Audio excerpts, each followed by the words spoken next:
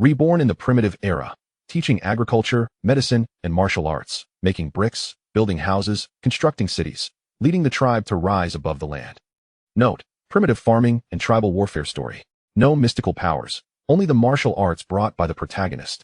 If you like prehistoric world stories, don't forget to like and subscribe. The adventure is about to begin. Chapter 1.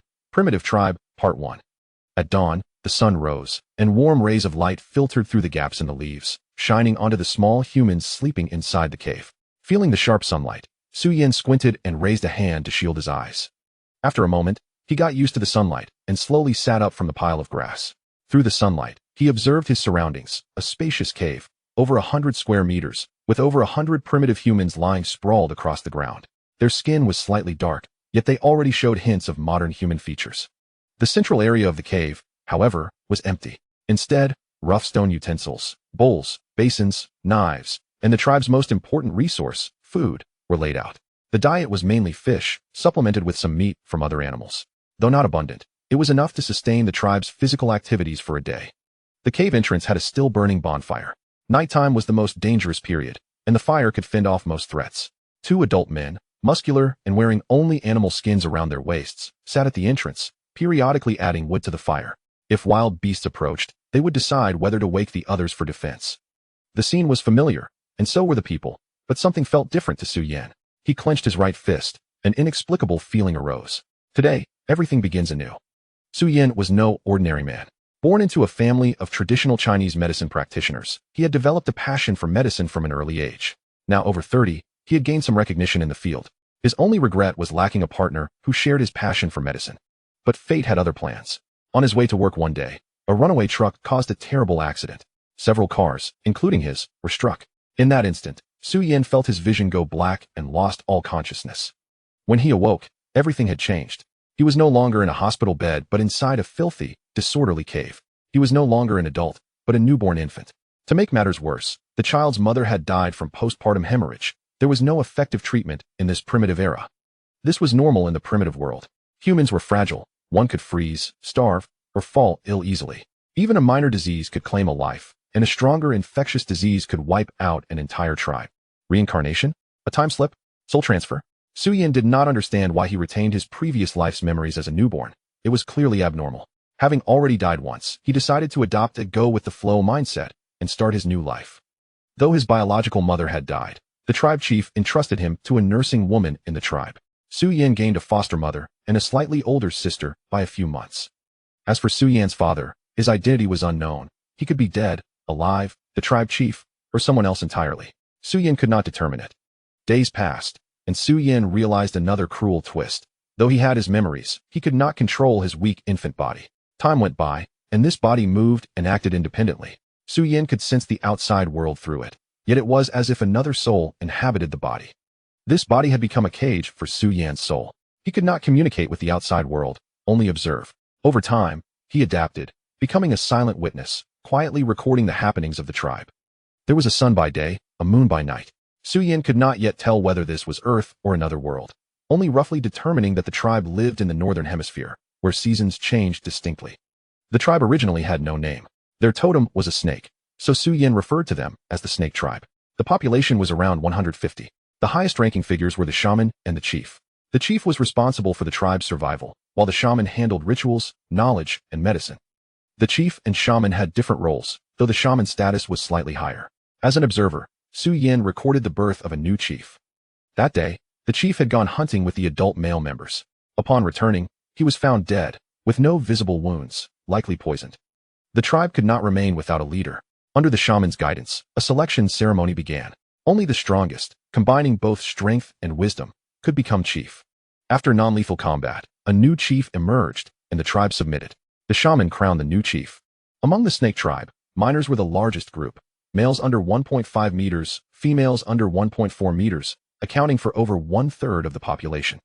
The second largest group was adult females, over 1.4 meters tall. Upon adulthood, they could reproduce and gather fruits for food, comprising roughly 1/3 of the tribe. The third group was adult males, over 1.5 meters tall. They could reproduce with adult females and were responsible for hunting and fishing. Hunting was dangerous. Many men died, including chiefs. The number of adult males was less than half of adult females. The snake tribe was not monogamous. Mating rights were based on strength. The strongest chose first. The chief had the first choice, but could not select all women without risking rebellion from other adult males. Even the weakest adult male could secure a partner due to the gender ratio. The shaman, though an adult male, did not have a partner due to his role and status. Chapter 2. The Primitive Tribe, Part 2. The remnants of the snake tribe consist of a small number of elderly individuals, the disabled, and the ailing. In the snake tribe, meals are served twice a day, with the leader first distributing food to the adult male members, followed by adult females and minors, and finally to the elderly, the disabled, and the sick. Whenever the tribe faces a shortage of food, it is the elderly, the disabled, and the sick who are the first to be abandoned, often receiving only a meager portion of sustenance, or perhaps none at all. They hold little value within the tribe, unable to hunt or gather fruit, and mostly spend their days languishing in anticipation of death. This reflects the demographic composition of the snake tribe, a primitive community that survives through hunting. In Su Yan's view, the shaman should be regarded as the most vital member of the snake tribe, aside from the role of priest. The importance of the shaman is evident in the transmission of knowledge and the healing of ailments. The transfer of knowledge involves writing, and healing can also be considered a form of knowledge. The snake tribe possesses a form of writing, with the shaman and their disciples being the only two individuals in the tribe who understand it. However, this script cannot be classified strictly as writing. It is far more intricate than oracle bone script and resembles a series of pictographs. Su Yan can roughly decipher its meanings, speculating that, perhaps after many years, this script will evolve into oracle bone script and later into traditional characters, though the future remains uncertain. On the walls of the cave and on the stone slabs piled in the corners, a plethora of symbols are etched, some left by previous shamans, others by the current shaman. These inscriptions represent the knowledge passed down within the snake tribe, encompassing topics such as healing, hunting, and fishing. As long as the shaman continues to preserve this knowledge, the snake tribe will find it exceedingly difficult to become extinct, resiliently struggling to survive in this world. With the presence of written language, there is naturally a spoken tongue as well. The language of the snake tribe bears a resemblance to a dialect Su Yan once encountered, making it challenging for those who only speak Mandarin to comprehend its meaning. After observing for several years, Su Yan has managed to gain a general understanding of this language through a combination of deduction and guesswork. The manner of communication among the tribe's members is not akin to modern speech, consisting instead of brief utterances, often reduced to a single word, which is frequently repeated. Through careful observation, Su Yan has gradually recorded the common expressions used for eating, hunting, food, sleeping, hunger, cold, heat, large, small, and so forth. Moreover, the individuals in the snake tribe do not possess names. Without a standardized system of writing and language, how could names possibly emerge? They primarily refer to one another using pronouns such as you, I, and he. Yet, in moments of boredom, Su Yan has taken it upon himself to assign names to them. The shaman, the leader, and the adoptive mother serve as both names and identifiers, while others like Big Mouth, Strongman, and Big Black are designated based on their distinctive traits. The adoptive mother has two daughters, the elder named Little Flower and the younger named Little Moon. For those who lack distinguishing characteristics, Su Yan has resorted to numbering them as 1 and 2. Perhaps a surname is also lacking, since it is the snake tribe. They could be referred to as the She family. The snake tribe remains entrenched in the Stone Age, exhibiting a considerable degree of primitiveness. They do not engage in agriculture, relying solely on hunting, gathering fruits, and fishing to meet their dietary needs. Particularly in the realm of fishing, the snake tribe lacks nets and must resort to using sharpened wooden sticks to spear fish in the water. Inexperienced individuals take a considerable amount of time to catch fish, resulting in exceedingly low efficiency, and the fishy odor relegates fish meat to a lower status among food options. Some tribe members would rather consume fruit than fish. In many people's minds, primitive humans are envisioned as unclad, filthy beings with thick hair, resembling wild gorillas. However, the primitive individuals of the snake tribe starkly contrast this perception. Despite their existence in the Stone Age, cleanliness is one of the most pronounced traits among the tribe members. Aside from the lively and active children, one would never encounter individuals covered in dirt. The members of the snake tribe bear a resemblance to modern humans, devoid of excessive body hair. They don animal skins to protect their vital areas and may switch to leaves during the sweltering summer months. It is noteworthy that they not only wear clothing, but also footwear. Perhaps due to the venomous insects on the forest floor, the tribe members wear rudimentary shoes, some of which consist of animal hides strapped to their feet, while others are hand-woven grass sandals. Were Su Yan to return to modern society, he would undoubtedly become an authority on primitive peoples. For Su Yan, the only regret lies in his role as an observer. Unable to exert control over the body that confines his soul, he has never bestowed a name upon this body, believing instead that it represents him. Su Yan, Perhaps one day, he will regain control over this vessel. In the 2 years following his birth, Su Yin was much like the other children in the tribe, save for his propensity for excessive sleep, marking him as a typical child. Yet as he gradually matured, Su Yin, as an observer, discerned that this body might possess the cognitive abilities of a mentally challenged child, as it was evidently less intelligent than its peers.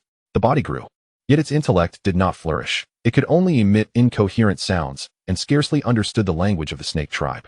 Had it not been for the presence of the adoptive mother, this body would likely have perished long ago. Su Yin speculated that perhaps his own existence led to this body becoming a mentally challenged child. When Su Yin reached the age of 6, he fell gravely ill, and even the shaman could not cure him. His body grew weaker, emaciated to the point of being little more than skin and bones, and the entire tribe seemed to have abandoned him, leaving him with only a meager ration of food due to his status as a male. The observer Su Yin felt an acute sense of urgency, knowing that if this body were to perish, he, too, would cease to exist. Although he could only inhabit this world in the guise of an observer for the time being, he was unwilling to succumb to death so easily. The entire tribe had given up on Su Yin, yet his adoptive mother remained steadfast, tenderly caring for him. Each time she received food, she would ensure that Su Yin was well fed before attending to her own needs. Subsequently, Little Flower and Little Moon followed their mother's example, sharing their own food with Su Yin. Through the diligent care of his adoptive mother, Su Yin managed to endure the winter, and as spring arrived, his illness finally receded. Upon seeing that Su Yin, despite his frailty, could once again play like the other children, the leader restored his food allocation to full measure. Days turned into weeks, and another spring arrived, with sunlight streaming through the gaps in the leaves, illuminating Su Yin's small face. Upon awakening, Su Yin gently clenched his right fist. From this day forth, the observer Su Yin would no longer exist. Only Su Yin of the snake tribe remained, or perhaps Snake Yin. Chapter 3. Upon awakening. Shortly after Su Yin awakened, the others, too, began to stir as the sunlight poured into the cave. The primitive habit of resting at sunset and rising at dawn continued. Some, like Su Yin, sat in the thicket, lost in thought, while others rose to step outside the cave, engaging in physical activity in the open space. A few little ones gathered together to frolic and play. Su Yin's nominal sister, Little Flower, and her sister, Little Moon, sat opposite one another, their small hands exchanging playfully in joyous revelry. Nearby, the adoptive mother leaned against the wall, her gaze soft as she observed the three. The leader awoke, donning his ornate feathered crown once more, standing tall as he made his way to the designated area in the cave where food was stored. You. Come here, the leader commanded, pointing at several individuals within the cave. Upon hearing the leader's command, the 4 adult male kin immediately rose and approached without the need for further orders. They picked up the food laid upon the ground and made their way toward the blazing bonfire outside the cave. The discovery and utilization of fire hold immense significance for the development of humanity and society. With the mastery of fire, humans have greatly enhanced their ability to combat the harshness of cold climates. Fire allows for the roasting of food, aids in hunting and defending against wild beasts, provides illumination, dries damp objects, and melts ice for drinking water. It can be said that humanity's ability to harness fire has, at the very least, extended the average human lifespan by a decade. Now, the members of the snake tribe must transform raw food into cooked sustenance using fire. They transported fish, each weighing a minimum of half a kilogram, to the bonfire, then impaled the fish with sticks as thick as a finger, angling them toward the flames while occasionally turning the sticks, patiently waiting for the fish to be thoroughly roasted. In addition to the fish, there was some leftover roasted beast meat from the previous night, which had long since cooled. They re-skewered it on sticks and placed it over the fire to reheat. As the aroma of food wafted through the air, the already famished individuals gathered around the bonfire. Sukin was pulled closer by the sisters Xiaohua and Xiaoyu, while his adoptive mother stayed close behind them, never straying far. Surrounding the bonfire, children and several adults gazed intently at the food, occasionally licking their lips as their stomachs growled in hunger. Before long, the roasted beast meat was the first to be retrieved from the bonfire. The leader, using a stone knife, sliced the meat and placed it upon a large leaf. After ensuring there was enough for 2 adults, he set down the knife and, cradling the food in his hands, walked toward the cave. Su Yin understood that this was the leader delivering food to the shaman, who, along with his disciples, would typically refrain from dining with the others. Due to the shaman's esteemed position within the snake tribe, the leader always prioritized delivering food to him first.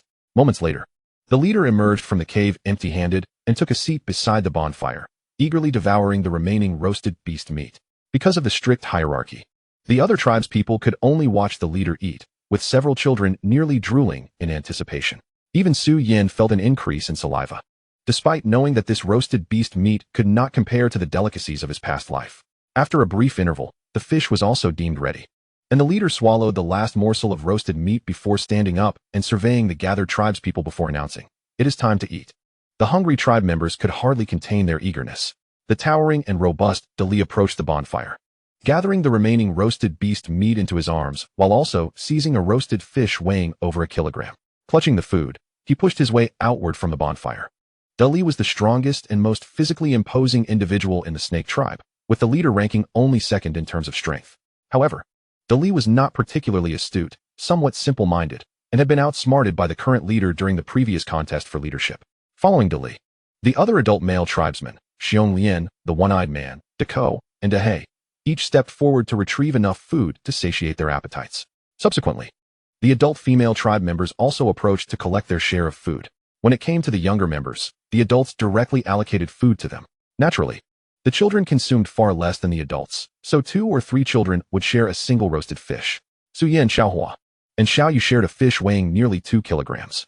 Su Yan's adoptive mother assisted in carrying the food, and the 4 of them settled in a corner of the open space. Xiaohua and Xiaoyu's bright eyes were fixed intently on the 2 roasted fish their mother held. She handed 1 large and 1 small fish to Su Yan and Xiaoyu, gently saying, "It is time to eat." Xiaoyu eagerly accepted the slightly smaller but still hefty, steaming fish, taking a hearty bite. Su Yan hesitated momentarily before also accepting the fish, aiming for the meatier sections as he took a bite. The flavor of the roasted fish, which had not been scaled or seasoned, was initially unpalatable to Su Yan, evoking memories of exquisite cuisine from his past life that made him want to retch. However, he could not control his body, and thus had no means to expel it. But after these years, he had grown accustomed to the taste of such roasted fish, and now, with control over his body, he reacted minimally, viewing it merely as sustenance. Su Yan's adoptive mother and Xiaohua watched as he and Xiaoyu ate the fish. While her demeanor remained fairly neutral, Xiaohua's expression was one of eager anticipation. As if to say, "Hurry up and eat, I'm starving." Xiaoyu devoured more than half of the fish before reluctantly pausing, recognizing that her sister and mother had yet to eat, and deciding she could stop once she had her fill. Su Yan also paused, having consumed just over a third of the fish, barely feeling satisfied. Had this been the previous day, he would not have stopped until fully satiated. His adoptive mother, without hesitation, took the remaining portion of fish from Su Yan and began eating what was left of Xiaoyu's. After breakfast, and with a brief respite, most of the adult males of the snake tribe gathered outside the cave, armed with an assortment of weapons, stone spears, stone axes, wooden clubs, and some even wielded mere stones. "Let us depart," commanded the leader, leading a contingent of 19 adult males into the wilderness to hunt, while a few adult males remained behind to guard the tribe. It was springtime, and with no fruits available for gathering, the adult females of the snake tribe ventured with sharpened wooden sticks to the small river located over 200 meters south of the cave to fish. Should the hunting party return empty-handed, they would also resort to fishing at the river. Chapter 4. The Initial Training in Combat. Shortly after the leader and the hunting party departed, nearly half of the adult females of the snake tribe also left the village, armed with sharpened wooden sticks to fish at the small river, including Su Kan's adoptive mother. With both the hunting and fishing parties gone, the combat capability of the snake tribe diminished significantly. Though over 100 tribespeople remained, most were elderly, weak, or ill, and only 3 adult males were left. There were nearly 30 adult females, but aside from a few capable of fighting, the rest were pregnant, and visibly so. Fortunately, in the event of an emergency, the adult females fishing in the nearby river would quickly return. Outside the cave, the pregnant women, elderly, and sick were scattered about on the ground. Yet they were not idle. Some were weaving grass ropes, some crafting grass shoes, and others were sharpening stone tools. The tribe did not permit idleness. Even the pregnant, elderly, and sick were expected to contribute. The children, still too young to participate in labor, grouped together in clusters, playing and frolicking. Several children followed the fishing party to the river, and although Xiaohua and Xiaoyu had wished to join, their mother prevented them from going and insisted they stay behind. However, rather than sitting idly in the sun or engaging in play, Xiaohua and Xiaoyu busied themselves gathering flowers around the village, adorning their heads with the blossoms. Particularly, the elder sister Xiaohua took great delight in placing flowers upon her head, which is why Su Kan had affectionately named her Xiaohua. As for Xiaoyu, her eyes would squint into crescent shapes when she smiled, thus inspiring her name. In the past, Su Kan would often engage in playful antics with other children, sometimes being led by Xiaohua and Xiaoyu to gather flowers. However, today, Su Kan remained quietly in a certain clearing, performing some peculiar movements. In his previous life, Su Kan hailed from the Su family, a lineage of traditional Chinese medicine that had endured numerous wars without losing its heritage. Beyond their medical expertise, the Su family also passed down a unique martial art. This martial art, rather unremarkably named Su-style boxing, is, in fact, an authentic internal martial art capable of cultivating the inner strength depicted in tales of martial heroes. According to the records of the Su ancestors, practitioners of Su-style boxing among the Su clan could match 10 or even 100 opponents. Yet, as time passed, no one could master Su-style boxing to its profound depths. In modern times, even the cultivation of internal strength became unattainable, relegating Su-style boxing to mere techniques for exertion and health maintenance. There exists a widely accepted notion among martial arts families that the air in ancient times contained a special component necessary for cultivating internal power, which could be absorbed during breathing. This component, however, was finite, using a little meant losing a little, resulting in the gradual decline of martial arts. By modernity, practitioners could hardly cultivate any internal strength, leading to the complete deterioration of martial traditions. Su Yan concurred with this theory. Although martial arts had waned in the modern age, the Su clan continued to uphold the tradition of martial training. Su-style boxing was divided into martial, 36 forms, and literary, 36 forms, styles. The martial style was for combat, while the literary style focused on health. Even if internal strength could not be cultivated, the techniques of the martial style and the health benefits of the literary style still offered considerable advantages. Children of the Su family were trained in martial arts from a young age, even memorizing the concise internal cultivation methods that spanned only a few hundred words. In this new life, set in a primitive era where beasts roamed and countless venomous creatures lurked, Su Yan realized that strength was of paramount importance, making martial training the best choice for him. Moreover, Su Yan discovered something that thrilled him. In modern society, an adult man could typically lift around 50 kilograms with one hand, and two able-bodied men could collectively carry approximately 250 kilograms. This level of strength was attainable by the adult females of the snake tribe, not to mention the even stronger adult males. Su Yan speculated that the primitive people's strength was likely enhanced by their meat-rich diets and the absorption of the mysterious components in the air during respiration, making them more powerful than modern individuals. Now that he could control his body, after the hunting and fishing teams had departed, Su Yan eagerly made his way to a certain spot in the clearing before the cave to practice a set of 36 literary boxing forms. This marked the first time he attempted the 36 literary forms, and he struggled through the entire sequence, panting heavily upon completion. At merely 8 years old, compounded by a severe illness 2 years prior, Su Yan could barely complete the set once, and the thought of a second attempt was beyond his capacity. As for the more challenging martial forms, they were out of reach for the time being. Since ancient times, there has existed the saying, "The rich practice martial arts while the poor study literature.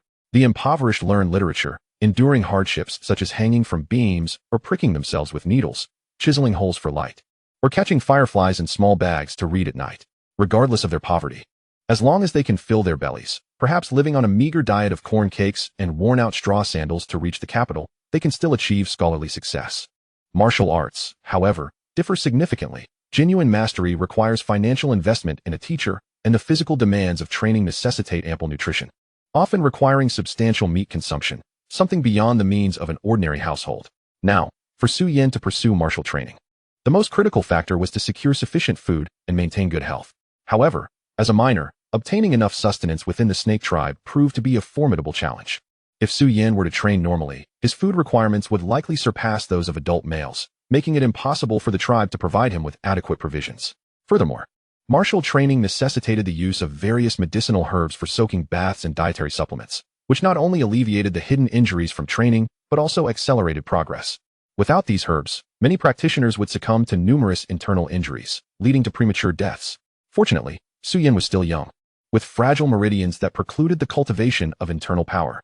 Mastery of internal strength would require at least reaching the age of 12. Thus, it was imperative to focus on building a solid foundation for his health in the meantime, even if that still required consuming substantial amounts of food. Food posed a considerable dilemma for Su Yan, as the snake tribe enforced a communal system regarding sustenance. All food gathered by hunters and fishers was collected and distributed by the leader or a designated individual during mealtimes. For children like Su Yan, rations were strictly allocated, leaving no room for the freedom enjoyed by adult males to take as they pleased.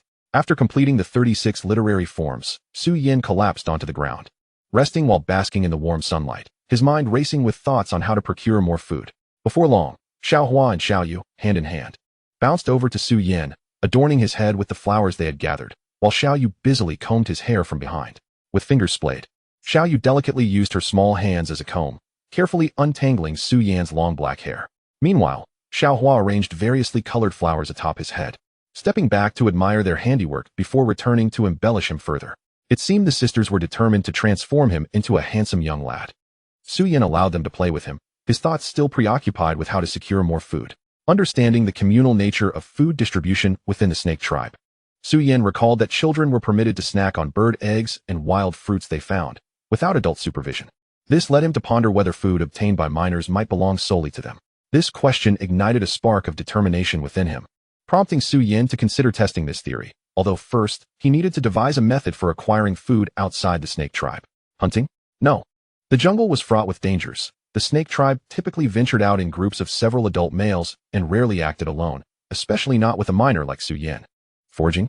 That was also unfeasible, as it was spring, and fruit trees had only just begun to blossom.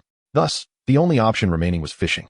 Soon noon arrived, and the fishing team returned, each member carrying at least 3 fish.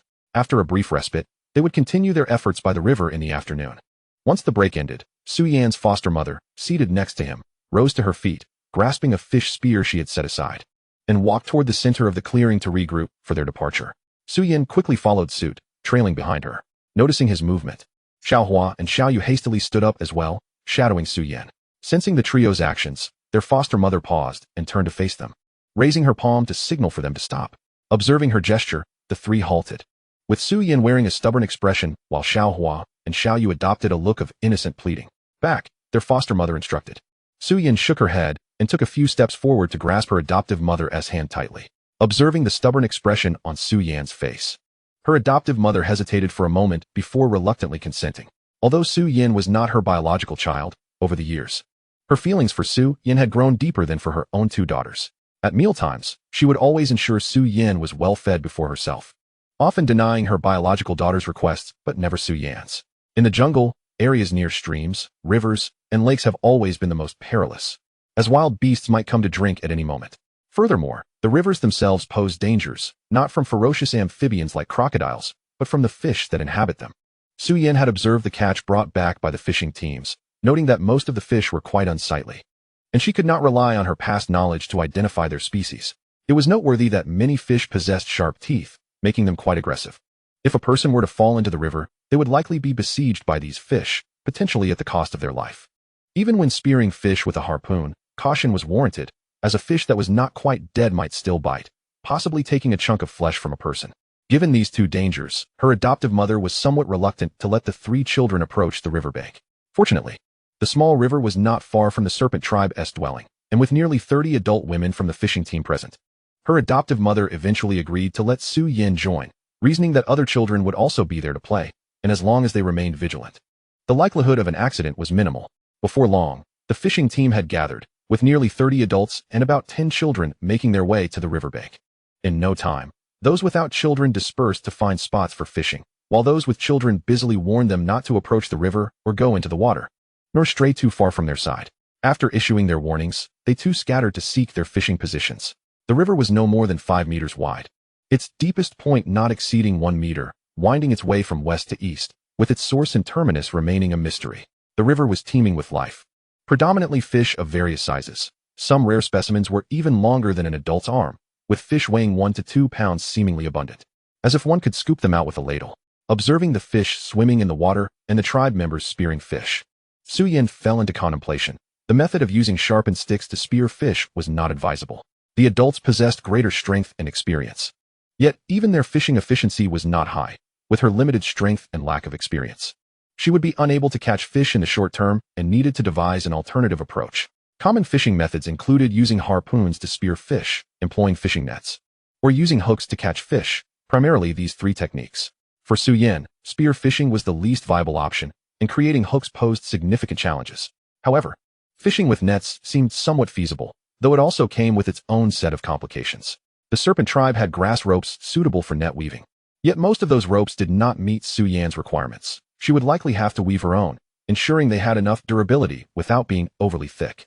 Having never woven a fishing net before, Su Yan relied on her scant knowledge to slowly explore the intricacies of net weaving.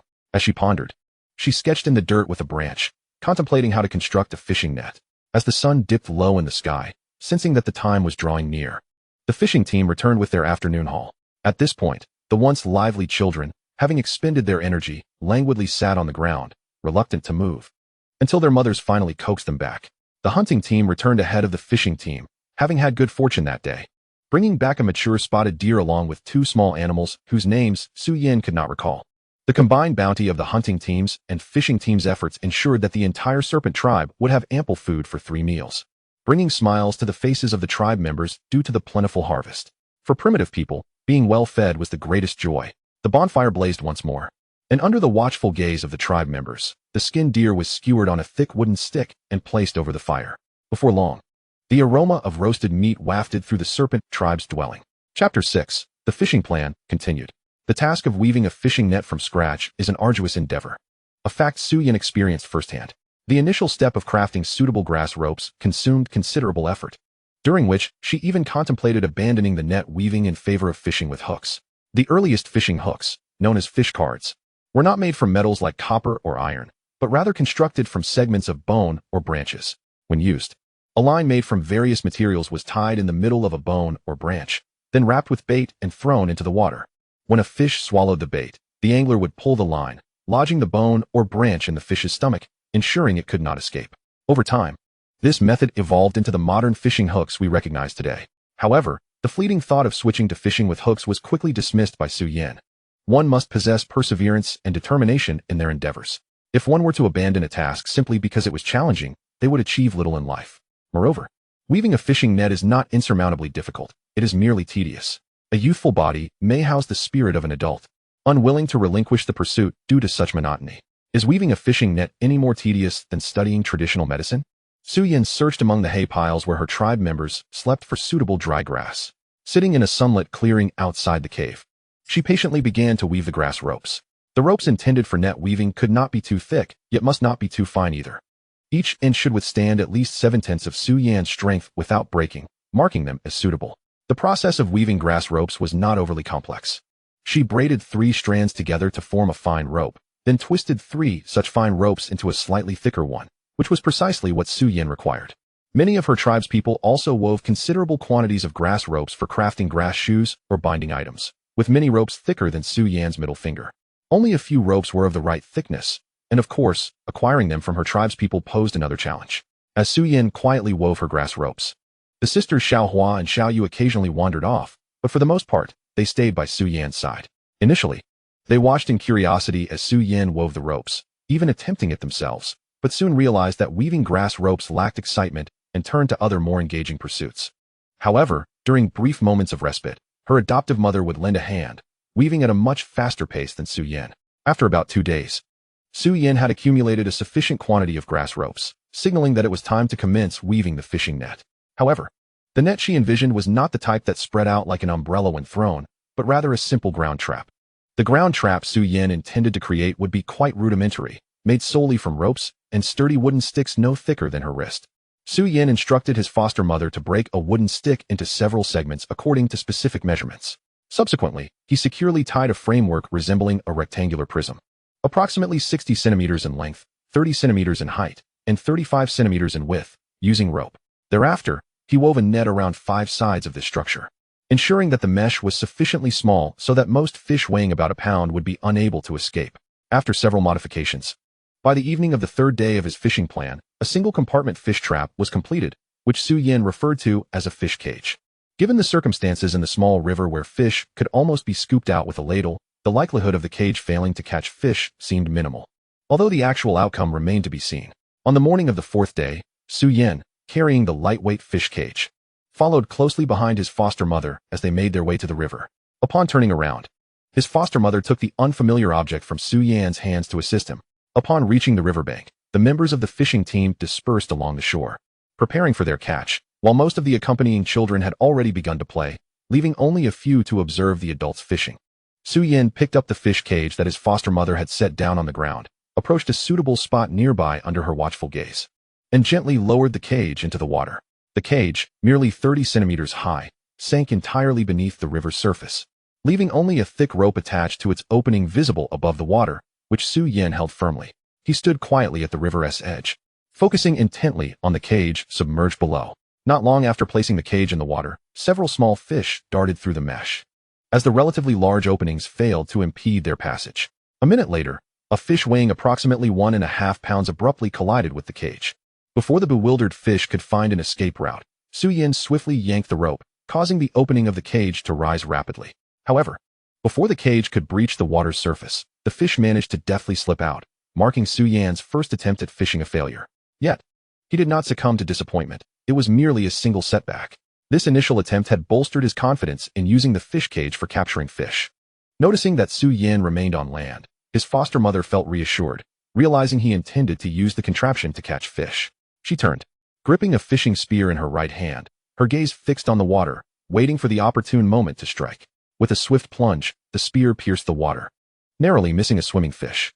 Despite her considerable fishing experience, the agile fish proved elusive, resulting in a dismally low success rate. Meanwhile, Su-yin was preparing for his second attempt. In less than a minute, another fish exceeding a pound in weight crashed into the cage. He quickly grasped the rope once more, but despite the opening of the cage emerging from the water, the fish once again evaded capture. The second attempt ended in failure.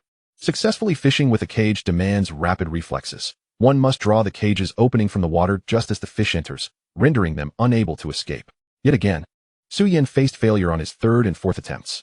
However, on the fifth try success, he pulled the cage ashore, where a fish weighing over a pound flailed desperately within, attempting to squeeze through the mesh but becoming ensnared, its body thrashing in vain.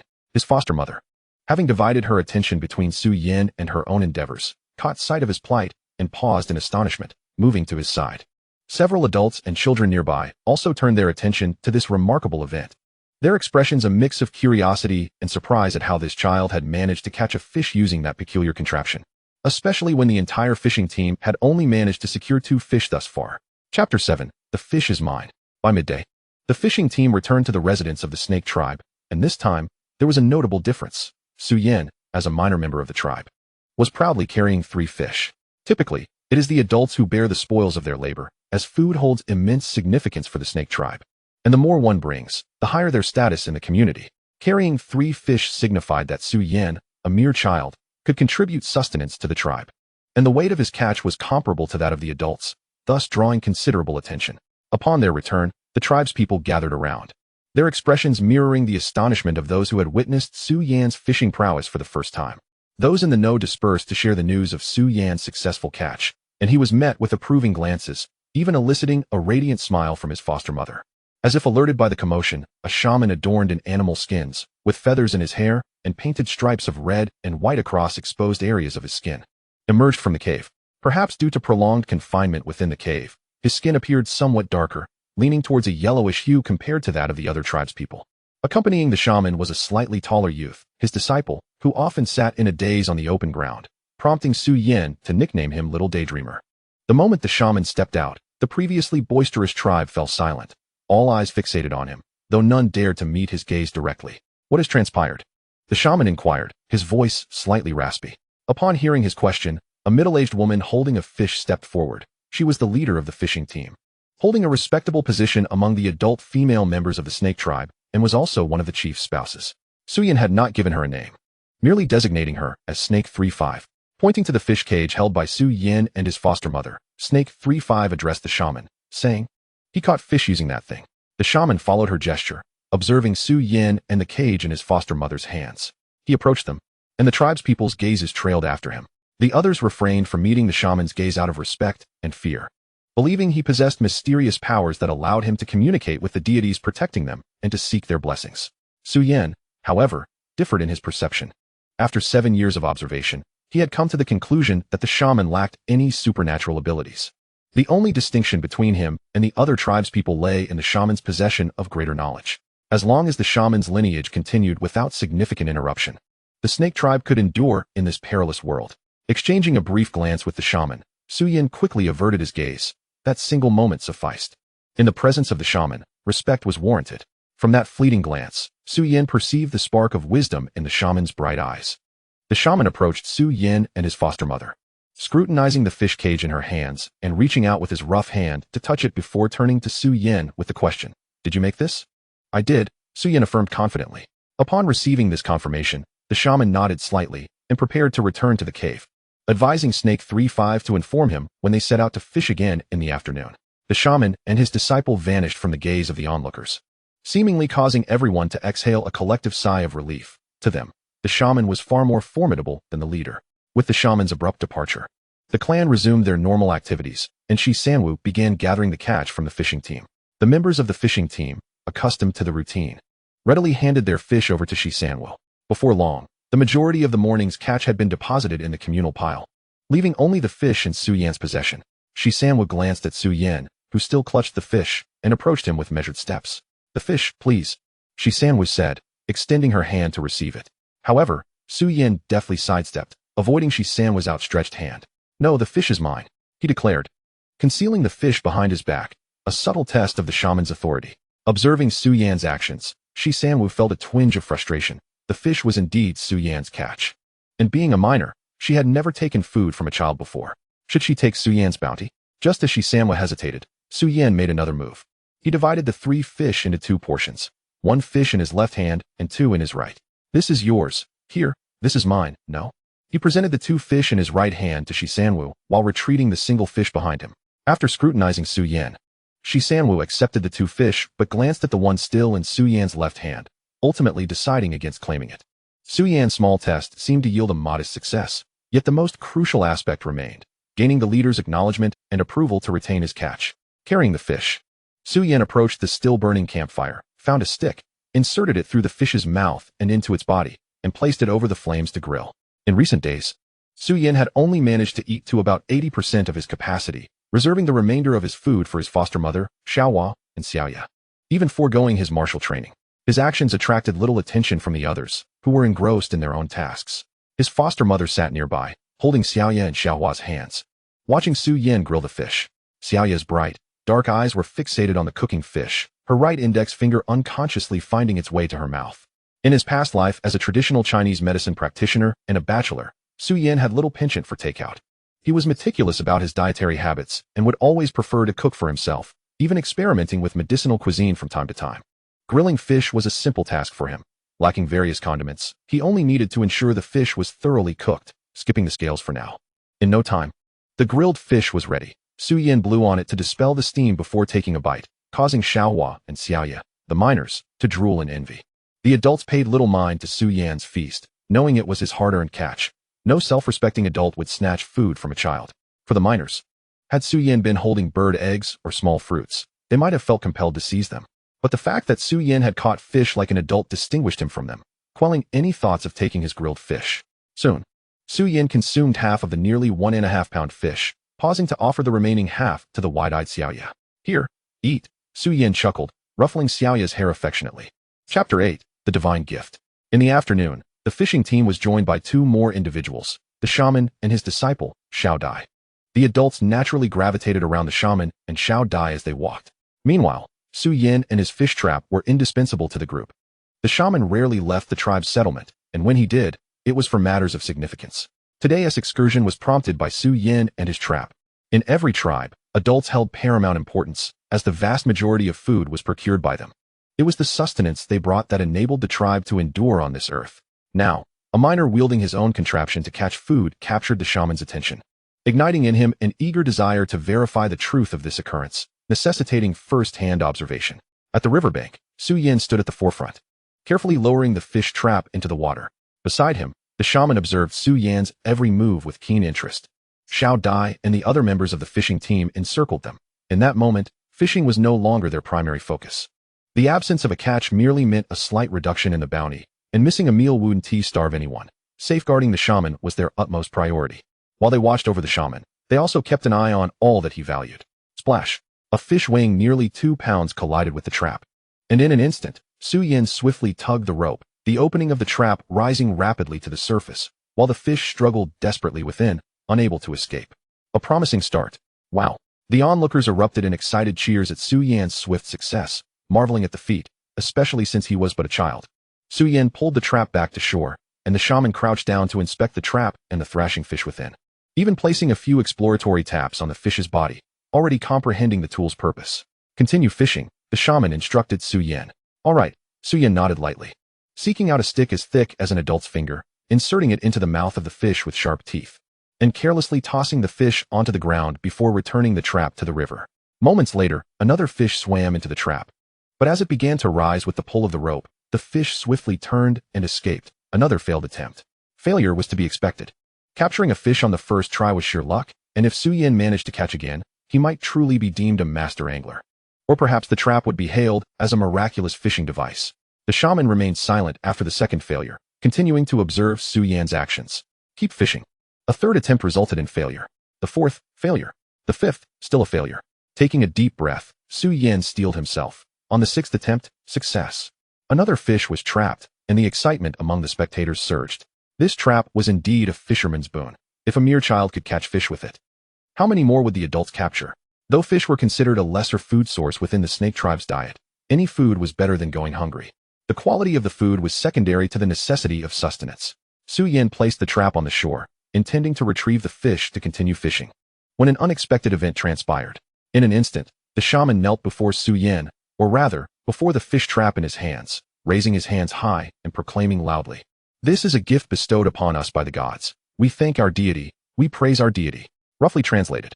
Moments after the shaman knelt, the adults followed suit, and even the children beside them were pulled down to kneel as well. By the riverbank, only Su Yin remained standing, at a loss. Yet his mind was preoccupied with thoughts. The fish trap was crafted by my own hands, so how has it become a gift from the divine?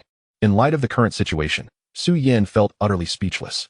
He understood that the deity spoken of by the shaman was the totem of the snake tribe, the very place where the tribe's members slept in caves, and where a wooden totem pole, towering above even a grown man, was erected, adorned with the image of a long serpent. Each time the tribe engaged in sacrificial rituals, the totem pole was brought forth and erected upon the ground, while the shaman would circle around it, chanting incomprehensible songs and performing what Su Yin perceived to be rather ludicrous dances. After several minutes, the shaman ceased his praises to the deity, slowly rising to accept the fish trap from Su Yan's hands with great solemnity, lifting it above his head. The surrounding tribespeople remained kneeling before the two figures at the center, too fearful to lift their gazes, as if dreading the wrath of the deity for any perceived disrespect. The afternoon fishing task was temporarily halted, and escorted by the fishing team, everyone returned to the tribe. As they walked, the shaman muttered incantations, but Su Yan, following closely behind, could not discern the words being uttered. The dwelling of the tribe was a mere 200 meters from the riverbank, yet it necessitated traversing a small stretch of woods, where dangers could lurk, hence the necessity of the fishing team's escort for the shaman, Xiao Dai, Su Yan, and the fish trap back to the village. Upon returning, standing before the cave, the shaman once again raised the fish trap, which contained a nearly dying fish, drawing the reverence of over 100 tribe members, leaving only the shaman and Su Yan standing. The shaman was justified in standing, and Su Yan ought to be as well. After all, no one would dare force him to kneel. Once the praises to the deity concluded, the fishing team departed the tribe to continue their endeavors by the river, while the children who had previously followed remained behind, gazing at Su Yin with eager eyes. If Su Yin turned to look at them, they would quickly avert their gazes, too timid to meet his eyes. Not only the children, but even the adults refrained from making eye contact with Su Yin, save for the two closest children, Xiao Hua and Xiao Yu, who dared to share a few fleeting glances before hastily looking down. The shaman gently placed the fish trap before the somewhat darkened totem pole and knelt in reverence, while Xiao Dai remained with his head bowed on the ground, as Su Yin stood, observing the surrounding scene with keen interest. It was Su Yan's first time in the area where the shaman conducted rituals. It was relatively dim, yet due to the daylight, he could clearly see the numerous pictographs and symbols etched into the walls, as well as irregular stone slabs scattered across the floor, adorned with similar markings, alongside several larger stones awaiting the shaman's inscriptions. The ground was also strewn with broad animal hides, serving as the shaman's and Xiao Dai's bedding, for in the snake tribe, even the chief rested upon a pile of grass, covered with hides. Once the shaman concluded his worship, he turned to Su Yin and uttered two words, Shinex. The first character, Su Yin recognized as deity, while the second had a peculiar pronunciation, one he had never encountered before, leaving him momentarily puzzled regarding its meaning. Chapter 9, Imparting the Method of Crafting Fish Traps, Part 1. The signed contract has been sent out, and it is expected to be updated by next Tuesday. Shinex, please impart the method of crafting fish traps. The term fish trap, pronounced in modern Mandarin, was conveyed by Su Yin to the shaman, who seemed to imbue it with a sense of reverence. Could Shun X perhaps signify a messenger of the divine? Despite his mind wandering to other matters, Su Yin firmly replied, certainly. Upon hearing Su Yan's response, the shaman broke into a grin, a sight Su Yin had never witnessed before, the smile, albeit making the shaman's striped visage appear even more grotesque, revealed the sincerity of the shaman's desire for the tribe's prosperity. Under the shaman's watchful gaze, Su Yin approached the resting area of the tribe's people, selecting suitable grasses from the tangles on the ground to weave into ropes. After gathering a handful, he presented the grasses to the shaman, while Xiao Dai observed intently from beside him. Once Su Yin had collected an adequate amount of grasses, he cradled them and stepped outside the cave.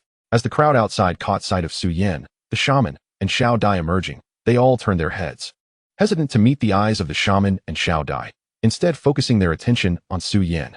The shaman took a step forward, bellowing, "He is Shin-X. You must show him respect." The tribespeople, unclear about the meaning of Shin-X, nonetheless understood from the shaman's commanding tone that it was a term not to be taken lightly, leading them to bow their heads in deference. No longer daring to gaze directly at Su Yin, Su Yin set the grasses down in a random spot in the clearing and gestured towards 3 pregnant women whose bellies had begun to swell. "You 3, come here." Obediently, they shuffled closer to Su Yin. He grasped the grasses, distributing them one to the shaman, one to Xiao Dai, and one each to the 3 women, keeping a handful for himself. "Look." Su Yin chose 3 strands of grass and twisted them into a slender rope using a braid-like technique. Gradually, he extended the length of the rope, placing it down once it reached a satisfactory size. He then crafted 2 additional ropes of similar length, and finally, braided the 3 strands together into a thicker rope. Once completed, Su Yin raised the rope for the 5 onlookers to see, pulling firmly on both ends to demonstrate its durability. "This is the type of rope needed." The shaman took the rope from Su Yin, inspecting it carefully before passing it to the others for their examination, while he himself attempted to create a rope from the grasses in his hands. The other 4 scrutinized the small segment of rope Su Yin had woven before beginning their own attempts. However, their initial efforts were evidently unsuccessful, as Su Yin's method of crafting rope differed significantly from the crude technique employed by the snake tribe, which involved simply twisting thicker stalks of grass together. Su Yin's approach was far more intricate and required their utmost attention and diligence to master. Su Yin continued to weave ropes from the grasses, this time moving at a slower pace, allowing the 5 observers to clearly see his actions. With unwavering focus, they watched Su Yin's hands, committing his motions to memory. As they observed, learned, and attempted to replicate his work, it was Xiao Dai who first succeeded in crafting a rope approximately 10 minutes later. Though the rope still fell short of Su Yin's standard, with a few more attempts, Xiao Dai would surely meet the requirements. The shaman examined Xiao Dai's creation, comparing it to Su Yin's, and then patted Xiao Dai on the shoulder with his rough hand, seemingly in praise, to which Xiao Dai responded with a silly grin. Subsequently, the shaman became the second to master the rope-making technique, while the 3 women took nearly 3 times as long to learn the method. Su Yin encouraged the 5 to continue their rope-making, while he departed to seek out wooden sticks for constructing the framework of the fish traps. Scattered throughout the snake tribe were numerous sticks, and within a few minutes, Su Yin returned with several suitable ones, placing them on the ground as he resumed his task of weaving ropes alongside them. Approximately an hour later, the hunting party returned, bearing scant spoils from their endeavors. Only 2 creatures, each smaller than the last. The larger of the 2 bore a resemblance to a honey badger, with an estimated weight not exceeding 20 kilograms, while the smaller one had its head gruesomely crushed, rendering its species unrecognizable to Su Yin, and was likely to weigh no more than 5 kilograms. After removing the inedible skin and bones, there would be little meat left to salvage.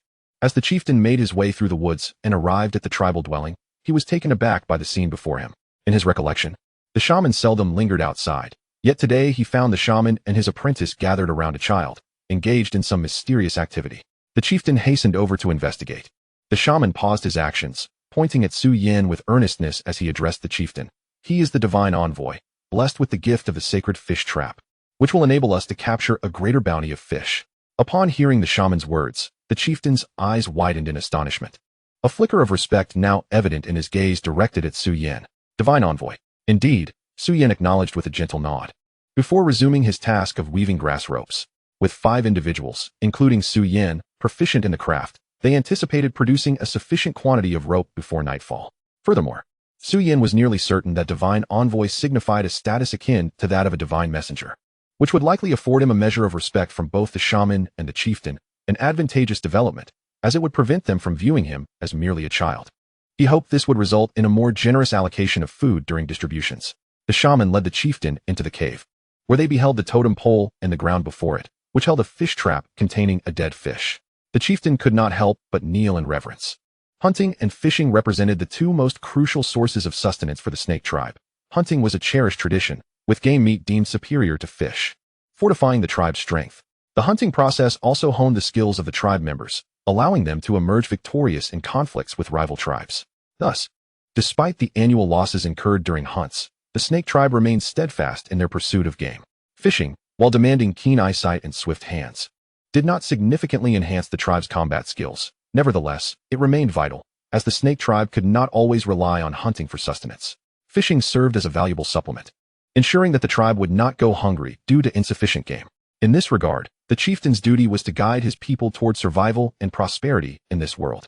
Chapter 10. The Divine Messenger. Upon the hunting party's return to the tribe, several members wielded stone knives to remove the pelts from today's catch. While the chieftain accompanied the shaman back to Su Yan's side, eager to learn the initial steps of weaving the fish trap, the chieftain, regarded as one of the wiser individuals in the tribe, quickly surpassed the three women in mastering the craft, and with his participation, the pace of weaving increased significantly. The western sky blazed crimson as the fishing party returned. Some tribe members added firewood to the bonfire outside the cave, stoking the flames in preparation for the evening meal. Su Yan paused his work and addressed the six surrounding him. "Let us cease for now and continue tomorrow." The six complied, and Su Yan gathered the ropes they had woven along with collected sticks, returning to the cave to place them in the shaman's designated area. Upon exiting the cave, Su Yan did not join the other tribe members around the bonfire, but instead sat on a nearby patch of ground, gazing blankly at the sky. As the game meat roasted, its aroma wafted around the bonfire, enticing the children, who gazed longingly at the delectable morsels. However, they were acutely aware of their unworthiness to partake in the feast. Only on days when the hunting party returned with ample game could they hope to enjoy roasted meat. The chieftain personally took up a stone knife to slice the roasted meat, while some tribe members had preemptively gathered broad leaves to place beside the bonfire, onto which the chieftain laid the freshly cut meat. Moments later, he approached Su Yan, cradling a portion ample enough to satisfy an adult male, and gently set it down before him. "Divine envoy, your meal." "Thank you." Su Yan nodded in response. The chieftain then turned to return to the cave, where he would deliver dinner to the shaman and little Dai. Su Yan reached down to grasp a piece of roasted meat from the broad leaves, bringing it to his mouth for a delicate bite, savoring the flavor. While the unseasoned meat was not exquisite, it was certainly preferable to the poorly scaled and unspiced fish, which had tasted abominable. As he consumed the roasted meat, Su Yan reflected on his newfound identity within the snake tribe. Once merely an ordinary child, he now bore the prestigious title of Divine Envoy, all due to a fish trap. He speculated that his youth was likely the reason for the tribe's belief that a child could not possibly create such a sophisticated fishing tool, a notion that, in modern parlance, might be deemed unscientific. The shaman had filled in the gaps, attributing Su Yan's abilities to divine instruction. The method for crafting the fish trap was bestowed upon him, and thus he was ordained as the Divine Envoy, a figure of great distinction. Additionally, during his interactions with the shaman and the chieftain, Su Yan had exhibited a maturity incongruous with his years, further solidifying their conviction that he was no ordinary child. In Su Yan's view, being a Divine Envoy was not a burden. It allowed him access to superior roasted meat, far better than fish, and afforded him greater autonomy within the tribe. Should he devise something beneficial for the snake tribe, his status would be further entrenched, garnering even more respect from the shaman and the chieftain, facilitating future reforms within the tribe. It was indeed amusing to think that when he had merely been an observer, he had pondered how to ensure the tribe's survival. And now he had the opportunity to put those thoughts into action. Around the bonfire, many tribe members had already collected their meals and departed. Shortly thereafter, his foster mother approached with the sisters Xiao Hua and Xiao Yu. After a moment's hesitation, she continued towards Su Yan. With her child now elevated to the esteemed status of a divine envoy, Su Yan's foster mother felt a mix of awe and uncertainty, yet ultimately, maternal love quelled her trepidation somewhat. The sisters, still young and unaware of the significance of the divine envoy, rushed to Su Yan's side, their bright eyes fixed hungrily on the roasted meat resting on the leaves, their mouths nearly watering. Perceiving the anxiousness in his foster mother's demeanor, Su Yan slowly rose and took a few steps forward, grasping her hand as he gently urged, "Mother, please sit." Allowing herself to be guided, she sat beside him, her anxiety somewhat alleviated by his reassuring presence. Once seated, Su Yan picked up 3 pieces of meat from the leaves, distributing one to his foster mother and one to each of the sisters. Xiao Hua and Xiao Yu eagerly devoured their portions, while their foster mother hesitated momentarily before bringing the roasted meat to her lips for a bite. The chieftain had provided a generous portion for Su Yan, and even after sharing with his foster mother and the sisters, there remained enough for him to fill his own belly. This evening, he desired to practice his martial arts, and being well fed was essential, especially after the illness that had left him somewhat frail compared to his peers. He needed to replenish his strength. The sisters quickly finished the meat Su Yin had given them, their gazes returning to the remaining pieces on the leaves. Su Yin swiftly covered the roasted meat with his hand, signaling that it was not for them, as the remaining morsels would not suffice to sate the three of them. Little Flower and Little Moon, dejected, received the roasted fish from their foster mother. Bringing it to their lips, they inhaled its aroma, then glanced at the roasted beast meat on the ground. Reluctantly, they took a bite of the fish. If Su Yin were to offer them some roasted beast meat, it's likely the sisters would have lost all desire to eat the fish. After finishing their meal, Su Yin sat on the ground to digest, while his foster mother sat behind him, gently combing his hair. It seemed that this act of grooming was a primitive way for individuals to strengthen their bonds, and Su Yin felt as though he had encountered this method of fostering connection before. As darkness descended, the tribe's activities became restricted. They dared not stray far from the campfire, aware that lurking dangers awaited in the shadows. Once Su Yin had digested his food, he stood up and took a few steps aside. Due to his unique status, there weren't many people around him, making it easy for Su Yin to find a small area suitable for practicing martial arts. With the initial posture of the literary fist, Su Yin's body began to move slowly. Although the Su family fist technique contained the word fist, it encompassed more than mere punching techniques, particularly the 36 forms of the literary fist, which engaged the entire body. Su Yin executed the literary fist from slow to fast, and by the second round, it flowed much more smoothly than the first. Each individual's skeletal structure and physique are distinct, requiring some adjustments during the practice of the literary fist to better suit oneself. Upon completing one round of the literary fist, Su Yin felt a slight depletion of energy, and his breath quickened. After a brief rest, he commenced his third round, this time moving even slower as he made fine-tuning adjustments to the techniques according to his own skeletal structure. The following morning, after breakfast, Su Yin retrieved the rope and wooden sticks he had placed in the shaman's activity area in the cave the previous day. The shaman, Little Dull, the chief, and three women gathered around Su Yin once again. Crouching down, Su Yin connected several short ropes to form two long ones, leaving a few short ropes untouched. He then picked up a wooden stick, measured the distance with his fingers, and handed the stick to the chief, instructing him to break it at the designated line. This stick was quite hard, and if it were up to Su Yin alone, he would find it exceedingly difficult to break, risking mistakes. Following Su Yin's directions, the chief effortlessly snapped the stick in two, calculating the chief's strength in comparison to a modern construction worker. It was evident that the chief's power was at least double that. After several attempts, Su Yin acquired 12 sticks meeting his specifications. He placed them on the ground and arranged 4 sticks, 2 long and 2 short, into 2 nearly rectangular shapes, securing them with rope. Finally, he connected the 2 rectangles with the remaining 4 short sticks to form a rectangular frame. The newly formed frame was nearly the same size as the fish trap framework in front of the totem pole within the cave. After constructing the rectangular frame, Su Yin began weaving netting across its 5 surfaces with rope, as the 6 people surrounding him watched intently. Interestingly, the chief had not taken the hunting team out today. Perhaps he had given prior instructions, as half of the hunting team had already departed with the fishing group to the riverbank. Learning from previous experiences, Su Yin took an hour and a half to complete the netting task on the rectangular frame. He then tied a rope to an empty section of a stick, and thus a fish trap was fashioned. Su Yin handed the newly crafted trap to the chief and the shaman, who examined it closely. Comparing it with the one in the cave, both smiled broadly, while Little Dull joined in with a silly grin. "Gather, gather," the chief called out loudly twice. Hearing his voice, the remaining 10 members of the hunting team assembled beside him. The chief had only heard the shaman mention that this fish trap was an excellent tool for fishing, but had never witnessed its use in action. With the new trap completed, the chief needed to validate its effectiveness by the river. Not only the chief, but also Su Yin, the shaman, and Little Dull would accompany him, as Su Yin was the only one in the tribe who had used a fish trap for fishing. The new trap required Su Yin's personal validation, and he would also teach the method of fishing with the trap to everyone. A few minutes later, they arrived at the river, casually selecting a spot. Su Yin took the trap from the chief, gently cradling it in his hands, with the rope firmly grasped, waiting for fish to swim in. The onlookers stood silently, their eyes moving, carefully observing every motion of Su Yin. As a fish swam into the trap, Su Yin swiftly tugged on the rope, attempting to pull the side without a mesh out of the water quickly. Unfortunately, he failed before the trap could emerge. The fish nimbly escaped. In fact, Su Yin had only caught 5 fish with the trap in total, and had not fully mastered the technique yet. More attempts were necessary to grasp the intricacies of fishing with the trap.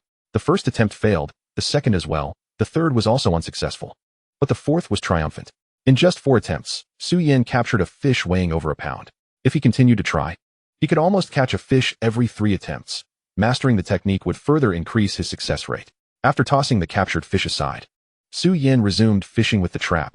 Even under the scrutiny of so many onlookers, he managed to maintain his composure. The first attempt failed, the second failed, the third failed, the fourth failed, and it was not until the fifth attempt that he achieved success. Continuing to fish. He was fortunate enough to catch a fish on his third attempt this time. Divine Spirit, teach me to fish. Witnessing Su Yin capture 3 fish in such a short span, the chief's mouth had not closed, a broad smile plastered across his face. And he even requested Su Yin to teach him how to fish. All right, Su Yin nodded in agreement. After removing the fish from the trap, he handed it over to the chief and relinquished his position. Gripping the rope, he instructed the chief on how to place the trap in the water. The chief took the trap to the spot where Su Yin had previously stood. Following Su Yin's advice, he held the rope in his left hand and slowly lowered the trap into the river until it touched the riverbed, allowing it to rest quietly. Fish will enter the trap. Pull the rope. The chief focused entirely on the trap submerged in the clear water, and after a moment, a fish swam directly into the trap. The chief swiftly tugged on the rope, attempting to lift the opening of the trap out of the water. However, as it was his first time using the trap, while he possessed ample strength, his reaction speed was somewhat sluggish, allowing the fish to escape. Having learned from his initial failure, the chief persisted. The second attempt failed, the third attempt failed, the fourth failed, the fifth failed, but on the sixth attempt, he succeeded. Lifting the entire trap from the water, the chief gazed at the struggling fish within, grinning widely, and soon all those around him were smiling in unison. Extracting the fish from the fish trap, the chieftain persistently endeavored to catch fish using the trap, and with each attempt, the time taken to successfully capture fish steadily diminished. After mastering some rudimentary techniques of fishing with the trap, the chieftain invited others to try their hand at it. Throughout the remaining morning hours, Su Yin instructed several tribespeople, both men and women, in the art of fishing with the trap. Although the hunting party primarily focused on hunting, the fishing contingent predominantly handled the fishing tasks. At midday, the group returned to the tribe. The chieftain and the shaman once again raised the fish trap high before all tribe members, proclaiming it a divine artifact bestowed upon the tribe by the gods. They reaffirmed Su Yin's identity as the divine envoy, emphasizing that all tribe members must respect him and refrain from offending him. For his official status even surpassed that of the chieftain and the shaman. The chieftain and shaman had resolved that following the hunting party's return with their prey in the next couple of days, the tribe would hold a grand sacrificial ceremony to express gratitude to the deities. In the afternoon, Su Yin, the shaman, and the chieftain did not visit the riverbank. The second fish trap remained within the tribe. The chieftain gathered more tribespeople to learn the craft of making fish traps from Su Yin, recognizing that the serpent tribe would require a considerable number of these traps. The initial step, braiding grass cords, had already been learned by 7 tribe members, who then individually taught others. Suitable dry grass from the cave was painstakingly collected bit by the tribespeople. Fortunately, there was an ample supply of dry grass in the cave, enough to produce at least a dozen fish traps. Chapter 12. The Evolution of Writing and the Shaman's Records. As the divine envoy, Su Yin had already experienced 2 notable benefits. First, he received ample food at every meal. When the hunting party brought back game, roasted meat was preferentially allocated to him. Second, he no longer had to sleep on piles of dry grass. Reclining upon the soft animal hides was far more comfortable. And the grass heaps were infested with many tiny insects that crawled about during sleep, a thought that was truly unsettling. The serpent tribe's animal hides, after rudimentary processing by the tribe, emitted no unpleasant odors. Xiaohua and Xiaoyu even came over, eager to sleep on the hides. Observing this, the chieftain approached intending to scold them, but was gently rebuffed by Su Yin. Another day dawned. After breakfast, the chieftain led the hunting party on their expedition, while the fishing team proceeded to the riverbank. Su Yin entrusted the second fish trap to his foster mother. After all, the fish trap was meant for fishing, not mere decoration. The tribespeople gathered in the clearing outside the cave had abandoned their previous labors and instead began braiding the grass cords required by Su Yin. Meanwhile, several others collected grass near the nearby woods to dry, which would subsequently be used for cord making. The shaman and Xiao Dai remained inside the cave. Su Yin observed the shaman crouched before a previously blank stone slab, wielding a sharp stone to inscribe primitive pictographic characters, rudimentary drawings representing the earliest form of written language. These pictographs were informal, drawn according to the shaman's impressions of objects, with the only requirement being that the simple sketches be recognizable as the corresponding items. Most civilizations initially employed pictographic writing, which gradually evolved into hieroglyphs. Unlike phonetic scripts, using a limited set of letters to record the sounds of spoken language, hieroglyphs were ideograms, conveying meaning directly. Although more challenging to learn and use than phonetic scripts, hieroglyphs contain denser information. Chinese scholars often argue that learning Chinese characters is simpler than learning English. Egyptian hieroglyphs, Hittite hieroglyphs, Sumerian script, ancient Indian scripts, and China's oracle bone script all originated independently from primitive society's simplest drawings and patterns. Many believe that due to the inherent complexity and difficulty of hieroglyphs, they were gradually replaced by easier-to-learn phonetic scripts in most regions. In truth, phonetic scripts, owing to regional and historical dialectal variations, often face even greater challenges in transmission. This common interpretation is flawed. Rather, the extinction of many civilizations led to the interruption of hieroglyphic traditions.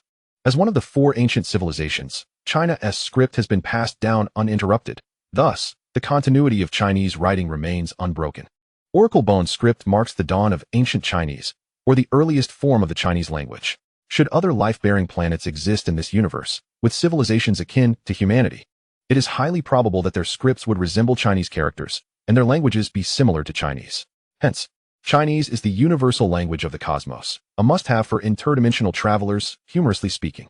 Due to his study of traditional Chinese medicine, Su Yan often perused ancient texts and possessed extensive familiarity with traditional Chinese characters and their antecedent forms. Through comparative analysis and conjecture, he could roughly discern the shaman's inscriptions on the stone slab. At the slab's beginning, two characters stood out. The first depicted a fish, and the second resembled a box, fong. Together, they signified a fish trap. The shaman not only recorded the fish trap's construction process using pictographs, but also sketched its approximate form. The shaman's task was substantial.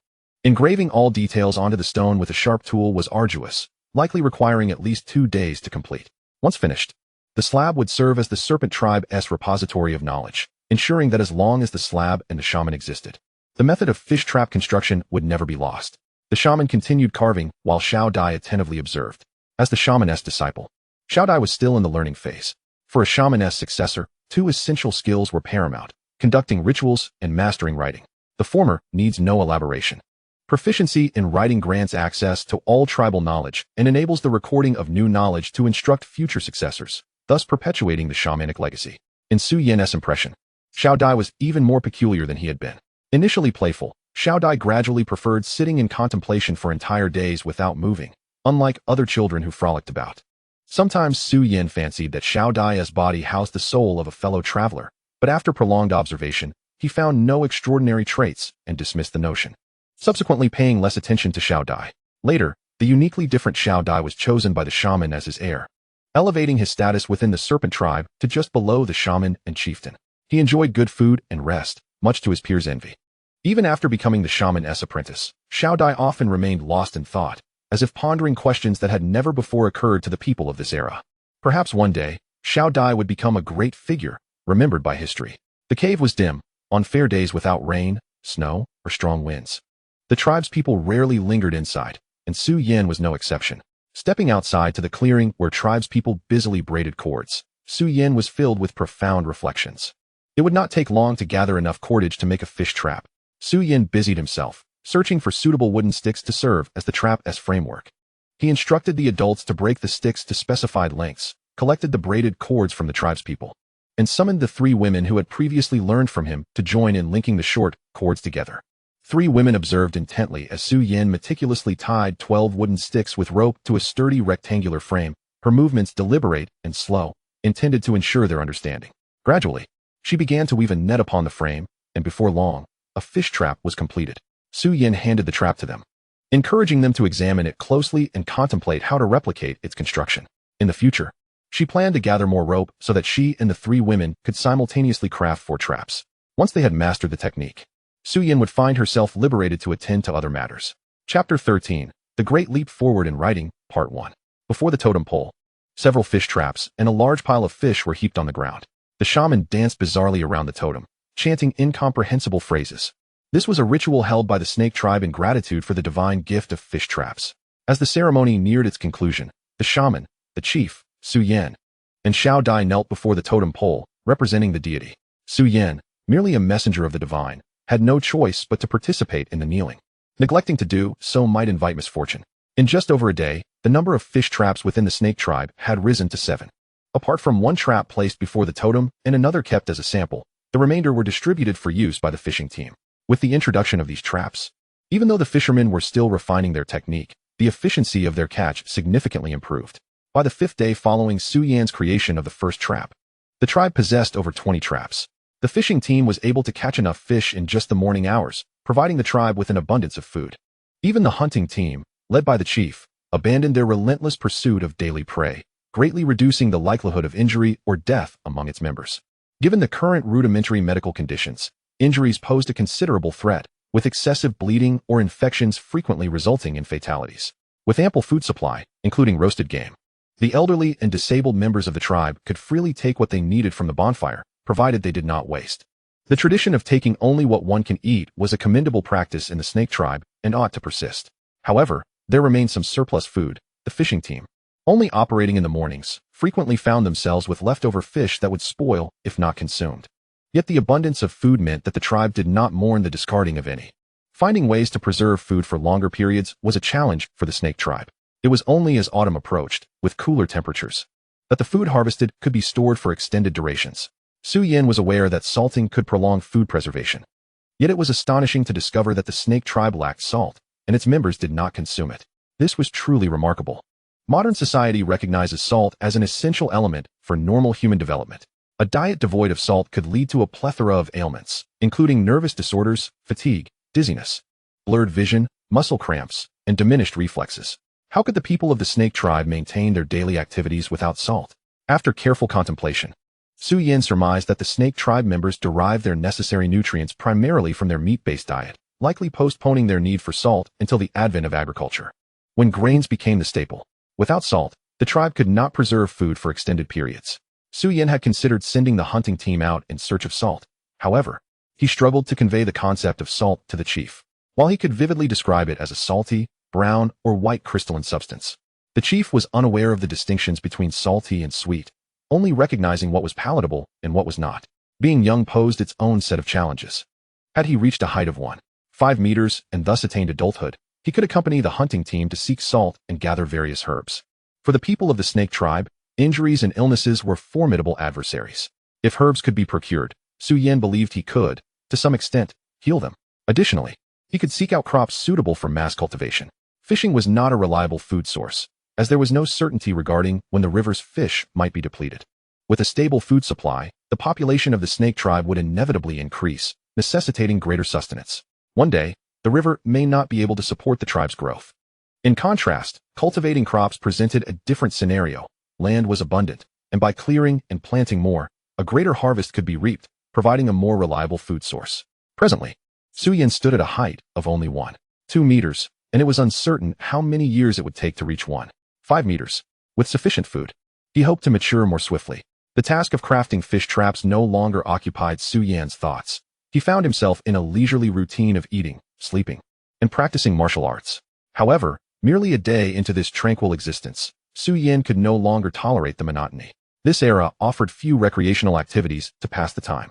Engaging in playful antics with peers was not an option for him, as his status as a divine messenger instilled fear in all but the sisters Xiao Hua and Xiao Yu. After some deliberation, he resolved to undertake productive endeavors, such as transforming the pictographs of the snake tribe into modern script or embarking on pottery creation.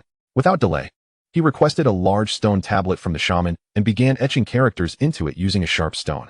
The characters were traditional Chinese characters, practical for daily life, including terms such as large, small, person, many, few, sun, moon, 1, 2, 3, fish, meat, eat, meal, and hungry, many of which shared identical forms in both traditional and simplified scripts.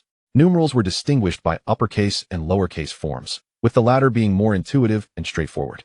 For the time being, he decided against introducing Arabic numerals. The shaman and Xiao Dai watched curiously as Su Yan inscribed the stone tablet. Some of the characters he carved were comprehensible to them, while others were not, as the evolution from pictographs to traditional characters had undergone numerous transformations. It was understandable that some characters eluded their grasp. Had he employed simplified characters, it would have left them even more bewildered. Once Su Yan had filled one side of the tablet with 22-centimeter square characters, he paused, only to find the shaman and Xiao Dai entranced by the inscriptions. Sensing an infinite charm within Su Yan's carved characters, the shaman's own pictographs were often inconsistent, with various depictions of the same concept differing in subtle ways. Su Yan nudged the shaman and Xiao Dai, rousing them from their reverie. "Divine messenger, what is this character?" The shaman inquired in astonishment. Su Yan, inspired. focused his thoughts on the deity, and replied, "These characters were bestowed upon me by the deity. They are words."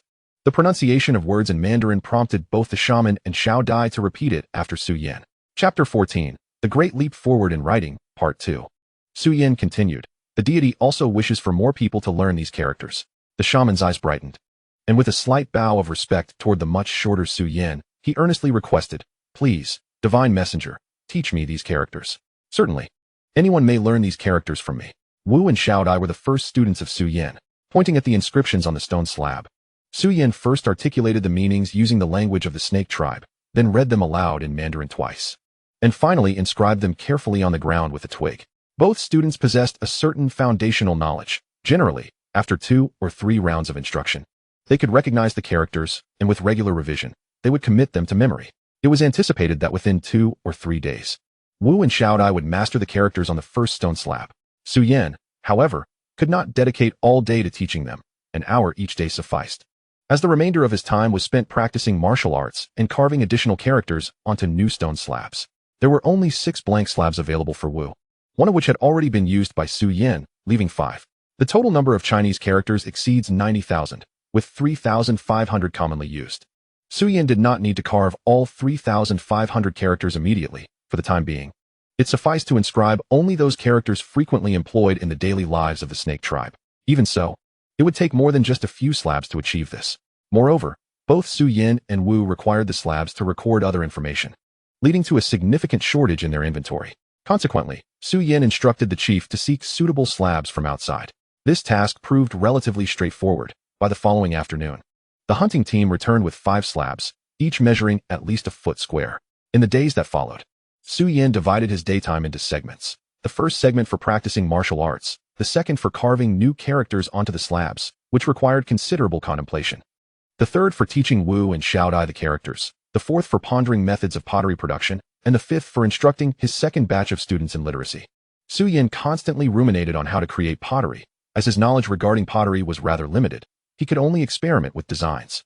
Once he had formulated a satisfactory design, he would prepare to craft the pottery himself. The importance of pottery to the snake tribe was immense. It could be used for boiling water, significantly reducing the chances of illness compared to drinking directly from the river. Additionally, pottery could be employed for cooking meat and making broth, as well as for storing food and water, serving a multitude of purposes. It could be said that if Su Yan succeeded in creating pottery, the quality of life for the people of the snake tribe would elevate significantly, and the incidence of illness among the tribe would decrease. However, the process of creating pottery would require time, and it was a task that Su Yan could only explore gradually on his own, as others could not assist him. As for Su Yan's decision to teach the second batch of students, he had his own considerations. Previously, the snake tribe relied solely on pictographic writing, and their spoken language was exceedingly rudimentary, with a limited vocabulary and insufficient means of expression. At times, conveying a thought could prove quite challenging. For instance, when Su Yan requested the chief to locate salt, the chief failed to comprehend the description and thus could not find it. Su Yan possessed a written system of Chinese characters that was vastly more advanced than the pictographic system. Replacing pictures with characters and substituting Mandarin for the tribe's spoken language was the optimal choice. Written language transmits knowledge and could propel the snake tribe toward rapid development. The first batch of students consisted of Wu and Xiao Dai, the 2 individuals in the tribe with the most substantial educational foundation, allowing them to learn characters and Mandarin more swiftly. For the second batch, Su Yan selected 12 individuals, both male and female, all under the age of majority, but taller than 1.3 meters. In the tribe, adults were preoccupied with various tasks, whether hunting or fishing. Aside from Wu, the ability of other tribe members to engage in serious study was questionable as they aged. Younger individuals, particularly children, were prone to playing and causing mischief, making it challenging to quiet them for study. However, as these minors approached adulthood, their inclination for play diminished. Adulthood signaled the onset of maturity, allowing them to focus on learning rather than childish pursuits. Thus, Su Yan's selection of minors over 1.3 meters tall was intentional. It was not a matter of gender equality, but rather a recognition that all members of the tribe must learn to read and write. And even if they could not master many characters, they must be able to communicate in Mandarin. The lack of standardized linguistic communication severely hindered the development of the snake tribe, and Su Yan's ambition was to foster its growth. Although he planned to impart literacy to all, Wu's mission had been somewhat altered. Nonetheless, Wu remained vital within the tribe. His most crucial role was not the transmission of knowledge, but rather the conduct of rituals. Su Yan's identity as a divine envoy had somewhat separated Wu from his traditional powers, as communication with the divine had shifted from Wu to Su Yan. Fortunately, the current shaman was not a madman. He prioritized the tribe's development over the consolidation of his own status. Otherwise, with a mere youth like Su Yan in a precarious position, the tribe would trust Wu more than they would trust a mere boy. As half a month swiftly passed, Su Yan busily taught his 2 batches of students literacy while also contemplating pottery production. He utilized one of the largest slabs to record the passage of days, marking the seasons of spring, summer, autumn, and winter. As an observer, Su Yan had previously wished to document time, but had found it challenging. Now he could accurately leave records on the stone slab, with each mark representing 5 days. Reflecting on the day the snow melted, he meticulously etched each mark onto the slab. Su Yan taught a total of 14 students, urging them to encourage their fellow tribespeople to speak Mandarin. In just half a month, Mandarin had begun to take root within the snake tribe. However, the complete replacement of the tribe's spoken language would require a much longer journey. Su Yan's 14 students had only grasped a fraction of the language, let alone the rest of the tribe. In this brief span, Su Yan had nearly finalized his concepts for pottery production. With limited resources, he could only piece together a rudimentary plan, one he held little hope for. Yet, some things must be attempted through hands-on experience, for without experimentation, pottery would remain forever elusive. Chapter 15. The failed attempt at pottery production. The red-brown clay discovered by the river served as the material for pottery, while a stone slab with a slightly raised back was chosen as a wheel. After gathering some dry grass, the preparation for pottery making was completed in just 3 steps. Additionally, 2 tribe members were needed to assist. They placed the raised side of the stone slab on the ground. Su Yan took a small handful of clay and meticulously shaped it into a round base, approximately the size of an adult's palm. This would serve as the bottom of the pottery. Then, Su Yan fashioned additional clay into elongated, flat strips, forming circular clay rings, which were stacked upon one another to create a semi-finished, bowl-shaped pottery body. At this point, the 2 tribe members were called into action. Su Yan directed them to squat opposite one another on either side of the slab, gripping its edges with their hands. Together, they exerted force to spin the slab counterclockwise. The rotation speed of the stone slab is rather slow. However, given the rudimentary conditions at present, one must make do. Undoubtedly, with Su Yan's future efforts, more advanced tools will emerge, but for now, this is all that can be managed. Naturally, Su Yan could enlist the aid of 2 tribesmen to exert force and increase the slab's rotational speed, yet this would render the rotation unstable, unsuitable for Su Yan to proceed to the next step. Once the slab's rotation stabilizes, the semi-finished pottery forms atop it revolves steadily as well. Su Yan extends a pair of small hands, gently smoothing the interior and exterior of the semi-finished pottery, ultimately shaping it into a finished form. This is Su Yan's inaugural attempt at pottery making.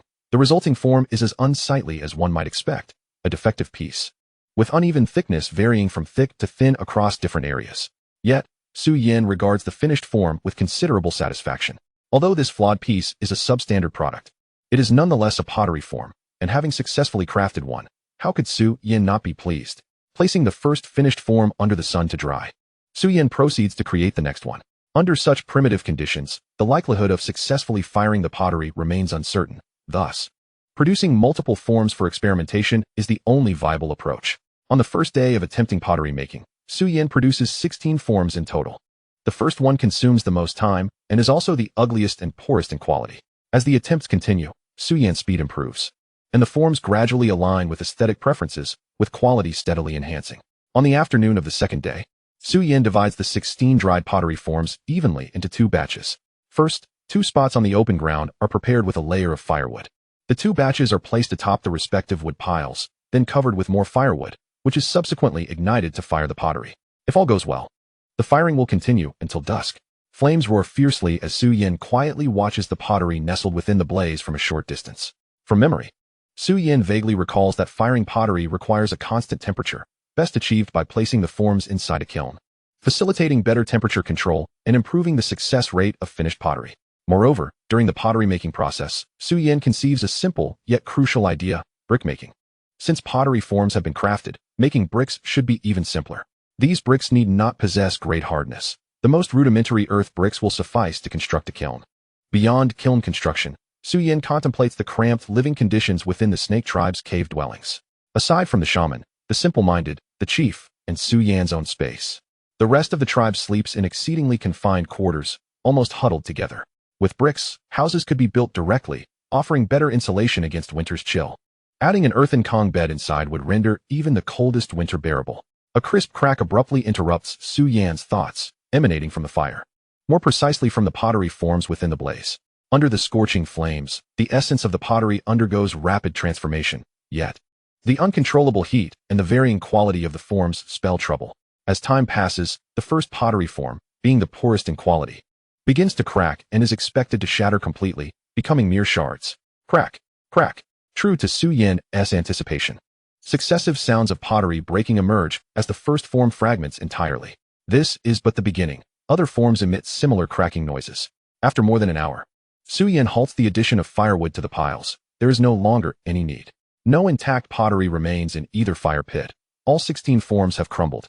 As dusk approaches, Su Yan stirs the ash heaps with a wooden stick, retrieving several pottery shards. Picking up a nearly black shard, Su Yan examines it carefully. Though these fragments might be called pottery remnants, they are useless unless whole. What use is a mere shard? Then again, not entirely useless. Su Yan's little sisters, Xiaohua and Xiaoya, delight in the shiny surface of the shards, and other children's eyes sparkle at the sight. Unconcerned, Su Yan hands a shard to Xiaoya and allows the sisters to scavenge for more shards in the ash heaps. Now cool. The ashes no longer retain heat, but are dirty to the touch, so Su Yan uses a stick to sift through them. Xiaohua and Xiaoya happily squat amidst the ashes, gathering shards, soon joined by other children drawn to the activity. Observing the children playing among the ashes, Su Yan shakes his head and turns away to find a place to sit, pondering while awaiting dinner. The first attempt at pottery making may have failed, but Su Yan is undeterred. After all, failure is the mother of success. Each failure accumulates experience, and with enough attempts, success will surely come. Besides, Su Yan has conceived an idea even more vital than pottery: bricks. Producing earth bricks is simpler than firing pottery and can be done on a large scale. With bricks, houses can be built to shelter people, and walls can be erected to keep wild beasts at bay. Their utility rivals that of pottery. Consequently, Su Yan resolves to postpone pottery firing and commence brickmaking, starting with constructing walls, then houses, and eventually building a kiln to fire pottery. Thanks to the recent arrival of fish traps, many tribesmen now have spare time. Su Yan intends to find tasks for them. Chapter 16, Brickmaking and Wall Building. Brick materials are easier to procure. While making pottery, Su Yan had gathered clay from the riverbank, selecting the finest clay for pottery. For bricks, inferior clay suffices. Traveling upstream or downstream along the river yields abundant clay deposits. To enhance the hardness of the finished earth bricks, Su Yan mixes crushed stones and straw into the clay. The brickmaking site is set by the riverbank. Clay is dug out using stone shards, then mixed with crushed stones and straw.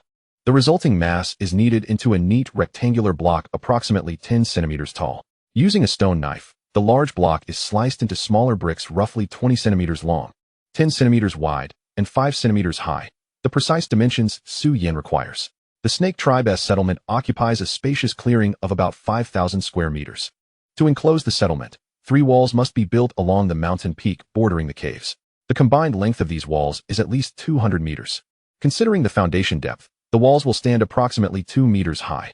For stability, the wall's width must equal the brick length. Calculations indicate that at least 80,000 bricks are needed for the entire enclosure. If the construction is planned over 100 days, 800 bricks must be produced daily. Even if all 50 or so adult laborers in the tribe contribute, each person must make at least 16 bricks per day. However, these figures represent an unattainable reality. The labor force of the Snake Tribe cannot devote an entire day solely to brickmaking and wall construction. They must engage in hunting and fishing to meet the food requirements of the tribe. Fortunately, with the presence of fish traps, the tribe does not need to spend an excessive amount of time gathering sustenance daily. After approximately 5 days, Su Yan and several adult female tribespeople managed to produce around 300 earthen bricks, which they laid out on the ground to dry in the sun. It was at this moment that Su Yan pondered a significant issue. Unlike modern cement bricks, which utilize cement as a binding agent and endure the elements with ease, the earthen bricks he had created were vulnerable. If rain were to fall, these bricks would likely disintegrate. They must undergo firing to withstand the onslaught of rainwater. Well, firing it is merely an additional step. Given the thickness of the bricks, they would not shatter as easily as the pottery forms he had previously crafted. With this thought in mind, Su Yan conceived an ingenious idea. The earlier pottery had crumbled due to its inferior quality, but perhaps the issue lay in the thinness of the forms. If he were to create thicker pottery, the likelihood of successful firing would significantly increase. Nevertheless, the pottery endeavor would need to be set aside for the moment. The pressing priority remained the firing of the earthen bricks for wall construction. In Su Yan's recollection, There had been countless instances of wild beasts approaching the snake tribe's dwelling, both during the night and in daylight. At night, the tribe members could safely sleep within the cave, with a blazing fire at the entrance deterring any beasts from venturing inside.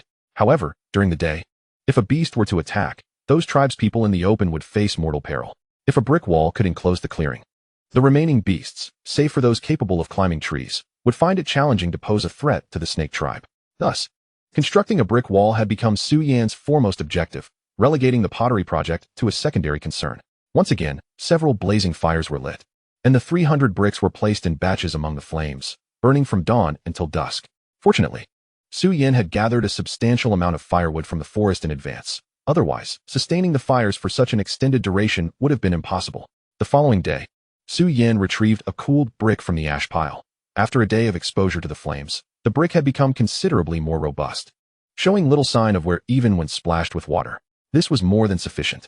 With a few adult female tribespeople, Su Yan excavated a rectangular pit at the edge of the clearing, ensuring its width exceeded that of the bricks and its depth was approximately 30 centimeters.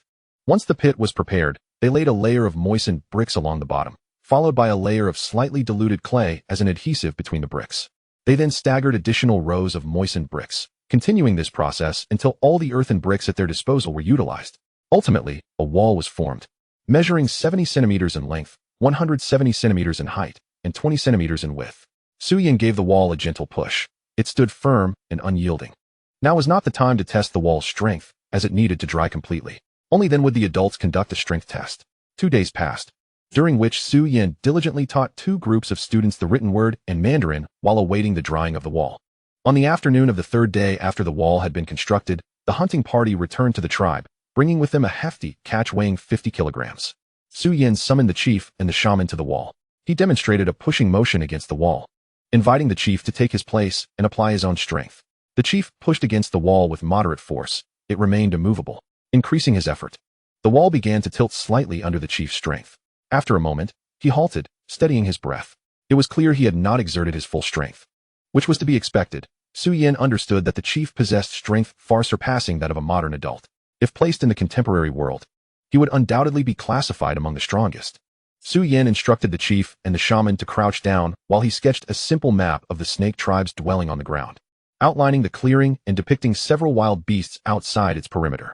The primary purpose of this illustration was to ensure the chief comprehended the message, while the shaman, who was more adept at grasping Su Yan's words, could follow along.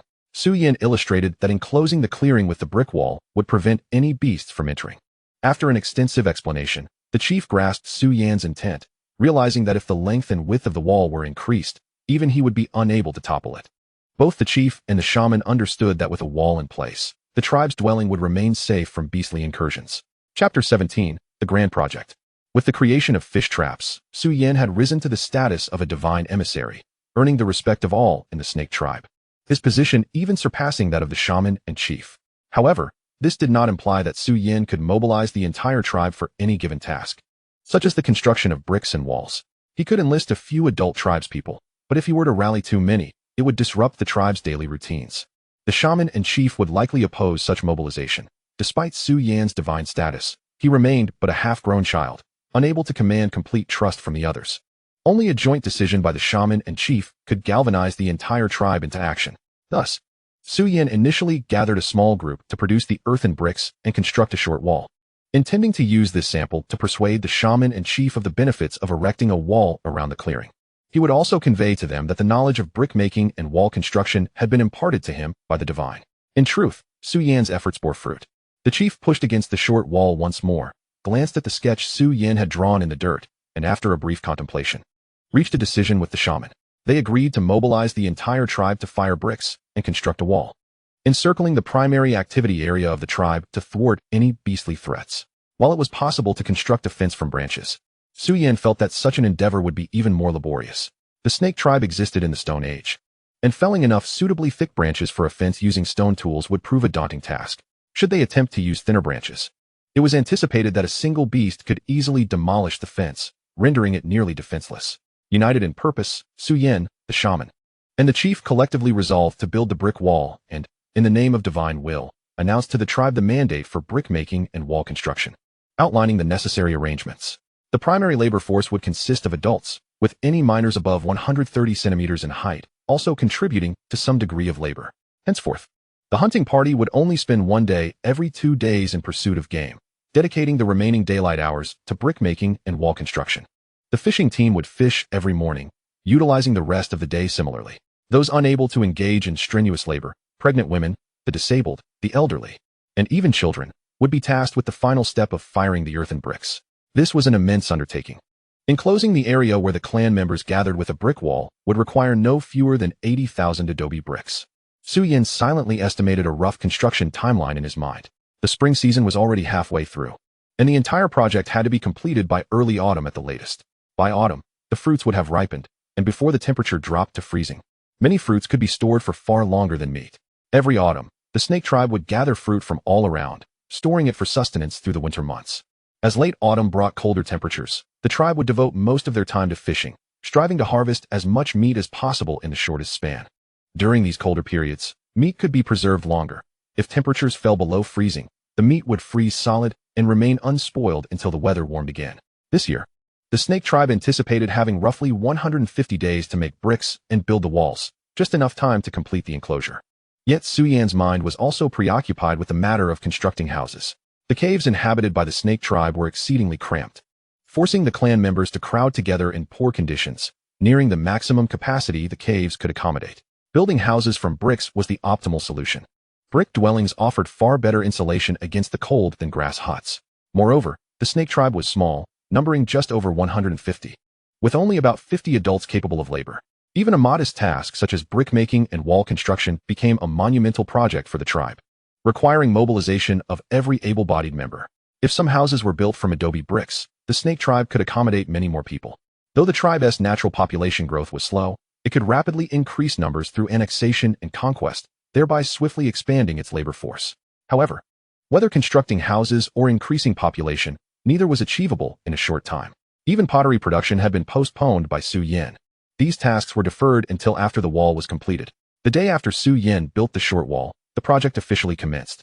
With the hunting team remaining in the tribe that day, most of the tribe's adult laborers gathered by the riverbank, where those few who had already learned brickmaking under Su Yin's guidance taught others the craft. The clan members busied themselves in the clay soil by the river, digging clay with stone knives or their hands, kneading large lumps of it, then mixing in gravel and straw. They shaped the clay into neat rectangular blocks, sliced these large blocks into smaller bricks of uniform size with stone knives, and left them to air dry on the spot, awaiting transport back to the tribe for final firing in the flames. The brickmaking process was simple. Quick-witted individuals learned it after one demonstration, while strong but less intelligent ones like Dolly mastered it after a few views. Transporting the bricks required strength, so Su Yin introduced the highly practical yoke. A slightly curved thick wooden stick served as the yoke, with bundles of bricks evenly divided into 2 piles, tied with straw ropes at each end, and carried on the shoulders. Each brick weighed about 5 jin, approximately 5 kilograms, and Dolly could easily carry 100 bricks at once when using the reinforced yoke. By contrast, other methods allowed only about 20 bricks per trip. Digging pits, laying bricks, applying mud, and continuing to build, slowly but steadily, the height of the brick wall rose. Besides the shaman and Xiao Dai, even the chieftain joined the labor. As the divine envoy, Su Yin was exempt from manual work, but since he had initiated the project, he assumed the role of overseer, inspecting the site daily to prevent accidents. When the wall reached a certain height, the chieftain personally pushed against it with force. Seeing it withstand his strength, he broke into a broad smile, envisioning a splendid scene. Enclosed by the wall, the clan members resting peacefully in the open space. Occasionally, rain would fall, threatening the unfired bricks to dissolve into mud. Whenever Su Yin spotted dark clouds gathering, he hurried the tribe members to move the unfired bricks under the large trees, where the canopy offered some protection and reduced losses, especially during summer. Increased rainfall significantly delayed construction progress. Fortunately, as the tribe's brickmaking efficiency improved, construction advanced satisfactorily despite the rain. The wall was expected to be completed by the arrival of autumn. The scorching and rainy summer was swept away by the first breath of autumn. Leaves turned yellow, and various fruits ripened. Some fruits had matured during summer, while others were still unripe but edible, tart and sweet, favorites among children. Adults deliberately picked some of the still green, unripe fruits as snacks for the youngsters. Autumn was the busiest season for the snake tribe, barely having rested after completing the wall. The people plunged into their next task, gathering fruit. This was their most crucial mission at the time. The hunting team shifted from venturing out every other day during brickmaking to every 2 days, while the fishing team caught just enough to meet the tribe's food needs each morning. The rest of their time was devoted to fruit picking. At the current temperatures, the fruits could be stored for long periods without spoiling. The jungle was abundant with various fruit trees. Near the tribe's dwelling, many wild fruit trees could be found. However, due to their natural growth, the fruits were numerous but small. Nearly half of the varieties were barely palatable, tasting worse than roasted fish and barely enough to satiate hunger. Adults took animal hides on their outings to wrap the fruit, enabling them to carry back larger quantities. Among the fruits were varieties Su Yin recognized: apples, pears, peaches, and others unfamiliar to him. The snake tribe's history was untraceable, but centuries of experience had taught them which fruits were tasty and which could be stored longer. Apples, for example, kept well at room temperature, as did several other fruits unknown to Su Yin. One particular fruit, encased in a shell with tender white flesh inside, could be stored for over 6 months. Though the flesh dried somewhat over time due to moisture loss, it remained edible and quite pleasant. Due to the limited cave space, the tribe could only pile the gathered fruit outside. They first laid a layer of dry grass on the ground, then stacked the undamaged fruit atop it, finally covering everything with more dry grass. Autumn rains required them to remove the grass to air the fruit after each shower, then replace the dry grass cover. Day by day, over more than 70 days, the heaps of fruit outside the cave steadily grew. Su Yin estimated that the accumulated fruit would suffice to feed everyone for over 2 months. The fruit gathering continued until late autumn. As winter approached and temperatures plummeted, the tribe had already exchanged their leafy garments for animal pelts, and thick layers of dry grass lined much of the cave interior. The next task was fishing. In the hearts of the tribe's people, roasted game surpasses the taste of fruits, while fruits are deemed more delectable than fish. Yet, they are acutely aware that consuming roasted game provides greater sustenance than fish, and eating fish offers more endurance than fruits. However, they cannot rely solely on fruits for sustenance, for doing so would leave them lightheaded and weak due to the absence of salt in fruits. Thus, the serpent tribe must also stockpile some meat. Hunting is largely a matter of luck, while fishing proves to be somewhat more reliable. As autumn wanes, the tribe completely abandons hunting, directing all adult laborers to the riverbank to fish until the temperature plummets below freezing and the waters become icebound. Moreover, it is crucial to note that the fruits gathered by the serpent tribe can be stacked outside the cave, while the captured fish must be stored within. During the frigid winter, many carnivorous animals do not hibernate, and food becomes scarce. If the tribe were to leave the fish outside, the scent would attract numerous wild beasts, placing the serpent tribe in peril. Therefore, as winter's chill sets in, the tribe's people huddle within the cave, with the remaining space occupied by fish. And the pervasive odor of fish lingers, which they must endure. This year, a remarkable change has occurred within the serpent tribe. Adults by the river hold tightly to ropes, their eyes fixed on the water's surface. When a fish collides with the fish trap, they swiftly pull the rope. Those adept in the art of fishing with traps manage to catch a fish nearly every 2 attempts. Upon returning to the tribe with their catch, the leader initially considers storing the fish in the cave as before, but Su Yin intervenes, pointing to the area enclosed by brick walls. Following her gesture, the leader's expression transforms into one of realization. With the presence of sturdy walls, the serpent tribe no longer needs to place fish inside the cave. Unless faced with an exceptionally large beast, such as an elephant, it would be exceedingly difficult for other creatures to topple the brick walls and breach the area. The only method for entry would be to climb nearby trees and leap into the enclosed space. However, most carnivorous animals are not adept at climbing, and those that can are typically solitary. Thus, storing fish outside becomes a viable option. Should a climbing beast leap into the enclosure, its numbers would rarely exceed 3.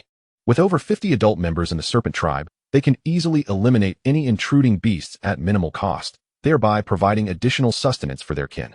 Before long, the open space outside the cave accumulates an abundance of fish, with numbers rising rapidly into the thousands daily. 50 adult laborers find it effortless to catch 20 fish each in a day using traps, and even doubling that is a trivial task. As days pass, the biting cold winds howl, and the temperature plunges once more, freezing the river solid. The serpent tribe relinquishes its final food-gathering efforts, staying hidden within the cave, while the outside piles high with fruits, fish, and essential firewood. A large stone blocks the cave entrance, shrouding the interior in darkness, devoid of any light. According to experience, a nearly sealed cave is not conducive to starting a fire. Fortunately, the cave's enclosure shields them from the bitter winter winds. Wrapped in animal skins among the hay, the tribespeople need not dread the cold. In the darkness, the tribespeople either sleep or sit in contemplation, while children engage in playful antics. Additionally, the adults partake in an activity that causes Su Yin great discomfort, compelling her to cover her ears and close her eyes. striving to think of other matters or to sleep. The leader spearheads this endeavor, focusing on increasing the tribe's population without feeling any embarrassment due to the presence of others. And some tribe members even compete to see who can finish the fastest. When mealtime arrives, the cave entrance is opened, and tribespeople living near the entrance prepare grilled food, taking advantage of the moment to step outside for relief, enduring the wait otherwise. Chapter 19. Driving away the wolf pack. After a heavy snowfall, the earth appears cloaked in a thick white carpet, blanketed in a pristine, silvery shroud, with the world enveloped in white. Once the large stone blocking the cave entrance is forcefully moved aside, the leader and several of the most robust male members of the serpent tribe step out, weapons in hand. Only after confirming the area is safe does the leader permit the others to exit the cave and move within the walled confines. This snowfall is the heaviest since winter began, with snow depths exceeding a foot in the open area. As adults tread upon the snow, deep footprints are left behind, while lighter children create only faint impressions. Famished tribespeople, upon leaving the cave, prioritize not food but rather the makeshift latrine area devised by Su Yin, where short walls shield the view, and a pit collects waste, a very rudimentary toilet.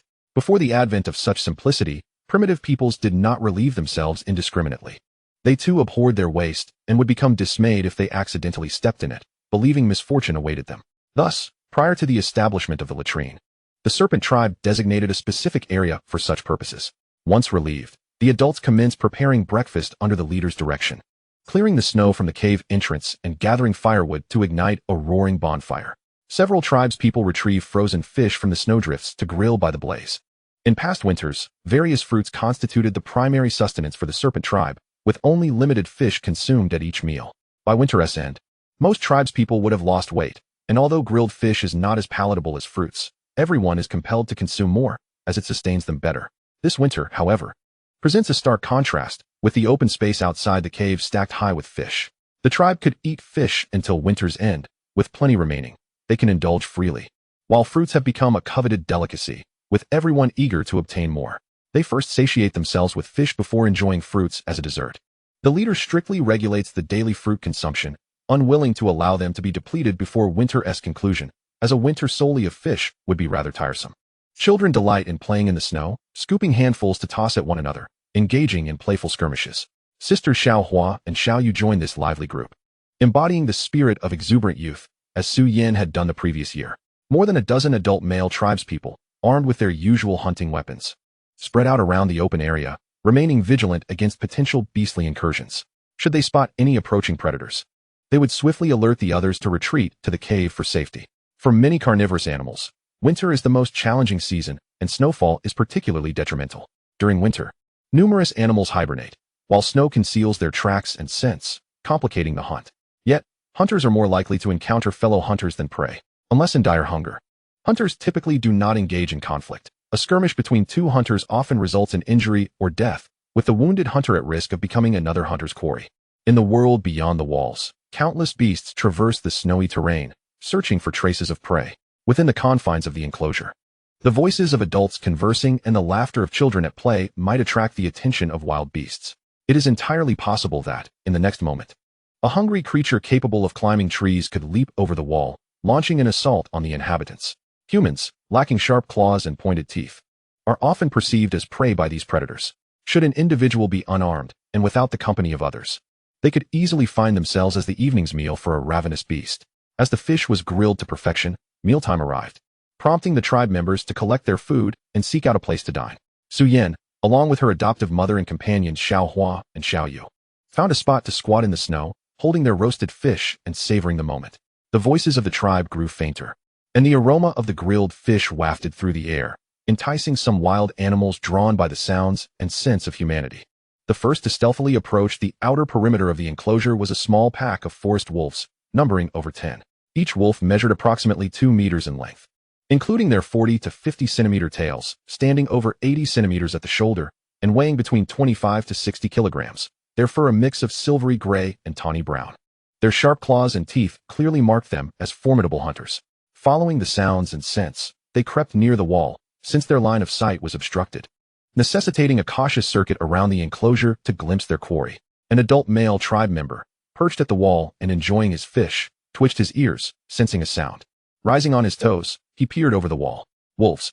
The wolves are coming, he shouted, alarmed to see a dozen wolves closing in. The wolf pack and the members of the snake tribe were momentarily startled by his cry, the wolves halting to fix their gaze on the exposed head of the man, baring their sharp teeth in a display meant to intimidate.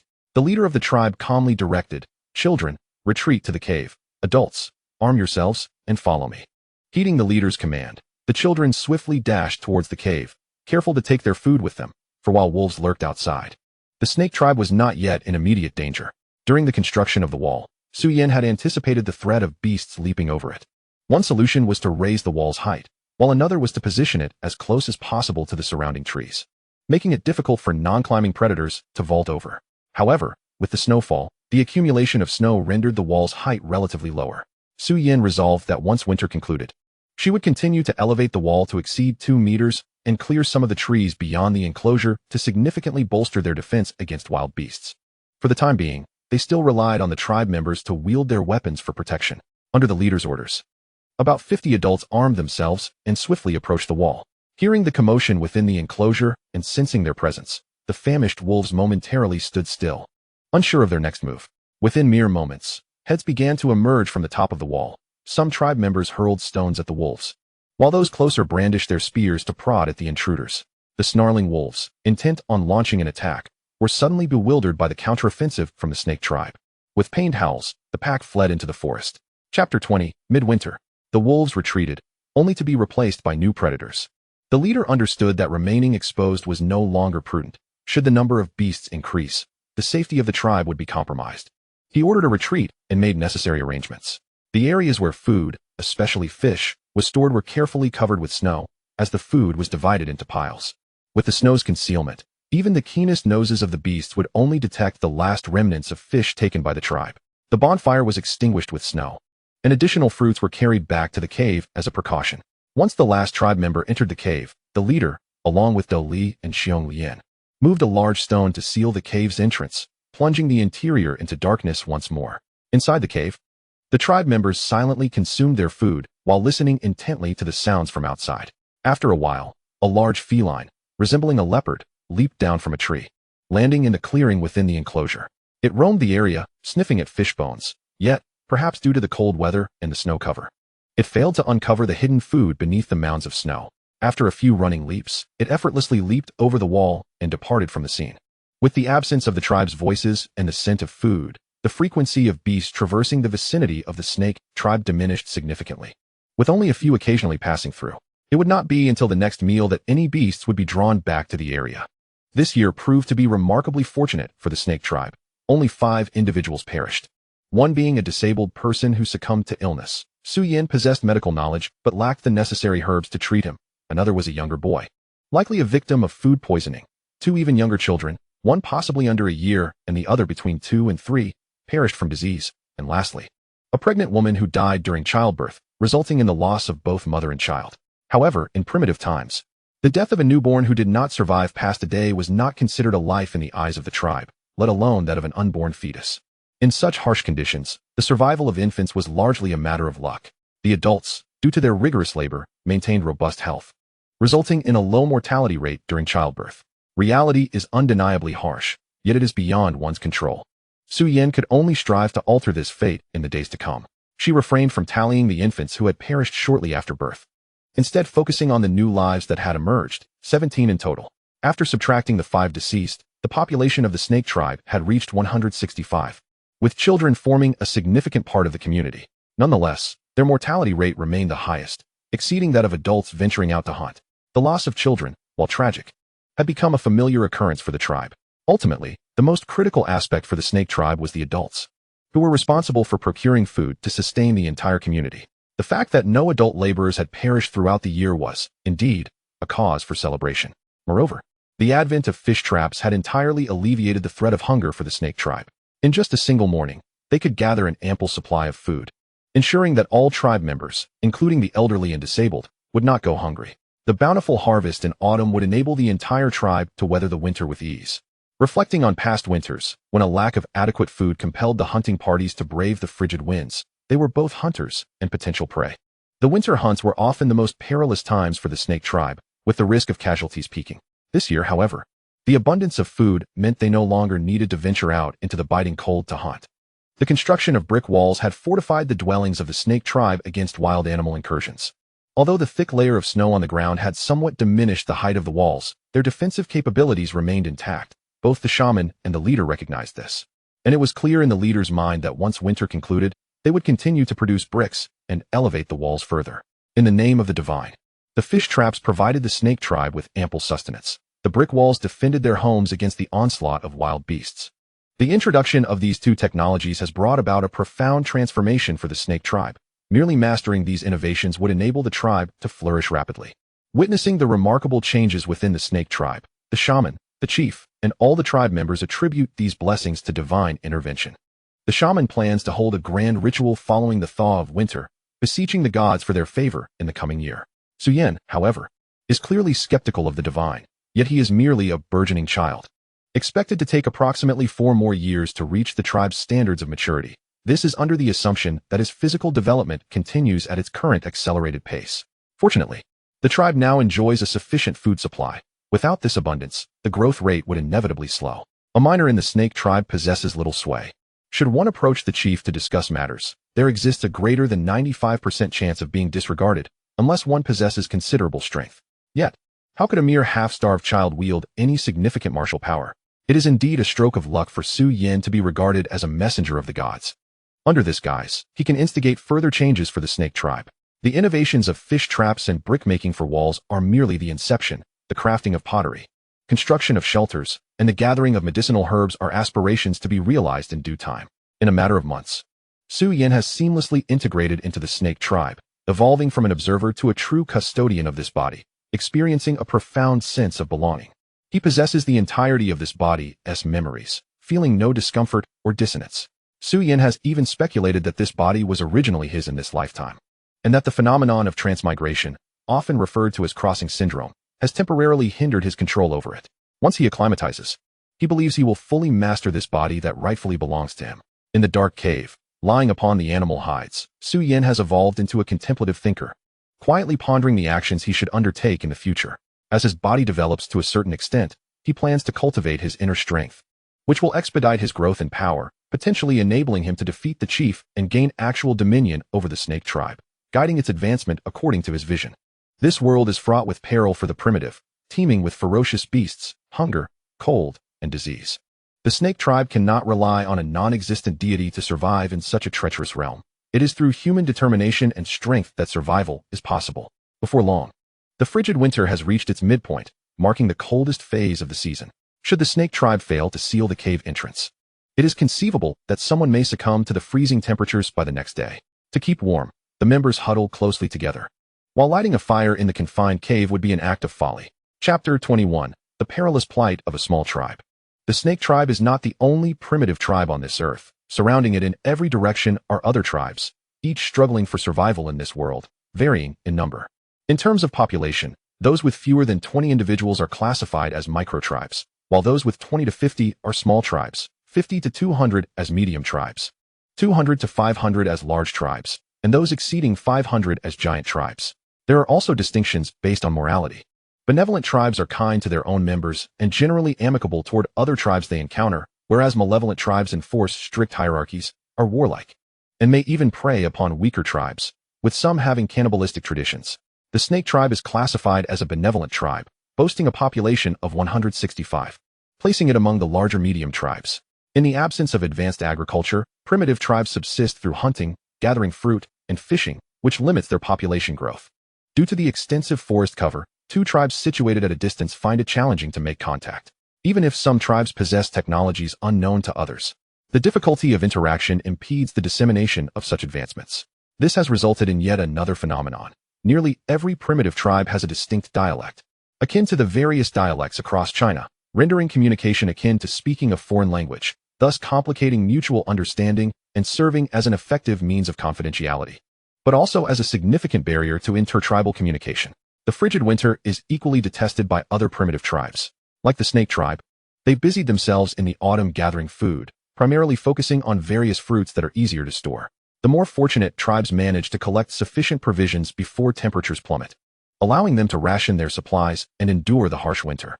Conversely, Tribes that fail to secure enough food must first reduce or eliminate the rations of the elderly and infirm, prioritizing the healthy adults and children. If food remains scarce, they are compelled to brave the biting winds to hunt, often having to confront beasts with sharp claws and teeth. The situation worsens following heavy snowfall. As the accumulation conceals the scent of all prey, hunters become increasingly active in their pursuit of game. However, for those lacking provisions, venturing out becomes perilously dangerous.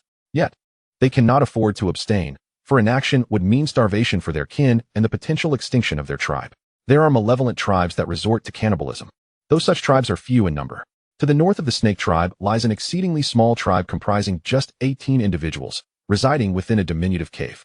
Lacking a shaman, and with only 8 adults, including the chief, and 10 minors, they have no elders or infirm members, making them the first to be abandoned during times of food shortage.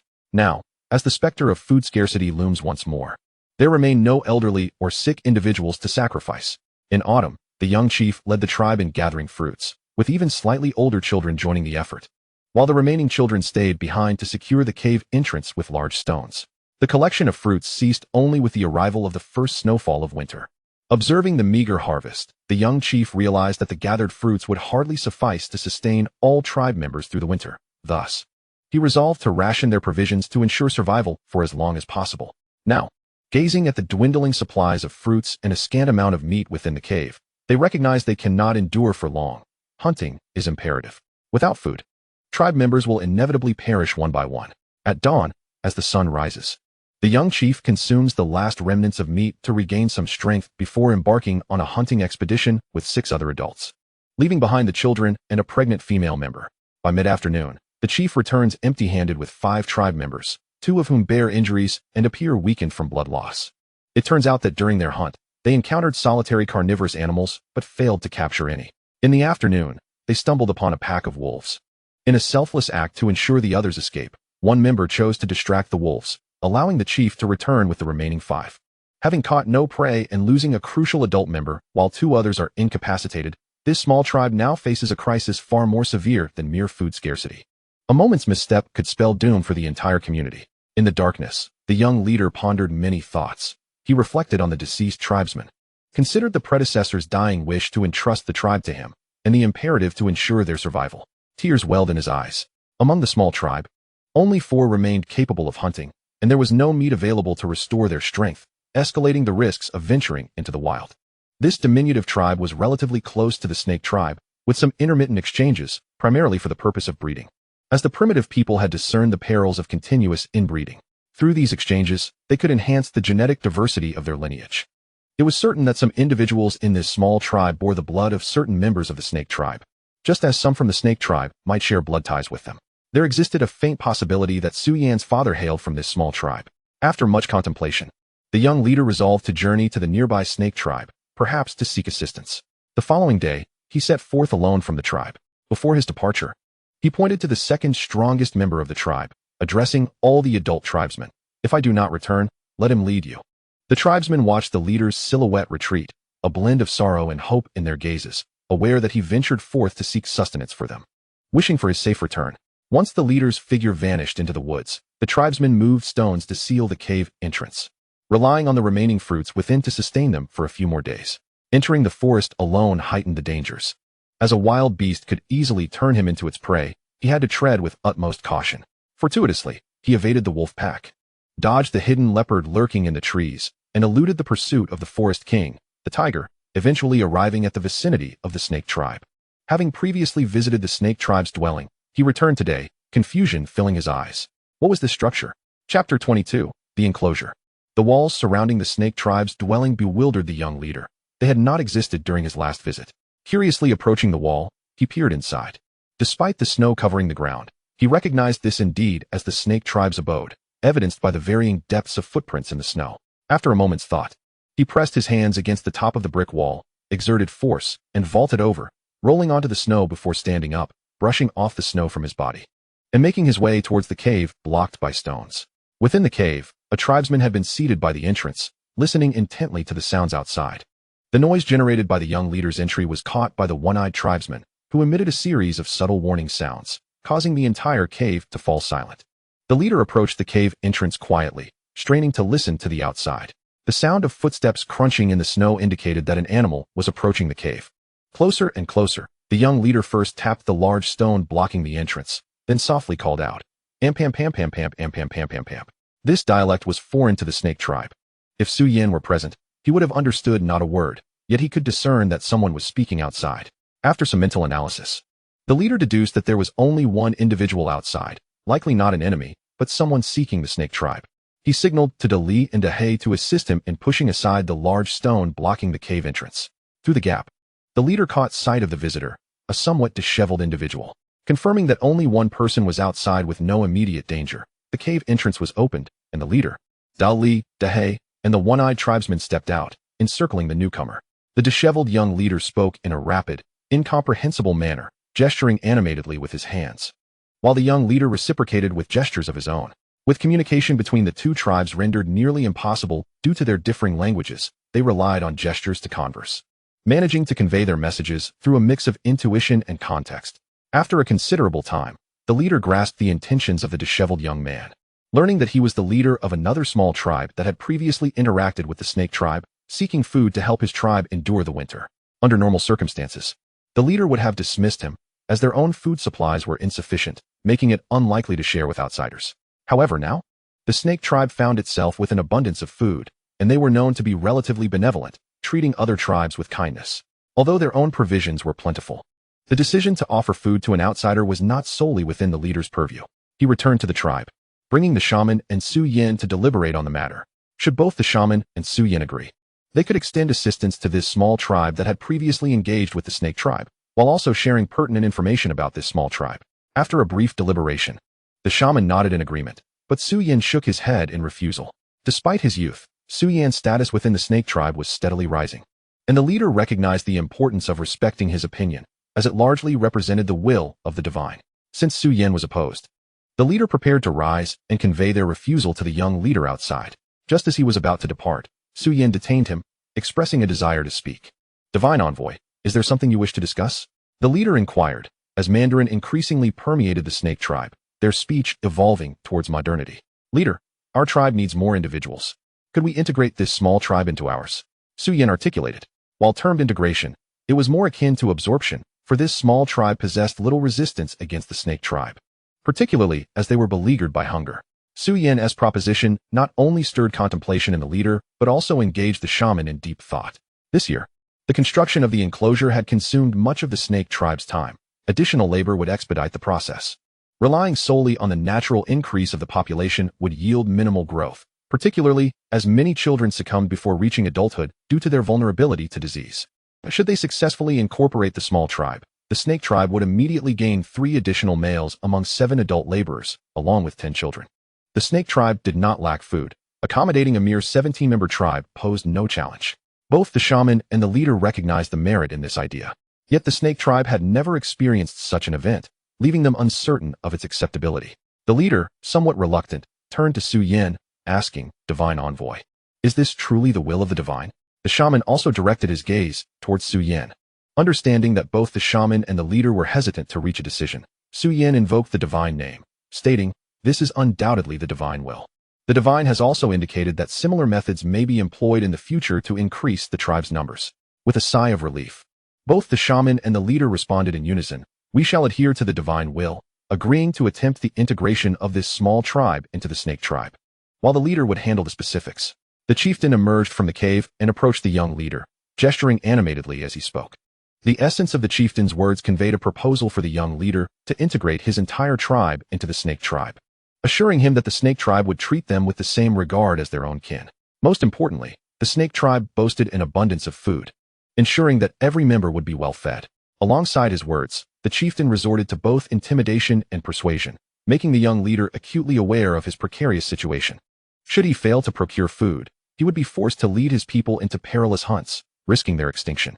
Upon grasping the implications of the snake tribe leader's message, the young leader's demeanor sharpened. As a chieftain, he was unwilling to merge his tribe with the snake tribe. Enraged, he turned and fled, rejecting any further dialogue with the leader of the snake tribe. Despite the attempts of Li, He, and the one-eyed man to stop him, the chieftain prevented their intervention, allowing the young leader to go, in the hope that he would comprehend the dire circumstances facing his tribe. As he ran towards the perimeter wall, his pace slowed, tears streaming from his eyes. He realized that the snake tribe represented perhaps his last chance. Without their assistance in securing food, his people faced death by hunting misadventure or succumbing to hunger and frostbite. What should he do? He collapsed in the snow, weeping inconsolably. If age were to be considered, this young leader was merely around 20, bearing the weight of his entire tribe upon his shoulders, tasked with finding a path to survival. And he was utterly exhausted. Chapter 23. A Rapid Integration. After a considerable time, the young leader wiped his tears and stood up, turning back to approach the snake tribe leader at the cave's entrance, resolute in his decision. Faced with the choice between life and death, he chose life. He was willing to integrate his tribe into the snake tribe in exchange for the survival of his people. The two chieftains stood facing each other, and the leader of the snake tribe extended his right hand, gently pounding it against the young leader's chest before placing it on his shoulder in a light pat. This gesture served as a recognition between them, signifying the snake tribe leader's acceptance of the young leader. Subsequently, they communicated through gestures until the young leader's stomach rumbled with hunger, prompting a cessation of their exchange. The snake tribe leader summoned his people to prepare dinner, deciding to have an early evening meal, after which both leaders continued to communicate through gestures. Unintentionally, the young leader observed as the snake tribe members retrieved fruits and frozen fish from mounds of snow, astonished by the sight. He found it hard to believe that the snake tribe had left food exposed outside. Were those mounds indeed filled with provisions? How could the snake tribe possess such an abundance of food? The young leader was dumbfounded, and the leader of the snake tribe, noticing his expression, grinned widely. For the plentiful food was a testament to the strength of the snake tribe. When dinner was ready, the snake tribe leader directly presented 2 roasted fish and 2 apples to the young leader, making a gesture indicating it was time to eat. The young leader hesitated momentarily before accepting the food and beginning to eat. Over the course of their interactions, the most crucial matter that arose was the necessity of relocating the young leader's tribe to the dwelling of the snake tribe. However, it was too late in the day to undertake such a journey. So the snake tribe leader planned to bring along 2/3 of the able-bodied adults the following day to accompany the young leader back to his tribe's residence. If time permitted, they would return that day. If not, they would come back the next day, ensuring they had sufficient food prepared in advance. A group of 30 or 40 armed adults would not face significant danger unless they encountered more than 10 wild beasts simultaneously. Moreover, the current conditions of the forest lacked venomous creatures, thus reducing a major threat to the snake tribe members. The chieftain had already informed Wu and Su Yin of these plans, both of whom expressed their agreement. Wu and Su Yin also met the young leader, with Su Yin giving him the name Jian in his heart. Jian was unaware of the meanings behind Wu and the shaman, for his tribe lacked a totem and had no shaman responsible for rituals. However, he discerned from the chieftain's respectful demeanor before Wu and the shaman that they held a higher status within the snake tribe than the chieftain himself. Not long after, Jian quickly devoured all the food the chieftain had given him, letting out a satisfied burp. It had been a long time since he had eaten his fill.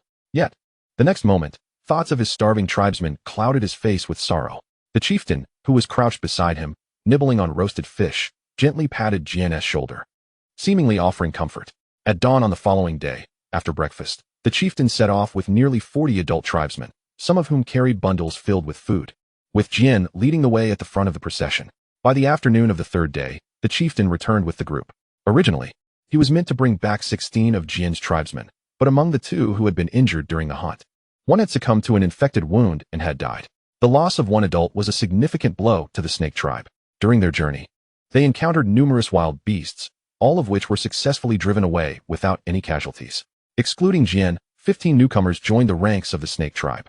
In an effort to facilitate their integration, after the chieftain brought them back, the snake tribe members busily prepared dinner, as a hearty meal would aid in their swift acclimatization. Jian's tribe, newly arrived in this unfamiliar land, gathered in a corner, with children timidly hiding behind the adults as Jian continued to reassure them. When mealtime arrived, the chieftain, accompanied by several adult women, approached with food, ensuring that each person, both adult and child, received ample portions. They were somewhat familiar with the chieftain, having shared a cave for the previous night and having received some roasted fish from him. The arduous journey left them exhausted and hungry, and upon receiving their food, they eagerly began to eat. As they savored the roasted fish, they found it far from unpalatable. Under the pangs of hunger, any sustenance was a delicacy. They temporarily forgot their sorrows and sadness about moving into a new home, devouring their meals with abandon in an effort to fill their stomachs. Indeed, a hearty meal proved to be an effective means of hastening their integration into the snake tribe. If one meal sufficed not, a few more would surely do the trick. In this era, satisfying hunger was the foremost pursuit, and the prospect of daily meals was enough for them to consider the snake tribe their home. Days later, Jian and his tribesmen had seamlessly integrated into the snake tribe, attempting to learn the common tongue to better assimilate. The children played together, while the adult men engaged in contests of strength. Wu and the chieftain observed this harmonious scene with wide smiles. And Su Yan rejoiced at the expansion of the snake tribe. Jian, now merely an ordinary member of the snake tribe, held no significant power or voice. However, witnessing his people no longer threatened by hunger filled him with immense satisfaction. Jian and his tribe were fortunate. They had fortuitously encountered such a welcoming tribe as the snake tribe, enabling them to join without further concern for food. In the outside world, numerous tribes are beset by the dire threat of hunger. Some brave the perilous elements to hunt, while others resort to raiding and pillaging neighboring tribes to ensure their own survival. In their desperate struggle for existence, they may even resort to consuming the bodies of their enemies, and in some extreme cases, they turn to cannibalism. In this treacherous realm, malevolence abounds, and the frail tribes, like GNS, are easily extinguished, becoming mere fodder for others. Thankfully, those harrowing days are now behind them. However, a lingering discomfort plagues Su Yan. The space within the cave has diminished further with Jian and his kin's arrival, rendering the snake tribe's dwelling increasingly cramped. The cave cannot be expanded any further. A careless move could lead to a catastrophic collapse. In Su Yan's mind, a new resolution for the upcoming year emerges. They must construct several houses. Chapter 24, A New Year. As the ice and snow melt away, the warm sunlight bathes the earth, heralding the departure of winter and the arrival of spring, thus marking the dawn of a new year. The accumulated frost outside the cave has finally thawed, prompting both the adults and children of the snake tribe to jubilantly rush outdoors. Having spent the long winter confined in the dark cave, where they could only quench their thirst by swallowing handfuls of snow, they are relieved to finally breathe fresh air and run freely. Jian and his tribe have been part of the snake tribe for a month now, enjoying an ample supply of food and the kindness of their new community, which has facilitated their seamless integration. With their addition, the total population of the snake tribe has risen to 181, comprising 1 shaman, 1 leader, 1 envoy, 26 adult males, 53 adult females, 88 minors, and 11 elders and disabled individuals. Compared to this time last year, the tribe has grown by 28 members, a significant advancement. Come here, gather around. The leader calls out from the center of the clearing, summoning all the tribe members to assemble in preparation for their excursion to the riverbank for washing. After enduring a winter in the cave, where they had to make do with snow to cleanse themselves, everyone is grimy and foul-smelling, including Su Yan.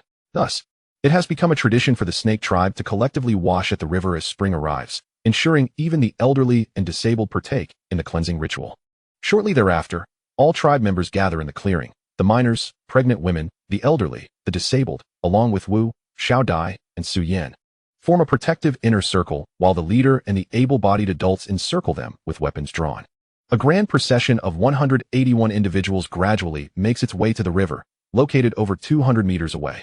Upon reaching the riverbank, everyone promptly sheds their filthy, odorous animal hides, squatting by the water's edge to scoop water with their hands and wash away the grime, all the while being cautious of the fish that might nibble at their fingers. BRR.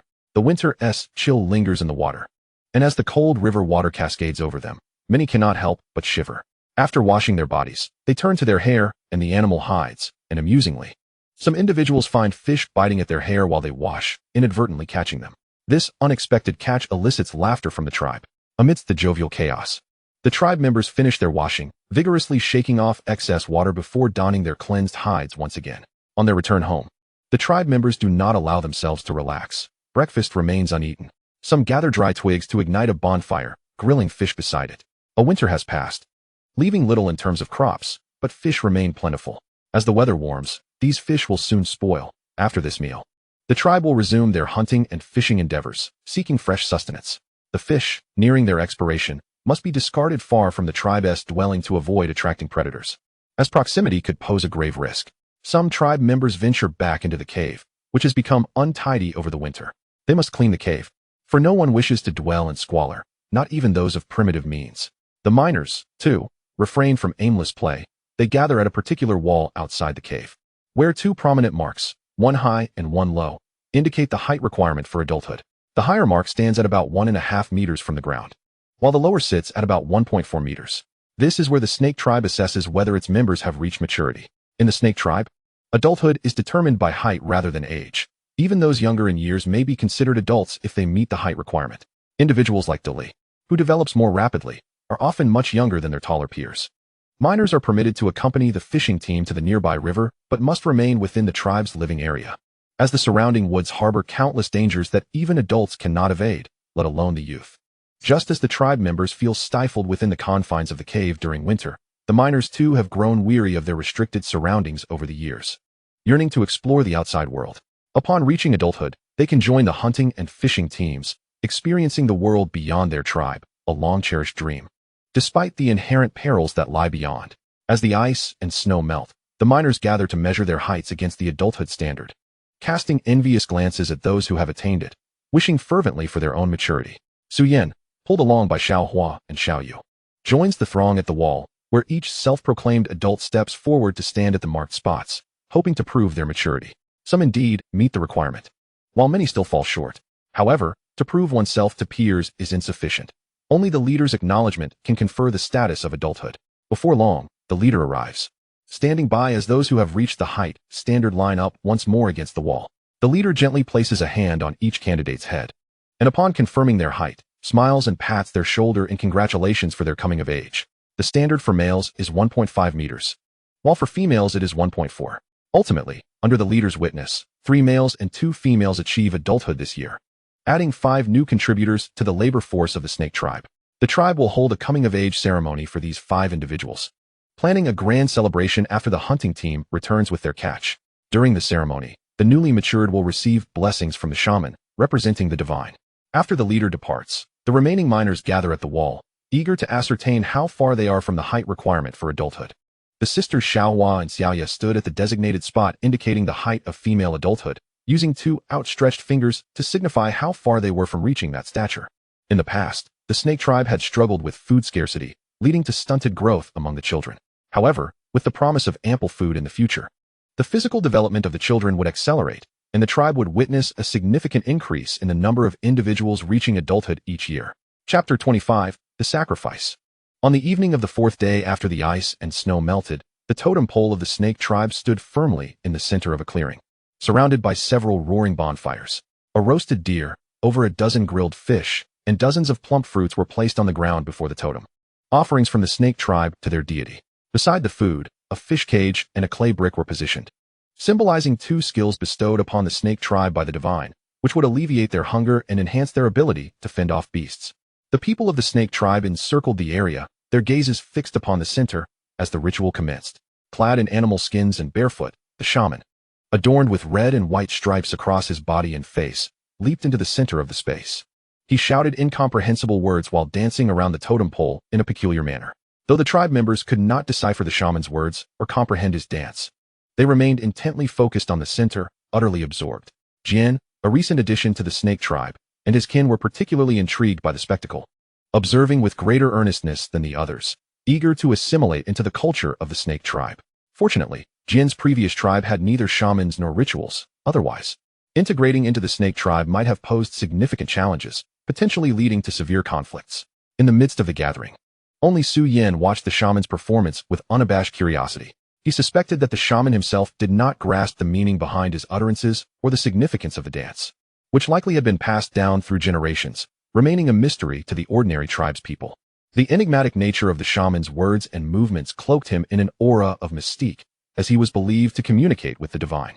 In the snake tribe, all members, including the shaman and the leader, regarded Su Yan as someone capable of conversing with the gods, bestowing upon him a revered status, while the shaman was the first among them to claim such divine communion. Yet, deep down, the shaman understood that he lacked the ability to connect with the divine. He was uncertain whether his predecessor had possessed such a gift, but since assuming the role of shaman, he had been unable to commune with the gods. He feared revealing this truth, worried that the tribe would perceive him as a deceiver and ultimately sacrifice him to the deities. Having held the position for many years, he had once questioned the existence of the divine, but as soon as the thought crossed his mind, he quickly suppressed it.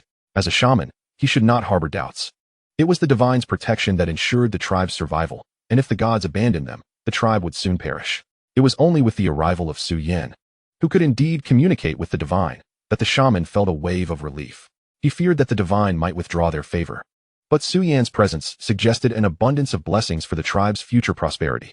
The shaman rationalized his own inability to communicate with the gods by believing that only one individual in the tribe could hold such a connection. Since Su Yin had this ability, it was natural that he could not. The ritual continued. After performing a peculiar dance, the shaman approached the totem pole, first taking the fish cage and clay brick, continuing to chant in his unintelligible language, seemingly extolling the divine gifts of these items. Subsequently, he bowed towards the totem, and as he knelt, all the members of the snake tribe followed suit, paying homage to the gods.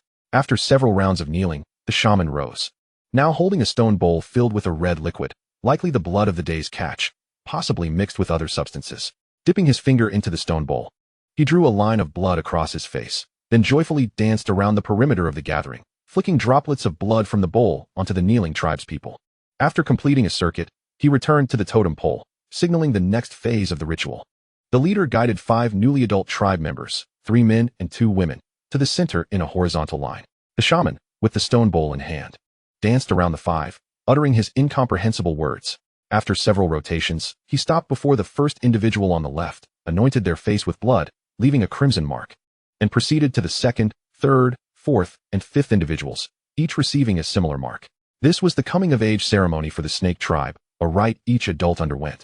With the blood-stained marks on their faces, the shamans dance, and his words bestowing upon them courage and strength. The 5 newly adult members bore expressions of fervent excitement. As the ritual neared its conclusion, it was time for Su Yin, the divine envoy, to take the stage. His youthful face radiated determination as he approached the totem pole, turning to face the front upon reaching it.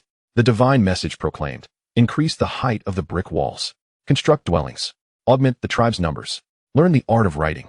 As the divine envoy, Su Yin articulated the divine will in Mandarin. Upon finishing, all the tribe members, including the shaman and the leader, knelt several times towards the totem pole, while Su Yin remained standing alone. The snake tribe's belief in the divine was a matter Su Yin could not alter at present. To modern eyes, it appeared foolish. Only through a wealth of knowledge could humanity come to understand that the world does not harbor gods, and that reliance must rest solely on oneself.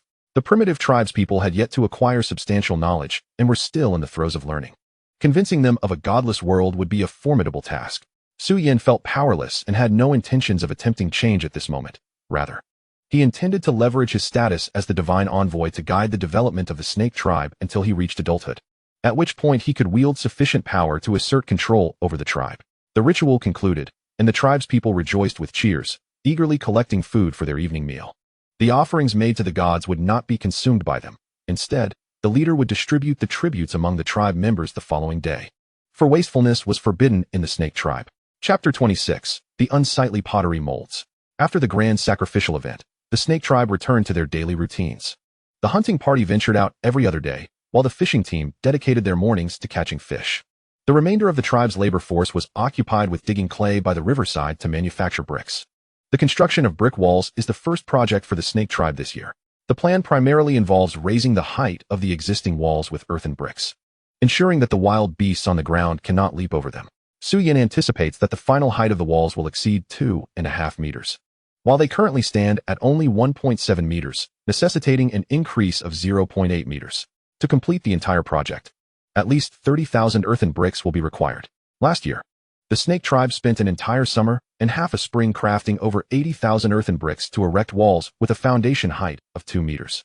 This year's project to elevate the walls will require at least half the effort compared to last year, and given the tribe's newfound proficiency in brickmaking and wall construction, it is expected that the entire endeavor will be completed before the end of spring. Moreover, Su Yin has another plan. Due to the proximity of the walls to the forest, certain tree-climbing beasts have been able to leap over the walls. Su Yin intends to wait until the wall-raising project is completed, and when the rainy season arrives, he will seek a cloudy day to set fire to a portion of the forest outside the walls. The goal is to burn down the trees extending from the snake tribe to the riverbank, thus allowing the tribe members to approach the river with greater assurance, as they will be able to spot dangers from afar and take evasive action. After burning down some trees, the rain will extinguish the flames, preventing the fire from spreading, and the snake tribe will be left with ample usable land.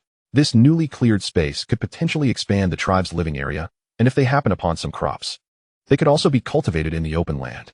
The act of setting fire to the forest must wait until the rainy season. If a fire were to be ignited now and no significant rain follows for an extended period, the woods surrounding the snake tribe's habitation could be devastated, making it exceedingly difficult for the hunting team to find prey and possibly endangering other tribes as well. The tribe members have become adept at brickmaking and wall construction, so Su Yin no longer needs to supervise the wall-raising project. In his spare time, Aside from practicing martial arts and teaching 2 groups of students to learn the written language in Mandarin, he has turned his attention to pottery making. Last year, Su Yan made his first attempt at pottery, which ultimately ended in failure, as all the ceramic pieces shattered in the flames, leaving behind a scatter of glossy shards that became treasures for the children. The sisters Xiao Hua and Xiao Yu, with Su Yan as their support, possessed the most ceramic fragments among the children. Indeed, some adults also admire the ceramic fragments, but they hesitate to compete with the children and can only watch enviously as the little ones scramble and share the pieces. During his attempts at pottery, Su Yan realized that the importance of brick making and wall construction outweighed that of pottery, prompting him to temporarily abandon pottery in favor of bricks and walls. However, he has never relinquished the idea of pottery making and has continuously envisioned how to create it. Having learned from his initial failure, Su Yan has accumulated some experience, and after careful contemplation, he is ready to embark on his second attempt at pottery making. In his first attempt, the pottery was relatively thin and uneven in thickness, and the finished pieces were directly placed in a fire, making it difficult to control the temperature, which ultimately led to their destruction. As he prepares for his second pottery making endeavor, Su Yan plans to first construct a kiln using earthen bricks to fire the pottery, which will allow for better temperature control compared to the open flames of a fire pit, thus increasing the likelihood of successful outcomes. Additionally, the pottery pieces this time will not be as thin as in the first attempt. They will be considerably thicker and larger, albeit appearing rough and unrefined. Nonetheless, these robust pottery forms will significantly enhance the chances of successful firing, making them less prone to breakage. With these 2 improvements, Su Yan mobilizes several adult tribe members to commence the second pottery making attempt. Initially, he constructs the kiln using earthen bricks near the southern wall. This kiln is a simple vertical structure, featuring an internal chamber that is almost spherical, with a base diameter of approximately 1.5 meters and a height of about 1 meter. Half of the upper surface remains open as an entrance, through which the pottery pieces can be inserted before sealing it with bricks. Below the chamber is the fire pit, where flames enter through openings at the bottom to heat the pottery inside. After about 4 days, Su Yan, along with 3 female tribe members, successfully constructs the kiln needed for their pottery. Next, Su Yan begins to craft the pottery pieces. He chooses the finest clay, avoiding the slightly convex stone slab used in his first attempt, and opts for a large, flat stone slab instead. He spreads the prepared clay upon it to form the base of the pottery. During the creation of the first pottery piece, Su Yan himself takes charge, while the 3 tribe members attentively observe and assist. Soon, a circular pottery base with a diameter of approximately 0.5 meter and a thickness of 2 centimeters emerges. Following this, Su Yan rolls a piece of clay into a coil about 2 centimeters in diameter and spirals it upwards along the edge of the base until reaching the rim, finally smoothing the inside and outside with a stone shard. Ultimately, a cylindrical pottery form, approximately 0.5 meter in diameter and 40 centimeters in height, is completed and placed in a cave to dry. This finished pottery piece appears quite thick, bulky, and unattractive, completely at odds with Su Yan's aesthetic sensibilities. However, in pursuit of functional pottery, he must settle for crafting these unappealing forms that enhance the odds of success. After placing the pottery in the cave, the shaman circles around it, examining its shape. From its appearance, the shaman can surmise some of its intended uses. Su Yan directly informs the shaman, stating that this item must be fired to completion and can be used to hold water. Upon hearing Su Yan's explanation, the shaman is taken aback, speculating that this is yet another technique bestowed upon the tribe by the deities, confirming the divine favor upon them. Su Yan returns outside the cave to continue making pottery pieces, this time involving the 3 tribe members more in the process until they can each independently create pottery. Chapter 27. Success achieved. After 2 days of effort, Su Yan and the 3 tribe members collectively produce 4 large pottery pieces, each with a base diameter of about 1 meter and a height of approximately 40 centimeters, along with 7 smaller bowl-shaped pottery pieces, each the size of an adult's outstretched hand. Once these 11 pottery forms have dried, the final firing process is set to begin. On that morning, shortly after breakfast, Su Yan busies himself with the 3 tribe members. For their first attempt at firing pottery in the kiln, they place 1 large and 1 small pottery piece inside, sealing the kiln's opening with earthen bricks. They then add kindling to the fire pit beneath the kiln, ignite it, and commence the final firing process. Throughout the firing, they must continuously add fuel to the fire pit to maintain the flames, ensuring that the internal temperature of the kiln remains stable. The entire roasting process lasted a whole day, concluding only just before nightfall. The flames beneath the ceramic kiln gradually extinguished, and when the heat dissipated the following day, it would be possible to open the kiln and inspect whether the pottery had been successfully fired. Throughout the roasting, Su Yan did not hear any sounds of cracking. Yet he remained uncertain about the success of the pottery. Perhaps, Unbeknownst to him, the pieces had shattered just as he departed. After breakfast the next day, Su Yin instructed his kin to open the kiln, which had cooled down. To his relief, he clearly observed that both the larger and smaller pieces of pottery retained their form. Had he succeeded? Alas, not entirely. Upon careful removal of the two pieces by his clan, Su Yin noticed several cracks marring the surface of the larger vessel. If it were to be fired again, it would likely succumb to complete ruin. In contrast, the smaller piece exhibited no signs of fissures, yet its successful firing bore little utility, as it was too diminutive, serving only as a bowl. What Su Yin truly required were larger vessels suitable for boiling water and cooking meat. Failure was inconsequential, for there remained several more pottery forms to experiment with. Through persistent attempts, success would inevitably follow.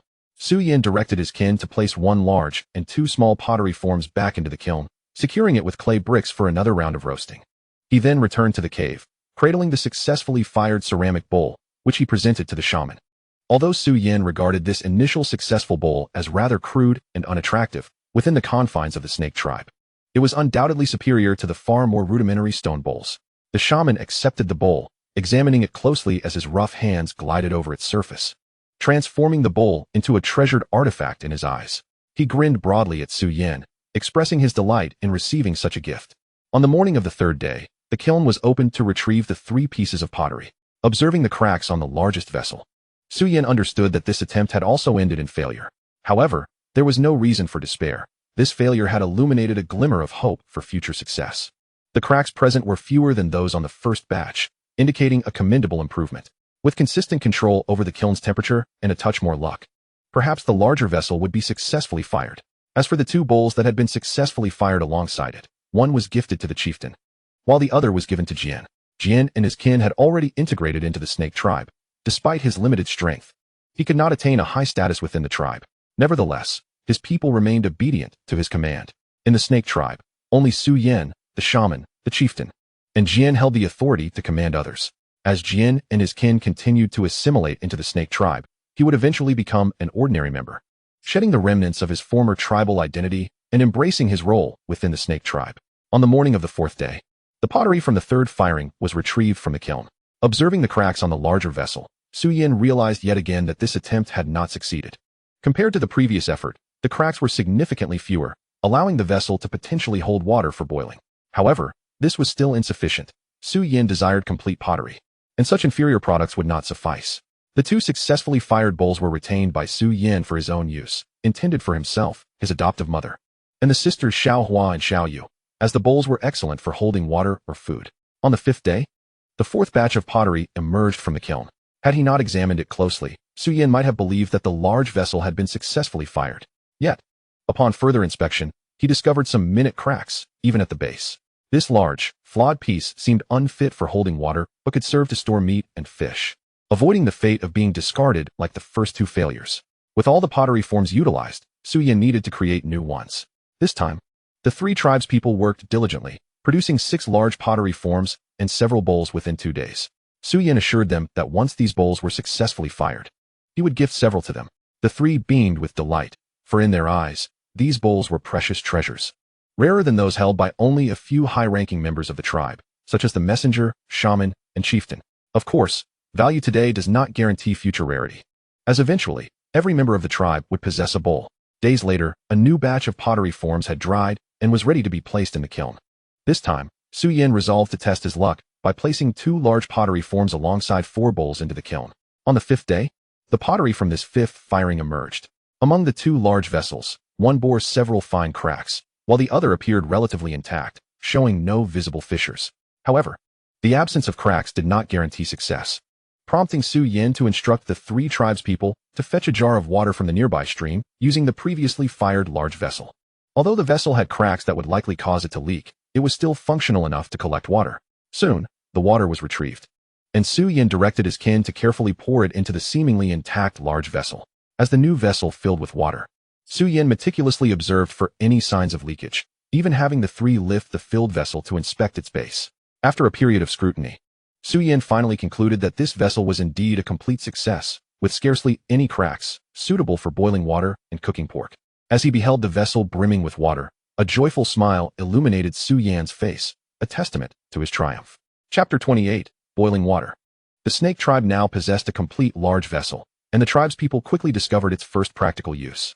That night, parched members of the tribe fetched a bowl of water from the large vessel, quenching their thirst with ease. Previously, the cumulative capacity of all stone bowls and basins in the tribe could not match even a third of the large vessel's capacity. Thus, even during the night, when thirst struck, the tribespeople often endured the discomfort until they could indulge in a small sip of water. Now, they could finally drink freely. Observing the tribespeople drawing water from the large vessel, Su Yin shook his head in exasperation. The water was drawn directly from the river, teeming with unknown bacteria. Regular consumption of river water could easily lead to illness, especially among vulnerable children, whose premature deaths were often attributed to drinking contaminated water. The following morning, Su Yin first gathered the 3 tribespeople to commence the next kiln firing. He left one behind to tend the fire while he and the other 2 set about constructing a cooking platform. The construction was quite simple, requiring only 9 clay bricks, arranged into 3 stacks laid parallel or perpendicular to the left, right, and front, leaving one side open for the fire. This constituted a rudimentary cooking platform, upon which the large vessel would be placed for heating. The large pottery was thoroughly washed and filled with water, while beneath it, kindling was added to ignite a fire. Under the searing flames, the temperature of the water within the large pottery began to rise gradually. Observing this scene, Su Yin was suddenly struck by an idea. A lid should be fashioned for the large pottery to expedite the boiling process. Since the lid would not be in direct contact with the flames, it could be crafted from wood. However, considering the stone tools available in the snake tribe, it was uncertain how long it would take to create a wooden lid. Thus, it seemed more practical to simply make a ceramic lid. Resolute in his decision, he set to work while the other 2 tribesmen tended to their respective fires, and the remaining one ventured to the riverbank to collect clay. Before the clay could be retrieved, the water in the large pottery had already reached a boil. They ceased adding more kindling and awaited the flames to extinguish, letting both the large pottery and the water within cool down. Once the clay was brought back, under Su Yan's guidance, 2 round lids, resembling the base of the large pottery, were completed in no time. Each lid featured a clay handle, which Su Yin personally crafted, striving to ensure that the handles would not break when lifting the lids post-firing. By evening, as the kiln was opened, it was revealed that both large pottery pieces bore minor cracks, rendering them defective and suitable only for storing food. Failure was a commonplace occurrence. The previously flawless large pottery had been a stroke of luck, and Su Yin could not guarantee success with every batch. Fortunately, despite the failures, the defective pieces still had their uses, thus not rendering the effort a waste of time. In contrast, the few ceramic bowls had emerged unscathed, and Su Yin distributed one each to the 3 diligent female tribesmen who had been assisting him. They accepted the bowls with great care, treating them as treasures, fearful of damaging them. Soon, the first month of spring came to an end. Following the customs of his previous life, Su Yin divided the year into 12 months, 3 for spring, 3 for summer, 3 for autumn, and 3 for winter, with the first 11 months each consisting of 30 days, while the remaining days were accounted for in the final month. During this month, the construction of the snake tribe's fortified walls had progressed to nearly halfway, with expectations that completion would align with the end of the second month of spring, after which they would commence building houses. Within this period, only one child under the age of 1 had passed away, as the hunting team reduced their outings due to the ongoing wall construction. Fortunately, the fishing team consistently provided ample food, allowing the hunting team to capture prey without exerting their full strength, significantly minimizing losses. Over the course of the month, only 3 members of the hunting team sustained injuries, with one suffering a slightly more serious wound, yet it remained uninfected and was expected to heal within 2 weeks, while the other 2 only incurred minor injuries that began healing the following day. Su Yin remained tirelessly engaged in pottery making, ultimately increasing the number of intact large pottery pieces to 5, while the smaller ceramic bowls were plentiful enough for every tribesman in the snake tribe to possess one, often with extras. Satisfied with the number of large pottery pieces at hand, on the day before dinner, Su Yin instructed his tribesmen to bring a large pottery filled with water to the fire pit, the water being cool boiled water. At this moment, due to the impending dinner, the tribesmen gathered around the fire. The shaman was also summoned from the cave by Su Yin, pointing to the large pottery beside him. Su Yin addressed the tribesmen. The deity has revealed to me that the river water is toxic. Prolonged consumption will lead to illness. We can eliminate this toxicity by boiling the river water with fierce flames, rendering it safe for drinking and reducing our chances of falling ill. Su Yin had previously discussed this matter with the shaman and the chief, and upon finishing his proclamation, both the shaman and the chief knelt on the ground, followed by the other tribesmen, who also knelt in reverence. We heed the divine oracle. For the people of the snake tribe, the words of the deity were absolute. They were obliged to follow divine commands, for those who defied them would be forsaken by the gods. To ensure that the tribesmen had access to cool boiled water at all times, they would typically prepare 2 buckets of it. Once a bucket was emptied, they would swiftly boil more water, and before bedtime, 2 buckets of cool boiled water would also be prepared within the cave. This was not merely a matter of hydration. Su-yin had also experimented with boiling fish and game meat in water, but after a single attempt, he temporarily abandoned this cooking method. Without spices, boiled fish and meat were far from palatable, leading him to prefer roasting, which left him feeling quite helpless. Yearning for salt, spices, a bowl of rice, and a steamed bun, Su-yin, a former glutton in his past life, found the monotonous routine of roasted fish and game in this primitive era increasingly intolerable. Longing to savor the delights of his previous existence, salt, spices, and grains might be found in the woods beyond the snake tribe's dwelling. Being underage, coupled with his identity as a divine messenger, made it challenging for Su-yin to venture to the riverbank, as the tribesmen were hesitant to let him take risks in the perilous woods. He had considered asking the hunting and fishing teams to search for the things he needed in the forest during their outings, but soon realized it would be difficult to convey to the tribesmen what precisely he sought. If he requested them to bring back samples of every plant in the woods, it would be a cumbersome task, as the majority of the vegetation consisted of wild grasses, with many toxic plants also present. Thus, he could only temporarily abandon this pursuit, planning to seek out what he needed once he came of age and had acquired sufficient strength. Chapter 29, Pioneering a New Path. The emergence of large pottery held profound significance for Su-yin. Throughout history, humanity has maintained a commendable habit of cleanliness. Primitive people were equally inclined towards hygiene, unless during the winter when they spent most days confined to caves, unable to tidy their surroundings or maintain personal hygiene. They would swiftly clean their caves and themselves thoroughly once winter had passed. Of course, primitive people had not yet reached the level of washing their faces and hands every morning or washing their hands before meals and after relieving themselves. They could only achieve what they deemed clean. The people of the snake tribe would occasionally journey to the riverbank to bathe together. However, Su-yin found the prospect of bathing in the river quite unpleasant, not to mention the awkwardness of nudity in mixed bathing. The method of bathing was laborious. The river teemed with fish that could be aggressive, deterring the tribesmen from entering the water, while the wild beasts in the woods also refrained from approaching the water. Fish were fierce creatures within the water, but could be easily caught once on land. Due to the presence of fish, people could only scoop water with their hands and pour it over themselves, a laborious process that left them exhausted. With the advent of ceramic bowls, the people of the snake tribe could use them to scoop water for bathing, a far more efficient method than using their hands. Yet, for Su-yin, regardless of whether using hands or bowls, it remained inconvenient. He even entertained the thought of crafting an oversized pottery piece to serve as a bathtub. But achieving this goal would necessitate a larger kiln and significant time investment. Clearly, expending such effort solely for the purpose of bathing was unwarranted. Thus, Su-yin opted to utilize the successfully fired large pottery instead. Choosing the northeast corner of the fortified walls, he enclosed a small area with branches and animal hides. Then brought 3 intact large pottery pieces and 2 with minor cracks, rallying several tribesmen to assist. In a groundbreaking initiative, Su-yin mobilized her kin for the purpose of bathing. Utilizing a flawed large ceramic vessel, she fetched water from a nearby stream and poured it into an intact large ceramic pot, which she then placed on the stove, adding kindling to heat the water. Once the water reached a boil, she employed a larger ceramic bowl to ladle out hot water into another complete large pot, simultaneously adding cool water to temper its temperature. When the large pot was filled to the brim, 2 tribesmen lifted it to the designated area that Su-yin had partitioned. There, she indulged in the luxury of water. Or rather, her bath. As the first person to enjoy a hot bath, Su-yin unwittingly forged another new path. After bathing, although her skin retained its deep hue, she felt an overwhelming sense of relaxation wash over her, an exquisite comfort that was incomparable to splashing water over herself by the riverbank. The bathing ritual did not conclude there, as Su-yin had yet to cleanse her hair.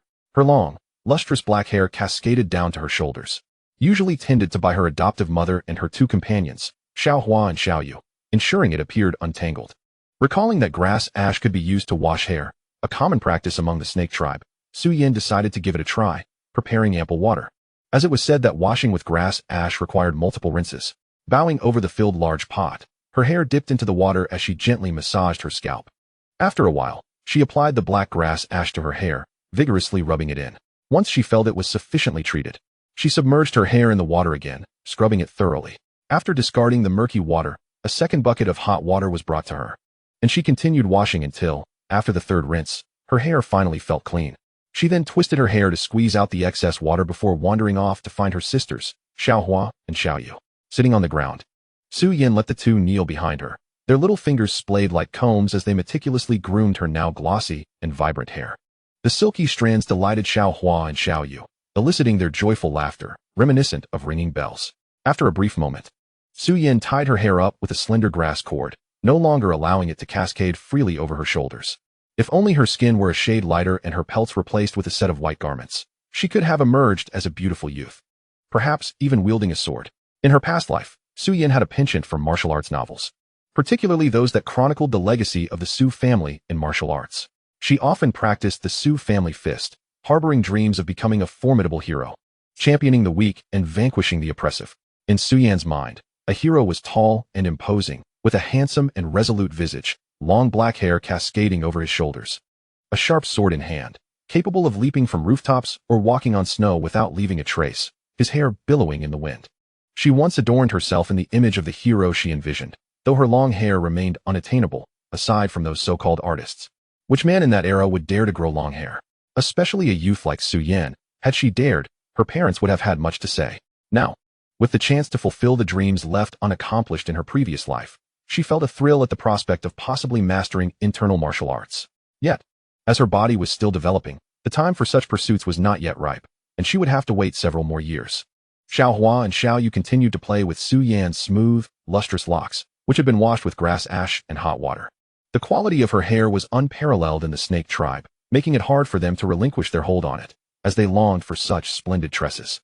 However, to bathe and wash her hair, Su Yin had summoned several tribesmen and multiple large ceramic vessels. Aside from her, only the shaman and the chief enjoyed such privileges in the snake tribe. Even though Xiao Hua and Xiao Yu shared a close bond with Su Yin, they were not entitled to the same treatment. They could only fetch water from the stream using ceramic bowls, and at most, due to Su Yan's influence, they could utilize a single large pot. In the snake tribe, the production of bricks had never ceased, nor had the crafting of ceramics. Both intact and slightly flawed large pots were immensely valuable. The intact vessels could hold water and be used for boiling, while those with minor cracks could be placed outside caves to store the fruits gathered for winter, far superior to merely storing them in a pile of grass. As autumn waned and the chill set in, these large pots could also hold fish and game meat, providing a convenient means of storage. Chapter 30. The Concept of Weaponry, Part 1. The construction of the surrounding walls proceeded methodically, expected to conclude by the second month of spring. The task of crafting ceramics remained with the 3 tribesmen that Su Yin had trained. For now, they sufficed. The smaller bowl-shaped ceramics were already plentiful within the snake tribe, so Su Yin instructed them to halt production and concentrate on creating larger pots and their corresponding lids. Occasionally, Su Yin would lend a hand, crafting various ceramic forms such as plates and basins, which were robust and had a fair success rate in firing. As for extremely thin ceramics, success could not be achieved until their firing techniques reached a certain level. Lacking experience in that regard, Su Yin could only rely on time to experiment gradually. With her time now abundant, she practiced martial arts and taught literacy and Mandarin, yet she would not allow herself to be idle, actively seeking new endeavors. The fish traps provided the snake tribe with ample sustenance, while brickmaking and wall construction safeguarded their dwellings from wild animal incursions. The introduction of these 3 innovative techniques brought significant transformations to the snake tribe. Should these advancements continue to develop normally, in a decade or so, the snake tribe would emerge as the largest tribe in the region, with a population surely exceeding 500, perhaps even far surpassing that number. After careful consideration, Su Yin identified a notable deficiency within the tribe: weaponry. The weapons employed by the snake tribe were a haphazard assortment, including stone axes fashioned from sharp stone shards affixed to short wooden handles, and spears crafted from slender, pointed stones attached to long poles, alongside the use of robust wooden clubs and even bare stones. The mightiest weapon wielded by the strongest members of the tribe was a stone, roughly the size of a palm. Each time they ventured out for a hunt, the strongest would carry a leather pouch filled with about 10 palm-sized stones, some stained with blood, a testament to their successful hunts. With his immense strength, he could hurl a stone at prey with great force, should it strike the head. There was a considerable chance of instantly killing or gravely injuring the target. Even a body shot held a 50% chance of inflicting serious harm, often resulting in shattered bones. Although not particularly clever, his stone-throwing skills were undoubtedly among the best in the snake tribe, consistently contributing the most during hunts. With his strength and keen aim, he could be likened to a self-propelled cannon, an ancient type that fired solid spherical projectiles. During the daylight hours, the members of the snake tribe busily engage in various tasks such as hunting, fishing, brickmaking for wall construction, pottery firing, and weaving fish traps, among others. As evening descends and dinner is consumed, darkness envelopes the surroundings. Yet, the people remain alert and industrious, their activities illuminated by the flickering flames of the bonfire. Most notably, they dedicate themselves to the meticulous organization of their weapons. Stones and wooden sticks are readily replaced if deemed inadequate, but stone axes and spears are irreplaceable. The stone tools affixed to the wooden shafts are of paramount importance. They must be securely bound with grass ropes to ensure their stability. This labor is primarily conducted after the evening meal, allowing for a final inspection before embarking on the following day's hunting expedition. After much contemplation, Su Yin identifies numerous deficiencies within the weaponry system of the snake tribe. The most critical flaw lies in the tribe's exclusive possession of offensive weapons, devoid of any defensive armaments. The absence of such protective gear poses severe consequences. Consider the scenario wherein a hunting party encounters a pack of wolves in the wilderness. As the wolves charge, the hunters are left to confront these fierce creatures armed only with their offensive weapons against the wolves' sharp claws and teeth.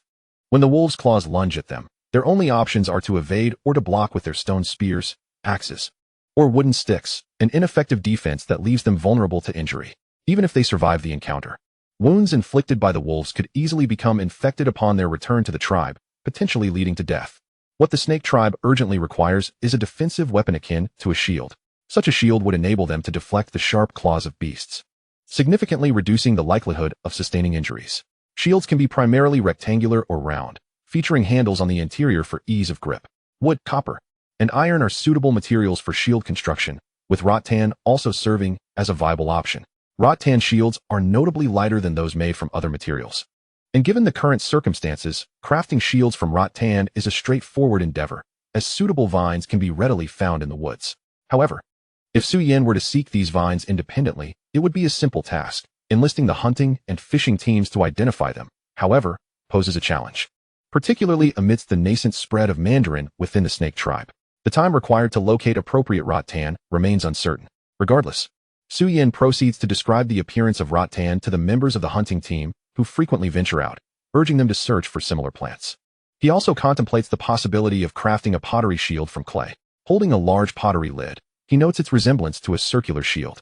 However, he quickly dismisses this notion, recognizing that while pottery shields may appear sturdy, they could easily be shattered by a single blow from an adult male member of the tribe. Many beasts in the forest possess strength comparable to that of humans and could similarly break a pottery shield with a single swipe. Thus, such shields prove to be of limited utility, far inferior to the resilience offered by rattan shields. Setting aside the idea of defensive shields for the moment, Su Yin shifts his focus to offensive weaponry. In the Stone Age, prior to the advent of bronze, the offensive weapons available to humanity are limited to those currently utilized by the snake tribe: stone spears, stone axes, wooden sticks, and stones. Stone spears, axes, and sticks are primarily melee weapons, while stones serve as ranged weapons.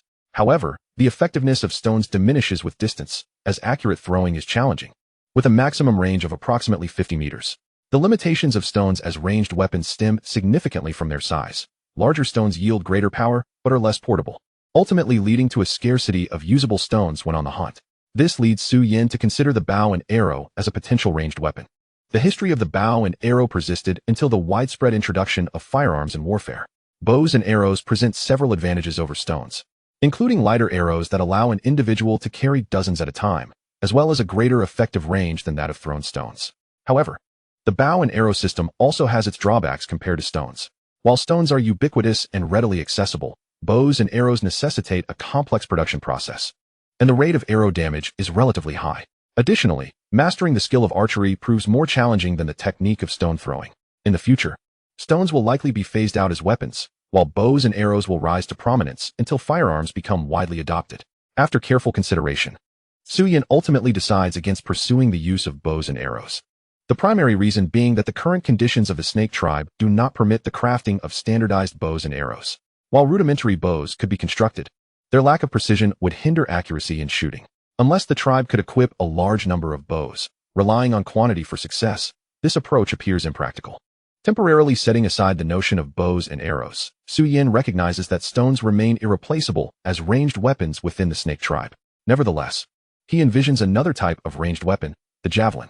The stone spear, or lance, serves as one of the primary weapons of the hunting crew, predominantly utilized in close combat, although it may also be thrown in certain situations as a mid-range weapon.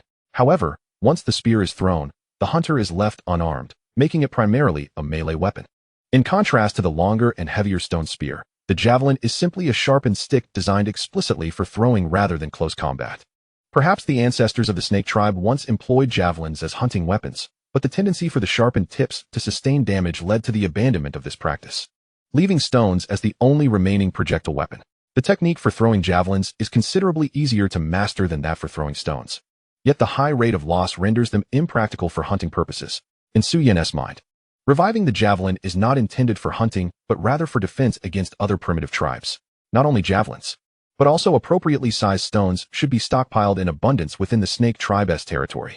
One can never predict when another primitive tribe may launch an attack on the snake tribe. While they have established walls to defend against wild beasts, humans will invariably devise methods to breach these barriers. Should another primitive tribe approach, the members of the snake tribe could stand behind the walls armed with javelins and stones, ready to hurl them at the intruders. In their leisure time, the tribe should also practice throwing stones and javelins. Rattan shields, javelins, and stones become focal points for Su Yan. While rattan shields are set aside for now, the stockpiling of javelins and stones is a feasible project. The hunting and fishing teams can search for these resources on their way back to the tribe, while the crafting of javelins can be accomplished during the time between dinner and bedtime. As the height of the walls increases, the safety of the snake tribe's settlement enhances, allowing the tribespeople to remain outside even after dark, gathered around the bonfire to engage in various activities. Once the wall construction is completed, plans will be made to clear the surrounding woods, further fortifying the tribe's dwelling and eliminating the need for large stones to barricade doors or for bonfires outside the caves at night. Su Yan summoned the shaman and the chief and disclosed to them the matter of stockpiling stones and crafting short spears, elucidating the rationale behind these reserves and weapons without invoking any divine authority. Though merely a youth, not yet of age, Su Yan bore the status of a divine envoy and had introduced fish traps, brick walls, and pottery to the snake tribe, even absent the invocation of divine sanction. The shaman and chief earnestly heeded his counsel. Both the shaman and the chief were middle-aged men, the chief approximately 30 years old, and the shaman somewhat elder. Whereas Su Yan had yet to witness conflicts between tribes, both the shaman and the chief had encountered such strife. In a winter of a certain year, another tribe launched a sudden assault on the snake tribe. The snake tribe rallied in resistance, ultimately repelling the invaders, but at the cost of losing over a dozen adult members, with many others wounded, some grievously disabled, and incapable of hunting or fishing thereafter. Hunting parties often crossed paths with those from other tribes, and on several occasions, disputes over game had escalated into violent clashes, resulting in injuries and fatalities among the tribe's members. Survival in this world mandated that the snake tribe remain vigilant against other primitive tribes, for at any moment, they could become adversaries and launch attacks. As for Jian and his kin, who had assimilated into the snake tribe, their original tribe was too diminutive, comprising merely a handful of adults, to pose any significant threat. After some contemplation, the shaman and chief endorsed Su Yan's proposal. The chief then issued an edict to the entire tribe. Whenever returning from expeditions, members should bring back suitable stones. After supper, if unoccupied, they were to grind these stones into short spears. Additionally, during leisure time, a portion of the adults, both men and women, and even adolescents nearing adulthood were to practice throwing short spears and stones. In the event of an actual enemy incursion, these youths, collectively, would constitute a formidable fighting force. Upon the chief's decree, the tribe unanimously pledged obedience. In this era, survival was contingent upon tribal unity. Venturing alone into the wilderness was perilous and short-lived. The Ultramen were integral members of the tribe, tasked with fulfilling communal duties, and the newly decreed assignments were relatively straightforward. Collecting stones was well within their capabilities, requiring minimal exertion. Consequently, in the ensuing days, many returned from excursions clutching stones, depositing them at designated sites within the tribe. After evening meals, if no pressing matters arose, the tribe's members would take wooden sticks and fashion them into short spears, storing the finished weapons in the cave for safekeeping. While stones endured exposure to the elements, the short spears were vulnerable to rain and wind, necessitating their shelter within the cavern. As days elapsed, the second month of spring drew to a close, ushering in the 5th day of the 3rd month. The project to heighten the encircling wall was completed, awaiting the advent of the rainy season to set controlled fires outside the wall on overcast days, thereby clearing portions of the forest and creating open spaces. Though the wall was finished, the tribe continued producing earthen bricks in preparation for constructing dwellings. Chapter 32, Building Houses, Part 1. Erecting houses was far more complex than assembling walls by stacking bricks. Numerous considerations arose: the dwelling's dimensions, waterproofing the roof, insulation, and more. Moreover, Su Yin intended to incorporate heated brick beds and cooking stoves within the houses. The architectural plans had been devised the previous year and sketched upon stone slabs. The standard house for ordinary tribes people measured 2 meters in width and 7 meters in length, appearing rather elongated. The front wall stood 2 meters tall, while the rear wall reached 2 meters, resulting in a slanted roof designed to channel rain and snow efficiently downward. The only opening, a 70-centimeter wide, 7-meter-high entrance, was located on the front facade and typically covered by a large animal hide, serving as a door. Inside, no heated brick bed was constructed. Instead, a central earthen brick stove was built, complete with a chimney to vent smoke, preventing the interior from filling with smoke when fires were lit. This stove served dual functions, providing warmth and acting as a cooking hearth, suitable for boiling water in large pottery vessels or roasting meat directly atop the flames. The roof was arguably the most challenging yet critical component. Without tools like axes, the framework consisted of wooden poles approximately the thickness of an adult forearm, arranged at intervals between the front and rear walls. Thinner sticks, about finger-sized, were laid perpendicularly and secured with grass ropes, forming a sturdy skeleton. Large, broad leaves, up to 1 meter long and 30 to 40 centimeters wide, that could be preserved when dried, were layered twice over this frame. A thick layer of dried grass was then added, topped by another double layer of leaves, each square meter weighed down by 4 ordinary earthen bricks. This assembly ensured substantial rain protection and insulation. Designed to accommodate 10 inhabitants comfortably, the standard house allotted roughly 3 people per 4 square meters, with a maximum capacity exceeding 20. In addition to the standard houses, Su Yin designed special dwellings for himself, the shaman, and the chief. These measured 3 meters wide by 4 meters long, smaller in total area, with a front wall 1 meters high and a rear wall 2 meters tall. The interior layout differed, partitioned by an inner wall dividing the space into an inner chamber, 5 meters wide, and an outer room, 5 meters wide. Entry was through the outer room. Proceeding to the inner chamber, both the front wall and inner partition featured 7-meter wide, 7-meter high doorways, each covered by large animal hides. The front half of the outer room housed a cooking stove adjoining the inner wall, while opposite, in the inner chamber, lay a heated brick bed measuring 5 meters by 8 meters. The stove's fire warmed the bed, and a brick chimney was installed at a corner to vent smoke. Constructing the heated bed was laborious. A 1-meter-high, 5-meter-long brick wall was built at the 8-meter mark, filled inward with earth to a height of 80 centimeters. Then leveled. This required specialized earthen bricks, distinct from the ordinary ones measuring 20 by 10 by 5 centimeters. These special bricks measured 30 by 30 by 5 centimeters, with each equating to 4.5 standard bricks. A layer of these larger, specially crafted earthen bricks was meticulously laid flat upon the soil.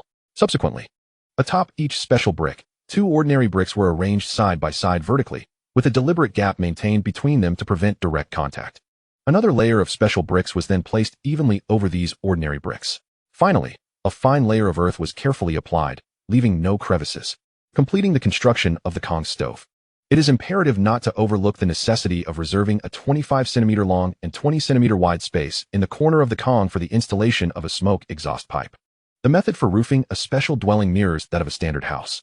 Consequently, the time required to erect a special house is nearly sufficient to build 2 standard houses. The special house accommodates up to 5 occupants. Exceeding this number would render the space uncomfortably cramped. Nevertheless, due to the presence of the Kong stove, the special house offers greater comfort than the standard one.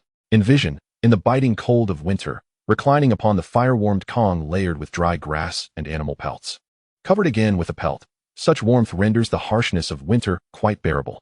Su Yin intended to construct only 3 special houses for the time being, reserving occupancy for himself, the shaman, and the leader, while building numerous standard houses to accommodate the wider tribe. A significant population surge within the snake tribe without adequate housing would indeed be distressing. Su Yin had already designed both the standard and special houses to suit the current conditions of the snake tribe. The next step was actual construction. A prototype house would be built first. Any deficiencies identified could be promptly rectified. Once the inaugural house was finalized, mass construction could commence. Following the formal completion of the wall heightening project, the housing construction would begin immediately. As the originator of the housing initiative, Su Yin assumed the role of overseer and actively participated alongside the tribespeople until the first house was completed. Foundations were essential for the houses. Su Yin marked a line 1.5 meters from the wall with a wooden stick, leaving this distance as a crucial buffer zone. Initially, the entire labor force of the snake tribe was not required for housing construction. At most, only 1/5 of the workforce was needed. The remainder continued producing earthen bricks and constructing a low brick wall, merely 1-2 meters high, along the inner side of the enclosure wall without a foundation. This low brick wall served a strategic purpose. In the event of enemy attack, the tribe members could stand upon it, exposing only their upper bodies over the enclosure wall to hurl short spears and stones at the assailants. It was unfeasible to build the house's rear wall directly adjacent to the enclosure wall, or to use the enclosure wall as the house's rear wall, as the roof could not support the weight of an adult standing upon it, risking collapse. Hence, houses were constructed at a safe distance from the enclosure, complemented by a low brick wall abutting the enclosure. Chapter 33, House Construction, Part 2. Approximately 1.5 meters from the enclosure, Su Yin traced a rectangle measuring 7 meters in length and 2 meters in width using a wooden stick. He then outlined a larger rectangle around it, spaced 20 centimeters apart, enveloping the smaller rectangle. The space between these two rectangles designated the foundation area. Su Yin ordered the tribespeople to excavate the soil within this zone to a minimum depth of 30 centimeters. After the foundation pit was prepared, the tribespeople began assembling the walls by layering earthen bricks coated with clay in the manner employed previously for the enclosure walls, stacking them meticulously until the house's outline emerged. Notably, Su Yin continued to use the brick's length as the thickness of the walls. Compared to using the brick's width, this greater thickness provided superior insulation during winter, much like the Snake Tribe's inhabited caves, whose walls at their thinnest exceed the length of an earthen brick. The cave entrances were blocked with large stones, mitigating the cold's impact inside, at the very least. The tribespeople clad in animal pelts resting upon dry grass would not succumb to the cold. Although houses offered slightly less insulation than caves, the presence of a stove inside compensated by providing additional warmth, making houses potentially more comfortable than caves for ordinary tribespeople. Su Yin directed 10 tribesmen in constructing the Snake Tribe's first house, while other adult members continued fishing and hunting, dedicating their remaining daylight hours to producing earthen bricks. Additionally, Su Yin instructed the leader to lead the hunting party to procure materials necessary for construction, such as wooden poles the thickness of an arm, slender sticks the size of fingers, broad leaves, and various grasses. The materials brought back by the hunting party underwent processing. Tree trunks were stripped of small branches, and leaves and grasses were dried for a period. By chance, Su Yin noticed a valuable plant among the drying grasses in the open area, Weissen, nearly leaping with joy. As a practitioner of traditional medicine, Su Yin was intimately familiar with Weissen, also known as Wahua or Xiangtianchao. It belongs to the Crassulaceae family, a biennial herb widely distributed across regions. Weissen's leaves are alternately arranged with spines, ranging from linear to lanceolate shapes, and its dense racemose inflorescence can form a pyramid shape up to 20 centimeters wide. The flower stalk can reach several centimeters long. Sepals are oblong, petals red and lanceolate elliptic. Anthers purple. The fruit is nearly quadrangular, with elongated pods and fine beaks, containing numerous small, ovoid seeds. It blooms in August and September, with fruiting in September and October. Harvesting occurs in summer and autumn during flowering after removing roots and impurities, followed by drying to obtain the useful parts. Weissen's principal effects include cooling the blood, stopping bleeding, detoxifying, and promoting wound healing. It is efficacious against ailments such as hematmesis, epistaxis, bloody dysentery, hepatitis, malaria, heat strangury, hemorrhoids, eczema, carbuncles, furuncles, scalds, and burns. Depending on the condition, it can be administered orally or applied externally. While Weissen holds modest value in modern times, in a primitive era its worth escalates exponentially, verging on a divine remedy. Carefully retrieving Weissen from the grass pile, Su Yin presented it to the leader and hunting party before evening meal, instructing them to vigilantly seek out Weissen during future expeditions. They were advised not to harvest it immediately upon discovery, but to wait until flowering. The leader and hunting party memorized Weissen's appearance attentively, preparing to search diligently on their next outing. Collecting Weissen en route alongside stones posed little inconvenience to the hunting party. The serendipitous discovery of Weissen was undoubtedly excellent news for Su Yin. However, he felt considerable frustration regarding the other item. He tasked the hunting party to find vines. The hunting party had indeed found some vines, but none met the criteria. Some were too slender, others lacked sufficient toughness, rendering them unsuitable for weaving vine shields. Su Yin resolved to continue the search, for acquiring appropriate vines promptly would enable the hunting party to equip themselves with shields capable of repelling the sharp claws of wild beasts. Construction of the house proceeded. After erecting the 4 walls, the next step was not roofing but building a stove within the interior. This stove was cubic, with its base in direct contact with the ground without brickwork, while the other 5 sides were constructed of bricks. It featured 3 openings, one large one atop for adding firewood when unlit, and for placing large ceramic vessels to boil water or roast meat and fish once the fire was alight. Another opening at the lower front, and a third at the upper rear. The front opening is specifically designed for the addition of firewood, even after the stove is ignited. It allows for intermittent replenishment of fuel. Additionally, a clay brick should be prepared. If thick smoke billows from this opening, it can be used to cover it. The rear opening serves as a smoke vent, constructed with clay bricks to create a flue that extends outside the dwelling, ensuring that minimal smoke accumulates within the house, while most is expelled outside during the stove's operation. Soon, the smoke vent is completed. But the construction of the roof is paramount. Should the roof be inadequate, it would leak during rain and allow cold drafts in winter, deterring the snake tribe's people from residing in such a dwelling, even if they were cramped in a cave. To erect the roof, 2 tools are required, a ladder and a stool. These were already retrieved by Su Yin during the construction of the walls, and their assembly is quite straightforward. The ladder consists of 2 long wooden poles, each at least as thick as an adult's arm, and a shorter, thicker pole the width of an adult's shoulders. The longer poles are placed parallel to each other, while the shorter ones are secured at intervals with grass ropes, resulting in a ladder crafted swiftly. The stool, unlike modern interpretations, is constructed from 5 thick wooden poles, with 4 arranged into 2 crossed pairs and tied with rope. The remaining pole is placed atop these, resembling a rudimentary grill, thus forming a very basic yet functional stool. Using the ladder and stool, the tribe's people can easily position wooden poles against the front and back walls, and then tie slender sticks to these poles to create a roof framework. On the roof frame, 2 layers of broad leaves are laid down, followed by a thick layer of dried grass, then another 2 layers of wide leaves, and finally, clay bricks are placed on top to prevent the wind from sweeping the leaves away. A piece of animal hide is then used to cover any gaps in the dwelling, marking the completion of a standard residence for the tribe. On the 3rd day after the house's completion, Su Yin instructs several tribespeople to splash water on the roof using ceramic bowls, continuing this from dawn until dusk for 3 consecutive days, resulting in only a few drops of water seeping through. Su Yin recognizes that the dwelling meets the necessary standards for habitation. While the winter insulation remains uncertain, it is evident that the house will not leak during the rainy season. Next, a large-scale construction of houses is to commence.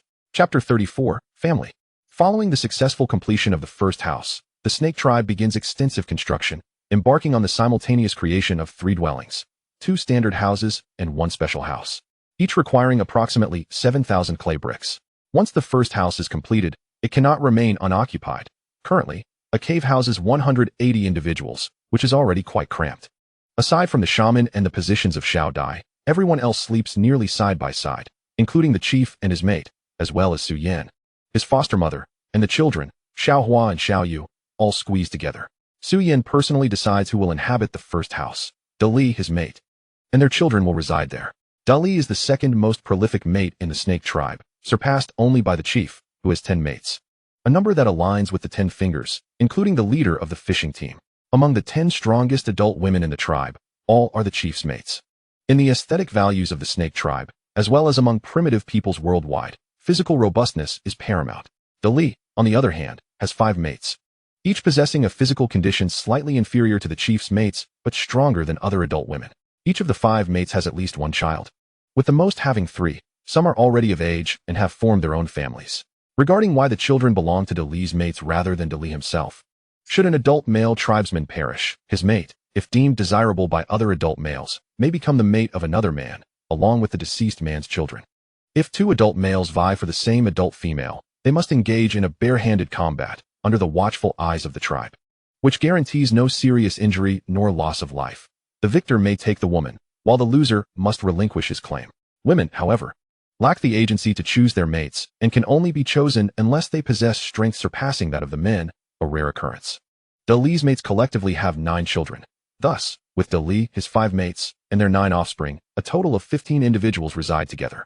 The standard house can comfortably accommodate 10 adults, making it easy to house 6 adults and 9 children. The first house of the snake tribe is entrusted to Dali's family, marking the inaugural emergence of the term family in this world. Originally practicing communal living, the snake tribe takes a tentative step towards privatization. Though this initial step appears insignificant, it will inevitably lead to profound transformations in the future. A family fundamentally consists of a male head and a female head, along with their children. Together, these 3 elements form a complete family. The absence of any one component renders the family incomplete, and if only one remains, it ceases to be a family. Under the watchful eyes of the tribespeople, Dali's family moves into the first house of the snake tribe, inciting curiosity among both adults and children, as they have always lived in caves and have never experienced life outside such confines. Dali, with his robust physique and simple mind, beams with a broad smile while observing the house, as his children joyfully bounce in and out. Meanwhile, 3 of Dali's 5 mates busily adorn the interior, while the remaining 2 are pregnant, their bellies already swollen, with children expected to arrive in the autumn. The experience of residing in a house compared to a cave is markedly different. Living in a house is considerably more comfortable. Although the cave is spacious, its entrance is quite small, preventing sunlight from illuminating every corner, resulting in many damp and dark areas within. While the primitive people's physical resilience mitigates health issues, sleeping in such a gloomy and humid environment is hardly conducive to comfort. The newly constructed house, however, differs, despite its elongated shape, which leaves much of the interior in shadow. The presence of a stove allows for the dispelling of dampness when lit.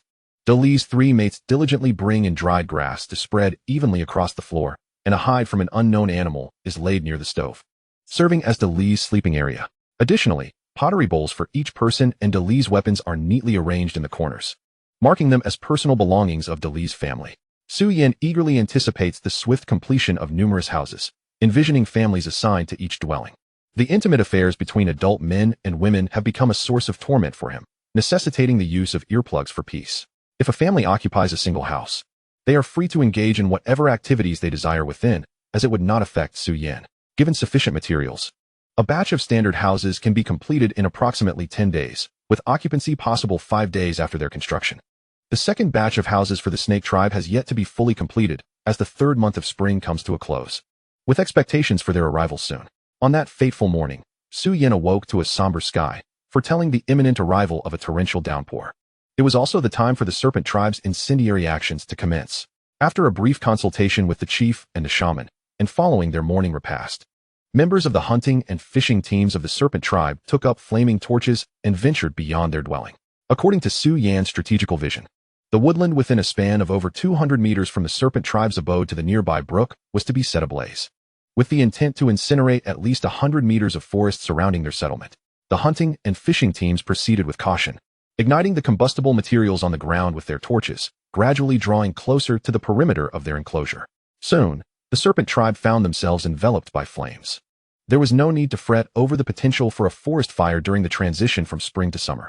Although the landscape was lush with greenery, many dead branches, leaves, and weeds lay strewn upon the ground, untouched by insects or bacteria. Outside the serpent tribe, a roaring inferno surged forth, voraciously consuming everything in its path, while the walls of their settlement served as a barrier, preventing the flames from encroaching further and forcing them to spread outward with relentless vigor.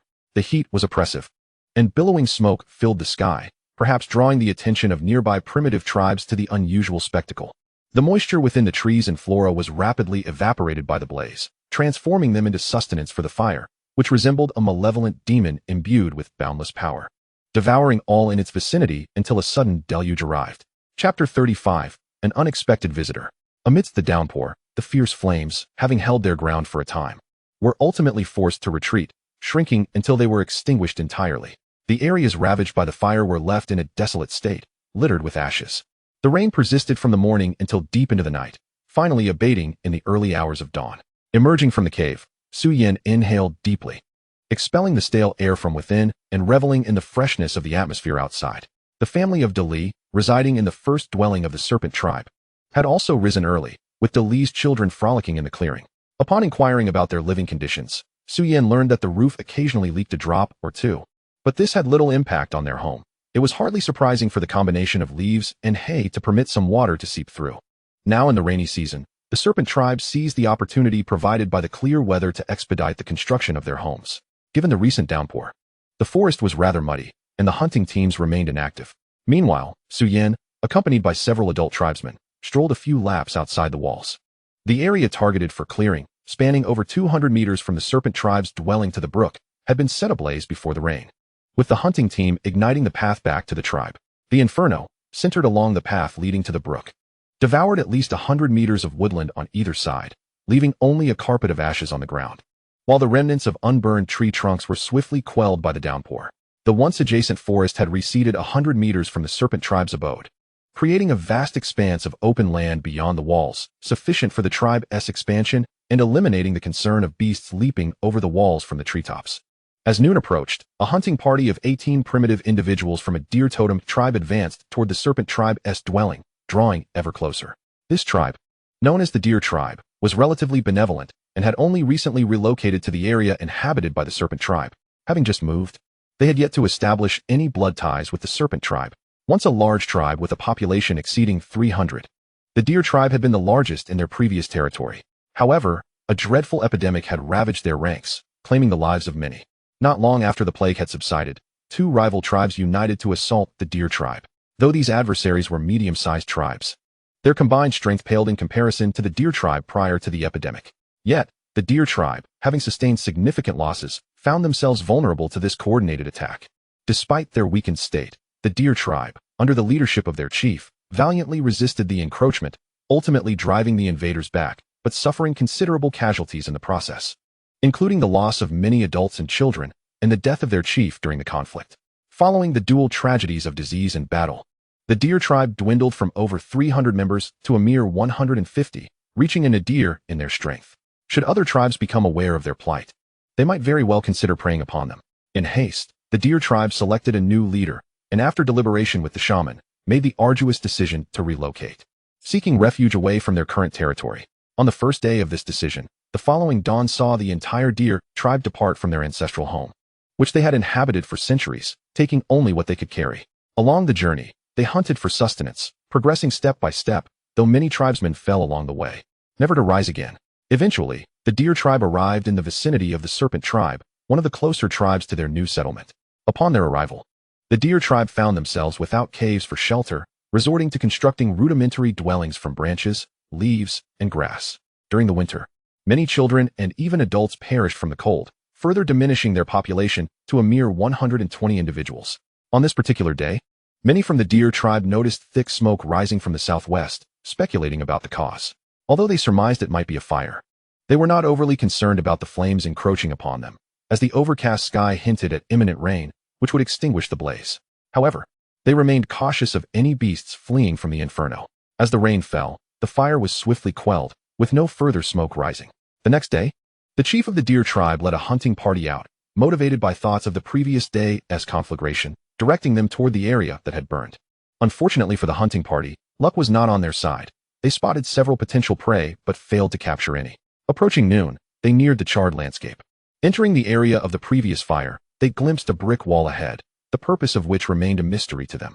Driven by curiosity, they approached the wall, hearing faint sounds emanating from behind it. As they drew nearer, they discerned voices akin to their own, compelling them to investigate further. Just then, a member of the Serpent Tribe happened to stand atop a low wall behind the enclosure, catching sight of the approaching hunting party from the Deer Tribe. The two groups locked eyes, momentarily frozen in surprise. The Serpent Tribesman was the first to regain his composure, turning to shout, "Enemies! We are under attack." Upon hearing the sound, the adult clansmen within the walls swiftly retrieved their weapons and rushed towards the eastern barricade. The hunting party of the Deer Tribe, startled by the noise, remained frozen in place, at a loss for what to do. They had approached out of curiosity, not anticipating that a figure would suddenly emerge atop this contraption, let alone that behind it lay a serpent tribe larger than their own. Before long, a row of several dozen silhouettes appeared atop the eastern barricade of the Serpent Tribe, armed with either short spears or stones, aiming at the 18 members of the Deer Tribe's hunting party not far away. Upon witnessing such a sudden appearance of so many individuals on the wall, the leader of the Deer Tribe felt a jolt of apprehension, realizing the dire nature of the situation. Observing the overwhelming numbers of the opposition, he contemplated retreating with his hunting party. However, with the enemy's weapons trained upon them, any attempt to withdraw could result in an attack. Thus, they could only raise their own weapons in a standoff. Typically, when members of two tribes encounter one another, unless one side is particularly belligerent, they would not engage in battle without provocation. The Deer Tribe was not a warlike faction, nor was the Serpent Tribe known for aggression. The members of the Serpent Tribe stood atop the low wall with their weapons at the ready, awaiting their leader's command to strike the perceived foe. Yet, the leader, gazing at the opposition, hesitated to issue the order for attack. Chapter 36, Wisdom and Fate. The leader recognized these unexpected visitors. Over the past 2 years, he had encountered them numerous times in the woods with his hunting party, and no conflicts had arisen between them. On one occasion, the opposing tribe had injured a prey, only to be fortuitously intercepted by his own hunting party. However, as the serpent tribe was not in want of food, and to prevent any conflict between the two hunting parties, the leader had returned the prey to the deer tribe that had followed behind.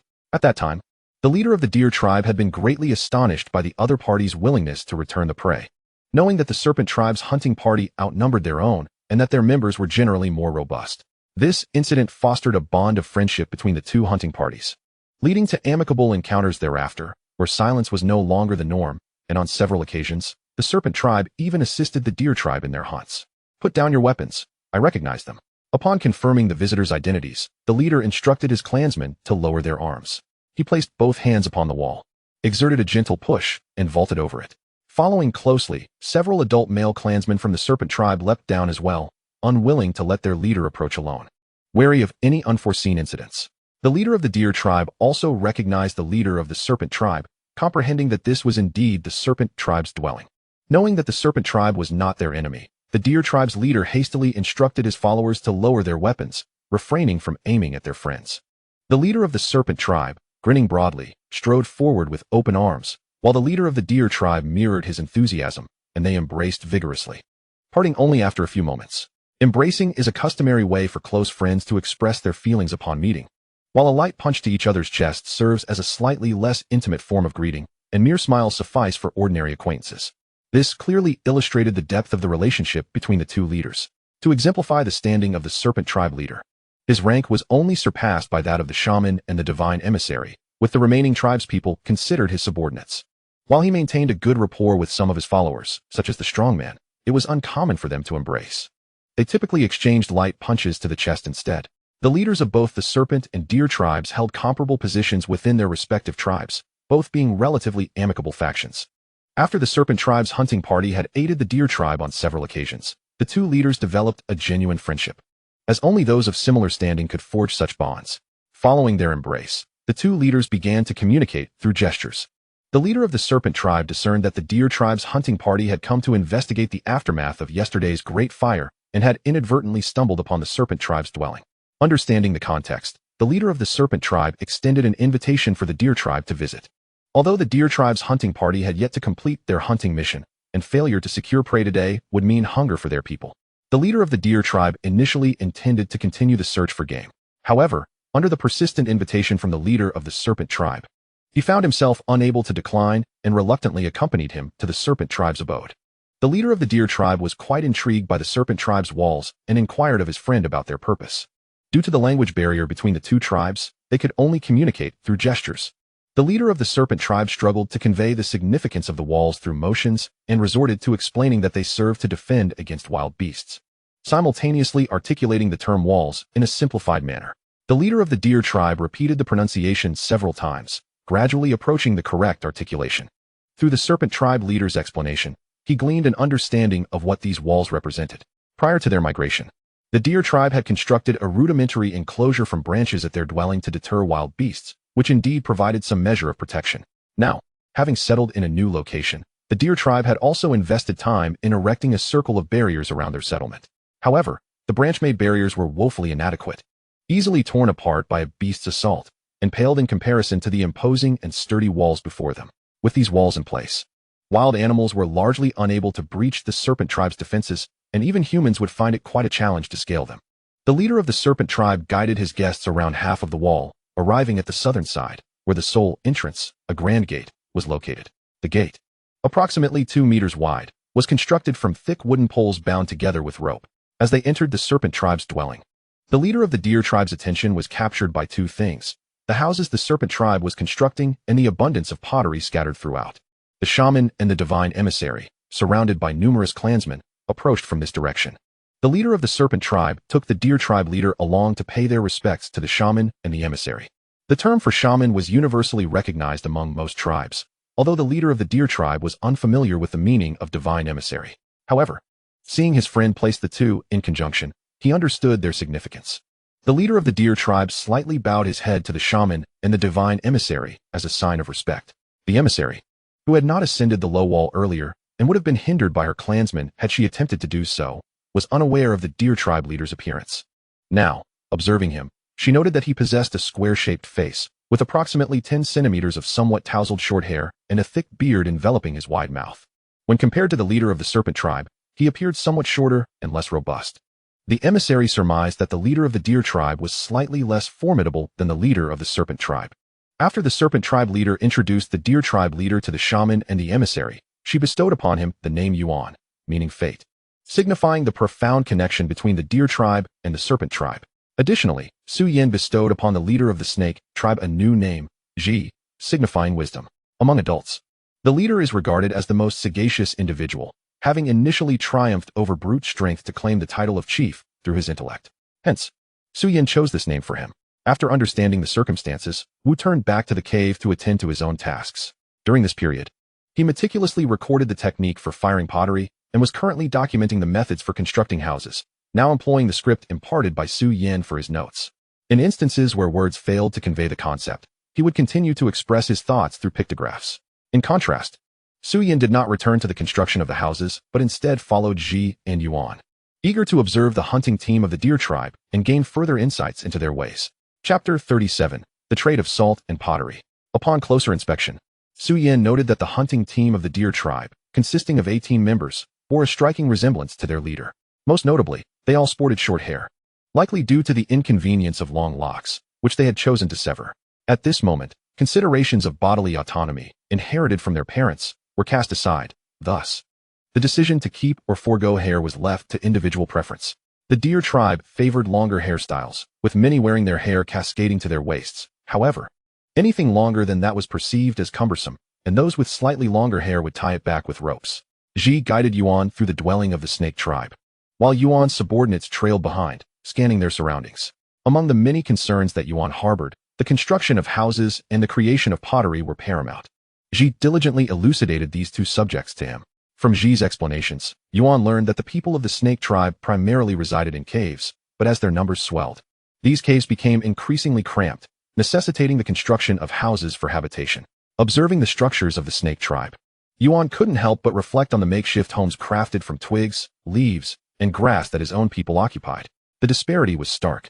The houses of the snake tribe offered protection from the rain and a comfortable living space, whereas the rudimentary shelters of the deer tribe were insufficient to shield against the elements, leaving them vulnerable to the cold during winter. Last winter, several children and even adults had perished from exposure. He mused how splendid it would be if the deer tribe could possess such sturdy houses. Yuan also contemplated the pottery, recognizing its utility as vessels for holding water. In the deer tribe, they had only a few stone basins and bowls, which collectively could not hold as much water as a single large stone vessel. Yuan yearned for the deer tribe to acquire such robust houses and efficient pottery. Yet he found himself at a loss when it came to requesting these items or the methods of their construction from his dear friend. He felt a debt of gratitude for the assistance the snake tribe had extended during several hunts, but had yet to find an opportunity to repay it. From Yuan's gaze, Su Yin discerned his yearning for houses and pottery. While pottery could be more easily appropriated, the construction of houses posed a significant challenge. Without Su Yan's direct guidance, an entire tribe would struggle for decades to replicate the homes of the snake tribe. Pottery, though simpler, was also a complex craft to master, yet its smaller size allowed for easier transport. Contemplating this, Su Yin addressed Ji. Leader, inform him that he may exchange items not found within the tribe for pottery. Agreed. Ji nodded in affirmation. Subsequently, Ji and Yuan communicated through gestures, indicating to Yuan that he could trade items for the pottery of the snake tribe. Upon learning of this possibility, Yuan's face lit up with surprise, yet he hesitated, uncertain about what he could offer in exchange. In this era, the most vital commodity for primitive people was food, yet the deer tribe struggled to meet their own needs, let alone provide goods to trade with the snake tribe for pottery. Furthermore, if the deer tribe could produce something that the snake tribe lacked but found valuable, it could also serve as a bargaining chip for pottery. After a moment of contemplation, Yuan suddenly tapped his head, signaling that he had an epiphany. He retrieved a small pouch made of animal hide, no larger than an adult's palm, from a cord tied around his waist. Upon opening it, he revealed a crystalline substance, brown and mixed with earth. Yuan gestured to Ji, indicating for him to observe closely. He dipped his right index finger into the crystal and then placed it in his mouth. Ji mimicked Yuan's action, but as soon as he tasted it, he spat it out, hastily gulping water from a pottery bowl to cleanse his palate before returning to Yuan, visibly angered. Ji glared at Yuan, gesturing emphatically to convey that the substance was poisonous and inedible. Yuan quickly shook his head, gesturing that it was, in fact, beneficial and would provide them with strength. Ji appeared perplexed by Yuan's insistence. Meanwhile, Su Yan, who had been observing the exchange, began to entertain a bold hypothesis that the crystal contained salt. Salt holds great significance for humans. Although its consumption surged with the advent of agriculture, it was already highly valued by the snake tribe. The salty flavor serves as seasoning, and salt-preserved foods can last longer. Moreover, consuming salt helps sustain physical stamina. The people of the snake tribe relied on consuming game meat, fish, and animal blood to replenish their salt levels, enabling them to maintain their daily activities. However, continuous vigorous exertion would lead to rapid fatigue, necessitating rest. A consistent intake of salt would mitigate this fatigue during strenuous activities. Uncertain if the crystal was indeed salt, Su Yan resolved to taste it personally. Leader, I must sample this substance. No, it is toxic. You cannot eat it, Ji objected vehemently. Regardless, I must try it. It could very well be the salt that the gods have led us to seek. Relenting under Su Yan's fervent conviction, Ji could no longer dissuade him. Last year, Su Yan had urged Ji to search for salt, but he and the other tribesmen had been unable to comprehend its value, ultimately abandoning the quest. Su Yan cautiously dipped a fingertip into the crystal and placed it in his mouth. The next moment, he spat it out. Ji promptly offered him a bowl of water, which Su Yan used to rinse his mouth, finally dispelling the unpleasant taste. After Su Yan's personal verification, he confirmed that the brown crystal was indeed salt, albeit with numerous impurities that rendered it unpalatable. Once assured of its identity, Su Yan turned to Ji and stated, "This is salt. The tribe requires it. Chief, trade pottery for it." Ji nodded in comprehension. Among primitive peoples, there are those who are honest and straightforward, as well as those who are cunning. As the leader of the snake tribe, Ji possessed considerable wisdom, ultimately negotiating a modest pottery bowl in exchange for all the salt Yuan had. While outsiders might view Ji's actions as unscrupulous, Su Yan considered it a natural transaction. Pottery held little value for the snake tribe, just as salt was of minimal worth to the deer tribe. The mutual exchange of goods that fulfilled the needs of both tribes was what mattered most. Yuan carefully wrapped the ceramic bowl obtained from the trade in animal hide and cradled it in his arms as if it were a treasured possession. He then made an agreement with Ji that in a few days, he would return to the snake tribe with more salt in exchange for additional pottery. After spending some time in the snake tribe, Yuan departed with the deer tribe hunting party, as their hunting task for the day remained unfulfilled. It was possible that the people of the deer tribe would go hungry that day, forced to subsist only on salt water. Chapter 38. The Temptation of Delicacies. After Yuan and the hunting team left, Ji turned back to his duties. As a leader, he understood the importance of leading by example. Su Yan also busied himself, needing to purify the impure salt he had traded for from Yuan. The unrefined salt was unpalatable. Su Yan could not bear to consume it, and Ji, upon tasting it for the first time, found it unbearable. It was only after understanding the benefits of salt that he might endure its unpleasant taste. Su Yan's task was to refine the impure salt into fine, snow-white salt, effectively eliminating its off flavors. The method for purifying the impure salt was quite simple. Su Yan procured 2 large ceramic bowls capable of holding a liter of water. First, he filled one bowl with approximately a liter of water, then poured in about 4 ounces of the impure salt. The salt gradually dissolved in the water, with impurities settling to the bottom or floating on the surface. The solubility of salt in water had to be considered. Roughly 300 grams of water could dissolve 3 grams of salt, making it feasible to dissolve 4 ounces of impure salt in a liter of water. Once the salt had fully dissolved, the next step was to remove the impurities from the brine, which was straightforward. He took a slightly coarse grass rope and secured it along the edge of the ceramic bowl, ensuring there were no gaps. Then, he carefully poured the brine from the bowl with the rope into the other bowl, achieving a simple filtration. If the impurities were not entirely removed in one filtration, he repeated the process until he obtained brine with almost no impurities. He then placed the bowl of brine on the stove, adding firewood to evaporate all the moisture, leaving behind the fine salt, which had no off flavors compared to the impure salt.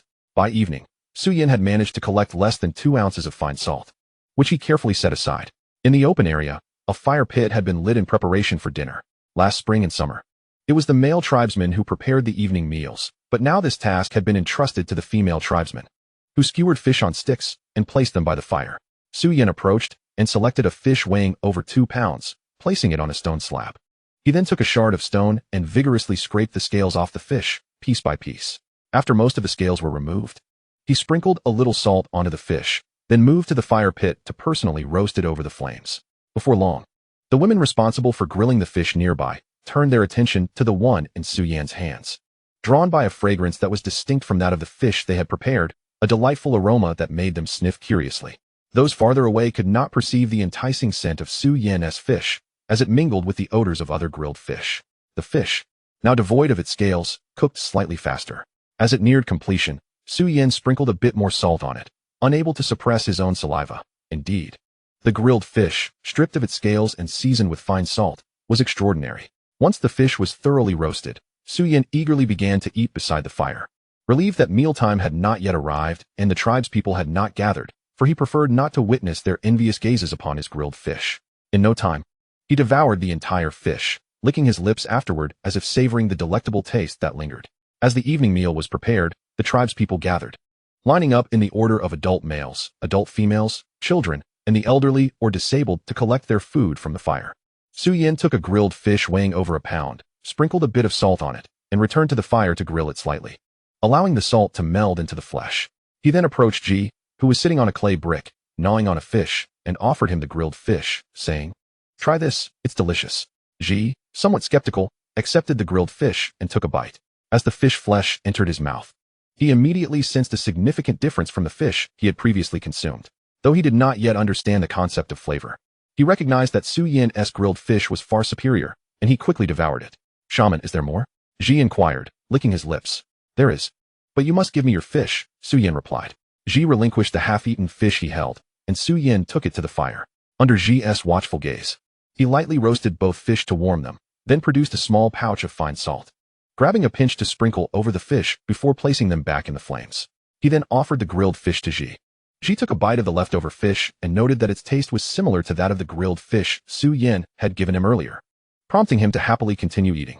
Ji was merely the first. Soon, Wu, Xiao Dai, Yang Mu, Xiao Hua, and Xiao Yu all experienced the delightful flavor of the salted grilled fish. Ji, Wu, and Xiao Dai were able to partake due to their status, while Yang Mu, Xiao Hua, and Xiao Yu benefited from their close relationship with Su Yin.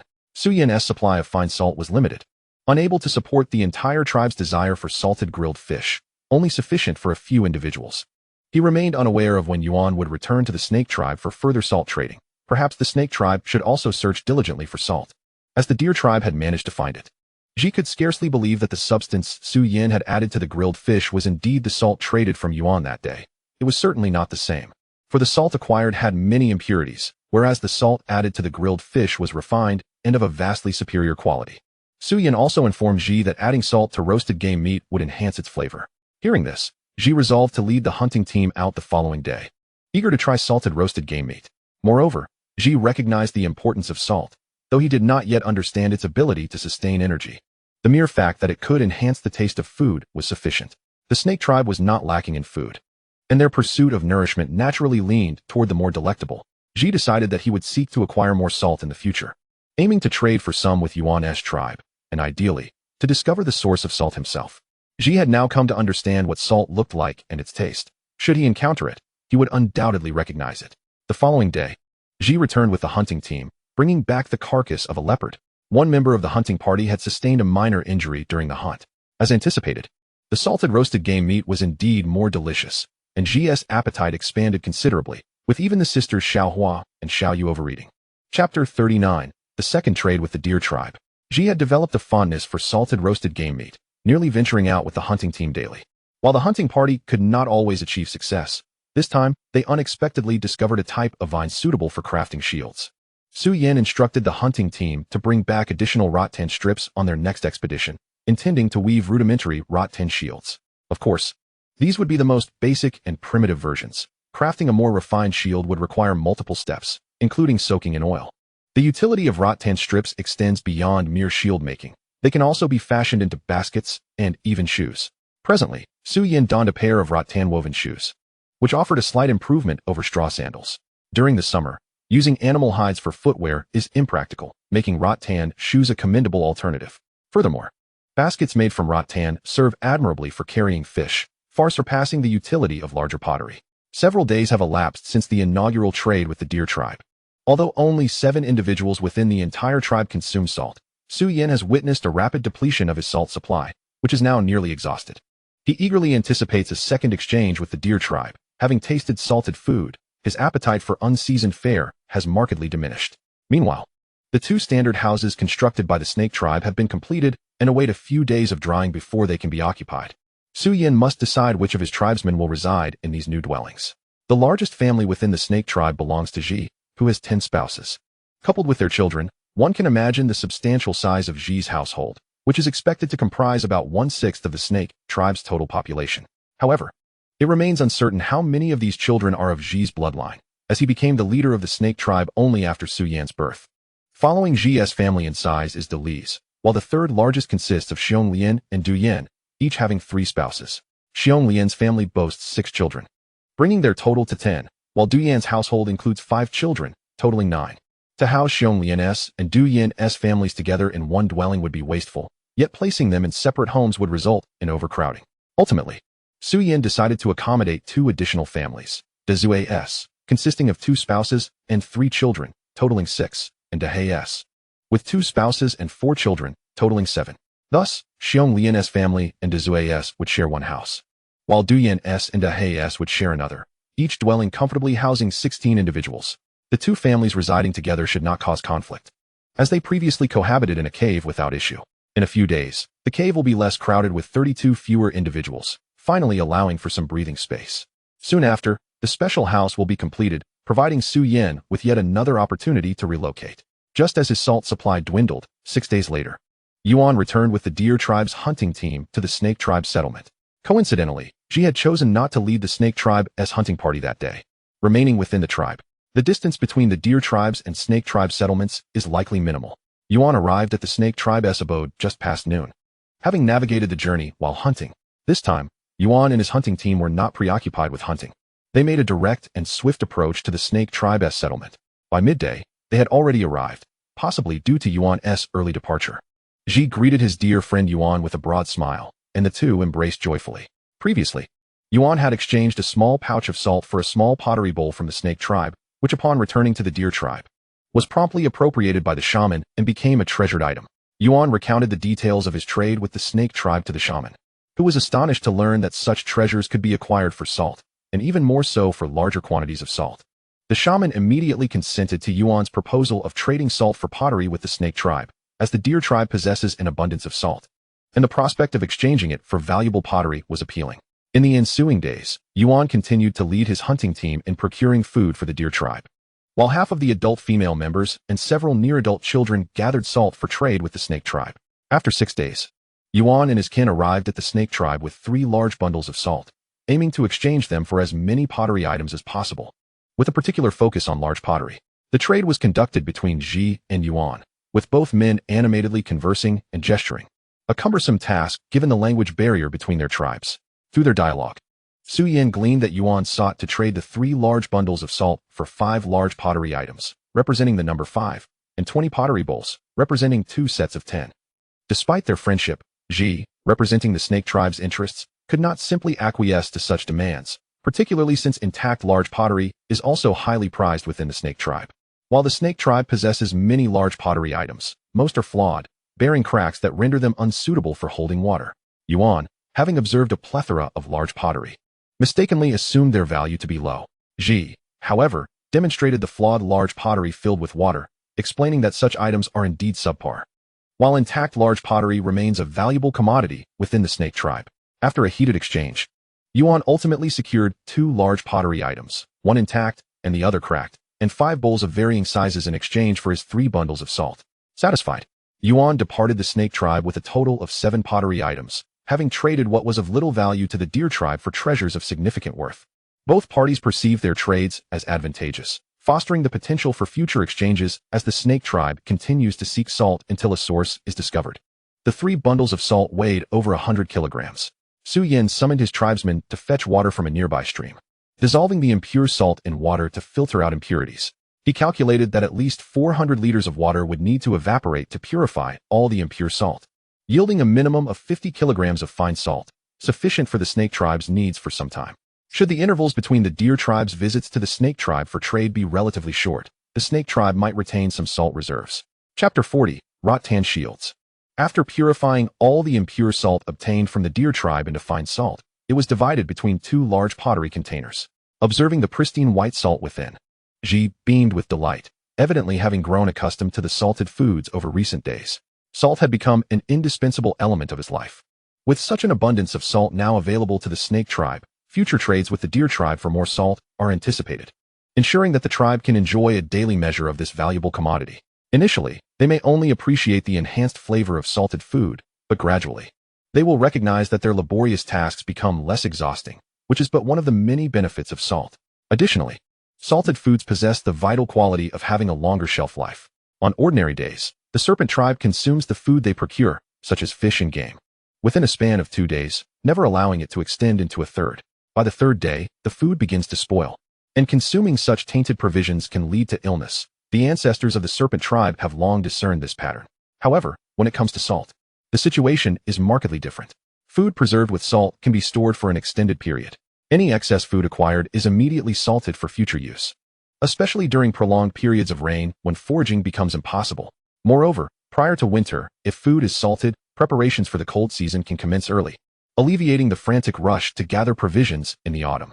Nevertheless, the serpent tribe currently possesses an insufficient quantity of salt, limiting their ability to preserve a substantial amount of food. Hence, they must engage in trade with the deer tribe to acquire more salt or seek out sources of salt themselves. Just as the deer tribe has discovered salt sources, so too can the serpent tribe. In the direst circumstances, they might even covertly investigate where the deer tribe collects their salt. As time progresses, following yet another rainy day, the serpent tribe's first special dwelling is completed. In a few days, Su Yin will move into this house alongside his adoptive mother and the sisters, Xiao Hua and Xiao Yu. In truth, Su Yan's adoptive mother also has a spouse, an unremarkable man of middling strength among the adult males of the serpent tribe. Appearing honest and unassuming, often somewhat taciturn, Su Yin has assigned him the designation of Snake 28.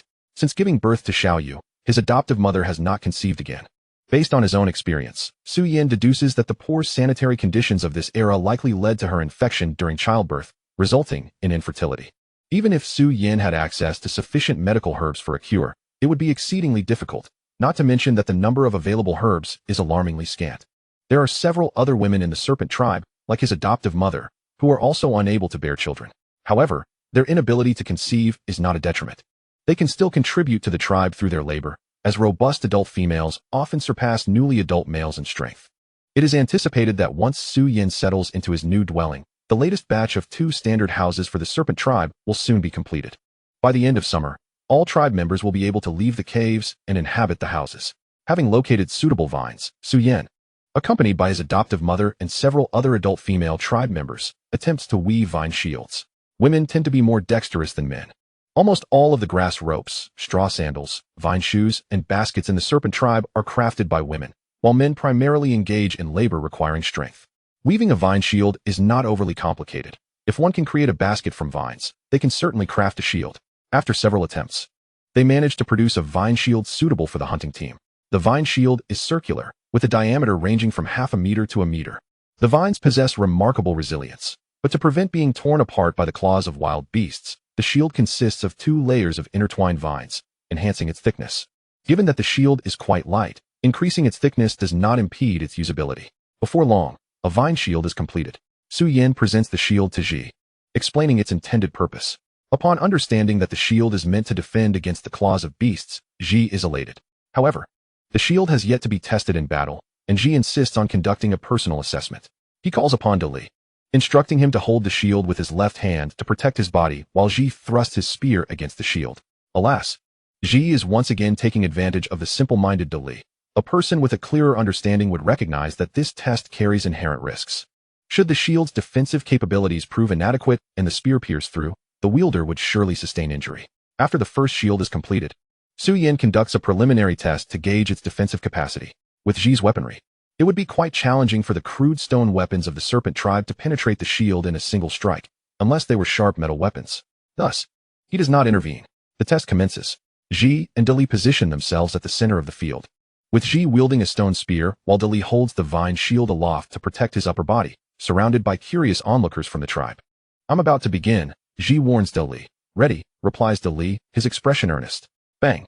The stone spear strikes the vine shield with great speed, and Li remains firmly in place. There are no signs of damage on the shield, save for a slight indentation where the spear impacted. Clearly, Ji has not exerted his full strength. Ji retracts the spear, and in an instant, it lunges toward the shield once more. Li still stands steadfast, but the impact has severely damaged the vine at the point of contact, nearing the point of breaking. Evidently, This time, Ji has genuinely applied force, though the extent of his strength remains uncertain. Be cautious this time, Ji advises De Li, indicating he intends to strike with even greater force.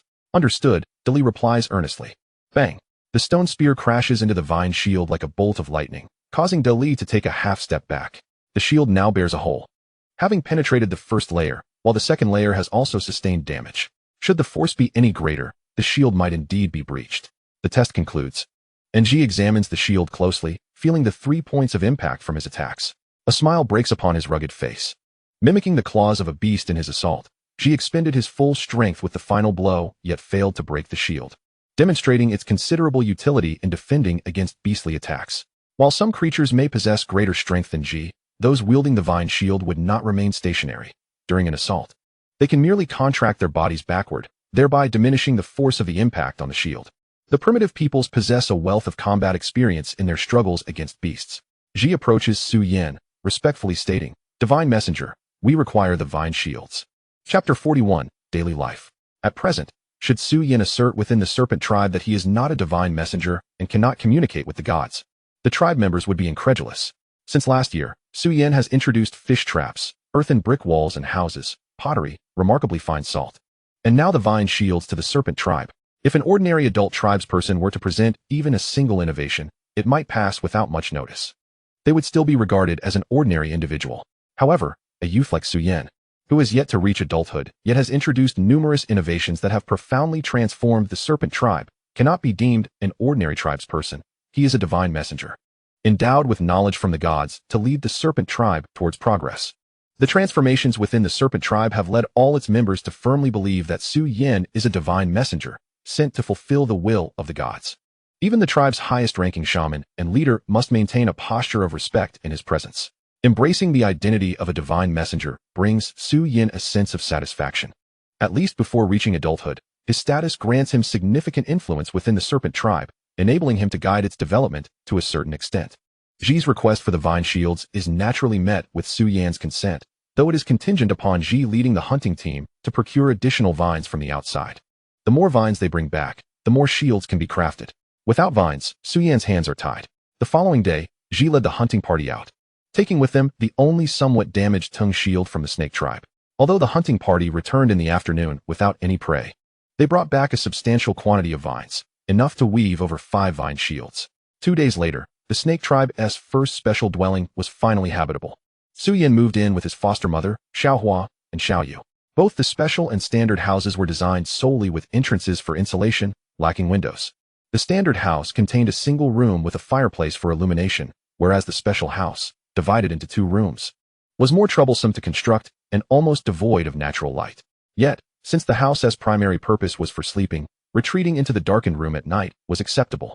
The centerpiece of the special house was a 2.5 meter long, 180 centimeter wide heated Kong bed, capable of accommodating 4 adults comfortably, naturally spacious enough for Su Yan, his foster mother, and the 2 sisters, Xiaohua and Xiaoyu.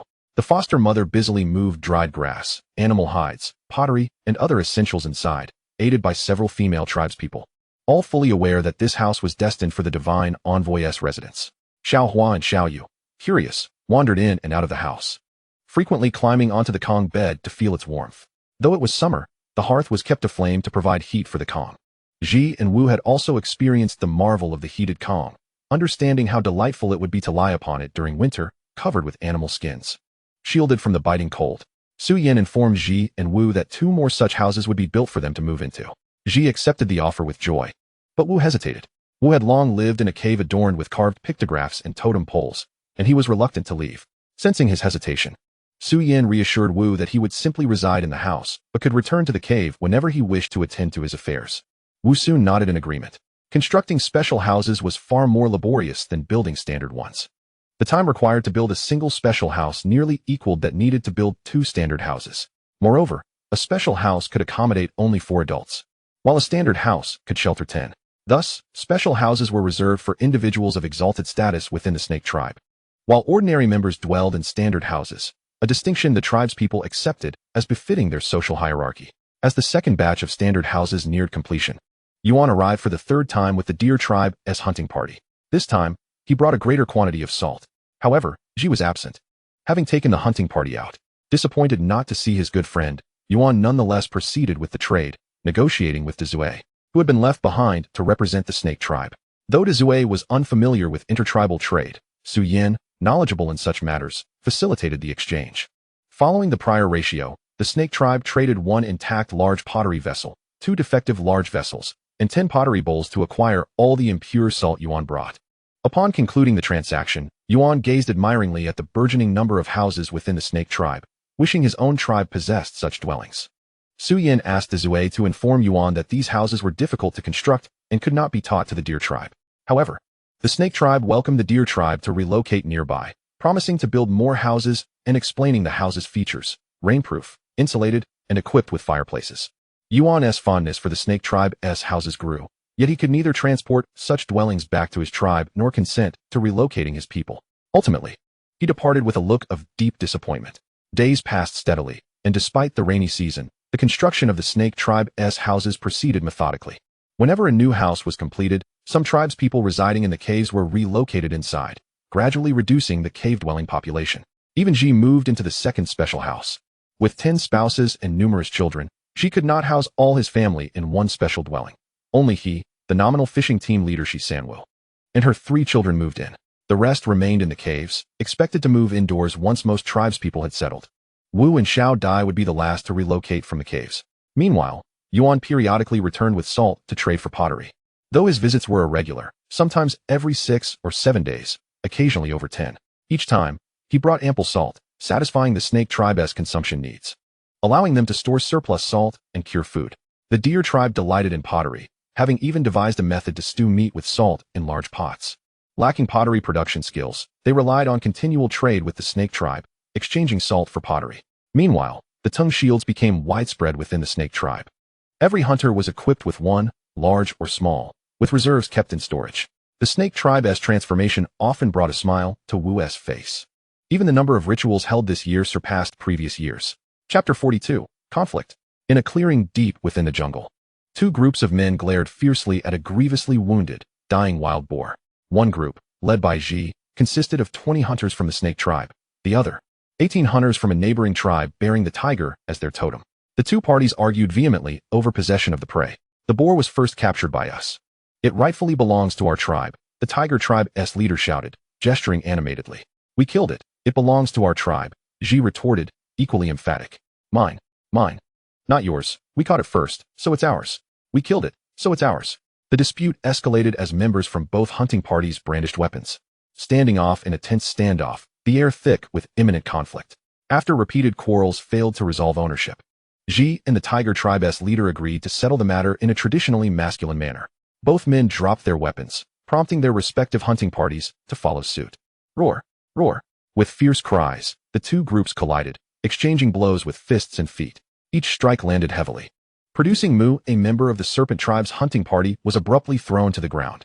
In a fierce confrontation with the leader of the tiger tribe, it became evident that while the tiger tribe leader possessed slightly greater strength than Ji's agility surpassed that of his opponent. The struggle between the 2 leaders reached a stalemate, mirroring the impasse of the serpent tribe and tiger tribe hunting parties engaged in combat. However, after several minutes of intense fighting, the tiger tribe hunters began to falter, their punches losing power and their reflexes slowing. In stark contrast, the members of the serpent tribe exhibited little decline in stamina, skillfully evading the strikes and swiftly counterattacking. After nearly 10 minutes of relentless combat, Ji let out a fierce roar as he once again toppled the tiger tribe leader to the ground. Though the latter attempted to rise, he found himself unable to do so under Ji's relentless pressure and his own depleted strength, left gasping heavily on the ground. With the defeat of the tiger tribe leader, the outcome of the battle for the tiger tribe hunting party became inevitable, as one by one, their members were felled by the serpent tribe hunters until none could stand. Within a mere 15 minutes, only the members of the serpent tribe remained upright in the arena, while the tiger tribe hunters lay defeated on the ground. In a fit of rage, the tiger tribe leader pounded the earth with his fists, feeling utterly powerless. Consumed by hatred, he lamented this disgrace as the most humiliating moment of his life, realizing that leading his hunting party into such a defeat against the serpent tribe was an unbearable shame. Ji turned to survey the standing members of the serpent tribe, feeling a sense of astonishment. He understood that the odds of victory for his tribe were favorable, yet he had not anticipated such an effortless triumph. He pondered whether it was his own strength that had increased, or if it was the weakness of the opposition that had led to this outcome. Ji had yet to consider the victory's implications, as the serpent tribe consumed salt daily, which bolstered their stamina. Previously, they would need to rest after vigorous exertion, but now they could endure such activity for longer periods before taking a break. This newfound vigor had significantly accelerated the construction of their homes. As the rainy season approached its end, the serpent tribe had already moved into their mud brick dwellings. Although they continued building, the pace had slowed considerably, and Ji led his hunting party out daily. Today's events had also caused Ji some distress. They had initially discovered a wild boar, and after wounding it, the creature had fled in a frenzy. They pursued it until it was struck down by a heavy stone to the head. Just as the serpent tribe hunters were about to claim their prize, the tiger tribe hunting party appeared unexpectedly, arriving swiftly to assert their claim over the boar. However, it was the serpent tribe that had first discovered and killed the beast, and the tiger tribe leader's brazen attempt to seize it sparked Ji's ire, prompting him to seek retribution. Although the serpent tribe and tiger tribe had previously interacted, the latter was not known for its ferocity, nor did it embody benevolence, existing rather in a state of neutrality. The tiger tribe's members were often arrogant, and it was not unusual for them to attempt to claim the spoils of others. Consequently, the serpent tribe maintained minimal contact with them. Past encounters between the hunting parties had not involved any meaningful exchange. This time, the tiger tribe's attempt to usurp the serpent tribe's kill incited Ji's anger, leading him to teach the tiger tribe a lesson. Since neither tribe was particularly aggressive nor hostile, the combat adhered to customary practices, with both sides discarding weapons to engage in unarmed combat. Even injuries were rarely severe, and fatalities were exceedingly uncommon. Now, with the tiger tribe laid low by the serpent tribe, the leader could only concede defeat. Upon witnessing the tiger tribe leader's surrender, Ji released him, allowing the defeated leader to laboriously sit upon the ground, his demeanor a portrait of despair, the loss weighing heavily upon him. Ji, disregarding the tiger tribe leader, summoned his own people to divide the spoils, taking half for themselves and leaving the other half for the tiger tribe. After their recent skirmish, it was now midday, and given the current state of the tiger tribe, the likelihood of them successfully procuring any game that day seemed exceedingly slim. The exhilaration of battle had been a rare indulgence for Ji. He had not experienced such satisfaction in quite some time. He was not a foolhardy altruist, but rather saw the division of the catch as a token of goodwill towards the tiger tribe for their role as sparring partners, knowing well that the serpent tribe had ample provisions. Once the prey was divided, the serpent tribe hunters departed with their share, and before leaving, Ji reminded the tiger tribe leader to leave swiftly, as the bloodshed would attract other predators. The tiger tribe leader, incredulous, watched as the serpent tribe took half of the boar, leaving the remainder for them. What a peculiar tribe, he mused. Chapter 43, The Unveiled Gathering. The conflict with the tiger tribe had little impact on the serpent tribe. Instead, the exhilarating battle had uplifted the spirits of the hunting party members. As the rainy season came to a close, autumn ushered in a flurry of activity among the serpent tribe as they busied themselves gathering sustenance for the winter. In truth, the harvest of fruits had commenced at summer's end, primarily led by the adult females, who crafted baskets from vines to collect bountiful fruits, which were ultimately stored in large pottery vessels placed in corners for safekeeping. At this juncture, in addition to the fruits reserved for nourishment, the serpent tribe also had fish, salted by Su Yen, and a small quantity of preserved meat, enough to sustain the tribe for nearly half a month. The gathering of fruits persisted, yet this morning, having already consumed breakfast, the tribe's people eschewed hunting or foraging, opting instead to wash themselves by the riverbank in groups. While it was customary for the serpent tribe to cleanse themselves regularly in the river, this particular instance came less than 4 days since their last washing. By the river, the tribe's people scrubbed themselves thoroughly, cleansing their bodies and washing their animal skins multiple times to eliminate any lingering odors. Afterward, they meticulously groomed each other's hair and adorned themselves with trinkets, creating an atmosphere reminiscent of a matchmaking event. Indeed, it bore a semblance to a gathering for seeking partners, though the reality was markedly different, as today heralded the commencement of the Unveiled Gathering. The Unveiled Gathering served as a conduit for bloodline exchanges among various primitive tribes. Many long-standing tribes had observed a troubling phenomenon. If they consistently sought mates within their own community, offspring were prone to premature mortality, and even those who survived often exhibited diminished strength and intellect due to inbreeding. Consequently, these primitive tribes gradually discerned the necessity of intermarriage with other tribes, thereby infusing their own lineage with fresh blood to effectively address this issue. It would be an inaccuracy to refer to it as intermarriage. In the contemporary perception, intermarriage implies that the woman weds the man and subsequently follows him to his abode.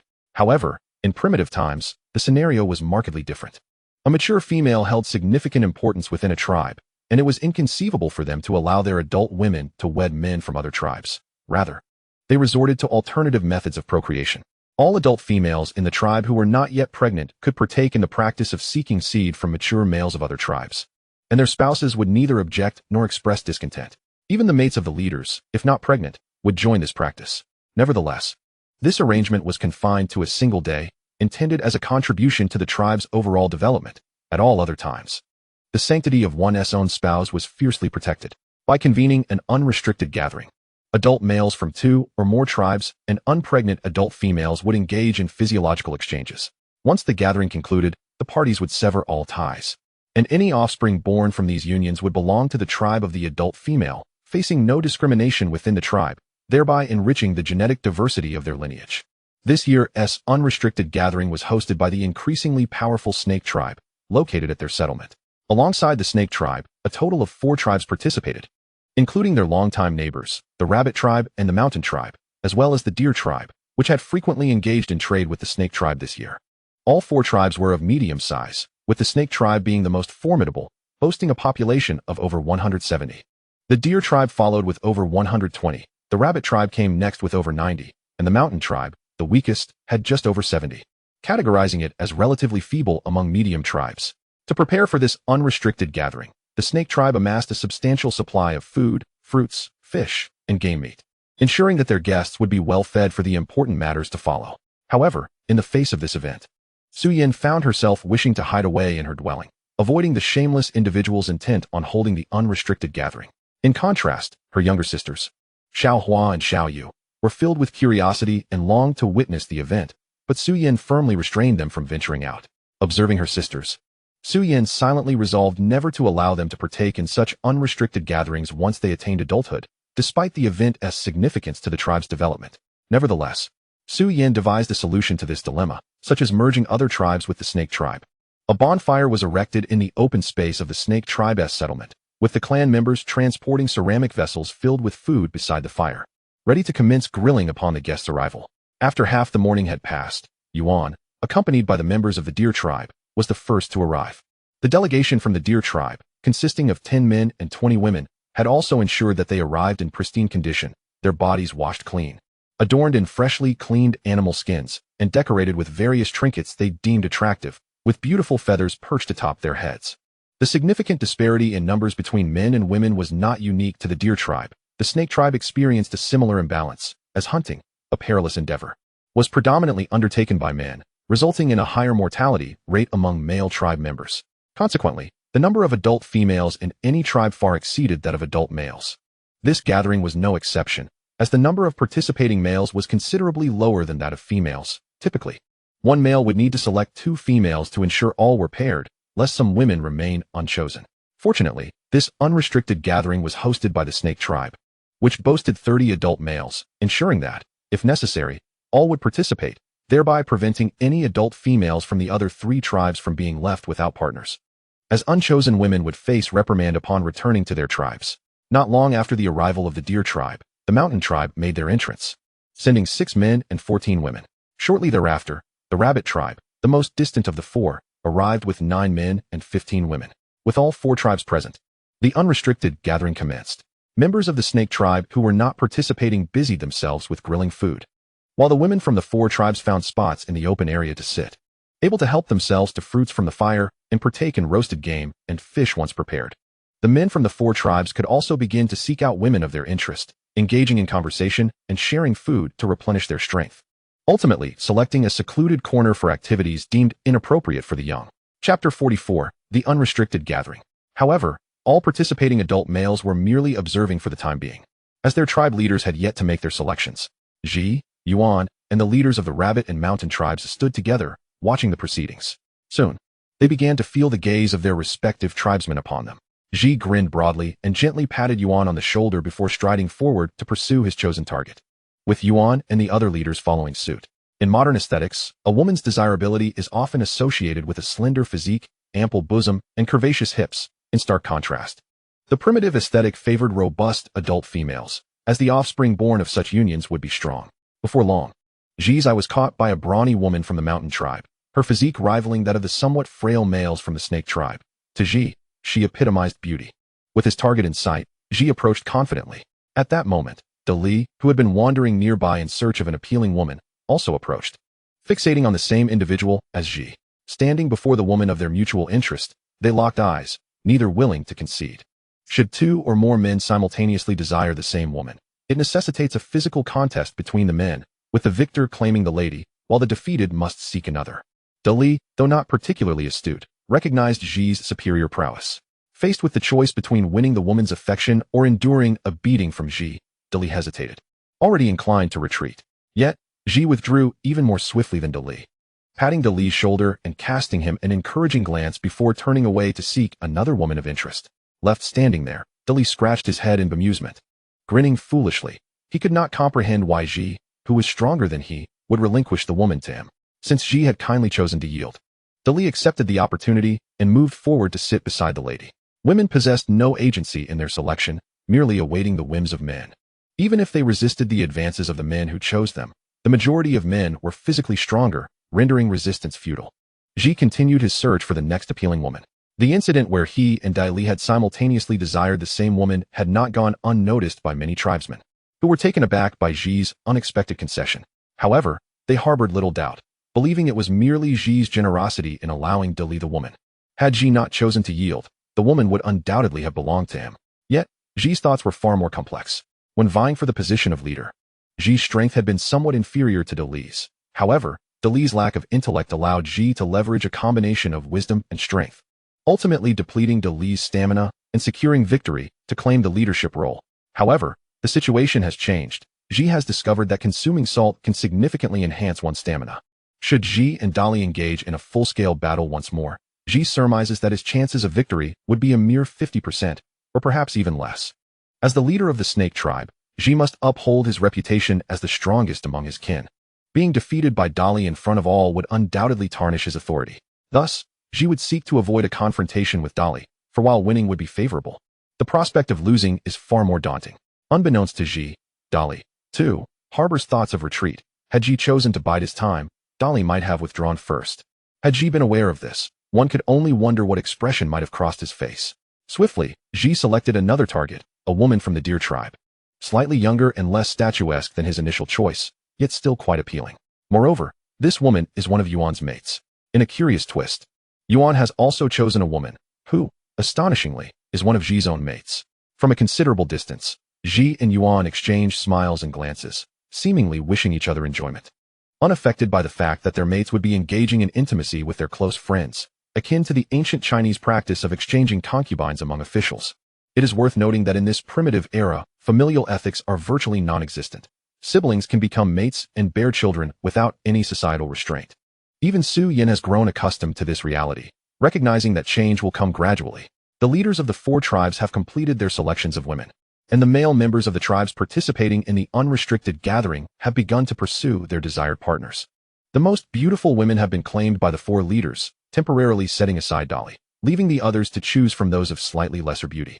However, the number of attractive women is limited, resulting in several men vying for the attention of a single woman. Within the same tribe, those who are aware of their inferior strength have opted to withdraw early, leaving a contest among individuals from different tribes. The crowd has stepped back to create space for their bouts. With each clash, a considerable audience gathers, including members of the snake tribe who are not participating in the gathering, for the vast majority of these primitive people revere strength and celebrate the powerful. Every battle is met with roars of applause. The victors embrace their beauties while the vanquished rise from the ground, taking a moment to recuperate before seeking their next target. Despite their defeats, these warriors do not harbor excessive anger, for they are not the strongest in their tribes. Thus, being bested by members of other tribes is not unexpected. In fact, the very act of combat often fosters a unique camaraderie between the combatants. As time passes, it becomes evident that the snake tribe is the most prominent at this unrestricted gathering, with the majority of battles involving its members resulting in victory. This is hardly surprising, as the snake tribe is well-fed and has even traded for salt from the deer tribe, which, while possessing salt, lacks sufficient food. Meanwhile, the rabbit and mountain tribes find themselves devoid of both salt and ample sustenance. Clearly, the members of the snake tribe possess the highest average strength, followed by the deer tribe, with the rabbit and mountain tribes trailing behind. Notably, the number of women participating in the gathering exceeds that of men by a factor of 2, ensuring that each man can engage with at least one woman. Men and women pair off, sitting together and heartily consuming food retrieved from the bonfire. Aside from the women of the snake tribe, The other tribe's women rarely have the opportunity to fill their bellies. Seeing such an abundance of food, they eagerly stuff their mouths. A sentiment echoed among the men of the three tribes. It is precisely this casual availability of food that allows the leaders of the deer, rabbit, and mountain tribes to witness the might of the snake tribe. They silently rejoice that the snake tribe is not a malevolent force. Otherwise, having such a fierce tribe residing nearby would pose a threat to their own safety. Chapter 45. The strategy of assimilation. The strength of a tribe can be categorized into hard power and soft power. Hard power is the most tangible, represented by the number of able-bodied adult males within a tribe. The greater the number, the stronger the tribe. Additionally, adult females and near-adult children contribute to this combat strength. Soft power primarily pertains to food. For a tribe to survive, it must possess sufficient sustenance. Without food, how can a tribe hope to endure? With ample food, the health of the tribe's members improves, indirectly bolstering their martial capabilities. Furthermore, aspects such as housing, tools, and weapons also fall under the category of soft power. The deer tribe, due to frequent trade with the snake tribe, possesses a greater understanding of its strength compared to the rabbit and mountain tribes. Regardless of the circumstances, the deer tribe dares not oppose the snake tribe. The exchanges between the rabbit and mountain tribes and the snake tribe have been limited, yet upon attending this unrestricted gathering, they can personally witness the snake tribe's prowess. The combined population of the rabbit and mountain tribes does not even equal that of the snake tribe, highlighting the vast disparity among the tribes and leaving the leaders of the rabbit and mountain tribes devoid of any desire for comparison. Historically, unrestricted gatherings held by other tribes, or even by the snake tribe, did not provide food, as they scarcely had enough for their own members. Once participants arrived, they would engage in mutual discussions before returning home, with no communal meals to replenish their strength. However, Su Yan's decision to provide food at this gathering was intended to showcase the snake tribe's abundance, demonstrating their capability to share food freely with outsiders. This act plants the seed in their minds that the snake tribe is formidable and not to be trifled with, laying the groundwork for future conquests and assimilations of other tribes. In the dim confines of a shadowy dwelling, Su Yan clutched the hands of the sisters Xiao Hua and Xiao Yu tightly, seated together on a heated platform. He was determined to shield their innocent hearts from the sights outside. "Brother, I want to go out and play. Brother, please let me go out." Indeed, they both called him brother. The sisters repeatedly implored Su Yan, but he remained resolute in his refusal. "No, you two cannot leave the house today." With Su Yan's grip firmly holding their hands, they were unable to escape. After a while, they relinquished their struggles, sitting beside him and using his soft hair as a toy, fashioning it into various styles. Su Yan allowed them to amuse themselves with his hair while he pondered how to assimilate other tribes to rapidly increase the population of the snake tribe. If the snake tribe were to boast a larger populace, the time required for constructing walls and houses would diminish, freeing up time for other endeavors. Currently, the population of the snake tribe is too scant. Relying on natural growth yields a mere 10 additional members annually, which is quite considerable. Each year, the tribe welcomes many newborns, yet simultaneously, children succumb to illness and adults pass away for various reasons, resulting in a modest net increase each year. To rapidly augment the population of the serpent tribe, the most expedient method would be to annex neighboring tribes. However, the reality of facilitating such annexation is far from straightforward. The simplest approach to subjugate other tribes is through military conquest. Yet, during this process, there exists a substantial likelihood of encountering fierce resistance, particularly given the disparate languages and deities revered by the tribes involved. The most probable outcome would entail the annihilation of all adult males from the opposing tribe, with the surviving women and children assimilated into the conquering tribe. Furthermore, the act of military conquest inevitably incurs casualties among the conquerors as well. While forceful subjugation may be the swiftest method, it is also the least desirable for the serpent tribe. Thus, Su Yan temporarily dismissed this approach and turned his thoughts to Jian and his kin. Jian and his tribe had been integrated into the serpent tribe for over 6 months, fully embracing their new identity and striving to contribute to the community. He recalled the bitter winter when his tribe faced a dire shortage of food, unable to endure the season without sustenance. The external world posed grave dangers, and hunting for food proved to be fraught with peril, as they risked becoming prey themselves. In a desperate bid to save his people, Jin approached the serpent tribe to plead for food. Naturally, the serpent tribe was reluctant to part with their provisions, as food is of paramount importance to every tribe, and Jian had little to offer in return. Without food, Jian's tribe faced starvation or death at the claws of wild beasts during hunting expeditions, leading to their eventual extinction. Faced with the stark choice between life and death, Jian chose survival and joined the serpent tribe, ensuring the continuation of his lineage. Although his tribe was no more, Su Yan offered a compelling argument regarding the perpetuation of bloodlines. asserting that a tribe equates to its lineage. As long as Jian and his kin thrived and bore offspring, the essence of his tribe would endure. In Su Yan's perspective, the optimal method of annexation would be akin to Jian's tribe voluntarily joining the serpent tribe. However, for other tribes to willingly assimilate, they must first confront a life-threatening crisis that compels them to seek refuge within the serpent tribe. Such crises, while daunting, are commonplace in this era, as any tribe could potentially face existential threats. The deer tribe's most pressing crisis is the bitter cold of winter, lacking caves for shelter. They reside in rudimentary huts constructed from branches and foliage. The arrival of winter could easily lead to fatalities from exposure among the deer tribe. Although the rabbit and mountain tribes possess caves, they too face food shortages. Unlike the serpent tribe, which has access to ample food. If these three tribes fail to procure enough sustenance during the autumn, they must brave the harsh elements and dangers to hunt. Their predicament mirrors that of Jian's tribe, albeit with a larger contingent of hunters among them, allowing them to confront small wolf packs or solitary beasts without fear, sometimes even taking the initiative to hunt. Chapter 46. Strategies of annexation. Circumstances can often take unexpected turns, should the deer, rabbit, and mountain tribes find themselves deprived of food during a frigid winter. Their survival would be at stake. At the upcoming Unveiled conference hosted by the serpent tribe, the abundant food provided for attendees would leave a lasting impression of the tribe's generosity. When the other tribes inevitably face food shortages, they would likely recall the serpent tribe and, following Jian's example, seek assistance. This would facilitate the serpent tribe's ongoing endeavors. However, compared to the swift increase in population through military conquest, this method of voluntary integration during crises requires considerable time and a stroke of fortune. The successful integration of Jian and his kin into the serpent tribe was a fortuitous occurrence, yet replicating this success with other tribes would equally rely on luck. Of course, in addition to the cold and food shortages, other crises loom, such as disease. The serpent tribe possesses significantly greater strength than the deer, rabbit, and mountain tribes. Should a severe outbreak occur within the serpent tribe, it could severely diminish their power, much like what transpired with the once mighty deer tribe. It is advisable to avoid the spread of disease as much as possible. Thankfully, the infrequent interactions among the tribes mitigate the risk of contagion. Moreover, there exists the possibility of a fierce and aggressive tribe emerging in the region, one that revels in attacking others and may even surpass the deer tribe in strength. In such a scenario, with external threats looming, the serpent, deer, rabbit, and mountain tribes would be compelled to unite defensively, rallying together to confront this malevolent force. Among the four tribes, the serpent tribe would assume a leadership role in the alliance, gradually assimilating the other tribes or transforming the coalition into a new unified tribe, where the serpent tribe would maintain absolute dominance.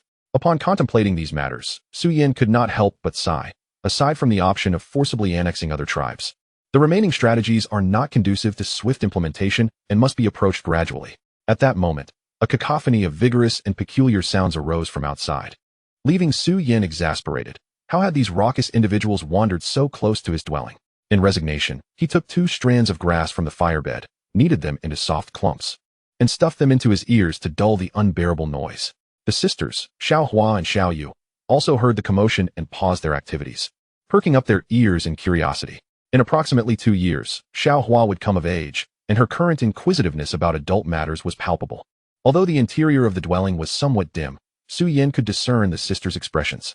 With a wry smile, he fashioned 4 additional grass clumps, intending to insert them into the sisters' ears. However, stuffing these clumps into their ears would cause them considerable discomfort, and they resisted vehemently. He needed to devise a way to capture their attention. While playfully engaging with the sisters, an idea struck him. Su Yan led Xiao Hua and Xiao Yu to the outer room, where the entrance was draped with animal hides, though the outer space was somewhat shadowy. Igniting the firewood on the stove illuminated the area, allowing the 3 to sit around the hearth. Among them, Xiao Hua sported the longest hair. So Su Yan plucked a strand from her head, secured both ends, and skillfully manipulated the string into various shapes, successfully captivating the sisters' attention. Their bright eyes remained fixated on his hands. Subsequently, Su Yan introduced the game of string figures to them, intermittently teaching new patterns, each mastered design eliciting joyous laughter from the sisters. Children, after all, are better off steering clear of adult concerns and indulging in play. Such is the essence of childhood. Su Yan adeptly imparted the art of the string game to the sisters, Xiao Hua and Xiao Yu, and it is anticipated that this delightful pastime will soon spread among the youth of the snake tribe. Meanwhile, the sounds emanating from outside the dwelling grew more vibrant and vigorous, a cacophony of excitement as the unveiled gathering entered its latter stages. Those who had replenished their strength with hearty food began to engage in activities to expend their energy, their figures scattered throughout the snake tribe's habitat.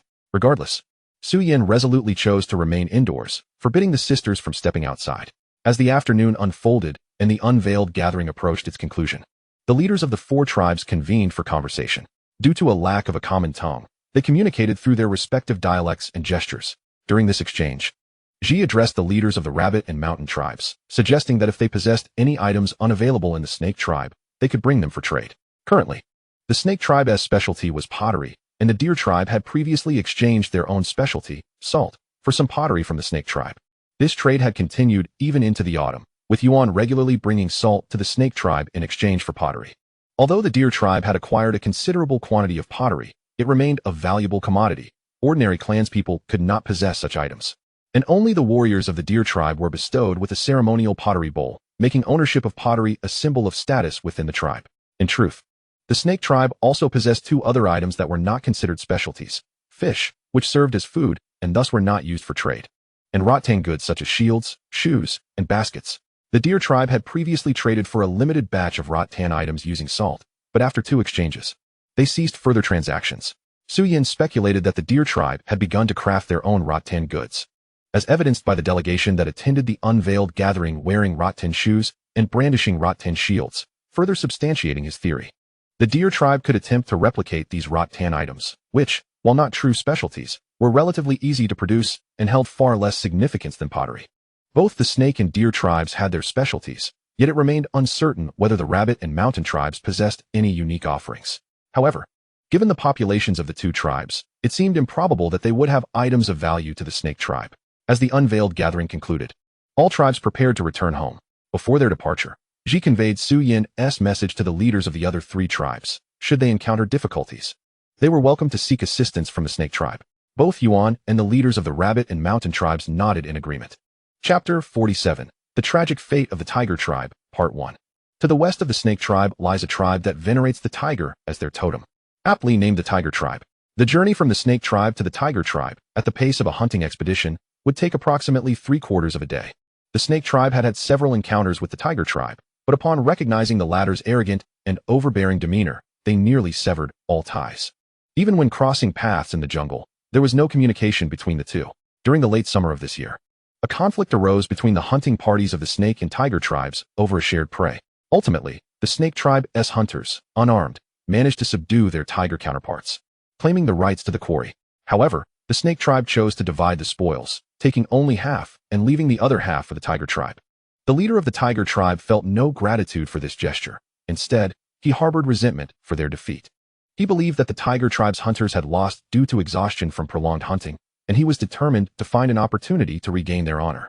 In the days that followed, the tiger tribe's leader frequently led his hunting party eastward, hoping for another encounter with the snake tribe to prove their superiority. However, as autumn set in, most primitive tribes, including the snake tribe, busied themselves with foraging fruits to prepare for winter, and the snake tribe's hunters were no exception. Consequently, the tiger tribe's hunting team could not find the snake tribe to confront. Due to the tiger tribe leader's persistent hunting expeditions during autumn, they collected far fewer fruits than in previous years. Typically, the food reserves accumulated during autumn could barely sustain them throughout the winter, and this year was no different. By the time the tiger tribe leader recognized the looming food crisis, it was too late. Winter had already arrived. In a state of urgency, he rallied his people to gather food, yet the rapidly dropping temperatures rendered it unsuitable for primitive humans to remain outdoors for extended periods. While heavy snowfall blanketed the land in white, at this juncture, the food supplies of the tiger tribe were only sufficient to last through most of the winter, leaving them facing a severe food crisis for the remaining part of the season. To obtain sustenance, the tiger tribe's hunters would have to brave the harsh winter conditions. Understanding the dire circumstances of his tribe, the leader was filled with regret.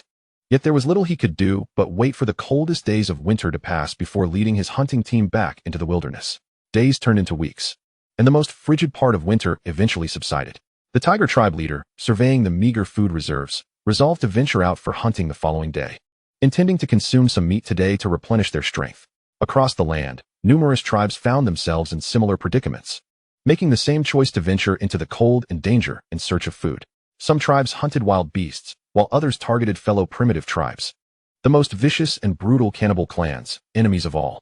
The following day, the tiger tribe leader took with him a hunting party of 20, all of whom had regained some strength.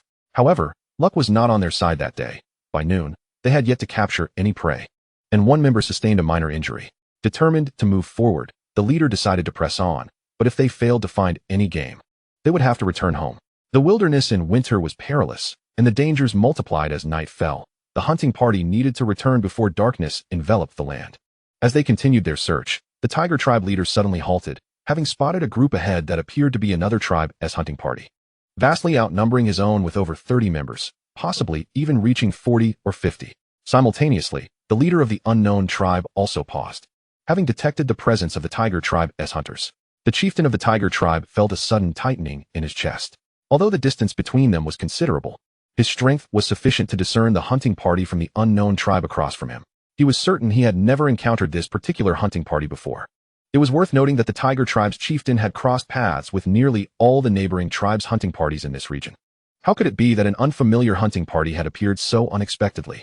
A sense of unease crept into the chieftain's heart. After all, the opposing force outnumbered them, consisting entirely of adult males, whereas the tiger tribe's hunting party comprised both men and women. Should a conflict arise between the two groups, the tiger tribe's hunting party would undoubtedly find themselves at a disadvantage. Retreat. The chieftain signaled to his kin behind him, and they obeyed swiftly, turning to head back. He brought up the rear, advancing while keeping a watchful eye on the unknown tribe's hunting party. As the tiger tribe's hunting party began to move, the unknown tribe's hunting party also sprang into action. Typically, when two unfamiliar hunting parties encountered one another, they would often pass by without engaging in the same area. Yet, this unknown hunting party was advancing towards the direction in which the tiger tribe was retreating, their pace gradually quickening. Realizing that the two groups were drawing closer, the chieftain urged his people to hasten their speed. However, as the tiger tribe's hunting party quickened their pace, the unknown tribe's hunting party followed suit, seemingly intent on ensuring that the tiger tribe was aware of their pursuit. Their speed escalated from a brisk walk to a full sprint, rapidly closing the gap between them and the tiger tribe's hunting party. "This is bad, run," the chieftain shouted in the tiger tribe's tongue.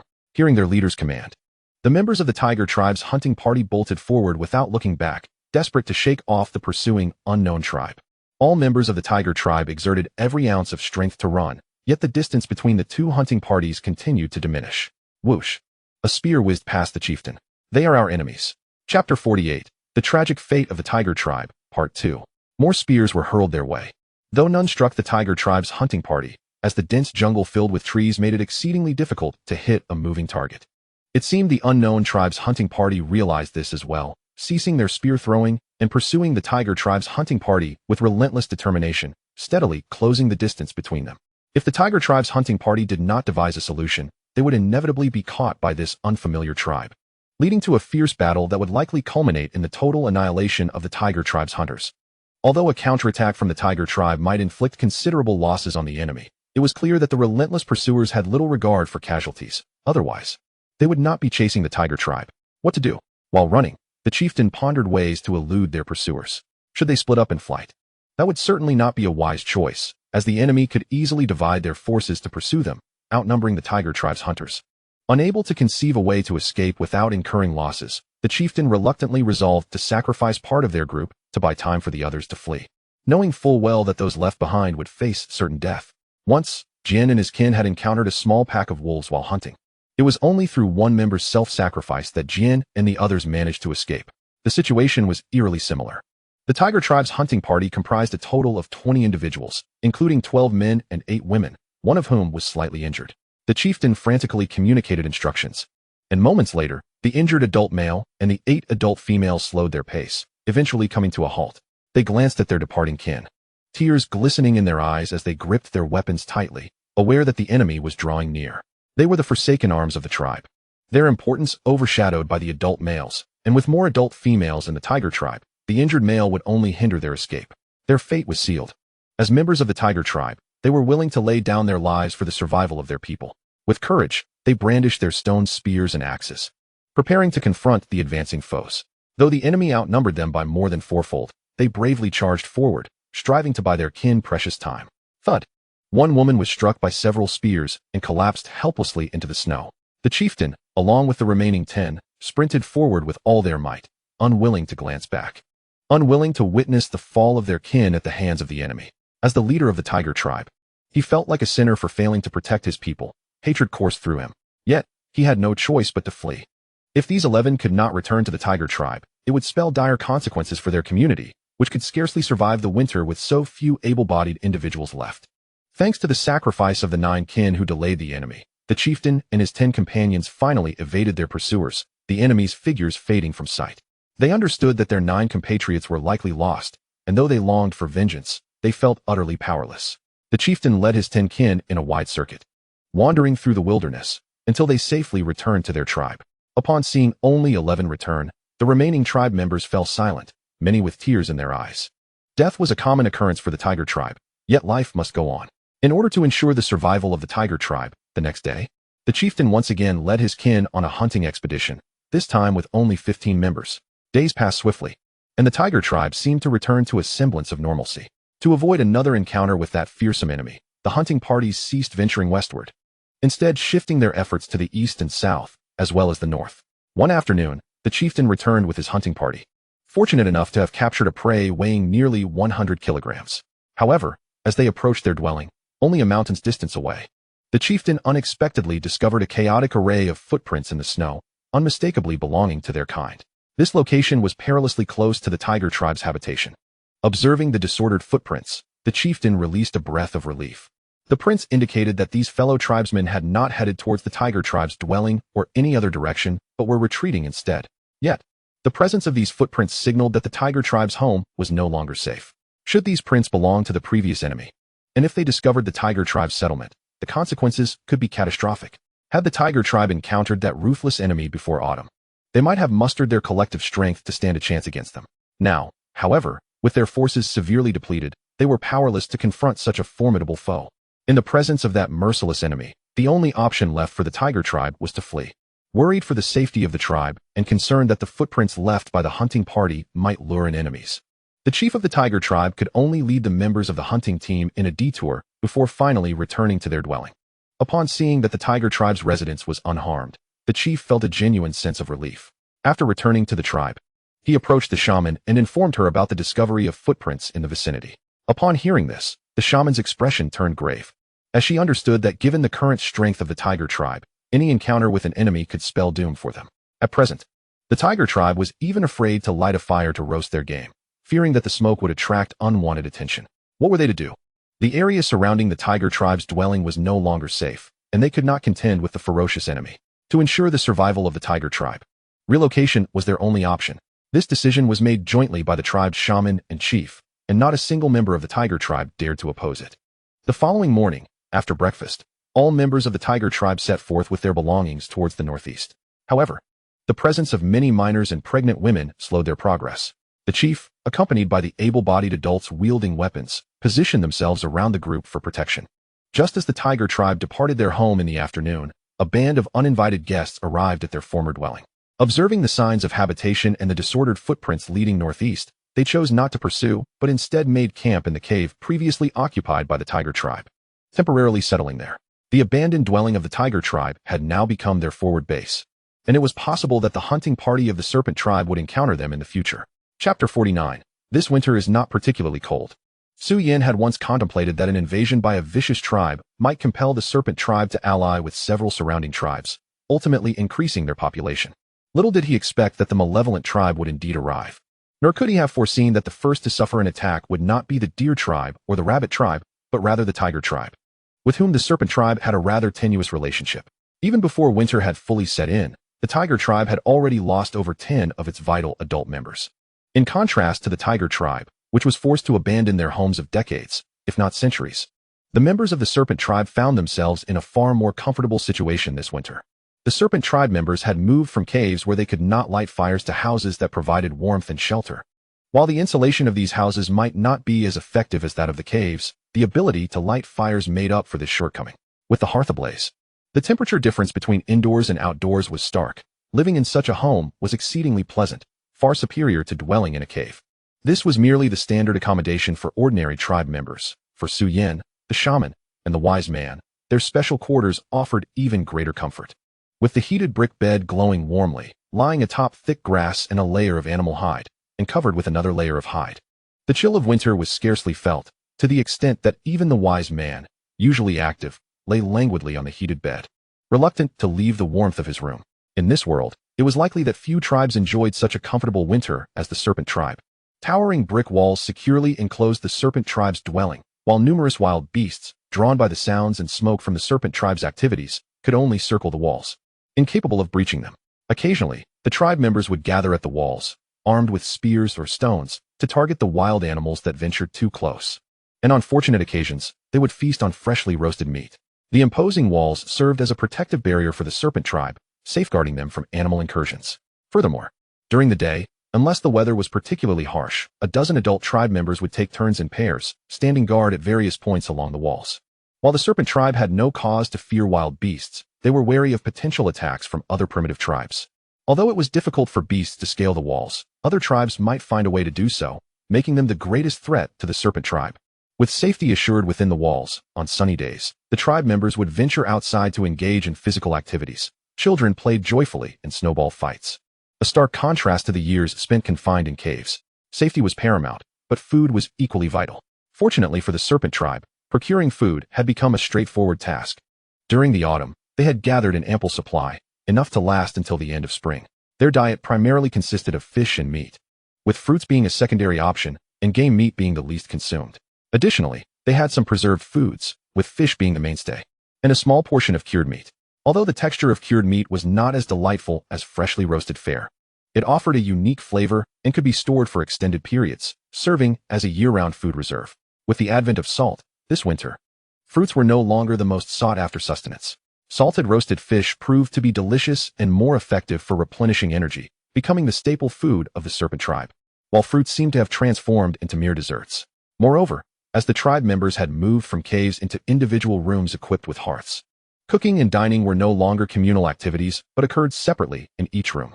When it was time to prepare meals, individuals would venture out to gather sufficient food from the designated storage area before returning to their respective rooms to cook using their own hearths, dining immediately upon completion.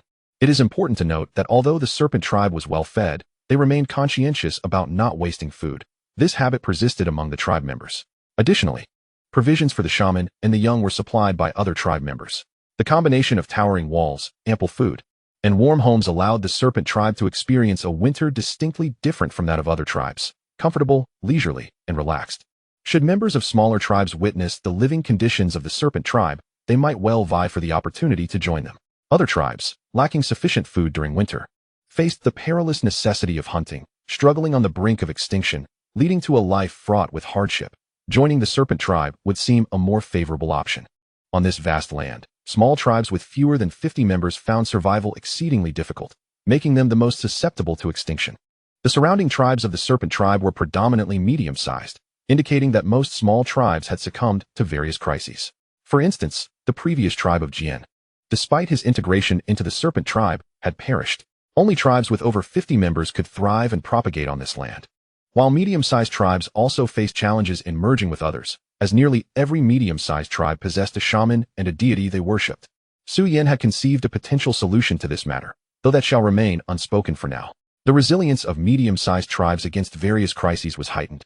Even if their living conditions paled in comparison to those of the Serpent Tribe, their cohesion remained strong, with tribe members united in their struggle for survival in this world. Much like the Tiger Tribe, when faced with impending peril, its members are willing to sacrifice their own lives to buy precious time, granting others a flicker of hope for survival. It is only in the dire circumstances of potential extinction that the possibility of merging other mid-sized tribes into the Serpent Tribe may arise. With the arrival of another heavy snowfall, every trace within the jungle, including the signs of the Tiger Tribe's migration, lay obscured beneath the snow. This snow serves as both an opportunity and a crisis for the Tiger Tribe. The remnants of their migration are concealed under the thick blanket of snow, making it exceedingly difficult for their enemies to track their whereabouts. Yet, amidst this wintry deluge, the Tiger Tribe, having distanced themselves from their former dwelling, finds no refuge from the biting cold and relentless winds, leaving the fate of countless members uncertain as they face the bitter chill of winter days ahead. Once numbering barely over 100, the population of the Tiger Tribe continues to dwindle. One can only lament their misfortune. Even those fortunate enough to evade enemy pursuit find themselves beset by the greatest calamity, their encounter with such a fearsome foe. Chapter 50, The First Clash. The snowfall persisted for an entire day, gradually tapering off in the late hours of the night, leaving the land enveloped in ice and snow, which would remain untouched throughout the winter. At dawn, the members of the Tiger Tribe, huddled together beneath a great tree for warmth, began to awaken. Save for one adult and 2 children who remained unresponsive, destined to sleep forever, consuming the last remnants of their meager provisions and parched from thirst. They resorted to nibbling on snow to replenish their strength before pressing onward, determined to distance themselves from their malevolent adversary. The distance to their former dwelling is not great.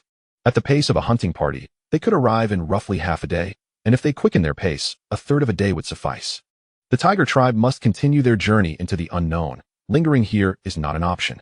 Within the cavern that served as the former dwelling of the tiger tribe, the members of the unknown tribe's hunting party have also roused from slumber, kindling a fire to prepare their breakfast.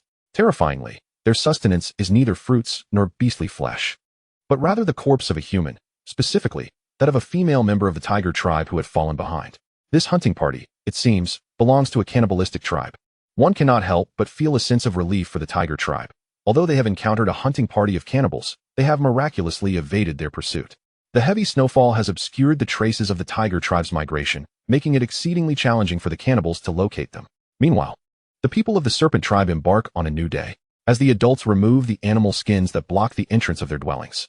The children are the first to dash outside. Clad only in a single layer of animal hide, they are accustomed to the frigid winter air and fear not the cold, playing joyfully with their companions until their tiny hands and feet grow numb, prompting them to return indoors to warm themselves by the fire.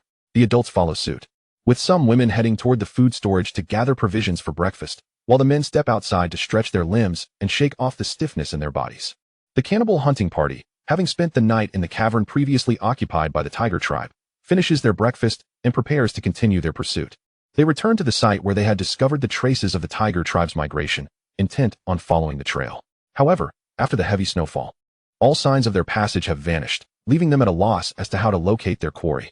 The hunting party's leader finds himself at an impasse, compelled to rely on the scant clues gathered yesterday as they head northeast. Indeed, the leader of this cannibal hunting party is not the chief of the tribe, but rather its captain. To the west of the tiger tribe's former territory lies a cannibal tribe with a population exceeding 370. A formidable large tribe capable of fielding multiple hunting parties of around 40 members each, thus establishing dominance in the region. This tribe typically survives by hunting wild beasts. However, upon discovering other primitive tribes, they reveal their sharp fangs, attacking without hesitation, regardless of their own casualties. They will tear apart any discovered primitive tribe, killing or capturing their kin for sustenance, and if food is plentiful, they may even retain adult females for breeding purposes. They do not merely view enemies as food. They even consider their own tribe's deceased or severely injured members as potential nourishment. For the cannibals, hunting their own kind is far simpler than pursuing wild animals. The discovery of a primitive tribe represents a bountiful windfall, sufficient to sustain the entire cannibal tribe for several days, especially during the food-scarce winter months, which are marked by heightened activity in their hunts against other primitive tribes. As midday approaches and the sun hangs high in the sky, bathing the ground in warmth, it becomes the most opportune time for activity. Most members of the serpent tribe are not cooped up indoors, but have ventured outside to bask in the sunlight. On the low brick walls, 6 tribesmen stand in pairs, their gazes fixed upon the distant woods, ever vigilant for the potential emergence of enemies. Idleness is not an option. According to the records inscribed on the stone tablets of the serpent tribe's shamanic lineage, there was a time when some members indulged in laziness. However, following the decision of the tribe's shaman and leader to expel those who shirked their duties into the wild to fend for themselves, instances of such behavior have become exceedingly rare. Behind the western barricade, Dezue and his partner stand watch atop the low wall, their eyes scanning the opposite woods, occasionally sweeping the area to ensure they miss no unusual movements. At that moment, Dezue's partner tugged at his arm and pointed westward, whispering urgently, "Look over there. It seems there are people." "Where? Where?" Dezue inquired, following the direction of his partner's finger. "Indeed, it seems there are figures in the distance." Dezue rubbed his eyes vigorously, confirming that there were indeed individuals present. To prevent a possible enemy assault, he immediately struck 2 short wooden sticks together, the sound echoing swiftly through the serpent tribe's settlement, serving as a warning signal of an approaching threat. All able-bodied men and non-pregnant women sprang into action, hastily gathering their weapons and converging behind the low wall where Dezue and his partner stood vigilant. "Dezue, where are the enemies?" Ji approached Dezue, standing atop the wall and inquiring about the situation, while the other tribesmen remained behind the wall, with only Ji, Dezue, and his partner standing atop. There. Dezue pointed toward the location of the figures. Following his gesture, Ji indeed spotted not just 1 or 2, but a dozen individuals, with more appearing as they watched. A stark contrast to the few silhouettes Dezue had initially noticed. The members of the snake tribe discerned a figure in the woods, 100 meters away, and the individual in the trees effortlessly spotted the end of the clearing where others were present. Even more astonishingly, the unexpected intruder at the periphery of the snake tribe's dwelling was not a hunting party from the neighboring tribes, but rather a hunting squad from the cannibal tribe, which was in pursuit of the migrating tiger tribe. How could this hunting party, ostensibly tracking the tiger tribe, have stumbled into the vicinity of the snake tribe's abode? Chapter 51. The Initial Confrontation. A heavy snowfall concealed all traces left by the migrating tiger tribe, perhaps causing disorientation under its cover. The cannibal tribe's hunting party failed to locate the tiger tribe's migration, but instead arrived at the outskirts of another primitive tribe's settlement. Nonetheless, this revelation was fortuitous for them. The captain of the hunting party swiftly summoned his comrades to prepare for an assault on this newly discovered tribe. Although the exact number of inhabitants remained uncertain, capturing this group would yield a substantial food supply, potentially sustaining their tribe through the harsh winter. The captain, the most formidable member of the hunting party, also possessed considerable wisdom. He quickly organized his nearly 40 men, designating 10 to remain hidden, ensuring they would not be detected by the opposing faction. The rest would accompany him, feigning to be a hunting party from another tribe, expressing no hostility towards the snake tribe, and then retreating, only to circle back and launch a surprise attack from behind. Those left behind could prevent any prey from fleeing in their direction. Thus, from the vantage point of Ji, situated behind a brick wall 100 meters away, the seemingly hostile group, having discovered the snake tribe's settlement, did not advance towards it, but instead headed northward. Not enemies? Doubt blossomed in Ji's mind. He was no fool. Even if they were not adversaries, the snake tribe could not afford to let their guard down. Who knew if they might turn back for an attack? If they truly were foes, the snake tribe would find themselves in peril. After the group vanished from sight, Ji instructed his kin to retreat and rest, ensuring that weapons remained at hand. He also augmented the watch on the three sides of the brick wall, increasing the number from 2 to 4, ever vigilant. Should enemies approach, they were to sound the alarm, and the tribe would swiftly rally to support. Approximately several tens of minutes later, the captain of the cannibal tribe's hunting party circled around the mountain where the snake tribe's cave resided, arriving at the opposite side. He observed a vast open area and noted that guards were stationed there. After a moment's contemplation, he led his men close to the base of the mountain towards the surrounding wall. This area indeed constituted a blind spot. The 4 guards on the eastern brick wall were oblivious to the proximity of the enemy. As his gaze shifted, the captain was the first to reach the wall, and upon surveying it, he was taken aback by its towering height. Now, however, his position was no longer within the blind spot, and in the next instant, he was spotted by the vigilant members of the snake tribe. Enemies. We have enemies. The alarm rang out. Upon hearing the call, the unarmed members of the snake tribe swiftly approached, while the cannibal tribe's foes also heard the sound, realizing their quarry was aware of their presence. Yet, they did not retreat. They merely sensed that this hunt might prove troublesome, potentially incurring significant casualties. In no time, the cannibal hunting party gathered at the brick wall, attempting to devise a way to scale it. Suddenly, 3 short spears and a fist-sized stone were hurled toward the crowd. Ah! The cries echoed as 2 enemies were struck by the spears and 1 by the stone. Of these, only the one pierced in the head by a spear was gravely injured and on the verge of death, while the other 2 sustained moderate wounds, one in the thigh and the other in the abdomen. This sudden assault inflicted considerable damage upon the cannibal hunting party, nearing the toll suffered in their previous encounter with the tiger tribe, 8 women and 1 man. Unforgivable. The captain, in a fit of rage, seized a spear from one of his men and hurled it toward a member of the snake tribe who was partially exposed above the wall. The agile snake tribesman crouched to evade the spear, which sailed over the wall, ultimately landing on the roof of a house behind it. Before the cannibal hunting party could take further action, Ji and a dozen tribesmen suddenly emerged over the brick wall, launching a volley of spears and stones at the cannibal hunters. Dodge! Dodge! The captain's face drained of color as he shouted in the language of the cannibal tribe, his body instinctively moving to evade. There was no need for his command. Seeing the incoming projectiles, the hunters understood the necessity to evade. However, in their frantic attempts, they collided with one another, some tumbling to the ground, the group descending into chaos. In the next moment, spears and stones rained down upon them. Thud! Thud! Thud! The sounds of spears piercing flesh filled the air. Bang! Bang! Bang! The noise of stones colliding with bones mingled with the sound of cracking bones. The cries of agony soon followed as numerous spears and stones struck the throng, painting a grim tableau. Before the captain of the hunting party could regroup with his surviving members for a counterattack, more individuals from the snake tribe emerged from the eastern brick wall. The next moment, dozens of spears and stones descended upon the crowd, the dense assault exacerbating the cannibal tribe's losses. As the captain ducked and dodged the incoming projectiles, he observed the gruesome scene unfolding before him. Under the relentless barrage of spears and stones, the hunting party suffered devastating casualties. Thud! A heavy stone struck, and one hunter, already howling in pain from a spear wound to the thigh, was dealt a fatal blow to the head, his skull shattering like an egg, blood and tissue splattering everywhere. On the brick wall, the members of the snake tribe continuously hurled spears and stones at their enemies, while some adults and near-adult children stood below the low wall, passing weapons to those stationed atop.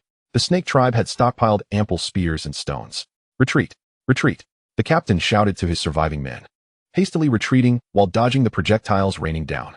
Ji, noticing the captain of the hunting party, hurled his spear with great force, grazing the man's left arm. Realizing he had been injured, the captain quickened his pace. He had no desire to lose his life here. Those under his command could perish if need be. The uninjured or lightly wounded members of the hunting party, upon witnessing their leader's flight, also turned to flee, yet under the concentrated attacks from the snake tribe, many continued to fall. Within mere moments, the remaining enemies who could escape vanished into the blind spot of the snake tribe's wall. The tribespeople, after casting a few more rounds of spears and stones at the bodies lying in the snow, finally ceased their assault. Chapter 52. Reflections on the aftermath of battle. The battle has not yet concluded. Concealed within the western woods, 10 individuals faintly discern the sounds of anguished cries emanating from ahead, mistakenly believing that their own comrades have initiated an assault. After a brief consultation, they resolve to join the offensive, hastily emerging from the thicket and racing toward the abode of the serpent tribe. There are foes. Indeed, there are foes, 10 in total. A simple enumeration that even the serpent tribe members have mastered. Meanwhile, Big Mouth and his 3 companions, who have been vigilantly guarding the western wall, promptly spot the 10 adversaries bursting forth from the foliage. They immediately sound the alarm, requesting reinforcements. Although 10 enemies are not a formidable number, Ji swiftly dispatches 15 individuals to the western wall, accompanied by some younger tribe members to assist in the relay of spears and stones. As the 10 adversaries draw closer to the western brick wall, the defenders' numbers swell from 4 to 19. 19 spears and stones are hurled from their hands, striking the advancing foes. The primitive tribesmen possess keen eyesight, easily detecting the incoming projectiles, and the sudden appearance of so many defenders atop the wall instills a sense of peril even in the brawn-heavy minds of individuals like Big Mouth. The 10 adversaries promptly retreat. However, the spears and stones travel at a swifter pace. Among them, 4 are struck, 2 sustaining minor injuries while the other 2 are gravely wounded. The lightly injured and 6 unscathed enemies flee desperately, while the 2 severely hurt collapse to the ground, awaiting the inevitable approach of death. The assault does not cease there. After the initial volley of spears and stones, a second barrage is launched from the western brick wall by the serpent tribe warriors, targeting the retreating foes. This time, an additional 2 enemies are hit. One, previously lightly wounded, is struck down by a stone, while another is pierced in the thigh by a spear, only to be subsequently impaled in the back by yet another, rendering him incapable of rising from the ground. Soon, a third wave of spears and stones descends upon the scene. This time, the enemies have fled somewhat further, and only one straggler is struck by several spears, collapsing under the weight of his injuries. Ultimately, of the 10 who charged, only 5 managed to escape, one of whom has sustained a minor injury. The outcome on the eastern brick wall remains unquantified, with nearly 20 adversaries sprawled in the blood-soaked snow, some already lifeless, while others cling to the remnants of life. Ji refrains from sending his tribesmen out to finish off the remaining foes, uncertain of whether more enemies lie in ambush outside. This is already sufficient. The foes lying in the snow, even if not dead, are wounded and unable to move swiftly. The scent of blood will inevitably attract predators, and they shall ultimately become fodder for the beasts. Ji and his tribe maintain their watch behind the brick wall for a while longer, and upon sighting several approaching beasts, he allows his people to return for rest, leaving 4 tribesmen to stand guard at each wall. This was a flawless engagement, utilizing the brick walls, spears, and stones. The serpent tribe easily repelled the enemy, allowing only a small fraction to escape while the remainder, regardless of their fate, would ultimately fall prey to the wild animals. Upon learning of the events from Ji, Suyin also breathed a sigh of relief. For the serpent tribe at present, the most perilous threat is not the beasts, but their own kind. Fortuitously, the 3 towering brick walls surrounding the serpent tribe thwarted the enemy's advance, enabling the defenders to strike down their foes from an elevated position. One cannot help but ponder the scene that would have unfolded had the brick walls not been there.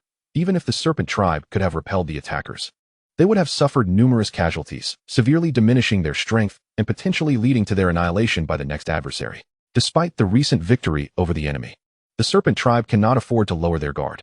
Not only must sentinels be posted atop the walls during the day, but also at night. For the next assault may come under the cover of darkness, though such a possibility seems slim. The nighttime presents additional dangers, compounded by the limitations of their vision. After all, apart from the autumn and winter months, the primitive people have scant access to fruit and virtually none to vegetables, rendering their night vision poor and their combat effectiveness greatly diminished.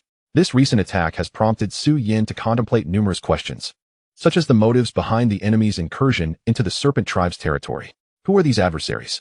Have they eradicated the neighboring primitive tribes? During autumn, Su Yin had envisioned leveraging a formidable external enemy to forge an alliance among the serpent tribe and other tribes, hoping to secure dominance in the coalition. Ideally relocating the other tribes to the serpent tribe's territory, thereby gradually assimilating them and significantly increasing their population. Now, an unknown enemy has indeed manifested. Yet Su Yin remains uncertain whether this situation is fortuitous or dire.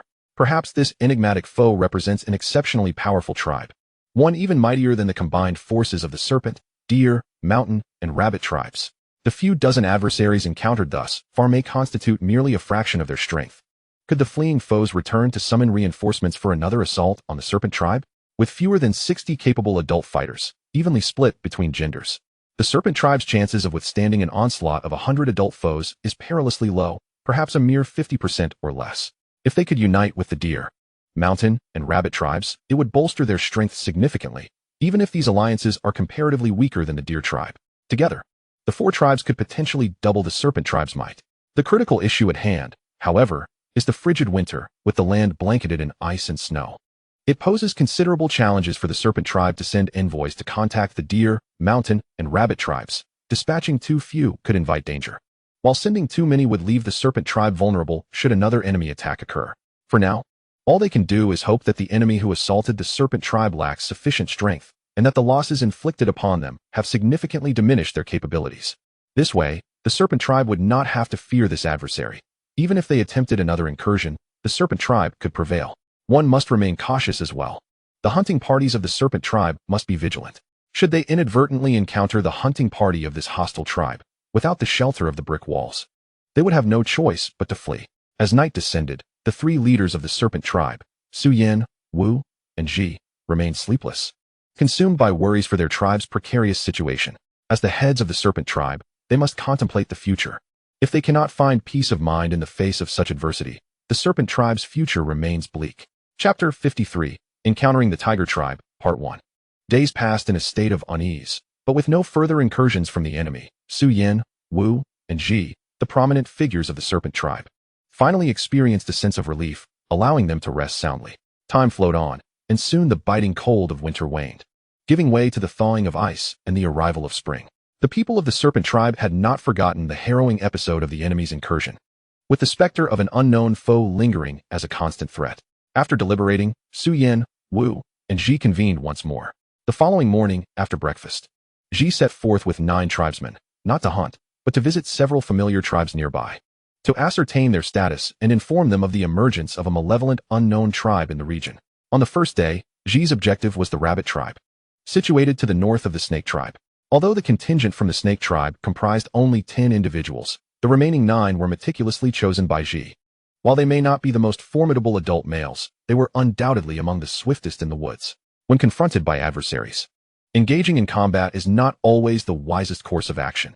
Even if victory seems attainable, the potential for casualties makes retreat the preferable option. Ji led his clansmen swiftly towards the rabbit tribe's habitat, remaining vigilant of their surroundings, for should enemies appear, they needed to detect them first and flee. As morning waned, Ji and his companions finally reached the periphery of the rabbit tribe's dwelling, hearing various sounds emanating from within, which assured Ji that the rabbit tribe was safe. Subsequently, Ji advanced directly towards the rabbit tribe's settlement, no longer concealing their presence. The sentinels of the rabbit tribe soon noticed Ji and his group. Halt! This is the rabbit tribe. Outsiders are not permitted to approach. A leading adult male from the rabbit tribe called out loudly as the distance between them diminished to a mere 10 meters. Ji, unfamiliar with the rabbit tribe's language, could nonetheless discern the unfriendly tone, indicating that they perceived his group as potential foes. Ji raised his hands, signaling his clansmen to cease their advance, while he alone continued forward. Observing Ji approach alone, the rabbit tribe felt less threatened, and some began to suspect that he might not be an enemy. Furthermore, the speaker recognized Ji's face, having previously accompanied the rabbit tribe leader to the snake tribe's unveiled gathering, thus having encountered Ji before. Gestures served as a universal language among primitive tribes. Although sometimes ambiguous, they generally conveyed their intended meanings. Ji engaged in a series of gestural exchanges with the rabbit tribe spokesperson, quickly clarifying his identity as the chief of the snake tribe and his purpose for visiting. Several individuals from the rabbit tribe had attended the snake tribe's unveiled gathering, and while only 2 adult males remained in the tribe, it was important to note that women had also participated in the gathering. Upon recognizing Ji as the chief of the snake tribe, the rabbit tribe, led by their shaman, welcomed their guest. In comparison to the snake tribe, the rabbit tribe's strength was considerably weaker. Had the rabbit tribe leader been present, Ji would have been received by him. However, with the leader away leading a hunting party, only the shaman held the standing to host Ji. Allowing ordinary tribesmen to receive him would be a grave disrespect, potentially jeopardizing relations between the rabbit and snake tribes. Offending a more powerful tribe could yield dire consequences, making the shaman's reception of Ji essential. Ji had never previously communicated with the rabbit tribe shaman, yet this was inconsequential. His goal was merely to relay information.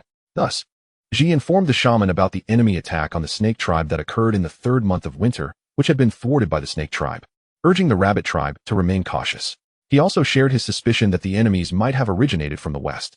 The shaman expressed gratitude towards Ji, acknowledging the significance of this information for the rabbit tribe. While the snake tribe had successfully repelled their foes, it did not guarantee the rabbit tribe's ability to do the same. Thus, vigilance was imperative. Additionally, Ji extended an offer for the rabbit tribe to call upon the snake tribe for assistance if needed, assuring them of the snake tribe's willingness to aid friends in times of hardship. The rabbit tribe shaman again expressed appreciation. After conveying all pertinent information, Ji took his leave, departing with his 9 companions from the rabbit tribe. It was now midday, and should they delay further, they risked returning to the snake tribe after nightfall. On the following day, Ji set forth again with his 9 clansmen, this time aiming for the mountain tribe located to the east of the snake tribe. The distance from the snake tribe to the mountain tribe was slightly shorter than that to the rabbit tribe, allowing Ji and his group to arrive earlier at their destination. Similar to their experience with the rabbit tribe, the mountain tribe's leader was also away on a hunting expedition, leaving the shaman to receive Ji. Ji relayed the information he had shared with the rabbit tribe shaman to the mountain tribe shaman, who likewise expressed gratitude. On the 3rd day, Ji and his 9 clansmen embarked towards their final destination, the deer tribe, situated in the northeast of the snake tribe. However, after nearly half a morning's journey, they unexpectedly stumbled upon a new tribe. It was noteworthy that Ji had scouted the areas surrounding the snake tribe extensively, and he was well aware of the locations of neighboring tribes. Based on the rudimentary dwellings constructed from branches, leaves, and grass beneath a large tree, Ji surmised that this tribe had likely migrated recently for the winter. Observing from the foliage, Ji assessed this newly emerged tribe, feeling that they did not resemble the enemies who had attacked the snake tribe in the 3rd month of winter, and thus decided to continue towards the deer tribe instead. Similarly, the deer tribe had dispatched their hunting party, and upon Ji's arrival, their shaman personally welcomed him. After sharing relevant information, Ji took his leave. The new tribe discovered today piqued Ji's interest greatly. He remained uncertain whether they were friend or foe and resolved to approach with caution, seeking to ascertain their true nature. Chapter 54. Encounter with the Tiger Tribe, Part 2. As Ji and his group returned from the deer tribe, they passed by the newly settled tribe, where Ji again concealed himself in the woods to observe, hoping to gather useful intelligence regarding the tribe's population, age distribution, and strength. However, he could not yet determine whether this tribe was benevolent or malevolent. Additionally, as the tribe had sent out a hunting party, Ji could only speculate about their capabilities. Just as Ji was preparing to return to his own tribe, a sudden commotion arose from the other side of the thicket. Ji quickly signaled his clansmen to remain hidden and wait to ascertain the situation. Before long, a group comprising nearly 20 adult men and women emerged from the woods, carrying 4 prey, 1 large and 3 small, entering the tribe's settlement amidst jubilant cheers. Ji understood that this was the hunting party returning triumphantly, fortunate to have secured 4 catches. However, based on the composition of the hunting party, Ji deduced that this tribe was likely not very strong, certainly weaker than the snake tribe and possibly even the deer tribe. Including the hunting party, the tribe's total population was estimated to be around 100, nearly half that of the snake tribe. Ji also noticed an intriguing detail. The leader of the hunting party seemed somewhat familiar, as if there had been a confrontation between the 2 parties in late summer of the previous year. This revelation suggested that this tribe was not particularly malevolent, which offered Ji a measure of reassurance. With this newfound understanding, Ji led his people back to the snake tribe. However, due to the time wasted in the tiger tribe both on the way there and back, Ji and his companions returned to their village just as twilight was descending. Over the course of 3 days, they confirmed that the deer tribe, rabbit tribe, and mountain tribe, tribes closely allied with the snake tribe, were still thriving. They informed these tribes of the emergence of a fierce tribe in the region, urging them to remain vigilant. The only unexpected development was the sudden relocation of the tiger tribe between the snake and deer tribes. The tiger tribe's nature was neither benevolent nor fiercely hostile, leaving the snake tribe to ponder how to approach their new neighbors, especially considering the proximity, which would likely lead to increased interactions. Ji shared his discovery of the tiger tribe with Su Yin and Wu, and the three convened to deliberate on how to address the situation. Upon hearing Ji's account, Su Yin quickly considered a crucial point. Why had the tiger tribe relocated to this area? Much like the deer tribe, it was improbable for them to abandon their comfortable home without a significant upheaval. It was plausible that the tiger tribe had also encountered the same adversary that had attacked the snake tribe during the 3rd month of winter, compelling them to flee and possibly incurring losses in the process. Su Yin conveyed this theory to Wu and Ji, both of whom nodded in agreement, acknowledging the potential connection. If the tiger tribe had indeed moved due to the same enemy, the ensuing circumstances would be more manageable. Su Yin had been contemplating ways to bolster the population of the snake tribe, and the tiger tribe presented an opportune solution by assimilating them. The snake tribe's numbers would substantially increase, providing ample manpower. Under Su Yan's leadership, a plan targeting the tiger tribe quickly took shape. The initial goal was to encourage the tiger tribe to relocate to the vicinity of the snake tribe, with the ultimate aim of fully integrating them into the snake tribe. However, this goal proved somewhat challenging, as the tiger tribe was also a medium-sized tribe with its own shaman, knowledge, and deities. According to the plan, Ji would take 20 adult male tribesmen northeast for hunting, deliberately avoiding direct contact with the tiger tribe settlement, instead seeking to encounter the hunting party led by the tiger tribe's chief. A direct approach to the tiger tribe's home would undoubtedly frighten the inhabitants, especially as their chief returned with his hunting party, which could prompt the tiger tribe to relocate once more. Su Yan's objective was for Ji to lead the snake tribe's hunting party to a confrontation with the tiger tribe, ideally resulting in a skirmish that would subdue the tiger tribe's warriors. Following this, Ji would fabricate a tale of how the snake tribe had encountered and repelled an enemy, warning the tiger tribe to remain cautious. Should the tiger tribe have indeed relocated due to a common adversary, their chief would likely take heed of Ji's words. At that juncture, Ji could persuade the tiger tribe's leader to move their people to the snake tribe's territory, uniting the two tribes against their shared foe. Given that Ji had previously defeated the tiger tribe's chief on 2 occasions, the latter would likely remember Ji's words. Thus, it would be Ji's role to convince the tiger tribe's chief to relocate to the snake tribe's territory, enabling both tribes to stand united against their enemy. The specifics of his persuasion would depend on Ji's improvisation in the moment. In the past 2 years, the construction of houses and fortifications had consumed considerable time for the snake tribe, primarily due to their limited population and adult labor force. The snake tribe required a larger populace, and both Wu and Ji concurred that this plan to integrate the tiger tribe into their own would effectively achieve a rapid increase in their numbers. Although both the snake and tiger tribes possess shamans, knowledge, and a belief in deities, having Su Yin as a divine emissary made the prospect of the snake tribe assimilating another tribe considerably more feasible. On the 3rd day after finalizing the plan, Ji set out with his hunting party towards the tiger tribe settlement, targeting their hunting party. The reason for not commencing the plan immediately after its conception was straightforward. During the 1st day, Ji and his hunting party genuinely went out to hunt, successfully bringing back 2 animals.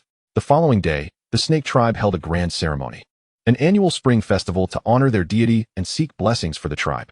The latter part of the event also celebrated the coming of age of the newly matured members, culminating in Su Yin as the divine emissary, announcing the divine decree to the tribe.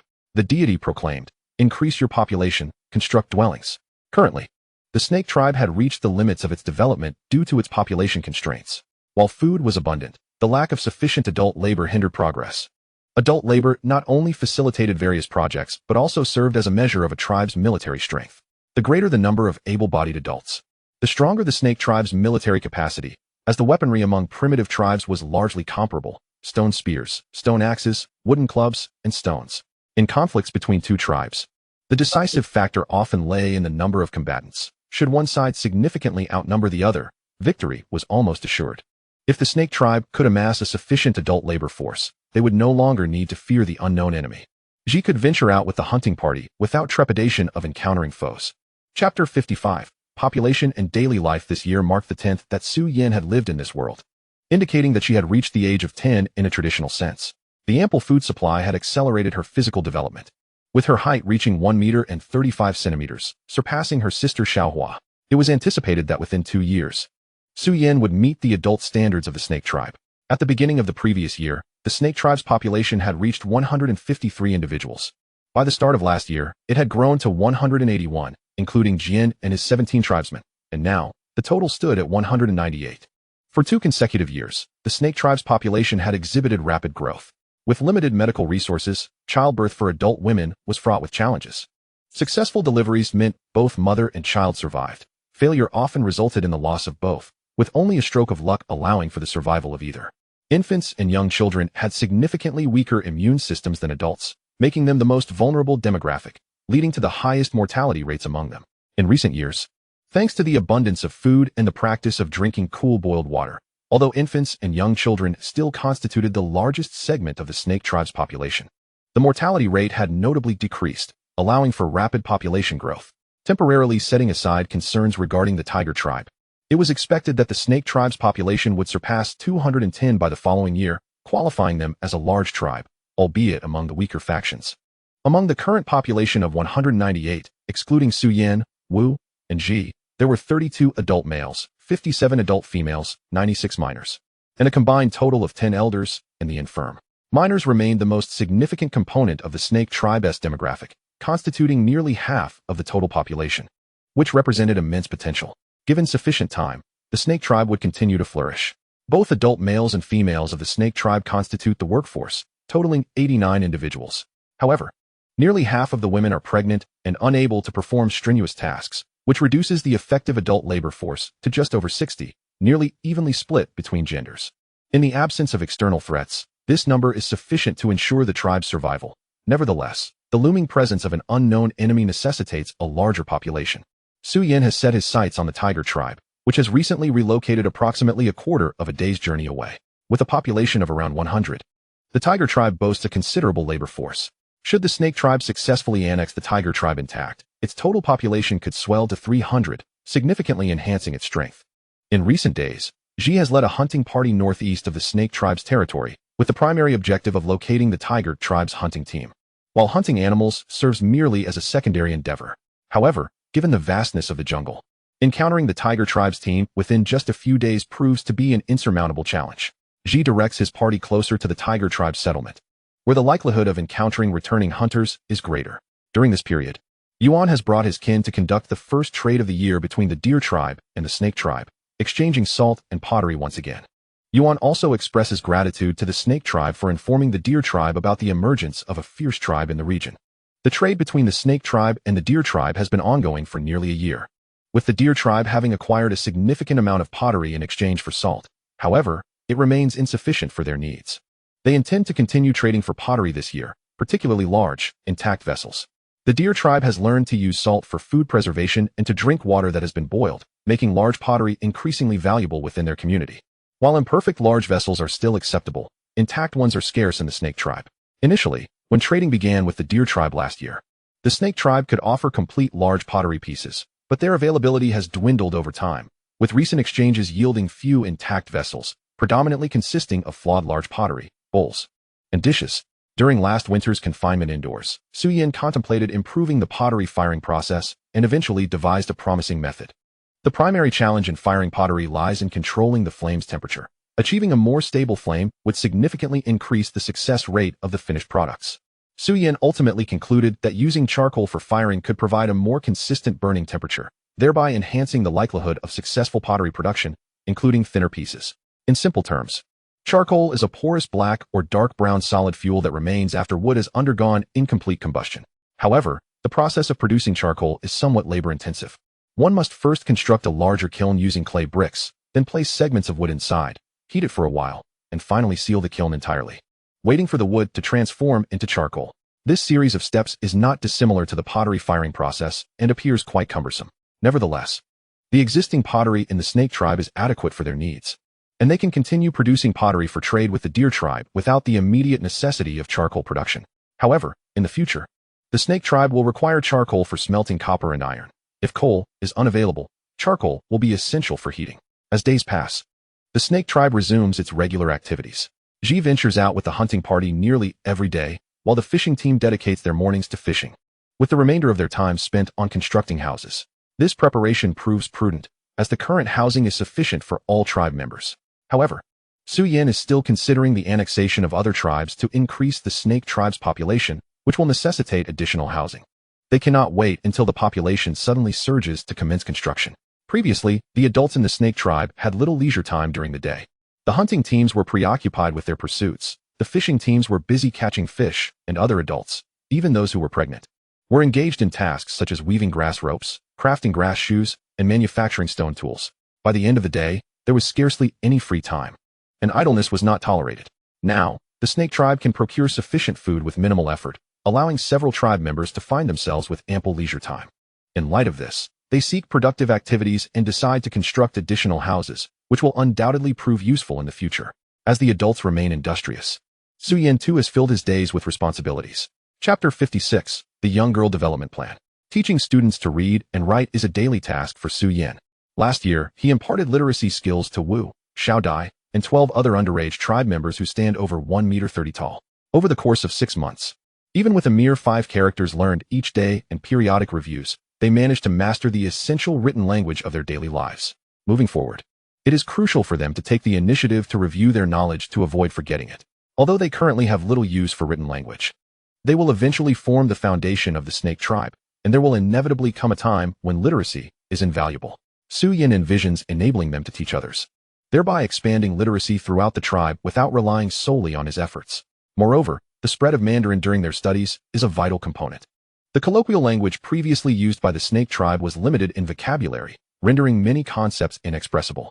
In contrast, the written language and Mandarin that Su Yin teaches have established rules, making it rare for any subject to remain untranslatable. With last year's students having graduated, Su Yin has enrolled a new cohort of learners, once again consisting of underage tribe members taller than 1.30 meters, though this group is slightly smaller, comprising 4 boys and 5 girls. Additionally, he has included the sisters Xiao Hua and Xiao Yu, bringing the total to 11. The elder sister Xiao Hua has surpassed 1.30 meters, while the younger sister Xiao Yu has yet to reach that height, thus also being included in the program. Written language serves as a means to record thoughts, facilitate communication, and convey ideas through symbols or images. To foster knowledge acquisition, the most effective approach is to first master literacy before delving into other subjects. Reflecting on the unveiled conference held by the snake tribe last autumn, Su Yin feels a surge of anger, not due to the adults engaging in procreation wherever they please, but rather because of the curiosity exhibited by the sisters Xiao Hua and Xiao Yu towards such matters, constrained by the norms of their era.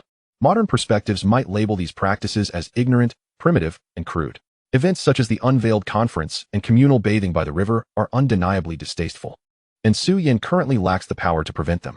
As Xiao Hua approaches adulthood, Su Yin is reluctant to witness her being chosen as a mate by the adult males, unable to tolerate such occurrences. Perhaps Su Yin harbors a protective inclination towards his sisters. Regardless, he wishes to avert such situations. Thus, he has quietly devised a young girl development plan, aimed at liberating Xiao Hua and Xiao Yu from the limitations imposed by the other adult females in the snake tribe. Learning to read and write is merely the initial step. During her leisure hours, Su Yin diligently disciplines the sisters Xiao Hua and Xiao Yu, instilling in them rules such as refraining from exposing their bodies in the presence of other males, maintaining cleanliness by frequently washing their faces and hands, and prohibiting loud disturbances, among others. While she does not expect them to become refined ladies, it is imperative that they grasp certain modern sensibilities, in addition to imparting literacy and common knowledge. Su Yin also intends to teach them the Su family fist for self-defense. The martial arts may be too challenging for them at this stage, so they will initially focus on the more cerebral aspects of training, progressing gradually over time. In the snake tribe, there exists an unwritten rule that allows women the right to choose their partners, contingent upon their possessing sufficient strength. Regrettably, women are often at a natural disadvantage in physical prowess compared to men, and in times of scarce resources, the needs of adult males are prioritized, resulting in a scarcity of women who surpass men in strength. Consequently, instances of women selecting their own mates are exceedingly rare within the tribe.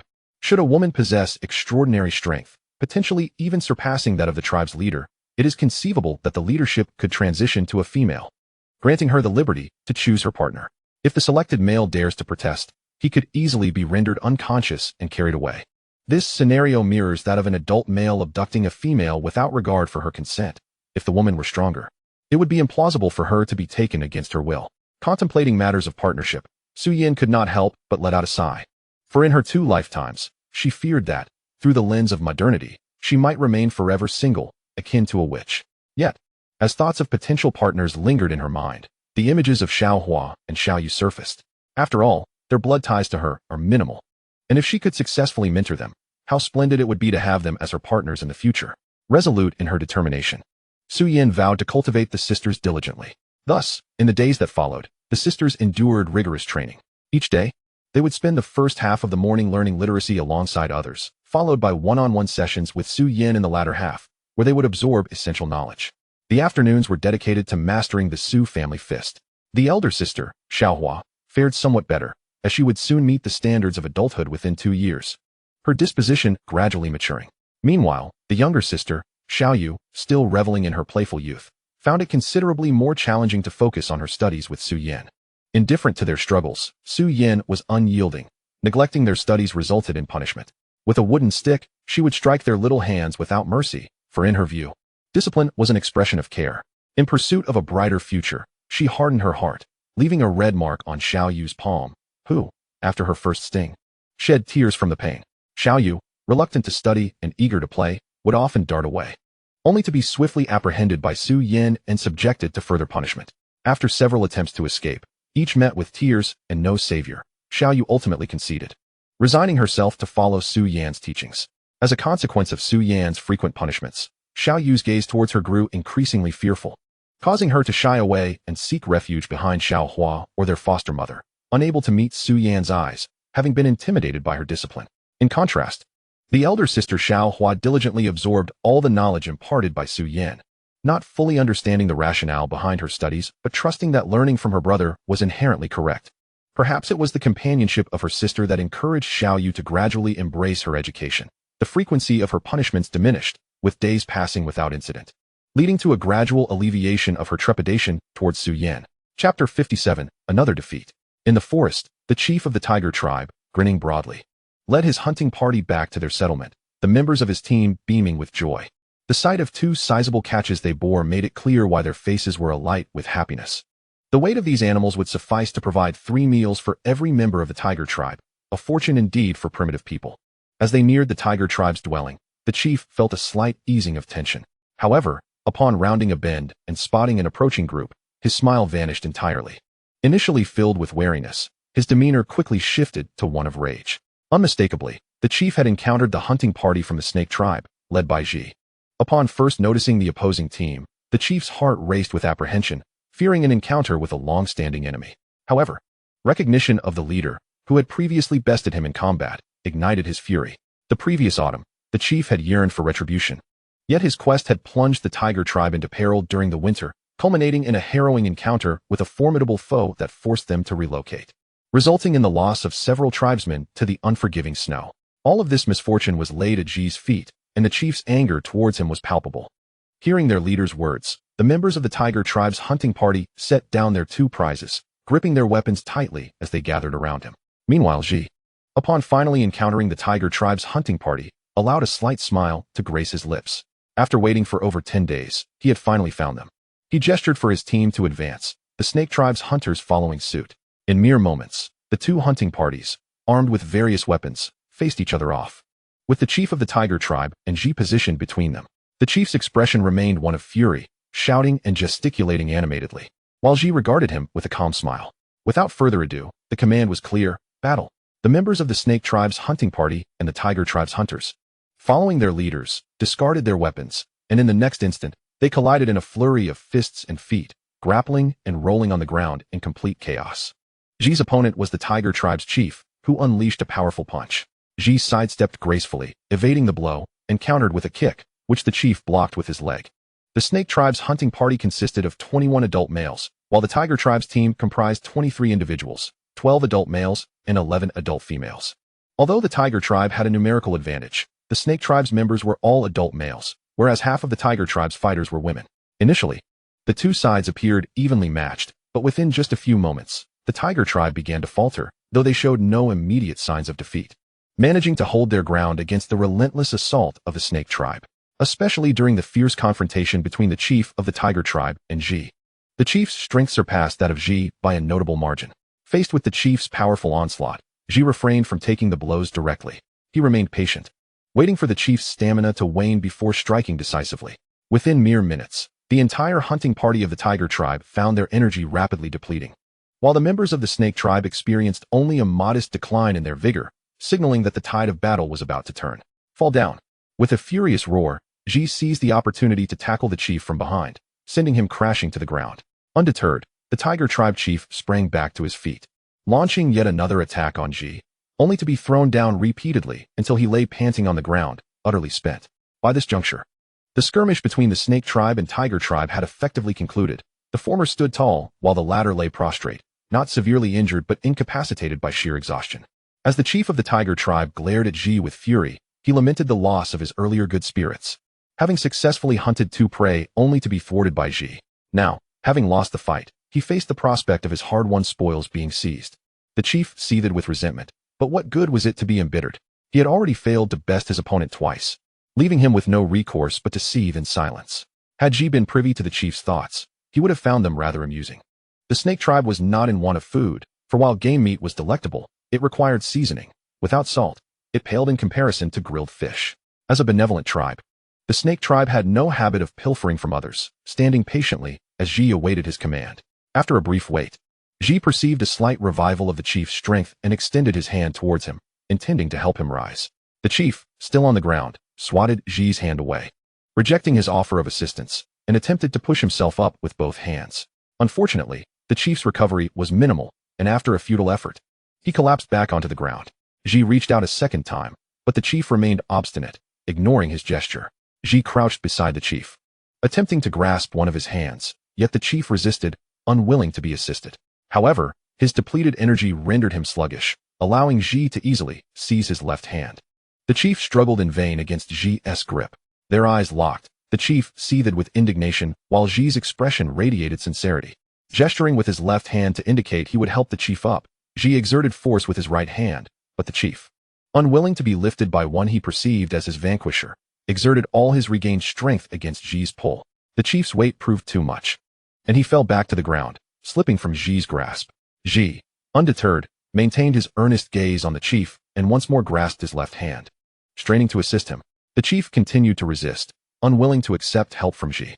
After several attempts, Ji finally managed to pull the chief to his feet. Despite the latter's reluctance, the anger on his face considerably diminished. Observing their leader's actions, the members of the snake tribe promptly assisted the nearest members of the tiger tribe to their feet. Moments later, as the chief regained some strength, he steadied himself and made his way toward the area where the prey lay, arriving beside the two carcasses shortly thereafter. Reluctantly, he grasped one of the animals and dragged it toward Ji, saying here. He tossed the prey at Ji's feet, making a gesture of offering with evident reluctance. Ji shook his head. No, my tribe has ample food and does not require your hunt.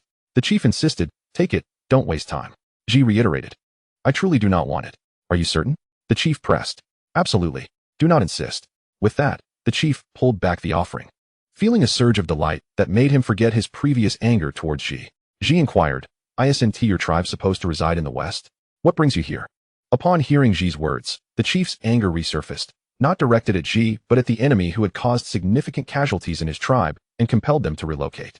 Having clashed with Ji twice, the chief had come to understand that Ji's tribe was not malevolent, and a unique bond had formed between them. Thus, he chose to confide in Ji, recounting the tribulations faced by the tiger tribe. As he spoke, the chief's hands instinctively clenched into fists before he helplessly relaxed them. He yearned for revenge, yet felt powerless to act. Listening to the chief's account, Ji's respect for the divine envoy deepened.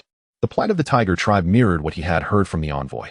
Ji surmised that the enemy the tiger tribe faced was indeed the same one that had assaulted the snake tribe, likely having stumbled upon their territory while pursuing the tiger tribe. Contemplating the scenario, Ji realized that had the enemy truly pursued the tiger tribe, they would have likely annihilated them given their superior numbers. The cannibal tribe boasted nearly 40 warriors, while the entire adult workforce of the tiger tribe scarcely approached that number, excluding pregnant women. Just as the chief neared the end of his tale, Ji's expression shifted to one of surprise as he interjected, My tribe was attacked last winter by an enemy numbering 40, gesturing with his hands, but fortunately, we discovered them in advance and managed to repel their assault. Could the enemy that attacked your tribe be the very same? It is them, without a doubt. The chief confirmed, his eyes blazing with fury, as if ready to consume those adversaries whole. Calm down, Ji urged, placing his hands on the chief's shoulders with a firm yet gentle pressure, hoping to quell his rage. After a considerable moment, the chief regained his composure. Ji continued, your tribe's dwelling is not far from mine. If that enemy was able to locate my tribe, they will soon discover yours as well. Your people are in grave danger. Thank you for the warning, the chief replied. I shall return to lead my tribe to relocate to a safer distance. As he prepared to return with his kin, Ji reached out, halting him. Do not rush back to move your people just yet. If the enemy pursues again, you will need to keep moving. This approach is unsustainable. Your tribe has pregnant women and children, and it is only a matter of time before the enemy catches up. Tribal leader of the Tiger Clan, what are we to do? Is my tribe doomed to perish? Ji, my tribe has previously repelled this enemy once, and that was only due to our advance warning. Had we not been forewarned, even if we managed to fend off the enemy, the cost to our tribe would have been tremendous. However, if our two tribes were to unite, our combined strength would be more than sufficient to confront this adversary. Tribal leader of the Tiger Clan, unite? Ji, indeed, unite. If your tribe relocates adjacent to mine, when the enemy reappears, together we can resist them. Moreover, with your tribe positioned nearby, you may call upon me for assistance at any time. The latter part of Ji's proposition was particularly enticing to the Tiger Clan leader, who had been bested by Ji on 2 occasions and harbored dreams of defeating him. If the two tribes were in close proximity, he could readily seek out Ji for a rematch, perhaps even triumphing in their next encounter. After pondering this, the tribal leader of the Tiger Clan reluctantly shook his head at Ji. Tribal leader of the Tiger Clan, I must consult the shaman. I cannot make this decision alone. Ji, no matter, return and seek the counsel of your tribe's shaman. Let us reconvene here at this time tomorrow. And I hope your tribe will have made a choice by then. Tribal leader of the Tiger Clan, very well. With their exchange concluded, Ji and the tribal leader of the Tiger Clan waved farewell and departed with the leader of the Serpent Clan. Once their figures disappeared into the woods, the Tiger Clan leader, carrying 2 hunted beasts, turned to head back to his tribe's dwelling. Upon returning, he approached the shaman and relayed the news of the enemy's reappearance, shocking the shaman. This adversary had inflicted significant losses on the Tiger Clan, and now, with their return, relocation to a more distant area seemed the only option. The tribal leader continued recounting the events of the day, including his confrontation with Ji and the proposition for an alliance. The shaman listened intently, refraining from interruption. When the subject of alliance arose, the shaman fell into silence. Uniting the Tiger Clan with the Serpent Clan was undoubtedly a prudent course of action. The Tiger Clan could not withstand the enemy alone, while the Serpent Clan could only manage to resist with great difficulty. Should they join forces, neither tribe would need to fear this foe. However, this would necessitate the Tiger Clan moving their home next to the Serpent Clan, a situation unheard of in the histories of tribal settlements. The issues of hunting grounds and, most critically, safety loomed large. Who could say when a neighboring tribe might turn predatory? As the elder and sage of the Tiger Clan, the shaman bore the heavy responsibility of guiding his people's survival in this world. A single misstep could spell doom for the tribe. He found himself mired in contemplation over whether to migrate to a more distant locale or to become neighbors with the Serpent Clan. Chapter 59, The Final Decision. The following morning, the shaman of the Tiger Clan inquired of the tribal leader, "What is your impression of that tribe?" Tribal leader of the Tiger Clan, they are not a malevolent tribe. Their leader is amiable and possesses strength greater than my own. Having spent nearly the entire night in thought, the shaman leaned towards the idea of an alliance, and his inquiry that morning further solidified his inclination. Agreeing to unite the two tribes would also mean consenting to the Tiger Clan's relocation beside the Serpent Clan. The Serpent Clan's might far exceeded that of the Tiger Clan, and having such a powerful neighbor could bode well or ill for their future. Thus, the shaman refrained from making an immediate decision. He requested that the tribal leader invite the Serpent Clan leader to visit the Tiger Clan for a personal discussion. In the afternoon of the second day, the tribal leader of the Tiger Clan, having just concluded a hunting expedition, led his hunting team to the site of their recent confrontation with the Serpent Clan. Ji and his hunting team from the Serpent Clan had arrived early. Upon meeting, Ji and the tribal leader exchanged friendly blows to the chest, a gesture indicating their growing camaraderie. Should their relationship deepen, they might soon embrace upon greeting. Tribal leader of the Tiger Clan, the shaman wishes to meet with you. Ji now? Tribal leader of the Tiger Clan, yes, follow me. Before long, the two groups arrived at the modest dwelling of the Tiger Clan. Ji was not unfamiliar with the site, having previously observed it from the woods.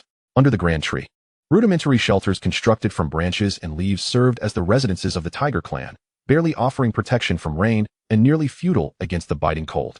The Deer Clan, having moved to this area in recent years, initially resided in similar makeshift homes, eschewing brick construction in favor of traditional practices. They would select a suitable hill nearby to excavate, aiming to create a cave that could house the entire tribe. Excavating a cave is no small feat. As the Deer clan hunted daily, the task of creating a habitable cave for all their members took considerable time. Currently, the cave they had begun to carve could accommodate only a handful of individuals. Had it not been for the Serpent clan's intervention, the Tiger clan would likely have embarked on a similar path, seeking a suitable hill to excavate, for to them, a cave represented the ideal refuge against the elements. When Ji met with the shaman of the Tiger clan, the shaman inquired about the potential alliance between their tribes. After a thorough discussion, the shaman did not arrive at a definitive conclusion. However, he ultimately expressed a desire for the tribal leader to visit the Serpent clan settlement. Ji consented. On the third morning, the tribal leader of the Tiger clan remained in the village while a hunting team, led by the second strongest male of the clan, set out to hunt. By late morning, Ji, accompanied by the Serpent clan's hunting team, arrived at the Tiger clan to collect the tribal leader and 2 others, returning to the Serpent clan's dwelling just before noon. This marked the tribal leader's first visit to the Serpent clan's settlement, and he found himself in awe of everything. The towering brick walls that shielded against rain, the sturdy brick houses that warded off the cold, and the ceramic vessels capable of holding water. Ji refrained from introducing the tribal leader to the Serpent clan at that moment, as both Su Yan and the shaman had come forth to greet him, owing to the prospective alliance. Upon meeting the tribal leader of the Tiger clan for the first time, Su Yan perceived him as robust and powerful, even more so than Ji.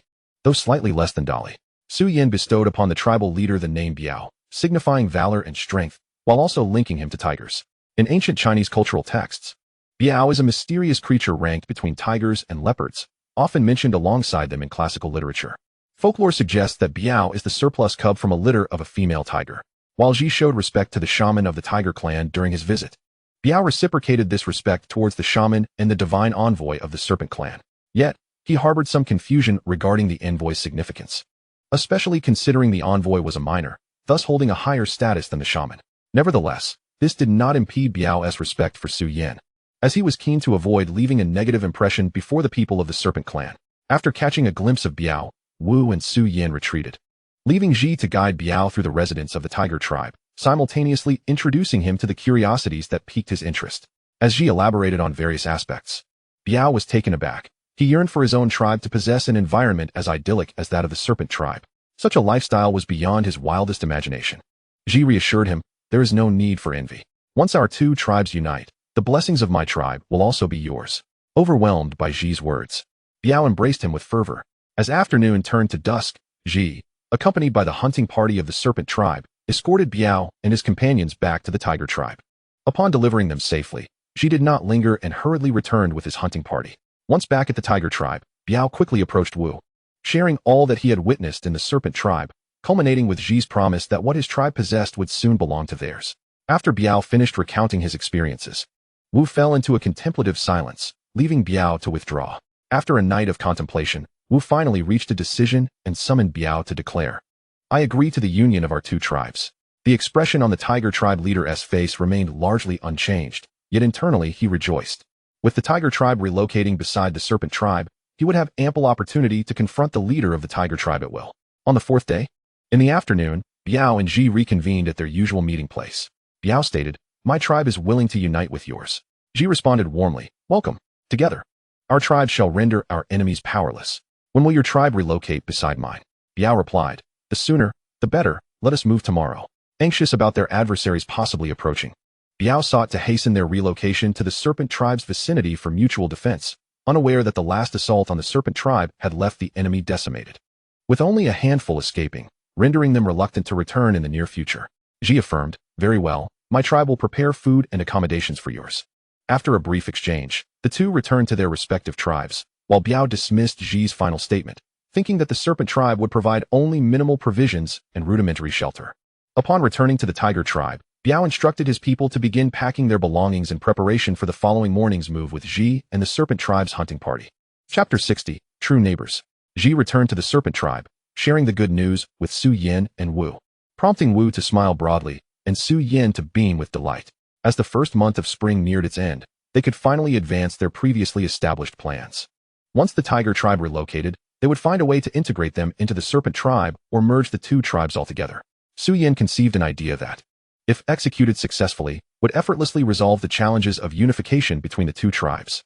To ensure the recently relocated members of the Tiger Tribe felt the warmth and hospitality of the Serpent Tribe, providing shelter and food were paramount. Anticipating a population of around 100 from the Tiger Tribe, the Serpent Tribe needed to make at least 8 standard houses available for their new neighbors. Currently, the Serpent Tribe possessed 3 special houses and 16 standard ones, with 1 standard house newly constructed this year, 5 of which remained vacant. To accommodate the Tiger Tribe's need for 8 houses, the Serpent Tribe would have to free up 3 additional residences. Consequently, Su Yin, Wu, and Ji collectively decided to vacate the 3 southernmost unoccupied houses, with the current occupants temporarily relocating to a cave until the new arrangements were finalized, including Ji's partner and children. As for the food situation, it was straightforward. The fishing team would mobilize entirely and before noon would secure enough fish to satiate everyone from both tribes. There was no urgency regarding fishing. The housing issue required prompt resolution to avoid delays. While daylight still lingered, Ji organized his people to prepare the 5 previously vacant houses, ensuring the interiors were warmed by the hearth and strewn with hay for comfort. The occupants of the 3 houses that needed to be vacated were also urged to quickly move their belongings to the cave, ideally settling in for the night. Under Ji's guidance, the entire Serpent Tribe became industrious. A night passed, and by dawn, the people of the Serpent Tribe rose early, eager to showcase their finest selves to the incoming Tiger Tribe.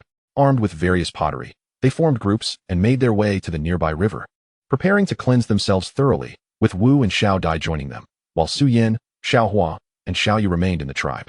After a month of training, Su Yin had made significant progress with Xiao Hua and Xiao Yu, particularly in ensuring they did not expose themselves in front of other men. In the southeastern corner of the Serpent Tribe's residence stood a smaller structure, designed specifically for Su Yin and the sisters to bathe. Equipped with a large ceramic vessel for bathwater, the 3 women frequently utilized this bathing area, often more than the other tribespeople. Su Yin had considered allowing her foster mother to use the bathing area, but ultimately decided against it, recognizing that her foster mother, now middle-aged, would be resistant to changing her habits, unlike the impressionable Xiao Hua and Xiao Yu, who could be easily guided.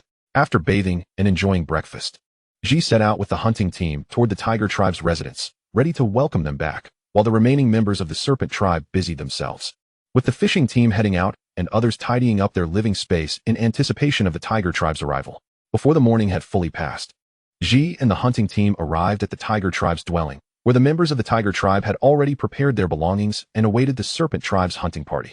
Upon arrival, Ji first bowed slightly to the Tiger Tribe's Wu in a gesture of respect, then embraced Biao, who stood beside Wu. Ji inquired, "Is your tribe ready?"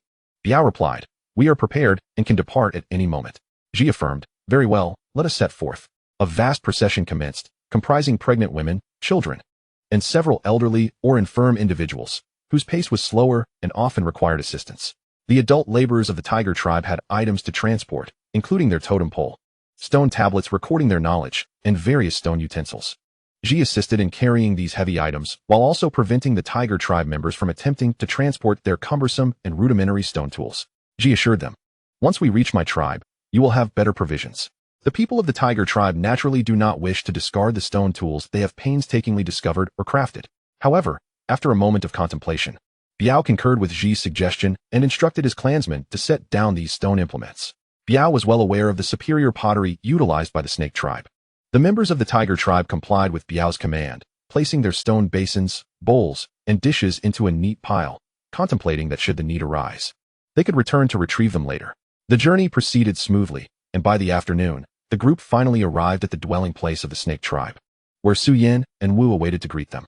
Upon meeting, the shamans of both tribes exchanged introductions, and the shaman of the Tiger Tribe, like Biao, harbored doubts about the appearance of a divine messenger from the Snake Tribe.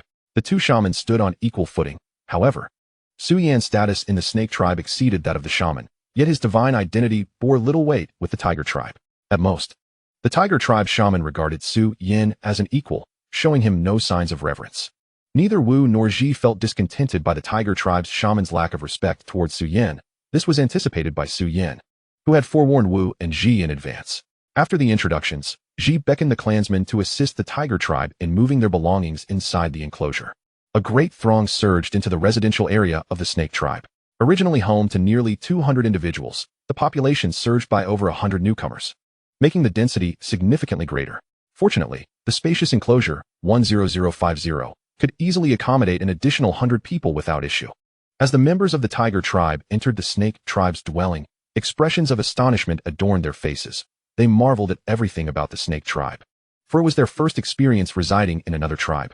The towering walls, more comfortable abodes, and large ceramic vessels capable of holding ample water made the snake tribe appear truly unique in their eyes. The shaman of the tiger tribe meticulously observed the interiors of the snake tribe. He had heard Biao speak of the latter's circumstances and was eager to witness them firsthand.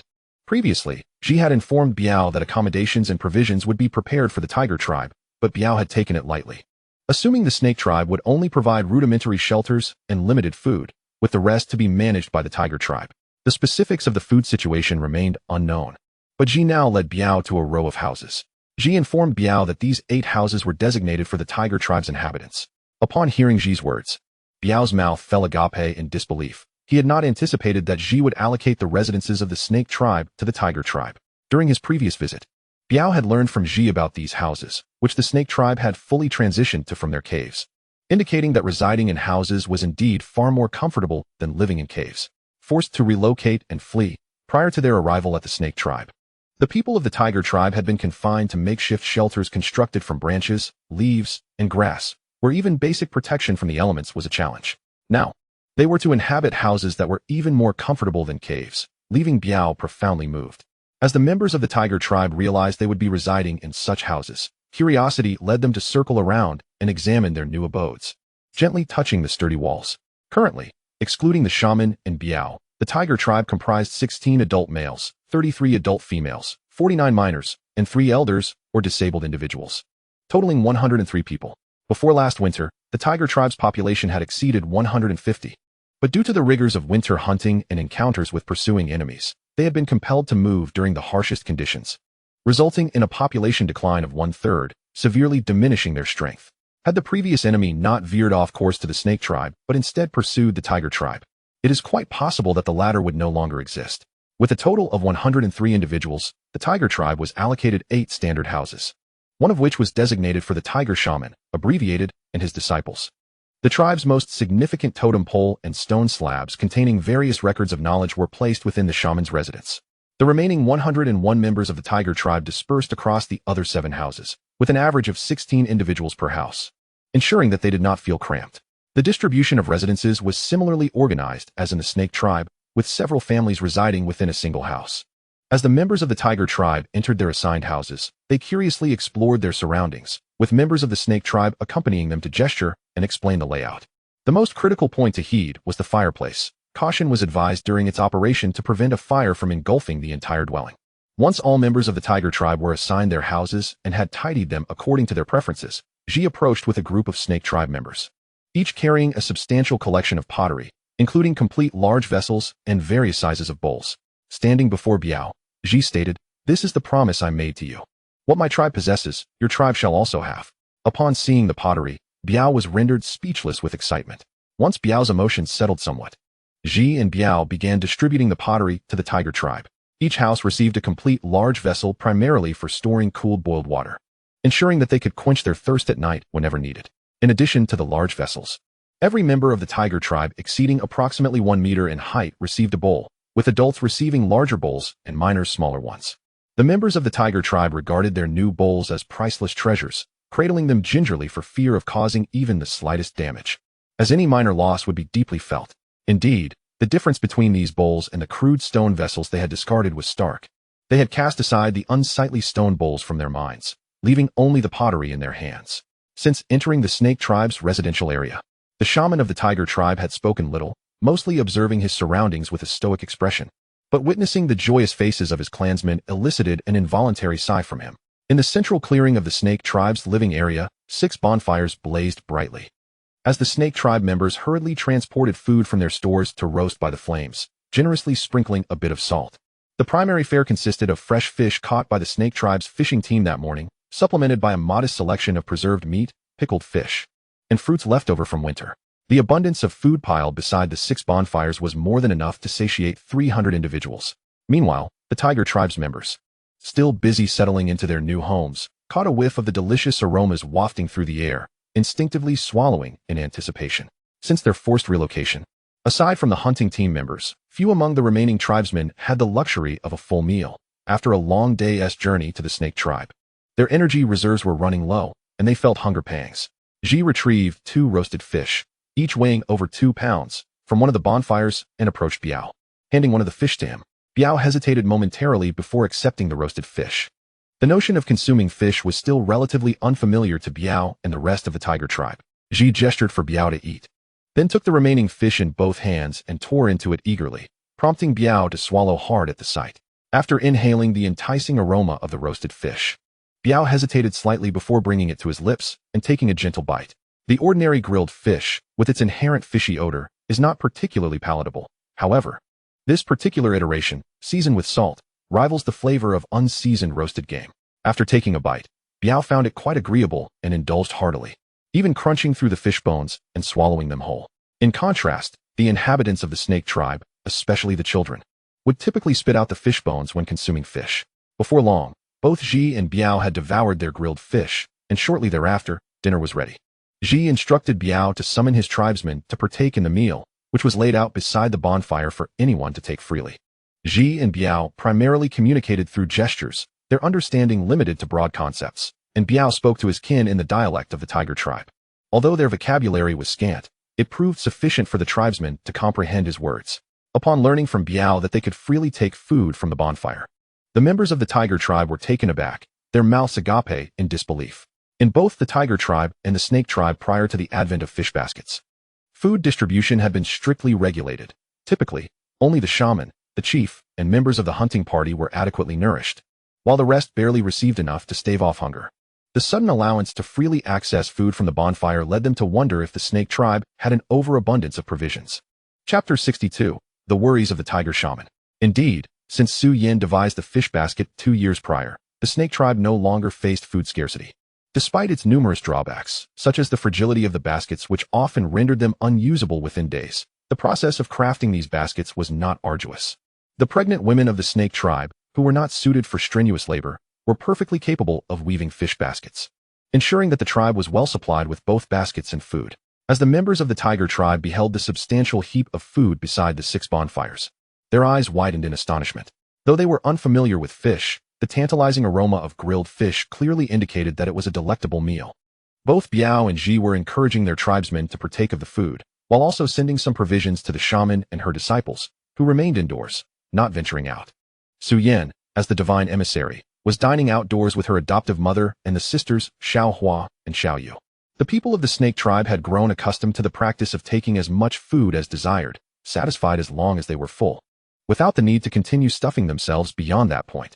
The tiger tribe, having previously struggled with hunger, were bewildered by this novel approach of taking food freely. Initially, they took only small portions from the bonfire, but as they finished, they returned for more. Perhaps due to their past experiences with scarcity, many continued to eat even after feeling full, not ceasing until they had consumed every last morsel. Having recently relocated, the members of the tiger tribe felt somewhat out of place among the snake tribe, opting to engage in minimal conversation unless necessary. The adults from the tiger tribe appeared more reserved than usual, while the innocent and carefree children quickly found common ground, despite the language barrier. As they had yet to learn many words from their own dialect, play did not require language. They laughed and frolicked together, with boys mimicking adult wrestling and girls sharing flowers, pretty stones, and other treasures. As the sun dipped below the horizon and twilight descended, people gradually returned to their respective dwellings. Ji organized 6 individuals, 3 men and 3 women, into 3 groups stationed behind the walls, tasked with vigilance during the first half of the night, to be replaced by another trio in the latter half. They were to remain alert to any movements beyond the walls. Ever since the enemy's previous incursion into the snake tribe, night watch had become standard protocol. Observing Ji's actions, Biao inquired about the purpose, and Ji candidly explained the arrangement for night vigilance. When Ji mentioned the enemy, a flicker of vengeful fire ignited in Biao's eyes. He declared that his tribe had now allied with the snake tribe and resided within their territory, thus necessitating participation in the night watch. Ji consented. Initially, Biao intended to assign 3 of his own men to replace the 3 from the snake tribe, but Ji dissuaded him, reasoning that the tiger tribe had not yet acclimated to the practice of night vigilance. It would be more prudent to have 3 of Biao's men accompany the snake tribe's watch teams to observe and learn before fully integrating them into the rotation. Persuaded by Ji, Biao promptly gathered 3 of his tribesmen to follow the snake tribe's watch teams. As night fell, neither the snake tribe nor the tiger tribe felt tired. Remaining awake, Bathed in the glow of the fireplace, adults busied themselves grooming their children, while some members of the tiger tribe cautiously examined their pottery bowls. Meanwhile, odd sounds emanated from several dwellings of the snake tribe. With ample food and the comfort of their lodgings, it seemed that the men of the snake tribe might soon enter their season of heightened desire. As the night deepened, the sounds of activity among the primitive people of the snake tribe gradually faded, and the weary began to drift into slumber. Among them, Su Yan, the shaman, and Ji remained awake. The tiger tribe, still unfamiliar with the snake tribe, faced uncertainty regarding their alliance and potential integration. A single misstep could jeopardize the entire union. And as the three leading figures of the snake tribe's development, they harbored concerns about this precarious situation. Among the tiger tribe, Biao had succumbed to sleep, while the tiger shaman, with bright eyes, showed no signs of drowsiness. Compared to the snake tribe, the tiger tribe possessed even less knowledge about their new allies. And the day's events had left them astonished. The towering walls, the bountiful food, the water-holding pottery, and the cozy homes, all of which were sources of wonder. In a single phrase, one could describe the snake tribe's treatment of the tiger tribe as extraordinarily generous, akin to welcoming them as kin. Observing the satisfied expressions of his tribesmen, the tiger shaman felt a growing unease. The alliance between the snake and tiger tribes necessitated the latter's relocation closer to the former. Initially, the tiger tribe had harbored no intention of cohabiting with the snake tribe, and the shaman contemplated the prospect of constructing a new home should they move away. Now, however, they found themselves residing within the snake tribe's domain, which generously provided a comfortable living environment. The tiger shaman pondered whether, should they depart from the snake tribe's territory, abandoning the comforts of their current situation and the abundance of food, the tribesmen would be willing to establish a new settlement nearby. Uncertain of the outcome, he hesitated to act. Had he known that their relocation would result in such circumstances, he would have surely rejected the alliance and preferred to move elsewhere. Sleepless nights had plagued the tiger shaman since the emergence of the snake tribe, and in comparison to Ji, Biao, now peacefully slumbering, appeared to be a rather inadequate leader. Dali is a person of great physical strength but limited intellect, while Biao, similarly endowed with robust limbs, is even less intellectually gifted, comparable only to an ordinary tribesman. Lacking foresight and wisdom, such individuals, despite their prowess, are ill-suited to lead a tribe. Reflecting on the recent skirmish between Biao's tiger tribe hunting party and Ji's snake tribe team, where Biao faced defeat, it is evident that his intellect is insufficient. During the bustling autumn season of gathering food, Biao still ventured out with his hunting team in search of the snake tribe, clearly showcasing his lack of insight. Fortunately, the tiger tribe is guided by the elder shaman, a wise figure. Without such guidance, the tribe would likely endure a life of hunger under Biao's leadership. Chapter 63, Numbers. The following morning, after breakfast, Ji and Biao set out with a united hunting party from the snake and tiger tribes, totaling 35 adult males, 23 from the snake tribe and 12 from the tiger tribe. This marked the first joint hunting expedition, where the primary focus was not merely on hunting, but rather on fostering cooperation between the two tribes. Both tribes faced an unknown adversary of uncertain strength, with the combined hunting parties' numbers mirroring those of the enemy that had previously attacked the snake tribe settlement. It remained uncertain whether the enemy would return with reinforcements. The risk of encountering foes loomed over the united hunting party, and without solid barriers for protection, a clash could result in significant casualties. Should either the snake or tiger tribes' hunting teams venture out alone, they would likely be forced to flee upon encountering the enemy, as the united hunting party set forth. A short while later, the snake tribe's fishing team, equipped with fish baskets and woven containers, proceeded to the riverbank for fishing. Most of the adult labor force from the snake tribe had their own tasks, while the recently relocated adult males from the tiger tribe also ventured out to hunt, leaving behind a number of bewildered adults unsure of what to do. Observing the adult women of the snake tribe heading toward the river, some adult women from the tiger tribe followed suit, eager to lend a hand.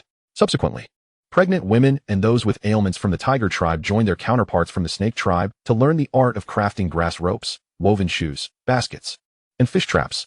While the adults busied themselves, a group of children frolicked in the snake tribe settlement, unaccompanied by adults, as they were not permitted to stray beyond the protective confines of the walls. As the time for Su Yan's lesson approached, he contemplated an idea upon seeing the children from the tiger tribe. Moments later, 11 nearly adult children from the tiger tribe, 6 boys and 5 girls, were summoned by Su Yan. These children, on the cusp of adulthood, were more understanding than their younger peers. Aware of Su Yan's esteemed position within the snake tribe, they obediently approached him, following him to the side of his dwelling.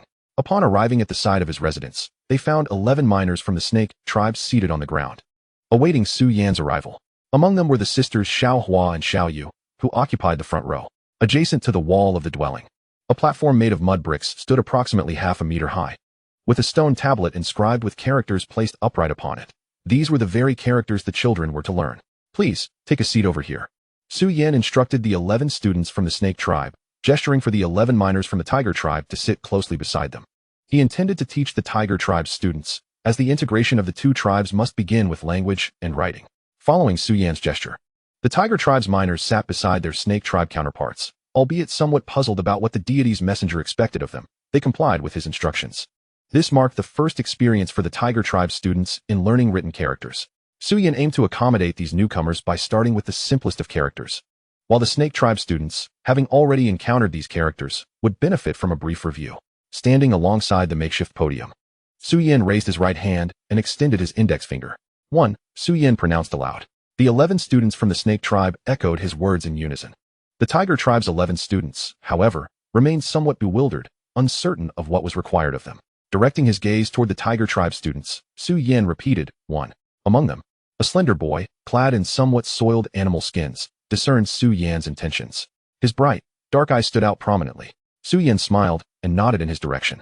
With one student leading the way, the other 10 quickly grasped Su Yan's purpose, joining in chorus to proclaim, 1. 1. Su Yan reiterated. The Tiger Tribe students echoed, their voices initially discordant. Su Yan encouraged them to repeat the words several times until their pronunciation synchronized. They then moved on to learning 2. For primitive people, numbers, being among the simplest forms of writing, are easily comprehensible. While Su Yan was unfamiliar with the specifics of the Tiger Tribe's numerical expressions, he was well acquainted with the numerical vocabulary of the Snake Tribe. In the Snake Tribe's oral tradition, the term for 1 is singular, and to express 2, one must say 1 twice in succession, and for 3 repetitions are required. When not using verbal communication, they could also utilize their 10 fingers to represent numbers from 1 to 10, a method of finger counting that is nearly universal among primitive tribes. However, expressing quantities beyond 10 becomes cumbersome, as humans possess only 10 fingers. Perhaps counting toes would extend the count to 20. Without needing to explain further, Su Yan's outstretched fingers conveyed the meaning behind the spoken sounds to the Tiger Tribe's 11 students. Counting from 1 to 10 constituted their first lesson, while writing would be reserved for a subsequent session. The Snake Tribe students alongside them would receive the same introductory lesson, while Su Yan diligently instructed his students in counting. On the other side, the Tiger Tribe shaman and his disciple emerged from the dwelling. Stepping out from the dim interior, the glaring sunlight compelled them to shield their eyes with their hands until they adjusted to the brightness. As they surveyed their surroundings, the shaman experienced a wave of emotions. Witnessing the strength of the Snake Tribe firsthand instilled a sense of admiration within him. Even the previously formidable Tiger Tribe would struggle against the Snake Tribe, especially now. Following their significant losses, the kindness shown by the Snake Tribe towards the Tiger Tribe filled the shaman with concern for the latter's future. As he pondered whether the Tiger Tribe could endure, taking one step at a time, the shaman and his disciple strolled through the Snake Tribe settlement, determined to imprint every detail into their memories, perhaps to be utilized by the Tiger Tribe in the future, though that possibility seemed increasingly tenuous in his heart. Where, indeed, lies the future of the Tiger Tribe? Chapter 64, The Dragon God and the Dragon Totem, Part 1. Su Yan, 4. The students, 4. The Tiger Shaman and his disciple traversed from the southern region of the Serpent Tribe's dwelling to the north, drawn by the voices of Su Yan and his students. They followed the sound to this location. Su Yan, 4. The students, 4. Standing nearby, the Tiger Shaman observed as the divine envoy of the Serpent Tribe extended 4 fingers from his right hand, chanting the number 4. While the 20-odd miners seated before him echoed the chant. Does 4 signify the concept of 4? This is the language of the Serpent Tribe. The Tiger Shaman began to comprehend, but upon noticing that some of the miners were children of the Tiger Tribe, a surge of anger ignited within him. This is the language of the Serpent Tribe. How could the people of the Tiger Tribe learn it? Although the Tiger Shaman felt a swell of indignation, he refrained from displaying it. After all, this was the territory of the Serpent Tribe, and the Tiger Tribe still resided here. If his actions led to a conflict between the two tribes, it would endanger his kin. Su Yan noticed the Tiger Shaman's arrival and beckoned to Xiaohua, who rose and approached his side. Su Yan addressed Xiaohua. Teach them to count. I have matters to attend to. Xiaohua, understood. Su Yan had been providing Xiaohua and her sister Xiaoyu with supplementary instruction, and among their cohort, Xiaohua consistently achieved the highest marks, making it a simple task for her to teach the Tiger Tribe students how to count.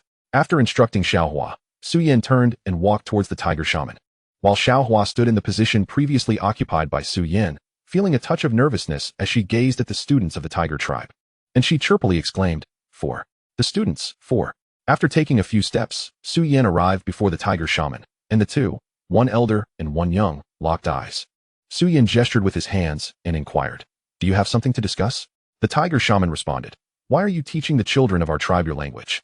Sensing the fury in the tiger shaman's words, Su Yan shook his head and replied, "This is not our tribe's language, but the language of the divine." Pointing skyward, he indicated that in both the serpent and tiger tribes, the sky represents the divine, not your tribe's language, but that of your tribe's god. The tiger shaman's expression revealed disbelief. Both the tiger shaman and the serpent shaman shared a similar confusion regarding the deity worshipped by their respective tribes.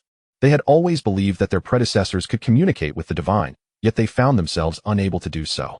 The tiger shaman had pondered whether the former shamans had similarly lacked genuine communication with the deity. Perhaps everything was merely pretense. Now, confronted with Su Yan, this extraordinary being, the tiger shaman felt a sense of bewilderment. Could one truly converse with the divine? Su Yan continued, "No, this is not the language of our tribe's god, but rather the language of all tribes' gods, including yours and mine." Upon hearing Su Yan's words, the tiger shaman and his disciple gaped in astonishment, unable to discern the veracity of Su Yan's claims, especially as the tiger shaman himself could not communicate with the deity his tribe worshipped. Su Yan pressed on, "Allow me to share something that may challenge your beliefs. In truth, the gods worshipped by my tribe, your tribe, and all tribes are the same. He possesses boundless abilities and infinite forms, appearing as flora and fauna alike." The tiger shaman trembled, his hands shaking as he grappled with Su Yan's revelations, struggling to accept the notion that the deity venerated by his tribe was indeed the same as that of others. Recognizing the gravity of the situation, Su Yan understood that such assertions were inherently astonishing. It was only natural for anyone to find it difficult to remain composed upon hearing such claims. The tiger shaman required time to process this information, and Su Yan gestured to the tiger shaman's disciple, indicating that he should assist the tiger shaman back to their dwelling for rest. Obeying Su Yan's directive, the disciple supported the tiger shaman as they made their way back to their abode. With the tiger shaman and his disciple departed, Su Yan did not return to continue instructing the students in counting. He observed that Xiao Hua was performing admirably. She was successfully fulfilling her straightforward task. While he proceeded towards the dwelling of the serpent shaman, the theory that all tribes worship the same deity had taken Su Yan over 6 months to develop, and the tiger shaman was the first to hear this doctrine. To ensure a rapid increase in the population of the serpent tribe, the amalgamation and integration of other tribes was the optimal choice. Micro and small tribes, with their limited numbers, struggled to survive in this world. They either perished swiftly or evolved into medium-sized tribes. The serpent tribe's primary targets for future integration would be at least medium-sized tribes. Each medium-sized tribe had its own unique deity, and differing beliefs would complicate the serpent tribe's efforts to merge with others, potentially leading to unforeseen consequences. Thus, to facilitate the harmonious integration of the serpent tribe with other tribes, Su Yan intentionally devised a theory stating that all tribes worship the same deity. In Su Yan's vision, there existed only one god in this world, an omnipotent being with boundless power, capable of manifesting in myriad forms, even creating the world itself. The exaggeration was intentional. The ultimate goal was to persuade members of other tribes that the deity they worshipped was merely one of his incarnations, and that all tribes revered the singular, ultimate god. To this end, Su Yan even envisioned a final form for the deity, the dragon. The dragon, an extraordinary creature from ancient Chinese mythology, often symbolizes auspiciousness. Legends speak of the dragon's ability to manifest or conceal itself, to be both diminutive and grand, to ascend to the heavens in spring and plunge into the depths in autumn, calling forth the winds and rains. The records of the grand historian recount, after the Yellow Emperor defeated the Yin Emperor at the Battle of Banquan, both sides reconciled and united numerous tribes to collectively combat Qiyu. It is said that they battled for 3 years, engaging in 72 encounters, ultimately vanquishing Qiyu and unifying the various clans, an extraordinary achievement. Following this, an even greater initiative emerged. Although the Yellow Emperor attained absolute authority, he did not impose his tribe's totem upon others. Instead, he summoned all to Mount Fu to convene a pact, allowing each tribe to extract characteristic features from their own totems and merge them into a unified totem for the new alliance, a symbol of mutual recognition, signifying an end to hostilities. This new totem encompassed all that soared through the air, ran upon the ground, and swam in the water, appearing as a bizarre amalgamation of fierce birds and beasts, with no one able to name it. At that time, the ancestors wove bamboo into cages for storing items and containing birds and beasts. Given that this new totem encompassed the characteristics of various tribes' totems, it was aptly named cage, which eventually evolved into the modern concept of the dragon. Chapter 65. The Dragon God and the Dragon Totem, Part 2. Following the pact at Mount Fu, the various tribes of the Central Plains adopted a common dragon totem, thus initiating the unified history of Chinese civilization. Hence, the Chinese people are regarded as the descendants of the dragon, while the accounts in the records of the grand historian perfectly elucidate how the dragon, an entity not found in the natural world, became the ancestor of the Chinese nation. Discoveries of dragon imagery in prehistoric cultural sites render such explanations insufficient. From the cultural era thousands of years ago, devoid of verifiable history, through the Shang dynasty, Western Zhou, and into the Warring States period, various artifacts and motifs depicting dragons emerged continuously, with variations including those with wings, with horns, and without horns. In addition to the beast-bodied dragon of Liangzhu culture and the serpentine dragon from the Chahai site, each presenting diverse representations. As time progresses, the image of the dragon has undergone numerous transformations, ultimately culminating in the depiction recognized by modern humanity, while the earliest representations of dragons were far more rudimentary. Aside from the accounts found in the records of the grand historian, there exists a narrative of a snake evolving into a dragon. However, such notions hold little significance for Su Yan. The dragon is on the verge of birth through his hands, destined to gain acceptance from an ever-growing number of people. The dragon embodies divinity and serves as a totem. Although Su Yan asserts that it can manifest in myriad forms, embodying various identities such as flowers, trees, and animals, it nevertheless requires a distinctive image to represent its essence. In the supplementary work Area E by Song Dynasty scholar Luo Yuan, there is a description of the dragon. It possesses antlers akin to a deer, a head reminiscent of a camel, eyes like those of a rabbit, a neck resembling a snake, a belly akin to a clam, scales similar to fish, claws like those of an eagle, paws resembling a tiger's, and ears comparable to a cow's. The Ming Dynasty's Compendium of Materia Medica states that its form bears 9 similarities: a head like a camel, antlers like a deer, eyes like a rabbit, ears like a cow, a neck like a snake, a belly like a clam, scales akin to a carp, claws like an eagle, and paws resembling a tiger's, with a back adorned with 81 scales and embodying the number 99. Its voice resonates like the striking of a bronze plate, with whiskers alongside its mouth, a pearl beneath its chin, and reverse scales beneath its throat. The Song Dynasty artist Dong Yu envisioned a dragon with antlers like a deer, a head akin to an ox, eyes resembling a shrimp, a mouth like a donkey, a belly similar to a snake, scales like fish, feet resembling a phoenix, whiskers akin to a human, and ears like an elephant. This interpretation has garnered considerable acceptance in the 21st century. Based on the current situation of the snake tribe, Su Yan has defined the dragon's likeness as having antlers like a deer, a head like a camel, eyes like a rabbit, a mouth like a donkey, a belly like a snake, scales like fish, claws like an eagle, paws like a tiger, and ears like a cow. The tiger tribe has become almost indistinguishable from the snake tribe, while the deer tribe, rabbit tribe, and mountain tribe maintain excellent relations with the snake tribe. The tiger tribe stands as the first to merge with the snake tribe, followed by the deer tribe, rabbit tribe, and mountain tribe.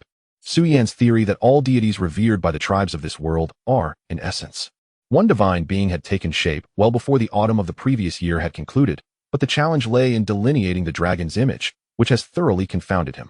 Su Yan is not an artist. Lacking brushes and paper, he can only utilize a charred wooden stick to sketch upon stone slabs. A winter has passed without him producing an image he deems satisfactory, and he admits to possessing no artistic talent.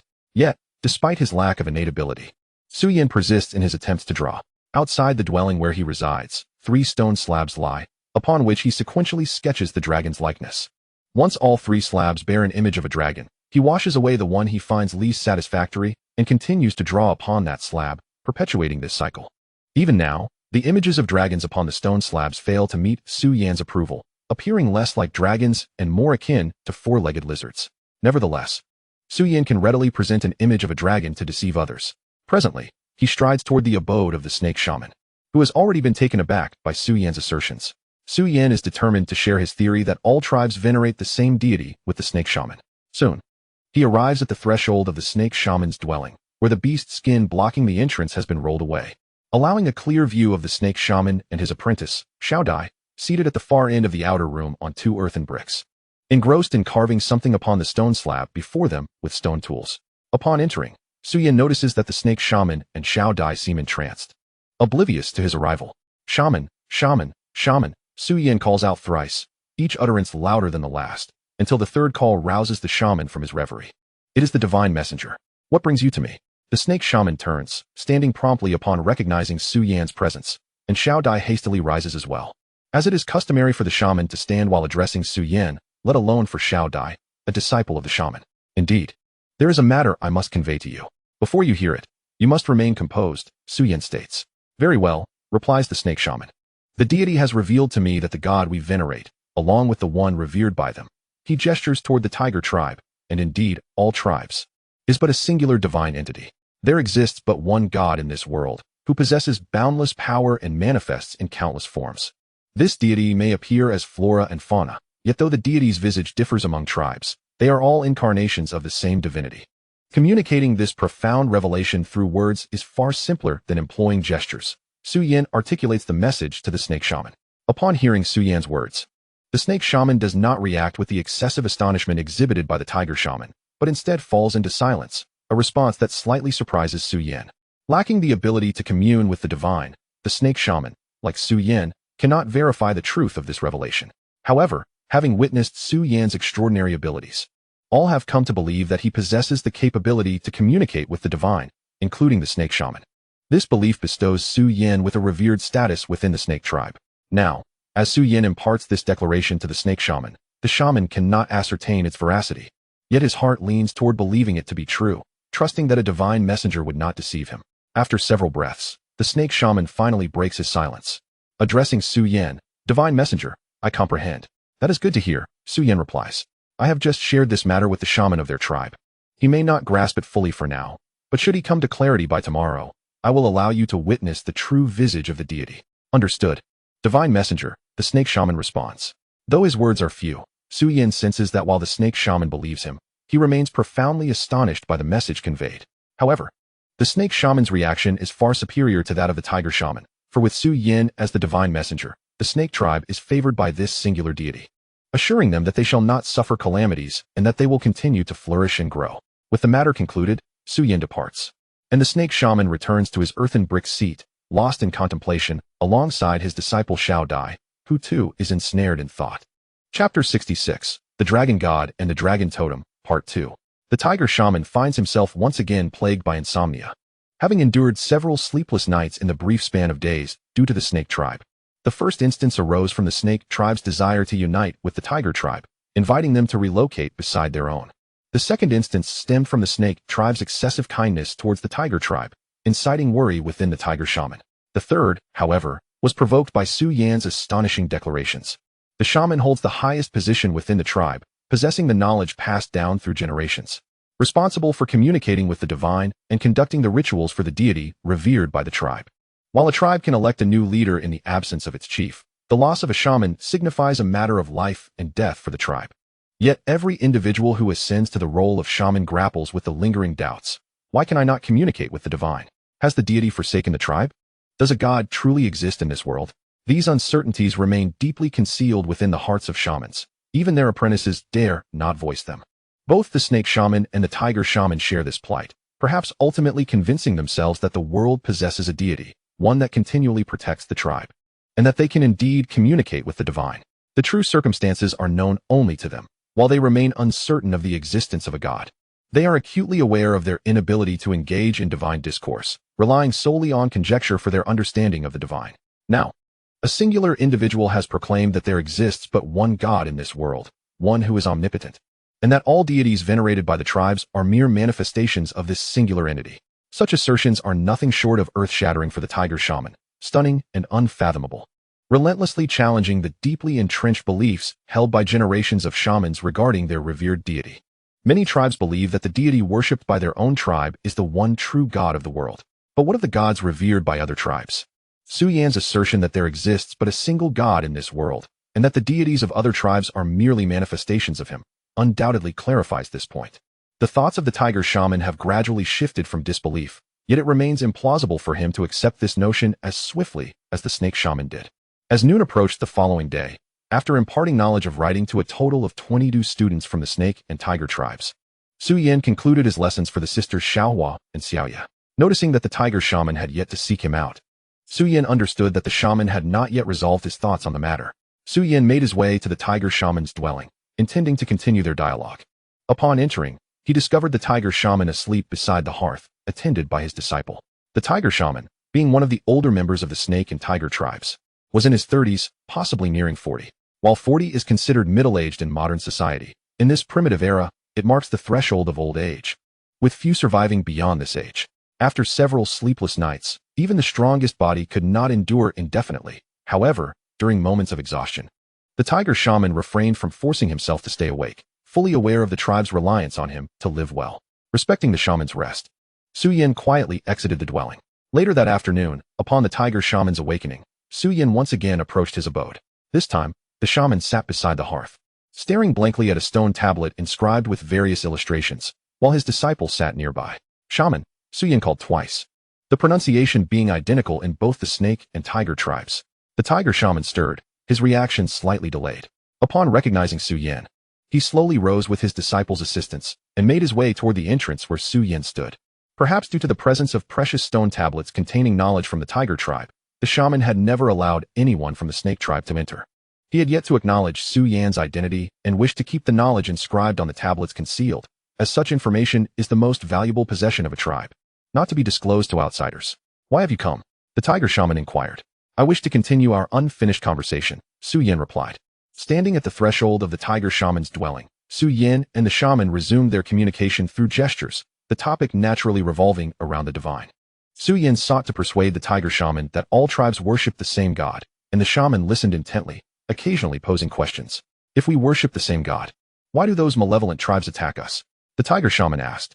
God is omnipotent, yet we are but mere mortals. He does not excessively concern himself with our existence, regardless of our life or death, Su Yin explained. Throughout their dialogue, the tiger shaman appeared considerably more composed than the previous day, avoiding the excessive agitation he had shown earlier.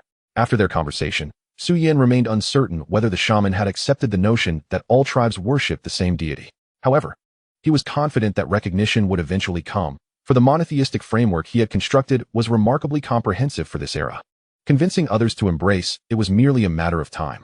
On the third day, Su Yin sought another discussion with the tiger shaman, who exhibited a slightly improved demeanor compared to the day before, indicating a gradual transformation in his thoughts. It would not be long before he accepted the idea that all tribes' deities are indeed one. By the afternoon of the fifth day, after yet another dialogue, Su Yin departed, and the tiger shaman returned to his dwelling with the support of his disciple. In the tiger shaman's native tongue, he inquired of his disciple, "What is your perspective on this matter?" The disciple replied, "Shaman, did the deity not convey anything to you?" "No." The tiger shaman shook his head. "This world should not harbor so many gods, should it?" Ultimately, the disciple refrained from directly answering the shaman's question, as he had yet to become a shaman himself, lacking the qualifications to communicate with the divine or to comment on such matters. With a sigh, the tiger shaman found himself in alignment with his disciple's perspective. How could there be so many gods? If the deities of other tribes were false, could it not imply that their own god was also a fabrication? It seemed far more reasonable to accept that there exists but a singular god in this world. After 5 consecutive days, the tiger shaman had been swayed by Su Yin's words. Moreover, he harbored a terrifying thought, having never communicated with the divine himself. If Su Yin's assertions proved false and incurred the wrath of the deity, even in death, he wished to understand the truth of the divine's existence.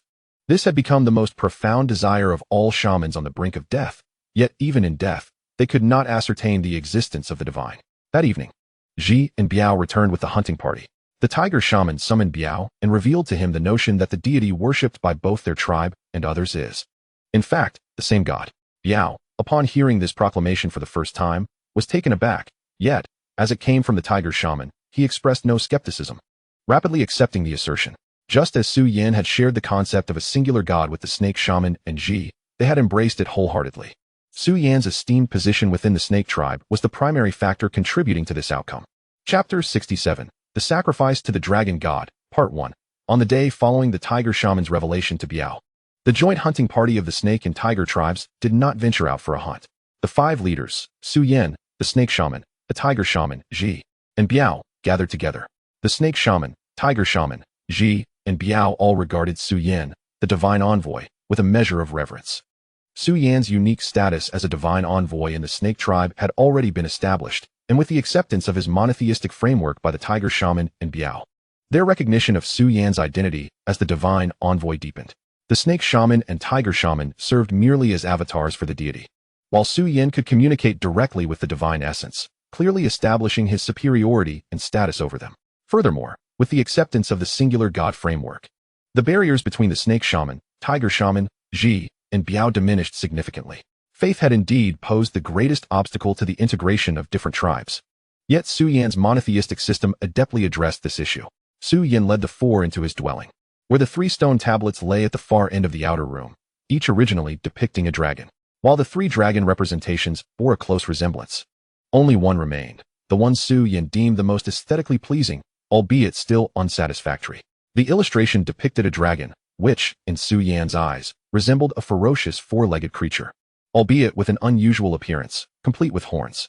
Following the description of a dragon as having antlers like a deer, a head like a camel, eyes like a rabbit, a mouth like a donkey, a belly like a snake, scales like a fish, claws like an eagle, paws like a tiger, and ears like an ox. Su Yan's artistic skills, unfortunately, were insufficient to fully capture the dragon's essence. Nevertheless, it sufficed to deceive others. The outer room was somewhat cramped, barely accommodating 5 individuals. Su Yan instructed Ji to carry the stone tablet depicting the dragon's image outside. Ji effortlessly transported the tablet outside, allowing the snake shaman, tiger shaman, Ji, and Biao to observe the dragon's depiction with clarity. Upon first encountering the image of a dragon, the serpent shaman and the wise one experienced an ineffable sensation. The essence of the creature was that of a serpent, yet with various other features integrated into its form, thus transforming it into a dragon. Although Su Yan's artistic rendition was not particularly skillful, it nevertheless conveyed the serpentine aspect inherent in the dragon's visage to both the serpent shaman and the wise one. Originally, the dragon's depiction was meant to include claws akin to those of a tiger, but regrettably, Su Yan was unable to capture this detail effectively. The tiger shaman and Biao failed to recognize that the dragon's claws bore a striking resemblance to those of a tiger. Su Yan offered a profound bow to the stone tablet, for it represented the image of a deity, and as a messenger of the divine, he felt compelled to show reverence. Observing Su Yan's act of homage, the serpent shaman, tiger shaman, wise one, and Biao promptly responded by kneeling before the stone tablet. While Su Yan could forego such an act, they felt it necessary to pay their respects to the divine. After a considerable moment, the serpent shaman, tiger shaman, wise one, and Biao rose, yet they dared not gaze directly at the dragon's representation on the tablet, resorting instead to furtive glances. In the divine tongue, Su Yan addressed the four, stating, "Dragon, you may refer to it as the dragon god, or the divine dragon." The four repeated dragon god several times. The tiger shaman and Biao had yet to master the divine language, but they discerned that Su Yan's reference to the dragon pertained to a deity. Coupled with the serpent shaman and wise one's invocation of the divine, the tiger shaman and Biao mimicked their pronunciation. Dragon god, it possessed the body of a serpent, the antlers of a deer, the head of a camel, the eyes of a rabbit, the mouth of a donkey, the ears of an ox, the scales of a fish, the talons of an eagle, and the claws of a tiger, Su Yan elucidated to the four. Among these 9 creatures, save for the camel and donkey, they had encountered the others before, and through Su Yan's words, the serpent shaman and wise one could comprehend the general image of the dragon. Though the tiger shaman and Biao were unable to grasp Su Yan's words, the wise one used gestures to convey the meanings, illustrating the forms of various animals, showcasing his remarkable skill. When the wise one mentioned that the dragon god possessed the claws of a tiger, the tiger shaman and Biao's eyes brightened with realization. Did this not imply that the tiger held significant importance to the dragon god, suggesting that the tiger tribe was favored by this deity? Yet, such thoughts were perhaps overly ambitious. Even if this were indeed the case, countless tribes revered the tiger as their totem. Who could ascertain which tiger tribe the dragon god might choose to protect? If the dragon god truly favored the tiger tribe, why would they endure such hardship? At most, this notion might provide a psychological comfort to the tiger shaman and Biao. But Su Yan would not elaborate further on these matters. The dragon god has instructed me to orchestrate a grand ritual between our tribe and yours, to declare to all members of both tribes that the dragon god is the sole deity of this world. The gods we have worshipped are but manifestations of his essence. And henceforth, the dragon god shall bestow his protection upon both our tribes, Su Yan continued, addressing the serpent shaman, tiger shaman, wise one, and Biao. After speaking, he gestured to reiterate the message to the tiger shaman and Biao. Following Su Yan's pronouncement, the serpent shaman and wise one eagerly prostrated themselves in reverence to the dragon depicted on the tablet. After Su Yan communicated the details to the tiger shaman and Biao through gestures, they too expressed their excitement by bowing before the dragon. In their eyes, Su Yan's words bore the weight of divine prophecy. The dragon god would shield both the serpent and tiger tribes, prompting the four to kneel in homage. Su Yan felt a sense of helplessness regarding their fervor, though he had grown accustomed to it. Momentarily, he had contemplated whether he could utilize the divine edict to directly merge the 2 tribes into a new dragon tribe. However, upon reflection, he abandoned this idea. The tiger shaman and Biao had only just begun to accept the notion of a singular deity. Rapidly merging the tribes might lead to complications. So it was prudent to delay such a union until the tribes had developed more harmonious relations, at which point their integration would occur naturally. As the excitement among the group gradually subsided, they dispersed to commence preparations for the grand ritual as dictated by the dragon god. Foremost among their tasks was the creation of a totem pillar. The serpent tribe's pillar depicted a serpent, while the tiger tribes portrayed a tiger. Now, both tribes required a pillar adorned with the image of a dragon. In addition to the totem pillar, they needed to prepare offerings for the ritual, ensure the cleanliness of the serpent tribe's dwelling, and attend to personal hygiene, among other tasks. Su Yin even instructed the Wise One to invite members from allied tribes to participate in the grand ritual, laying the groundwork for future integration. While most tasks were manageable, the crafting of the dragon totem pillar proved to be the most arduous undertaking, likely requiring a fortnight to complete. The serpent shaman and tiger shaman were unwilling to present a shoddy totem pillar to their kin. With the time allocated for crafting the totem pillar, other preparations, including inviting participants from neighboring tribes, could be accomplished concurrently. Under the guidance of the leaders from both tribes, a palpable atmosphere of industriousness enveloped the serpent tribe's dwelling. Chapter 68. The Deer Tribe. Another day dawned. As the first light broke, some members of the deer tribe had already risen to prepare breakfast.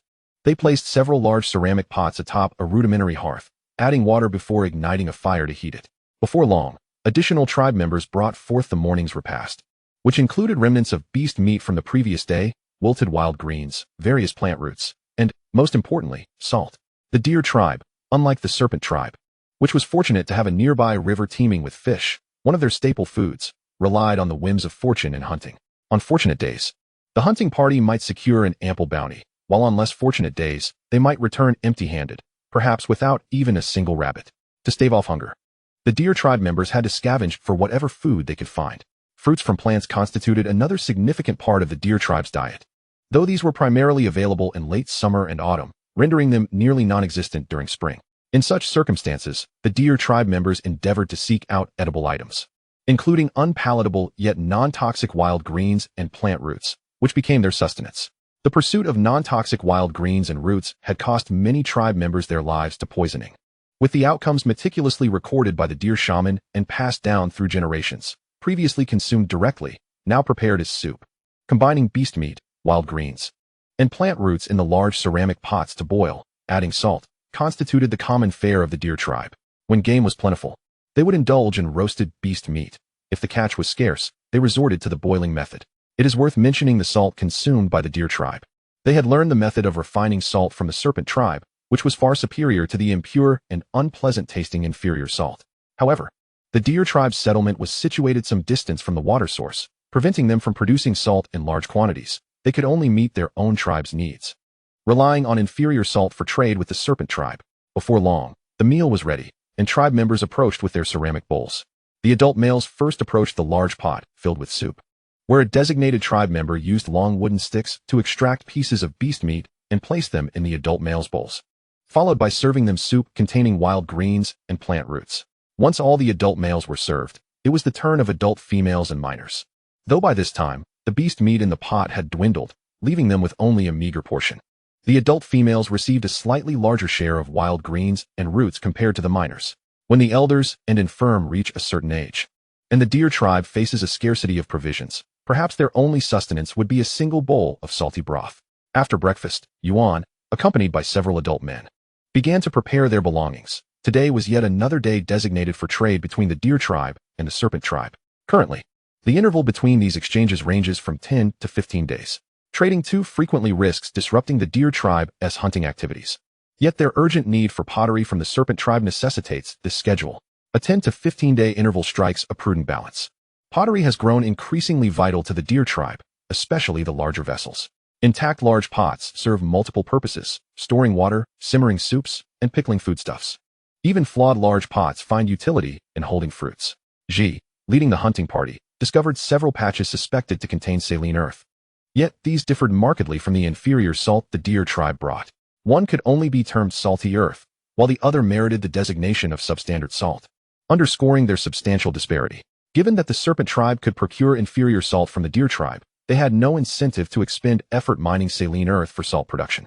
To foster the deer tribe's dependence on pottery, Su Yin deliberately instructed Ji to impart the techniques of food preservation, boiling water, and soup preparation to Yuan. Consequently, the deer tribe has become heavily reliant on large pottery vessels. However, lacking the capability to manufacture pottery themselves, they must continually exchange salt with the serpent tribe to obtain more pots. Fortunately, salt extraction is relatively straightforward for the deer tribe. Their people spend minimal time daily gathering enough salt over 10 days to trade for at least 3 flawed large pots and some ceramic bowls from the serpent tribe. Complete large pots are scarce among the serpent tribe, limiting the number the deer tribe can acquire annually. Whether perfect or flawed, these large pots are indispensable to the deer tribe, and trade between the two tribes persists unfailingly. Yuan, leading the hunting party, was ready to depart. 7 hunting teams each bore a beast skin bundle filled with impure salt, while the remaining hunters, armed and vigilant, surrounded them. Unencumbered by heavy loads, they could swiftly respond to any imminent danger. Observing the hunters' feet clad in woven vine shoes and their single-handed wielding of vine shields was quite fascinating. The deer tribe had acquired vine-crafted items from the serpent tribe through trade, but quickly replicated these simple vine goods themselves, a matter the serpent tribe regarded with indifference. Depart, Yuan commanded, brandishing his weapon as he took the vanguard. Obedient to their leader's order, the other hunters followed, leaving the deer tribe's settlement behind. With Yuan and his hunting party gone, the rest of the tribe did not rest idly. Adult women, not pregnant, and adolescents nearing maturity ventured near the settlement to forage wild vegetables and dig up plant roots, while the remaining tribe members stayed behind. Except for the very young children, even the ill or disabled contributed by crafting grass ropes and vine shoes. Like other tribes, the deer tribe harbored no idlers. Every member was expected to contribute their share to the community's welfare. Elsewhere, Yuan's hunting party advanced swiftly toward the serpent tribe's settlement, including Yuan. The deer tribe's hunting party numbered 19, a formidable force within the jungle. Unless confronted by a beast pack, a solitary wild animal would rarely attack the hunting party. Should it do so, it would likely become prey itself. Beasts accustomed to the jungle and encounters with primitive humans understood that humans, though lacking sharp claws or teeth, were formidable adversaries. Except in cases of extreme hunger, beasts refrained from provoking humans. Yuan maintained a brisk pace, intent on reaching the serpent tribe promptly to conduct trade. After the exchange, they would not linger but return swiftly, hunting along the way. Those bearing pottery would trail behind. Chapter 69, Yuan's Surprise. By late morning, Yuan's hunting party arrived at the outskirts of the serpent tribe's settlement. Following custom, Yuan and his people strode confidently from the thicket, crossing a fire-cleared clearing toward the serpent tribe's domain. As they emerged, 2 sentinels stationed behind a wall spotted them, but were too distant to discern friend or foe. Bang, bang, bang. The sharp clatter of wooden implements sounded as the sentries struck their posts to raise alarm. Hearing the noise, the laborers within hastily armed themselves and converged upon the eastern brick wall, with Ji and Baiao leading the joint hunting party of the serpent tiger tribe away on a hunt. Only a dozen or so adult men remained. However, numerous adult women were present. Within moments, over 20 adult laborers from both tribes assembled behind the wall. As Yuan and his group approached the brick wall, he sensed something amiss.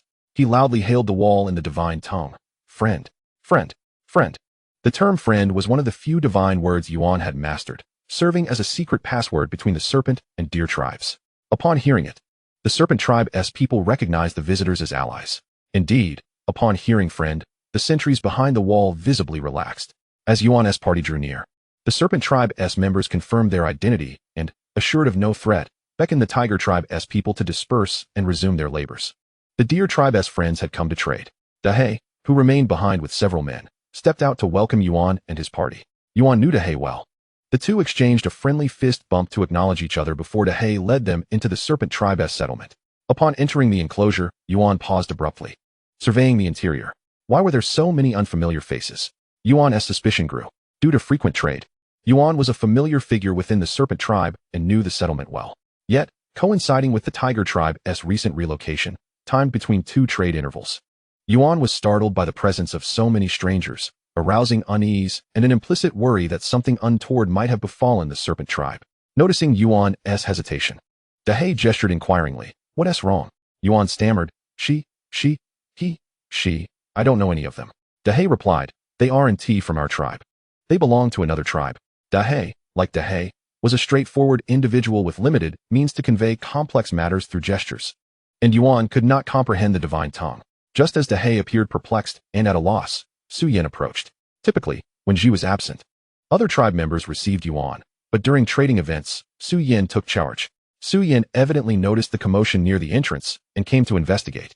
Dehei, visibly relieved by Su Yin's arrival, confided anxiously, "Divine Envoy, I cannot explain this to him." Su Yin waved his hand dismissively. "Leave it to me." Dehei stepped back a few paces. "Is there a problem?" Su Yin inquired with a gesture towards Yuan. Yuan replied, "Honorable Divine Envoy, how is it that your tribe harbors individuals from other tribes?" Su Yin explained, "Previously, my tribe informed yours of the emergence of a malevolent tribe in this region. Both our tribes have suffered attacks from this formidable foe. In order to withstand the threat posed by this malevolent tribe, my tribe has allied with yours to collectively resist their advances." The intricacies of Su Yan's gestures were numerous and complex. It would be nearly impossible for the simple-minded Dehei to replicate them. As Yuan observed Su Yan's hand movements, he managed to glean the essential meaning, his expression reflecting comprehension. "I understand," Yuan responded. Su Yin nodded in affirmation and continued onward to the dwelling of the serpent tribe, ensuring the entrance remained unobstructed for the comings and goings of the serpent and tiger tribe members. Upon reaching a clearing, Yuan instructed his kin to set down 7 packages of inferior salt and to unveil the contents. Su Yin inspected the 7 parcels of low-quality salt to assess their quality. 4 flawed large ceramic pots, 10 earthen bowls or plates, Su Yin stated. Yuan's face fell with disappointment. The deer tribe yearned for intact large ceramic pots, and even a single complete pot in exchange for the salt would have sufficed. However, Su Yin strictly regulated the trade of intact large pots to the deer tribe, elevating their value and desirability. "I consent to the trade," Yuan declared, foregoing any negotiation. Had he been more astute, he might have bargained. But in the presence of Su Yin, the divine envoy, Yuan felt no need to haggle, especially as he perceived the offered price to be fair. The transaction proceeded, with Su Yin directing his people to bring forth some pottery for the deer tribe to select from. Subsequently, Su Yin stood beside Yuan and engaged him in conversation. "There is one more matter," Su Yin began. "In a little over 10 days, my tribe and theirs will host a grand ritual, and I extend an invitation for your tribe to partake." Yuan's expression shifted to one of astonishment. "Invite members of my tribe to participate in a ritual held by yours and theirs?" "Indeed," Su Yin affirmed. "Will your tribe send representatives? Is it permissible for outsiders to attend a ritual?" Yuan inquired, his curiosity piqued. Recognizing that he had achieved his objective, Su Yin replied, "It is allowed. The divine has revealed to me that there is but one God in this world, the deity worshipped by my tribe, the one revered by theirs, and the one honored by yours. All tribes worship the same God, who manifests in myriad forms, flowers, trees, animals, and more. Therefore, there is no issue with your tribe participating in our ritual." Yuan, taken aback by Su Yan's proclamation, mirrored the shock of the previous tiger shaman. Fortunately, Yuan was not responsible for the rituals, and thus remained somewhat more composed, though his mouth hung agape in disbelief. It is only natural that anyone hearing the assertion of a singular god for the first time would struggle to maintain their composure. Such a declaration is nothing short of revolutionary. Su Yin chose not to elaborate further, recognizing that the concept of a singular deity was beyond Yuan's immediate comprehension. As Yuan departed the serpent tribe, a look of bewilderment lingered on his face. Chapter 70, The Ritual of the Dragon God, Part 2. On the return journey, Yuan found himself disinterested in hunting, and by evening, when he returned to the deer tribe, the hunting party had failed to procure any game.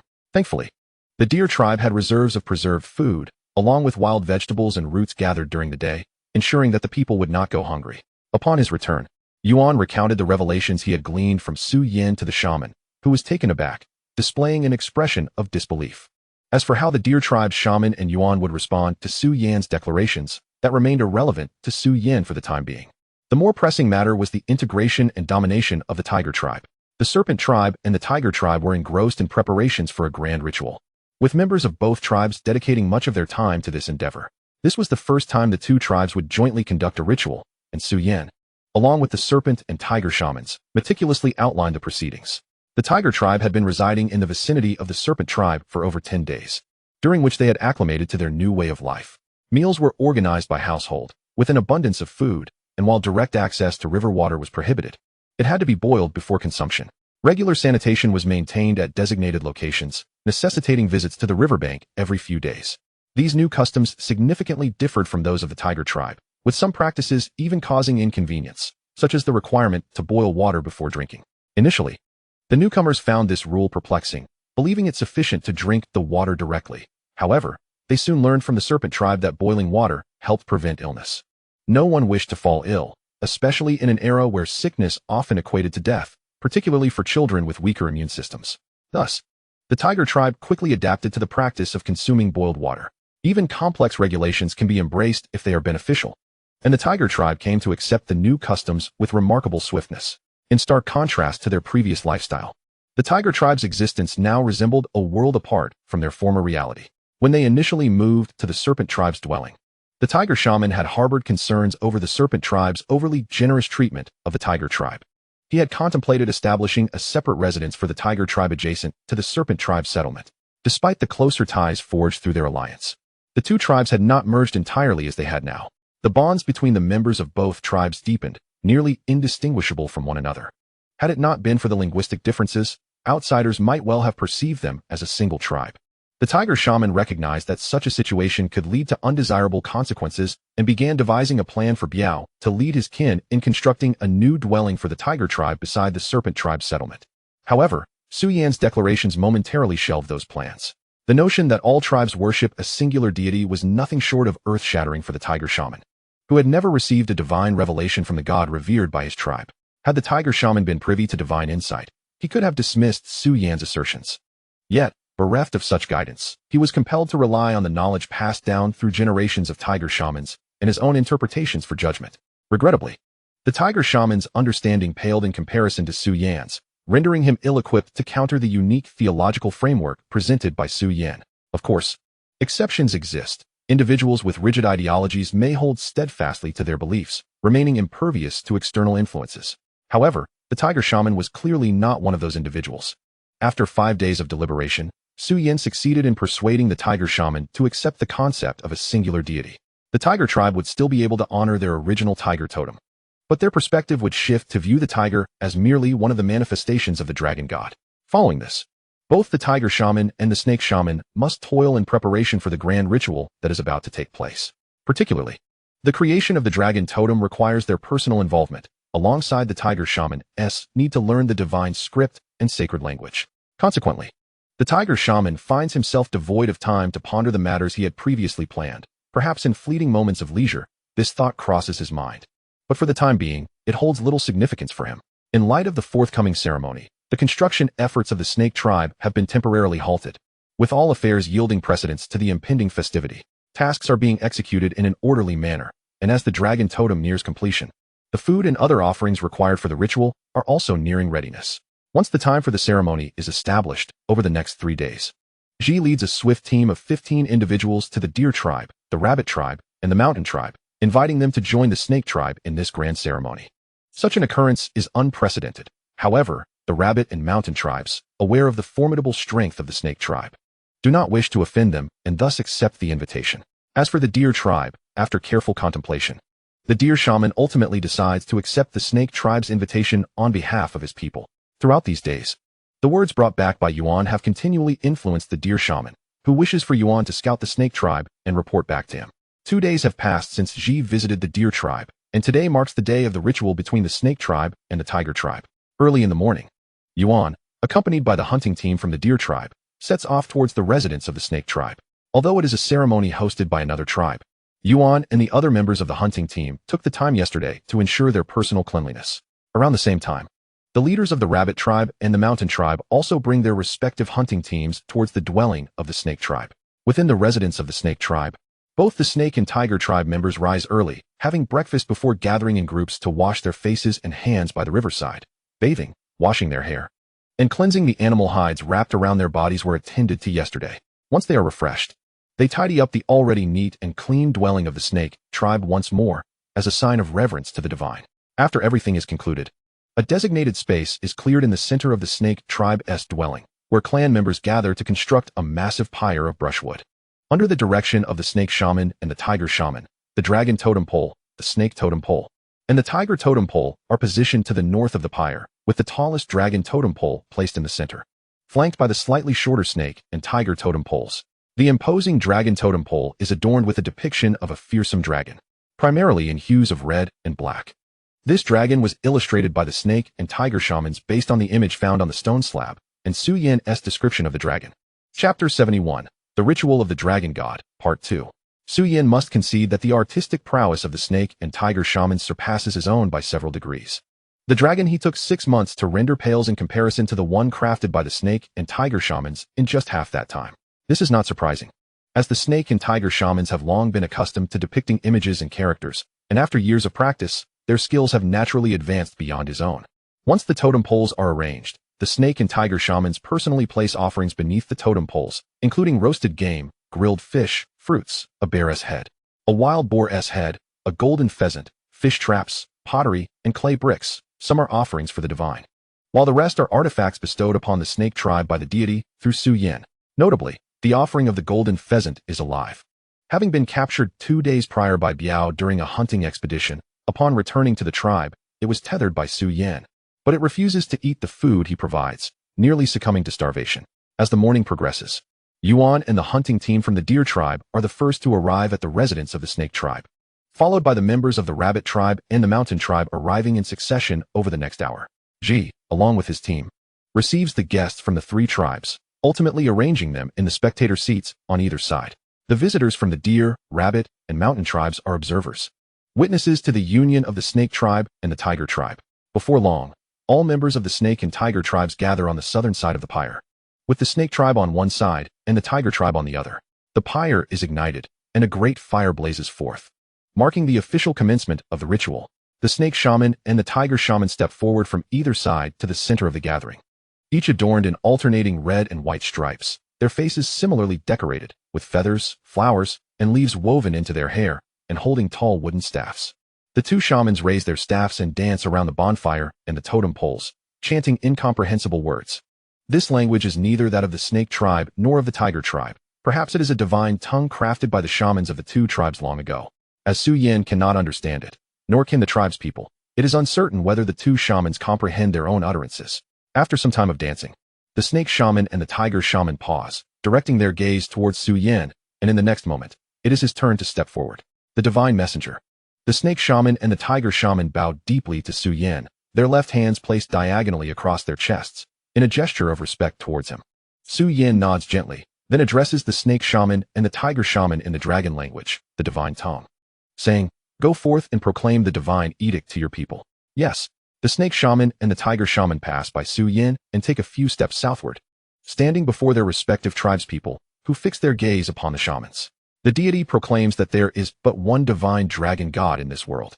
The god worshipped by our tribe is the same as that worshipped by their tribe, and all tribes venerate the dragon god as its avatar.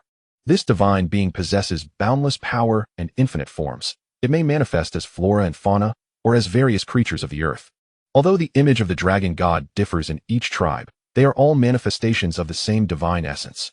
The snake shaman and the tiger shaman convey the divine message to their tribesfolk in their respective tongues, and upon hearing their words, the tribespeople gasp in astonishment. While Ji and Biao, standing at the forefront, remain composed, having been privy to this revelation. Although the tribespeople are taken aback by the shaman's declarations, they accept this truth more swiftly than Ji and Biao did. In their eyes, it is inconceivable that a shaman capable of communicating with the divine could deceive them. They need only to trust the words of the shamans.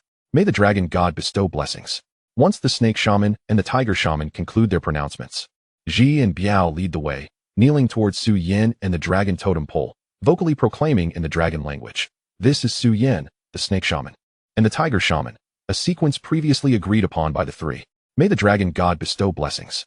Observing their leader's actions, the tribespeople follow suit, kneeling towards Su Yin and the dragon totem pole, with some adults helping the slower children to kneel as well. The members of the tiger tribe may not yet comprehend the dragon language, yet they mimic the sounds of their leaders and the snake tribe's people. Throughout the entirety of the snake tribe's dwelling, only Su Yin, the snake shaman, the tiger shaman, and the guests from the 3 tribes seated to the sides remain standing. Upon witnessing the individuals from the serpent and tiger tribes kneeling on the ground, the guests from the deer, rabbit, and mountain tribes were left speechless in astonishment. Due to the barrier of language, they were unable to comprehend the unfolding events. Only Yuan had a slight understanding of the situation. Yet even he was taken aback by the scene before him. The deer shaman had never provided Yuan with any explanations, leaving him incapable of discerning whether there existed but one deity or many, or if the god worshipped by the deer tribe was indeed the true god, while the deities of the others were mere false idols. Presently, Yuan could do naught but passively accept the information arising from the sacrificial ceremony held by the serpent and tiger tribes, intending to relay it back to the deer shaman, who would ultimately make the decisive choice. After the individuals from the serpent and tiger tribes knelt in devotion for several moments, Su Yin spoke aloud. From this day forth, the dragon god shall bless your tribes, banishing hunger and preventing calamity. Blessings of the dragon god. The serpent shaman and the tiger shaman also turned to kneel before the dragon totem, and the people of both tribes raised their voices in fervent acclaim once more. After several more moments, Su Yin addressed the assembly. Rise. The serpent shaman, tiger shaman, Ji, and Biao were the first to stand, followed by the members of the serpent tribe behind Ji. And upon witnessing the others rise, the individuals of the tiger tribe hastily stood as well. You, step forward. Su Yin commanded, gesturing towards Ji and Biao. Obeying his order, Ji and Biao advanced cautiously, halting a few steps before Su Yin. Divine messenger, they exclaimed, bowing deeply with their left hands placed diagonally across their chests. As Ji and Biao approached, the serpent shaman and the tiger shaman took action as well. They arrived at the front of the totem, where the serpent shaman seized a live golden pheasant and took up a sharp stone knife, while the tiger shaman retrieved 2 ceramic bowls filled with cool water, then returned to Su Yin's side. Come, Su Yin instructed, accepting the stone knife from the serpent shaman, who had prepared the pheasant. With a swift motion, Su Yin sliced through the bird's neck. The golden pheasant struggled, yet could not escape the grasp of the serpent shaman, and droplets of blood fell into the 2 ceramic bowls held by the tiger shaman, staining the water crimson. Su Yin then took the 2 bowls of blood from the tiger shaman and presented them to Ji and Biao, who accepted them gratefully. After casting a glance at Ji and Biao, Su Yin proclaimed loudly, before the dragon god, from this day forth, your tribes shall form an alliance, assisting one another, sharing both triumphs and tribulations, life and death. Drink. In Chapter 72, a new step forward, under Su Yin's guidance. The ritual of blood oath was introduced for the first time in this world. Ji and Biao drank deeply from the bowls filled with the blood of the golden pheasant. And before the eyes of the assembled crowd, they opened their arms and embraced each other fiercely. Brother, they simultaneously declared. Friends may not share life and death, but brothers can. Blessings of the dragon god. Su Yin was the first to exclaim. Blessings of the dragon god, echoed the serpent shaman, tiger shaman, Ji, and Biao in unison. Finally, the people of the serpent and tiger tribes joined in a resounding chorus. Blessings of the dragon god. The ceremony concluded. The entire process was brief and starkly simpler compared to the elaborate rituals of ancient China. As witnesses to this momentous occasion, the guests from the deer, rabbit, and mountain tribes gazed in astonishment at the unfolding scenes. Although they could not comprehend the spoken words of the serpent and tiger tribes, nor the language of the dragons, the changes in the ceremony allowed them to make educated guesses about the events transpiring before them. The deer tribe boasted a population of merely over 120. The rabbit tribe had just over 90, and the mountain tribe numbered around 70. In contrast, the serpent tribe approached 200, while the tiger tribe exceeded 100, leading to a combined strength of nearly 300 for the alliance of the serpent and tiger tribes, a number that dwarfed the combined population of the deer, rabbit, and mountain tribes. While the serpent and tiger tribes had not yet fully merged into a singular entity, their alliance introduced a formidable force into the region. Fortunately, they were not a malevolent power, or else the neighboring tribes would have faced peril. The serpent tribe alone was already a powerful entity, and with the addition of the tiger tribe, the might of the serpent-tiger alliance instilled a profound sense of awe in the visitors from the 3 tribes. After the ritual, Su Yin convened with Yuan and the leaders of the 3 tribes, rabbit and mountain. Upon encountering Su Yin, serpent shaman, and tiger shaman, Yuan and the leaders maintained an air of reverence. Su Yin gestured, expressing gratitude for their attendance at the ceremony and presenting them with a gift. Ji signaled to those behind him, and soon, members of the serpent tribe brought forth large ceramic vessels. The vessels themselves were not the gift, but rather the fish contained within, captured by the female members of the serpent and tiger tribes at the river's edge the previous day. Upon receiving the gift, Yuan and the leaders of the rabbit and mountain tribes displayed expressions of delight, repeatedly gesturing their thanks to Su Yin. Their attendance at the ceremony had, to some extent, disrupted their tribe's daily hunting activities. As they prepared to return to their own territories, they were determined to hunt along the way.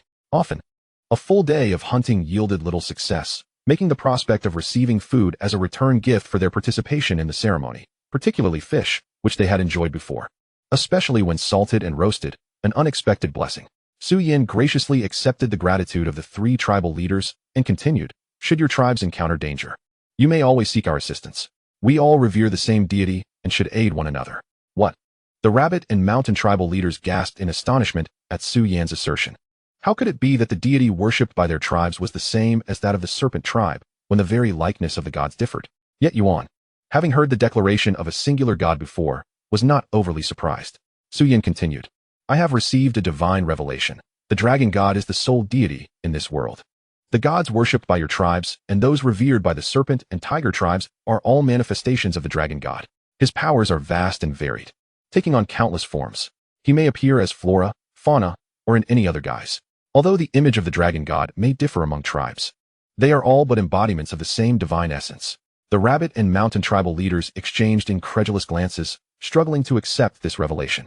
Even Yuan, having heard Su Yin's explanation a second time, displayed a look of astonishment. The deer shaman had provided him with no definitive answer, leaving Yuan to ponder this matter in his own thoughts, often conjuring various hypotheses.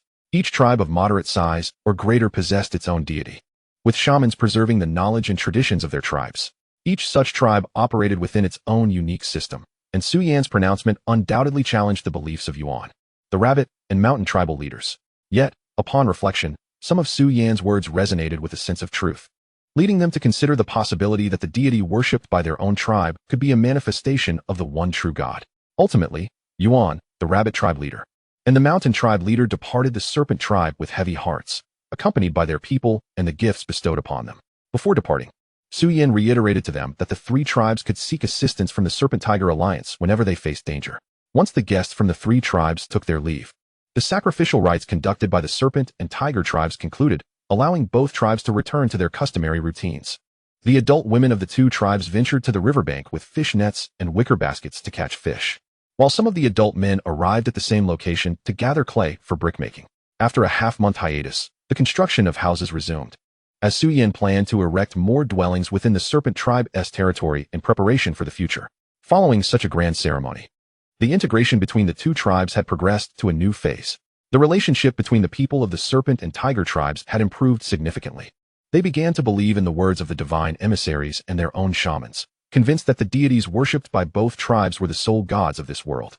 The alliance naturally fostered a closer bond, with members of the Tiger tribe even taking the initiative to learn the draconic language from the Serpent tribe. This marked a promising beginning. When both the Serpent and Tiger tribes communicated using the same language and script, their ties would be inseparable, rendering the notion of a tribal alliance unnecessary. The fusion of the two tribes would unfold seamlessly, devoid of excessive provocations. Many tribes have pursued aggressive paths on their journeys to growth, conquering others through force and coercing them into assimilation, thereby planting the seeds of latent crises within their own tribes. Moreover, such acts of violence often result in casualties among their own ranks. In Su Yan's eyes, each member of the tribe was invaluable, making violent conquest an untenable option. Before reaching adulthood, it was far more prudent to encourage voluntary integration of other tribes with the Serpent tribe. Chapter 73, Surnames and Names, Part 1. The alliance between the Serpent and Tiger tribes had given rise to a formidable power in the region. Fortunately, neither tribe was malevolent. Otherwise, neighboring tribes would have to contemplate migration. Yuan, the leader of the Rabbit tribe, and the leader of the Mountain tribe returned to their respective tribes, bringing gifts of food from the Serpent tribe that elicited jubilant cheers from their people. For these primitive individuals, the ability to fill their bellies was the epitome of happiness. The returning tribesfolk recounted their experiences in the Serpent tribe, revealing to others that they had a powerful neighbor residing in extraordinary dwellings, utilizing wondrous pottery, and possessing an inexhaustible supply of food. Many among the tribes felt a longing for such a splendid existence, while others yearned for the Serpent tribe itself. The three leaders, however, paid little heed to the thoughts of their people. Upon returning, their first task was to relay their observations from the Serpent tribe to the shaman. The emergence of a powerful force rendered the three shamans speechless. The notion of a singular deity left the Rabbit shaman and the Mountain shaman in astonishment, while the Deer shaman remained silent. For the time being, the concept of a singular deity had yet to influence the Deer, Rabbit, and Mountain tribes.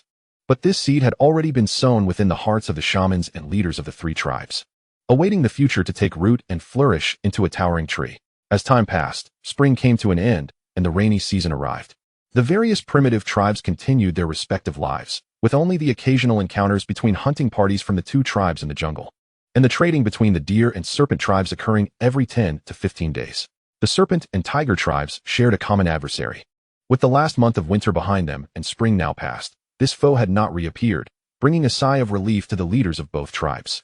An unknown and formidable tribe posed a significant threat to the Serpent and Tiger tribes, especially given the losses sustained by the Tiger tribe due to this adversary. The Serpent tribe had slain dozens of adult males from this hostile tribe, creating an irreparable enmity between the Serpent-Tiger Alliance and this malevolent force. Within the Serpent Tribe's territory, during ordinary times, the members of both tribes toiled diligently, contributing their strength to the community. The people of the Serpent and Tiger tribes had embraced the concept of a singular deity, and Su Yin continued to instruct his 20 or so students in the Draconic language and script. The Tiger Shaman and his disciples spent their days alongside the Serpent Shaman and Shao Dai, learning the Draconic tongue and writing. The Tiger tribe possessed its own dialect, and the status of the Tiger Shaman was equivalent to that of the Serpent Shaman. The Tiger Shaman, proud in his own right, would never deign to learn the Serpent tribe's dialect. However, when it came to the Draconic language and script, it was a different matter altogether. This was the language and writing of the gods, and as a shaman, one must surely learn it. Even though the Tiger Shaman had never received a divine oracle, not only they, but other members of the Tiger tribe were also learning the Draconic language from the people of the Serpent tribe. In the Serpent tribe, the Draconic language had nearly supplanted the native dialect. A standardized language and script would greatly assist in the development of a tribe. Having returned to a relatively tranquil existence, Su Yin found himself somewhat relieved. Each morning, he taught the sisters Xiao Hua and Xiao Yu, along with other students, while in the afternoons, he practiced Su-style martial arts with the sisters. Given the pace of their physical development, it was anticipated that by the following year, Su Yin would be able to begin his studies in internal martial arts. He did not allow himself to become idle. In the remaining hours of each day, he devoted himself to another task, naming. The act of naming was something Su Yin had begun long ago and had never ceased, bestowing names such as Ji, Yuan, Biao, and Jian. Primitive people did not possess names, and Su Yin's naming served merely to facilitate their distinction. He had not revealed these names to them, as they typically referred to one another using the pronouns you, I, and he. Consider the scenario where two groups are distanced from one another. Even if they shouted, they could still hear each other. In the absence of names, if someone in the first group wished to speak with someone from the second group, they would have to approach them directly. However, if both parties had names, one could simply call out the other's name, allowing for immediate recognition without the need to approach. Now that the Draconic language was disseminating throughout the Serpent-Tiger Alliance, Su Yin resolved to unveil the names he had crafted, assigning each individual a name and informing them that henceforth, they could address one another directly by name, rather than relying on the pronouns you, I, and he. First, it was essential to understand surnames, given names, and titles. A surname signifies an individual's familial lineage and serves as a marker of blood relations. Descendants of the same ancestor are referred to as a clan, with surnames originally deriving from the names of tribes or tribal leaders. Their primary function is to differentiate the descendants of various clans within a tribe, facilitating interclan marriages. Thus, the emergence of surnames marks the transition from communal marriage systems to bloodline-based marital practices, representing a significant milestone in human civilization. Once established, surnames are typically passed down through generations and remain relatively stable, whereas given names may change with the alteration of fiefs or official positions, leading to instances where an individual may possess multiple given names across generations. The surname and given name together form an individual's full name. The surname denotes the common ancestry from which one originates, while the given name distinguishes the descendants. Since ancient times, the descendants of the Huaxia people have regarded surnames as the emblem of familial continuity. The surname represents a clan, while the given name signifies its branches, with surnames and given names having been unified since the Qin and Han dynasties. Throughout history, both ancient and modern societies have harbored a preference for sons over daughters. While many express fondness for their daughters, the desire to bear a son often prevails. From a contemporary genetic perspective, although both sons and daughters can carry forward an individual's lineage, it is the sons whose descendants may inherit the family name, underscoring the significance of surnames. A name serves as a designation for individuals and objects. All entities in the world ought to possess a name, just as people do. A Z refers to a courtesy name, an appellation bestowed beyond the given name, reflecting virtues or the meaning of the original name. In ancient times, as men reached the age of 20 and women at 15, it was deemed inappropriate to address them by their given names directly. Consequently, alternate names were adopted, closely linked in meaning to the original name, to signify one's character. These were known as Z. The practice originated in the Shang dynasty, flourished during the Zhou dynasty, and eventually evolved into a convention that persists even in modern times among many intellectuals and cultural figures, such as Hu Shi, whose courtesy name was Shi Ji, and Sun Wan, known as Zizai. In contemporary society, while the esteemed circles of knowledge and culture continue to employ courtesy names, their usage among the general populace has dwindled. However, with a staggering population of 13 billion in China, the prevalence of identical names and surnames has become excessively high, prompting cultural advocates to consider the revival of the courtesy name system. In Chapter 74, Surnames and Names, Part 2, the discussion revolves around surnames and given names, with Su Yin temporarily setting aside the concept of courtesy names, perhaps to revisit it in the future. Surnames are relatively straightforward to form, often derived from tribal names or totems. For example, the members of the snake tribe bear the surname Shi, while those of the tiger tribe carry the surname Hu. The 12 zodiac animals in Chinese tradition also serve as surnames, making it commonplace to see surnames based on animal names, such as the frequently encountered surnames Niu, ox, and Ma, horse, as well as the less common Shi, snake, and Hu, tiger. Should the snake and tiger tribes merge into a single entity, it is conceivable that neither tribe would retain its original name, giving rise to the possibility of a dragon tribe, with the surnames Shi and Hu standing as historical testaments to the existence of their respective tribes. Born into the snake tribe, Su Yin would traditionally bear the surname Shi. However, given his divine status, he chooses to eschew the surname Shi in favor of Long, dragon, reflecting his elevated position within both tribes. While the formation of surnames is uncomplicated, the creation of given names can be quite tedious. Initially, Su Yin assigned names to many within the snake tribe, such as Xiaohua, Xiaoyu, Xiaodai, Dezue, Xionglian, Duyan, and Kuai Tue. The earlier names appear more like nicknames rather than formal names. Although Xiaohua and Xiaoyu may suffice, names like Dezue and Xionglian lack elegance. Eventually, Su Yin, feeling exasperated with the naming process, resorted to using numbers for names. The latter set of names, Ji, Biao, and Yuan, represents a more formal approach to naming, which should ideally be adhered to for all individuals. Nevertheless, single-character names tend to lead to numerous repetitions, hence the emergence of two-character names. Upon deciding to name everyone, Su Yin instructed his tribesmen to collect relatively thin shards of pottery. He selected a piece roughly the size of an adult's palm, approximately square in shape. Su Yin meticulously ground this shard against a stone until it took on a more regular form, its sharp edges rounded off. Subsequently, he employed a sharp stone to inscribe the character Long on one side and Yin on the other. Thus, Long Yin became the name he prepared for himself. While Su Yin is his name from a past life, much has changed over the years, and the significance of that name has diminished. Surnames can be altered, but given names remain constant. For the time being, the protagonist will still be referred to as Su Yin. After approximately 20 minutes, the world's first identification card emerged. Though it bore only a name and lacked any other records, it had already made its mark in history. The identification card, crafted from pottery shards, however, proved cumbersome and inconvenient to carry, and a careless drop could shatter it. A wooden alternative would have been far superior. But the absence of metal tools precluded the creation of wooden identification cards. Nonetheless, the pottery shard served its purpose. Su Yan's engraving of his name was not intended for practical identification at this moment, as the current circumstances did not necessitate such a document. Among the members of the snake and tiger tribes, only 1 in 10 recognized the character for dragon or were in the process of learning it, leaving the majority illiterate. If Su Yan wished for them to know and remember his name, crafting such a token was undoubtedly a prudent choice. Su Yan possessed an excellent memory, yet it was impractical to memorize everyone's names at once. By distributing a nameplate to each individual, they could consult the token when forgetting a name and seek assistance from those who recognized the characters. This was the primary purpose behind Su Yan's creation of identification cards. Once he had completed his own card, Su Yan did not rush to produce another, as the process of refining a suitable pottery shard was time-consuming. As the rainy season prevailed, rain fell almost every few days, often lasting an entire day, forcing the tribesmen to remain indoors. However, they could still engage in productive activities such as weaving grass ropes, crafting fish nets, and making wrought tin shoes. Su Yin directed several tribesmen to prepare pottery shards for him, whether square or rectangular, as long as they were approximately the size of an adult's palm, allowing him to inscribe the characters. The following day, the weather cleared, and the temperature became mildly warm. Su Yin collected the crafted tokens from his tribesmen. First, he focused on the identification cards for the snake shaman and the tiger shaman.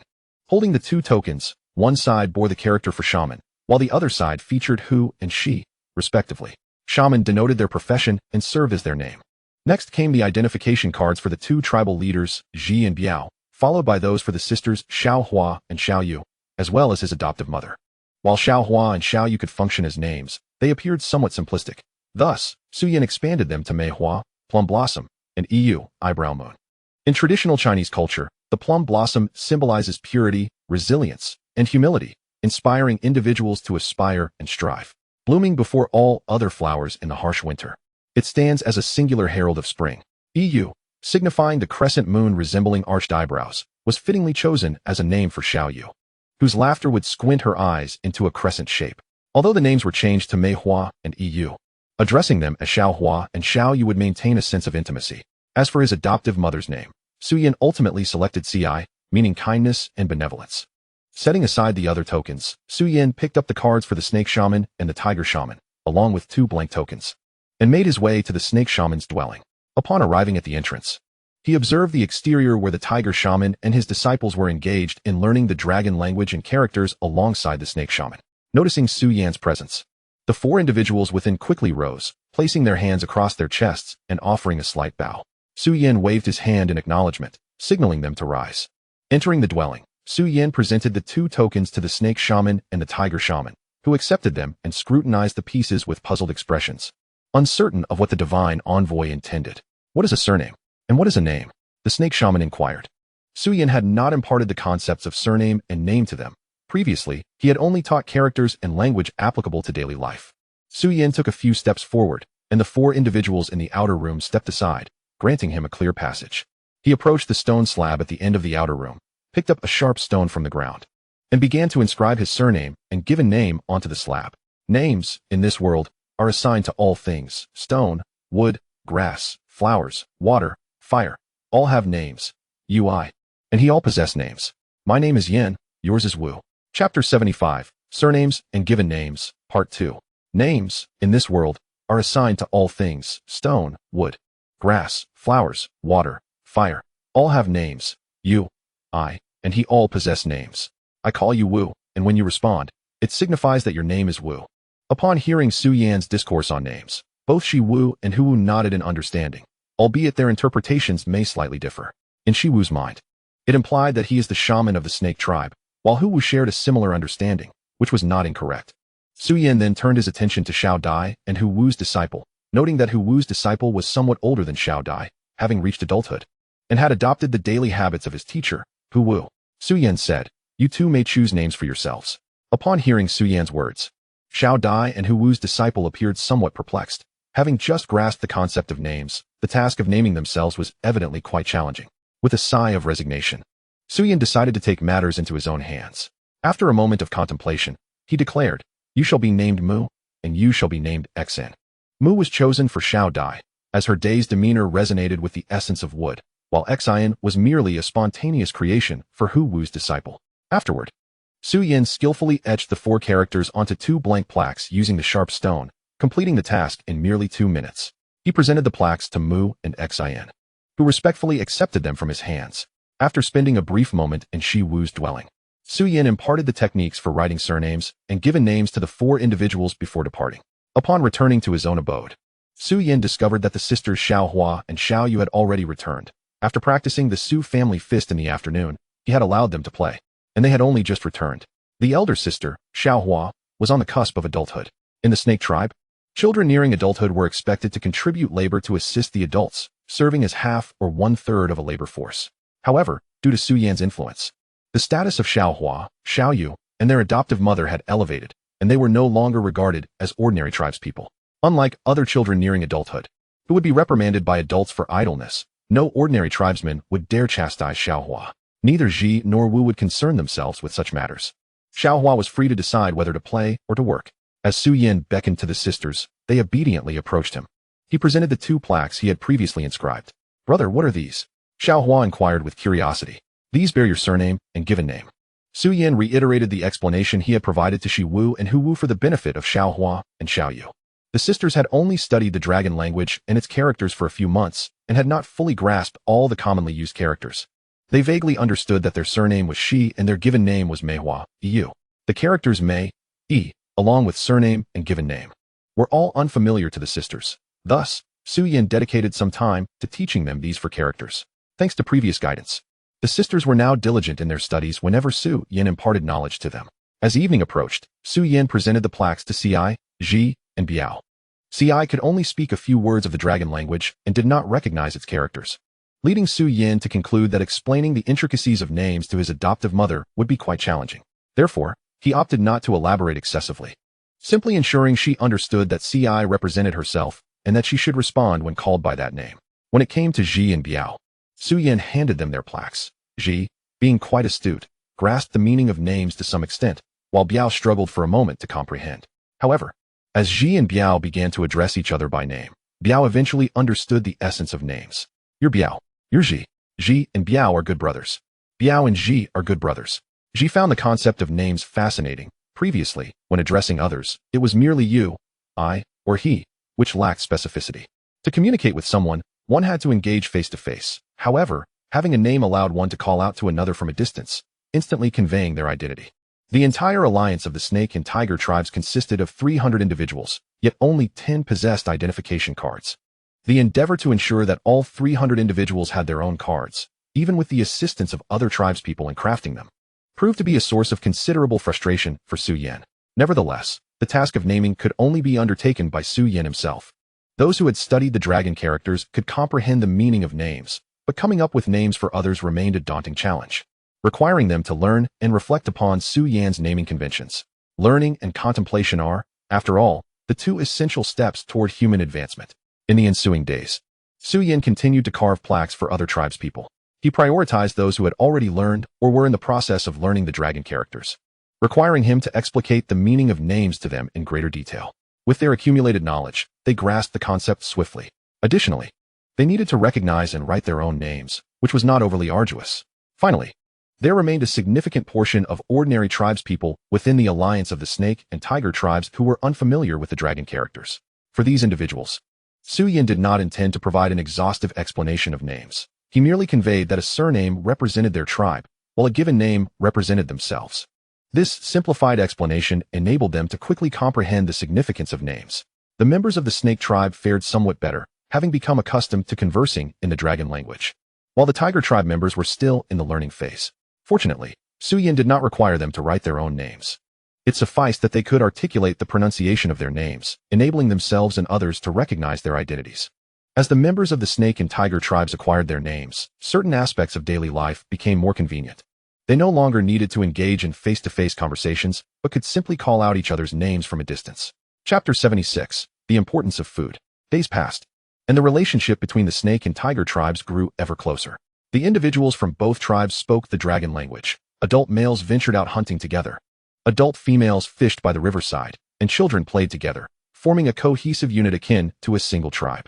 It seemed that Huwu had relinquished the idea of allowing the tiger tribe to establish a new home adjacent to the dwelling of the snake tribe, a decision greatly influenced by Su Yan's persistent conveyance of the notion that the surname who represented the tiger tribe, as long as the surname persisted, the tiger tribe would endure indefinitely. The Serpent-Tiger Tribe Alliance comprises a total of 300 individuals. As autumn approaches and a significant number of infants are born, the population of the Serpent-Tiger Tribe Alliance is poised for a considerable increase.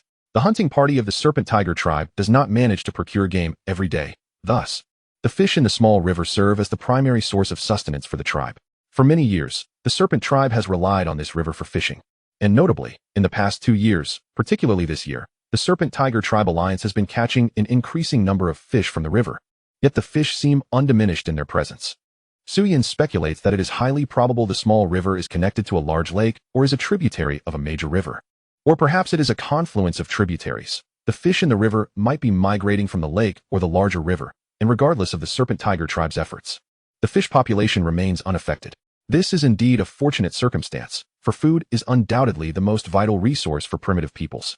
With ample food, the tribe can sustain its growth and development without the necessity of relocating due to food shortages. Each relocation poses a significant risk to the tribe, and should it be avoidable, they would prefer not to move without careful prior planning for a new settlement. However, another concern weighs upon the Serpent-Tiger Tribe Alliance. The interval between trade exchanges with the deer tribe has lengthened, shifting from every 10 to 15 days to approximately a month. This likely indicates that the deer tribe has acquired a sufficient quantity of pottery from the serpent tribe, thereby reducing the frequency of their exchanges. Previously, the serpent tribe had no need for salt, managing their existence without it, but with the deer tribe introducing salt into their trade, its significance has grown immensely. Salt not only serves as a seasoning but also enhances the stamina of the people, allowing them to work longer hours.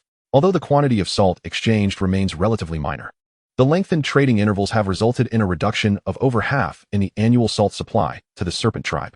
Last year, the serpent tribe managed to acquire a substantial amount of salt, which, after consumption and preservation for various foods, left them with a considerable reserve. This year, with the arrival of the tiger tribe, the intervals between trades with the deer tribe have further extended. even if the salt obtained suffices for their needs. The issue of salt has become a focal concern for Su Yan. Understanding the importance of salt, Su Yan instructed Ji to accompany the hunting party in search of salt during their foraging expeditions. Armed with the knowledge of the salt obtained from the deer tribe, Ji understood what to seek. Despite investing considerable time, Ji has yet to locate a source of impure salt, but has identified several areas rich in salt soil. The salt content of this soil pales in comparison to that of impure salt, and extracting refined salt from it would require at least 10 individuals dedicating substantial time and effort. The quest for salt remains ongoing, with Ji and Biao consistently searching for high-yield salt sources while out hunting with the Serpent Tiger Tribe's united hunting party, yet they have yet to discover any promising sites. Rather than exhaustively searching for salt, Su Yan is more inclined to consider the salt fields held by the deer tribe, which are capable of producing impure salt. Su Yan had once contemplated having Ji seek out the deer tribe's salt fields, but regrettably, this endeavor failed. It seems the salt fields are situated farther away, and even after a half-day's swift travel, the hunting party could not reach them. An idea sparked in Su Yan's mind. Should they wish to acquire the salt fields, the most effective strategy would be to assimilate the deer tribe. This would not only secure the salt fields, but also augment their own population. Unfortunately, the serpent and tiger tribes have yet to fully merge, let alone consider the conquest of the deer tribe. However, once the serpent and tiger tribes unify into a single tribe, they could either compel the deer tribe to comply or conquer them by force. As it stands, if the deer tribe continues to prolong the trading intervals, the salt acquired may not suffice to meet the daily needs of the serpent-tiger tribe alliance. They may have no choice but to extract salt soil from the nearest deposits to their residence for refinement into edible salt. By late summer, fruits that can be stored for extended periods ripen, prompting the serpent-tiger tribe's hunting party to reduce their outings and join the adult women in foraging for these fruits to stockpile for the winter. In fact, some fruits, such as apricots and cherries, ripen earlier in the summer, but these cannot be preserved for long and are typically consumed fresh. From late summer to early winter, the primary task of the serpent and tiger tribes is to gather as much food as possible for the winter, with even some near-adult children participating in the efforts. A bountiful harvest of fruits is carefully transported back by adult males using straps and woven baskets, while the children, eager for the sweet and tangy treats, hesitate to claim them. The transition from late summer to autumn is the busiest time of the year, not only for gathering winter provisions, but also as most of the pregnant women in the tribe are due to give birth during this period, within and around their dwelling. The majority of individuals are bustling with activity, finding respite only in the evenings, though the presence of birthing women means that some are unable to rest fully at night. Fortunately, this year, there is no need to hold the unveiling ceremony. Had it taken place, it would have consumed precious time, further intensifying their busyness. As winter approaches, temperatures plummet rapidly, allowing meat to be preserved for longer durations. The adults abandon fruit foraging, and the hunting party ventures out to hunt wild beasts, while the fishing team spends their days by the river, striving to catch as many fish as possible before the waters freeze over. In the eyes of primitive peoples, preserved food lacks the appeal of fresh fare. Nevertheless, the serpent tribe has consistently engaged in food preservation as it extends the shelf life of their provisions. In the event of consecutive rainy days that hinder hunting and fishing, they can rely on their stock of preserved food. By the end of the year, the serpent tribe has accumulated a substantial reserve of preserved foods, supplemented by the harvest gathered from late summer to early winter, ensuring that the serpent tiger tribes possess an ample supply of food, capable of weathering even a prolonged winter without the threat of starvation. Of course, in the frigid winter months, the collection of firewood is equally crucial. Fortunately, the vicinity around the serpent tribe's dwelling is abundant in such resources. Chapter 77. The girls' development plan continued. Snowflakes flutter down, and in the serpent tribe's settlement, children frolic in the clearing, their small faces and hands reddened by the cold. When the chill becomes unbearable, they scurry back to their homes, huddling close to the warmth of the hearth. The people of the tiger tribe have finally come to understand the essence of happiness. Their greatest joy lies in having warm homes to retreat to during the biting winter and being able to enjoy full meals without the looming threats of fierce tribes or wild beasts endangering their safety. In the eyes of the tiger tribe, their current lifestyle is a stark contrast to that of the previous year. They are resolutely unwilling to return to a life fraught with cold, hunger, and peril. The serpent tribe cannot forget the third month of last winter when enemies raided their dwelling. And the tiger tribe is equally haunted by the memories of the foes that severely weakened their ranks. A year has passed, and after suffering significant losses during the assault on the serpent tribe's territory, that adversary has not reappeared. As winter descends once more, the likelihood of encountering that formidable enemy has markedly increased. Through a careful analysis of various clues, Su Yin deduced that the malevolent enemy was most likely a cannibalistic tribe. During the winter months, when food was scarce, they would launch assaults on other primitive tribes, preying upon both the inhabitants and their stored provisions. The cannibal tribe stands as the most ruthless and wicked among the malevolent factions, as ordinary malevolent tribes are merely warlike. They expand their own population by attacking other primitive tribes, refraining from consuming their own kind, who are instead used for sacrificial purposes. In stark contrast, the defining characteristic of a cannibal tribe is their propensity to consume their own species. They devour the flesh of their enemies and, under dire circumstances, may even resort to eating their own members. This grim practice allows them to better survive the harsh seasons of food scarcity. If the enemy encountered by the tiger tribe were not from a cannibal tribe, how could they have launched a direct assault upon the tiger tribe's hunting party? Similarly, if the adversary faced by the snake tribe were not from a cannibal tribe, what motive would they have to ambush the snake tribe? As winter progressed and the cannibal tribe's food supplies dwindled, they would strike again. In anticipation of potential enemies, the allied tribes of snake and tiger undertook preparations, with digging traps in the open areas outside their walls deemed the most effective defensive strategy. Unfortunately, the absence of shovels and hoes rendered the task of excavating pits for traps exceedingly difficult, compounded by the heavy snowfall that could easily collapse them. Upon reflection, the means to defend against foes were limited, largely relying on their own capabilities. Additionally, recalling the previous enemy's approach, which exploited the visual blind spots near the wall and the mountainside caves, Su Yin had instructed Ji and his people to address that area by the end of last winter, significantly reducing the size of the blind spot. If the enemy were to approach the wall again from that direction, as long as the sentinels stationed behind the wall remained vigilant, they would undoubtedly be able to detect the enemy in advance. The sentinels, comprising 3 groups of 6 individuals per shift, maintained round-the-clock vigilance. With 2 shifts during the day, 1 in the morning and 1 in the afternoon, and an increase to 4 shifts at night, consisting of a balanced mix of men and women, ideally paired as couples. While on duty, they wrapped themselves in thick animal skins, covering every possible area, and if one skin was insufficient, they would layer several more. Unlike meat, animal skins do not decay as easily. With simple processing by the tribespeople, these skins can endure for many years. Over the course of several years, both the snake and tiger tribes accumulated a considerable stockpile of animal skins. Outside, snow fell heavily, while inside, the hearth radiated warmth, keeping the winter's chill at bay. Most comfortably situated were Su Yin, the snake shaman, the tiger shaman, Ji, and Biao, residing in their specially designated quarters. Lying atop thick layers of grass and animal skins on the heated platform, completely insulated from the winter's cold. Initially, there were only 3 such special houses in the snake tribe, but following the relocation of the tiger tribe, 2 more were constructed. Before summer had ended, the tiger shaman, Xian, Biao, and several of Biao's spouses and children had moved into these new dwellings. Lying on the platform in the dimly lit house, where the windows were tightly sealed. Having slept sufficiently throughout the day, Su Yin would often continue to instruct the sisters Xiao Hua and Xiao Yu. Over the course of a year, the sisters had mastered the dragon language to a practical extent, speaking primarily in dragon tongue, which facilitated Su Yan's ongoing teaching. The instruction focused on Su Yin outlining rules while the sisters memorized them, with Su Yin teaching what they could and could not do. After several repetitions, they would be asked to recite the rules. If they succeeded, all was well. If not, they would receive a light tap on the palm with a small stick. As the first month of winter concluded, Xiao Yu had received very few taps, while Xiao Hua had received even fewer. With Xiao Hua's height nearing adulthood, she had become increasingly composed. Xiao Yu and Xiao Hua were 2 years apart in age. Xiao Yu was still at an age characterized by playfulness. However, after nearly a year of Su Yan's guidance, she too had begun to exhibit a modicum of maturity, diligently applying herself to the lessons imparted by her elder brother Su Yan. Gradually, due to the various rules established by Su Yan, the transformation of the sisters became more pronounced. They maintained personal hygiene, bathed regularly, washed their hair and clothes, and kept their hair as tidy as possible. They walked at a measured pace instead of running whenever feasible, and during meals, they chewed slowly and endeavored to avoid making noise while eating.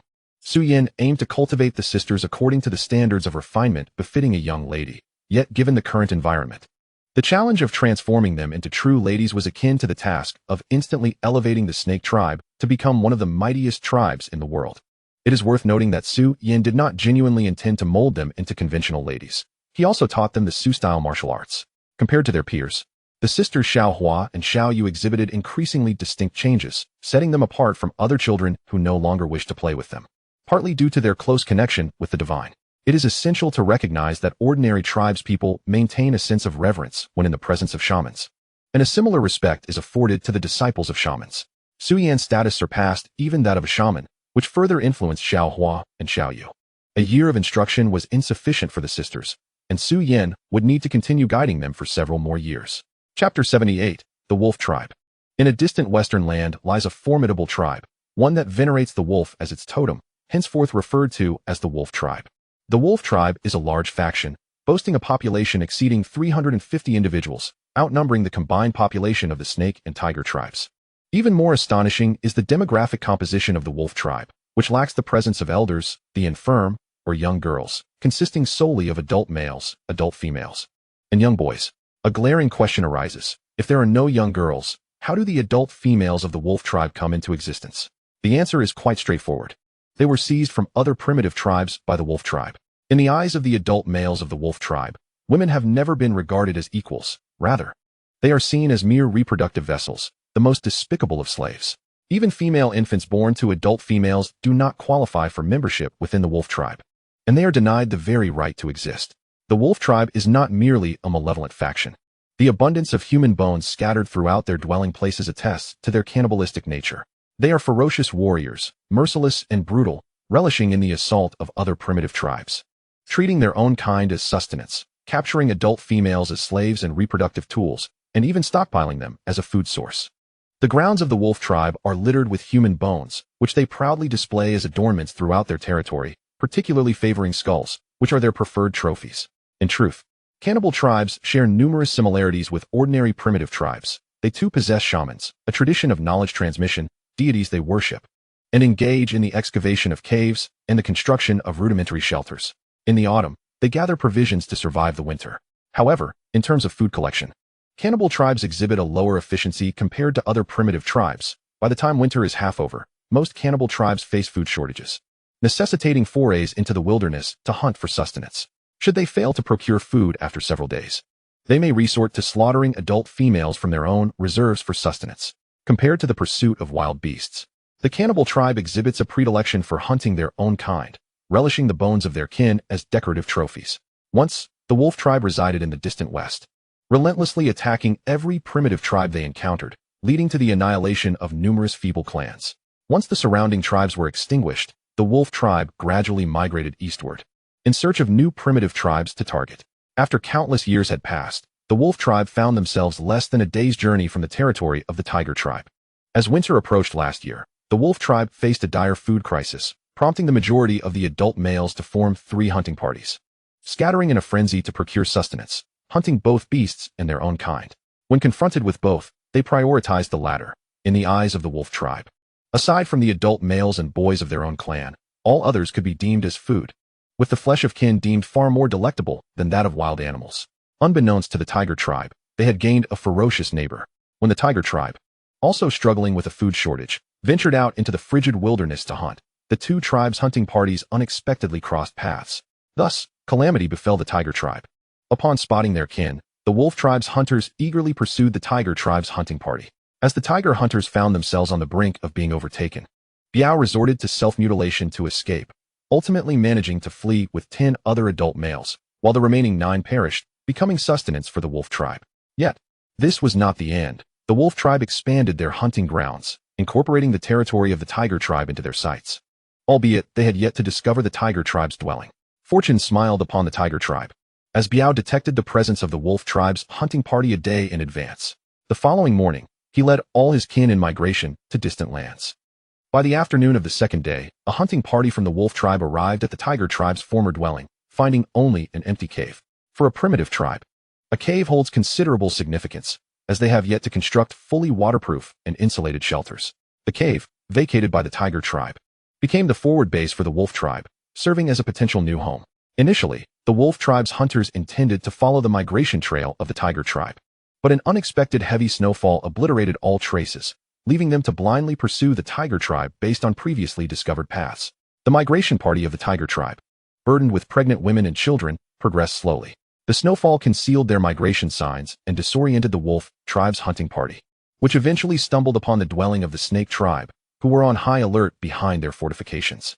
The Wolf Tribe's hunters were unaware of the Snake Tribe's strength, but with nearly 40 adult males, they believed that any tribe, unless exceptionally powerful, would be unable to withstand their surprise assault. Even against a formidable tribe, they could retreat swiftly, incurring minimal casualties.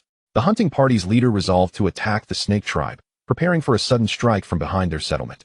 Unfortunately for the wolf tribe, this hunting party encountered ill fortune. Had they faced another primitive tribe, they might have been able to withdraw with few losses. Yet they found themselves confronting the snake tribe.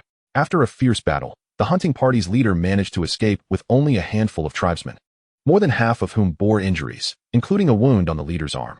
The grim scene did not end there. The scent of blood attracted nearby beasts, compelling the leader and the remnants of his party to flee desperately. Ultimately, only 6 individuals, including the leader, survived, while the remainder fell victim to the beasts, becoming their prey. A day later, the leader returned to the wolf tribe's dwelling with 5 tribesmen. His status was high within the tribe, second only to the shaman and the chief. However, due to his grave miscalculation, both the shaman and the chief stripped him of his position as hunting party leader, relegating him to an ordinary tribesman. This marked the first time in a decade that so many adult males had perished in the wolf tribe, igniting a thirst for vengeance within the chief, who contemplated exterminating this foe. The shaman intervened, cautioning against it. The distance between the wolf tribe and the snake tribe was considerable, with their true strength remaining unknown. The immediate priority for the wolf tribe was to secure sufficient food. The matter of vengeance against the snake tribe could wait, especially since the loss of over 30 adult males had severely weakened their power, making it ill-advised to engage an adversary of uncertain strength. Chapter 79, The Return of the Enemy. A year passed in this wait. As winter reached its midpoint, the wolf tribe once again faced a food crisis, presenting them with 3 choices: consume the adult females and their food reserves, venture out to hunt wild beasts, or attack another primitive tribe. Ultimately, the shaman and the chief made the most prudent choice, to hunt wild beasts, while remaining vigilant for any signs of their own kind, ready to attack should they encounter them. At this juncture, a tribesman proposed a notion. "Chief, I know the location of another tribe. If we eradicate them, we shall have an endless supply of food." This tribesman was none other than the disgraced leader of the hunting party, who had nearly led his team to annihilation. Others may have forgotten this grudge, but he had not. Prompted by this tribesman's reminder, the shaman and the chief recalled the incident, reigniting a flicker of hatred within the chief's heart. The loss of over 30 tribesmen the previous winter weighed heavily on him. Yet due to the diminished strength of their tribe, they had refrained from seeking retribution against this foe. Now, as the wolf tribe fell into another food crisis, perhaps it was time to test this enemy. Should they find them weak, they could swiftly eliminate them. After deliberation, the shaman and the chief finalized a plan to assault the snake tribe. Presently, excluding the shaman and his apprentice, the wolf tribe comprised 107 adult males. They decided to leave 20 behind to guard the tribe, while the chief personally led a formidable hunting party of 87 adult males to attack the snake tribe. They need not worry about losing their way in the icy wilderness. Primitive tribes always marked their paths when leaving their settlements, primarily by carving signs on large trees with stones. The marks left from the previous winter would not vanish so quickly, allowing them to follow the signs directly to the snake tribe's dwelling. The next morning, after breakfast, the hunting party set out, with the former leader of the hunting party at the forefront, guiding the entire group. As they hunted, the party made their way towards the former dwelling of the tiger tribe.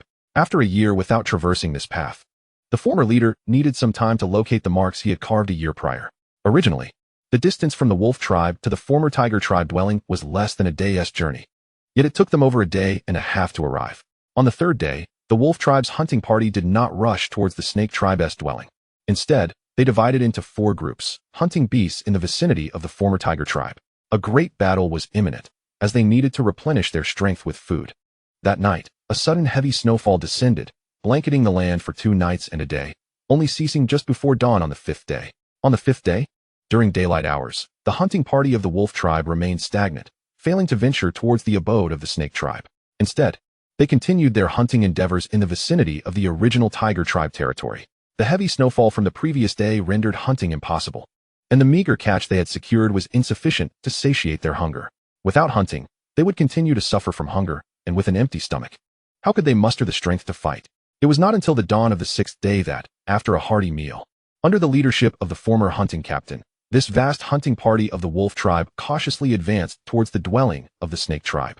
Shifting our focus to the habitation of the snake tribe, plumes of black smoke billowed from the chimneys of their houses, dancing in the wind. The site of the snake tribe settlement was unparalleled in this region.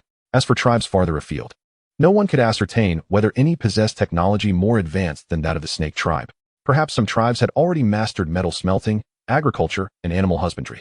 Setting aside the distant tribes for now, the alliance of the snake and tiger tribes stood as the most formidable force in this area. With the onset of late summer and the arrival of numerous newborns, both the snake tribe and the tiger tribe saw a significant increase in their populations. Adult labor was the most vital component of any tribe, but newborns were equally essential, for in a decade or so, these infants would grow into the labor force. Due to the relentless snowfall that lasted 2 nights and a day, apart from cooking and attending to nature's call, the inhabitants of both tribes largely remained indoors. When the snow finally ceased, the adults and children alike rushed outside to breathe in the fresh air, despite the chill that followed the snowfall. Children gathered to frolic, engaging in snowball fights and crafting snowmen, an activity inspired by Su Yan's previous bout of boredom last year. Some younger ones imitated the adults, joining in the snowman building competition to see who could create the tallest figure. However, snowman making was primarily a pastime for girls, while boys favored snowball fights, crafting snowballs with their small hands to hurl at their companions. Such playful skirmishes served to hone the boys' combat skills, agility, and evasive maneuvers. The adults too engaged in physical activities, though they did not partake in snowball fights like the children. Instead, they formed small groups to wrestle in the thick layer of snow, where falls were harmless, allowing them to exercise while refining their combat techniques. In the realm of the primitive tribes, strength and fighting prowess were of utmost importance to any adult male. It was through these attributes that they could best their peers and ascend to higher status within the tribe. Every clash between Biao and Dali drew the attention of numerous tribesmen. In the absence of Salt, Ji could rely on his cunning to prevail over his opponents. However, with the advent of Salt, his chances of winning against Dali diminished, and the same held true for his bouts with Biao. To maintain his authority within the snake tribe, Ji would decline to engage in combat with Dali or Biao. A single defeat could severely impact his standing, especially since he had triumphed numerous times before. The tribesmen were unaware of the significance of Salt, and none could compel Ji, the leader, to fight, allowing him to preserve his influence. Biao, who relished combat, turned to challenge Dali, the second strongest individual in the snake tribe. Yet, Dali's true strength now surpassed that of Ji. Biao found himself on the losing end of nearly every encounter. Biao's intellect was not significantly superior to Dali's. Their battles were characterized by brute force, with Dali's greater strength ensuring his victory in most contests. Nonetheless, Biao was hooked on the thrill of combat, seeking out Dali for challenges whenever he had free time. Although both were power players, their frequent skirmishes allowed them to improve their fighting skills. Ji refrained from participating in these bouts, but often observed the clashes between Biao and Dali, occasionally offering guidance. Although Ji's strength paled in comparison to Biao and Dali, his combat expertise far surpassed that of both. Chapter 80, The Battle, Part 1. In the woods to the west of the Snake Tribe's settlement, the formidable hunting party of the Wolf Tribe stealthily approached. Counting the leader, this extensive hunting party comprised 87 members, though one unfortunate soul had perished during a previous hunt. 87 adult males, when combined with all the adult males of the Snake-Tiger Tribe Alliance, exceeded 50 in number, creating a stark disparity. The former hunting captain reached the edge of the woods, listening intently to the faint sounds emanating from the distant settlement of the Snake Tribe. Yet he did not detect any of the guards from the Snake-Tiger Tribe Alliance concealed behind the walls. After a brief interval, the leader approached the former hunting captain from behind. "Leader, that is the tribe," he indicated. The leader nodded in acknowledgement. The former hunting captain continued to recount the details of the previous winter's attack on the Snake Tribe, which he had orchestrated with his hunting party. After hearing the captain's account, the leader gazed thoughtfully at the distant settlement of the Snake Tribe. As one who had risen to the rank of leader, he was undoubtedly the strongest among the Wolf Tribe, possessing not only strength but also considerable wisdom, perhaps not quite on par with Ji, but certainly surpassing Biao. The Snake Tribe was encircled by tall walls on all sides, their height imposing. However, with the accumulation of snow at the base, a person could easily boost others up to scale the walls. During the previous attack, the former hunting captain had attempted a flanking maneuver from the rear, which ultimately failed. Such an approach was no longer advisable. A direct assault from this side might yield the element of surprise. After careful contemplation, the leader devised a final battle plan to stealthily approach the dwelling of the Snake Tribe from the west. If discovered, they would hasten their advance, charging the brick walls to launch their assault. Should the enemy prove too formidable, they would retreat immediately. Soon, the battle plan was disseminated, ensuring that all were informed. The leader gestured with his hand, and the members of the hunting party emerged from the woods, forming an approximate line of 4 rows, each containing around 20 individuals. They crouched low, armed with stone spears, axes, rocks, and wooden clubs, quietly closing in on the settlement of the Snake Tribe. At that very moment, as the hunting party of the Wolf Tribe burst forth from the woods, Jian and his mate, concealed behind the brick wall to the west of the Snake Tribe settlement, spotted the approaching enemies. The distance between the brick wall and the woods spanned over 100 meters, with the snowy ground unobstructed by large trees, allowing the guards on the wall to swiftly detect the foes emerging from the forest. Bang, bang, bang, as the sound of two wooden sticks striking together echoed. Jian and his mate shouted loudly towards the settlement. Enemies! Enemies! There are many enemies! There are many enemies! Upon hearing the alarm and Jian's cries, all the inhabitants of the settlement halted their activities. Quickly, grab your weapons and head to the west wall. Ji, who had been watching the duel between Biao and Dali, immediately issued the command, seizing the stone spear that lay beside him as he ran towards the west wall. In truth, there was no need for Ji to give the order. Upon hearing the alarm and Jian's shout, the adult tribesmen merely paused momentarily before snatching up weapons from nearby and rushing towards the west wall. The commonly used weapons among the tribesmen included stone spears and axes. Beneath the three surrounding walls of the Snake Tribe settlement, numerous small compartments constructed of earthen bricks held an abundance of short spears and stones, some the size of a fist or even larger. The adults of the Snake Tiger Tribe Alliance hurried to the western wall, retrieving the short spears and stones from the compartments. Awaiting Ji's command to engage in battle, Ji stood atop a low wall, gazing at the approaching enemies who were cautiously advancing through the snowy landscape. It seemed they had realized their objective was aware of their presence, as a figure, presumably their leader, shouted a word that Ji could not comprehend. In the next moment, the enemies straightened up and hastened towards the dwelling of the Snake Tribe. As they ran, some among them shouted incoherently. Observing the scene before him, Ji furrowed his brow. There were far too many enemies, significantly outnumbering the adult males from both the Snake and Tiger tribes. Fortunately, the two tribes had a considerable number of adult females ready to join the fray, and they were in a defensive position, which favored their side. The enemies quickly approached the Snake Tribe settlement, still well outside the range of their short spears and stones. All able-bodied adults from the Snake Tribe had gathered, with some near-adult children standing at the rear to assist in combat when necessary. The younger children had already retreated into the caves for safety. This entire scenario was a meticulously crafted battle plan, one that had been practiced multiple times under Su Yan's command. Now that the enemy had truly arrived, everything unfolded methodically according to their drills, with only minor disarray in certain areas due to the actual presence of the enemy. Up, Ji commanded, and all the adult males, armed with short spears or stones, climbed onto the low wall, ensuring that there was ample space between each pair to maximize their throwing distance. Again, dozens of adult females ascended the wall, taking positions on the left flank while the front was designated for the adult males. Though both tribes had practiced with thrown weapons, not everyone had mastered the skill, particularly when targeting moving foes. In such instances, quantity could effectively substitute for quality. As summer turned to autumn, most pregnant women had given birth, and even those currently expecting could still perform tasks like passing short spears and stones. The non-pregnant adult females were ready for combat, and some near-adult children were also prepared to assist those on the wall. Thus, the number of combatants on the wall exceeded 80, with over 80 more providing support. Charge! Kill! The leader of the wolf tribe shouted from the back of the formation, urging his kin to rush towards the enemy, to press forward and tear them apart. The wolf tribe had obliterated countless primitive clans in this fashion, and in the leader's mind, this encounter would unfold in a similar manner. As the most formidable warrior in the wolf tribe, he faced constant challenges to his leadership. Even when injured, challengers cared little for his wounds.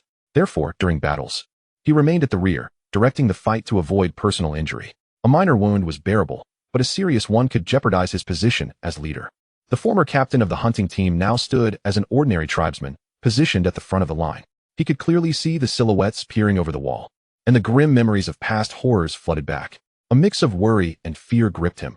He dreaded a repeat of previous failures. Yet retreat was not an option. Within the wolf tribe, fleeing equated to death. Charge! Kill! Chapter 81, Battle, Part 2. Behind the wall, over 80 adults from the snake and tiger tribes gripped their short spears or stones, preparing to launch their projectiles. In the snowy expanse, the enemies drew ever closer to the brick wall, allowing both sides to discern each other's features.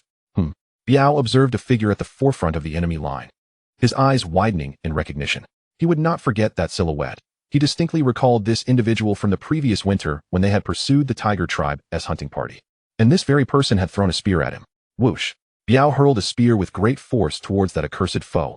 Having identified the assailants now attacking the Snake-Tiger Alliance as the same adversaries who had inflicted significant losses upon the tiger tribe last year, the spear sped through the air.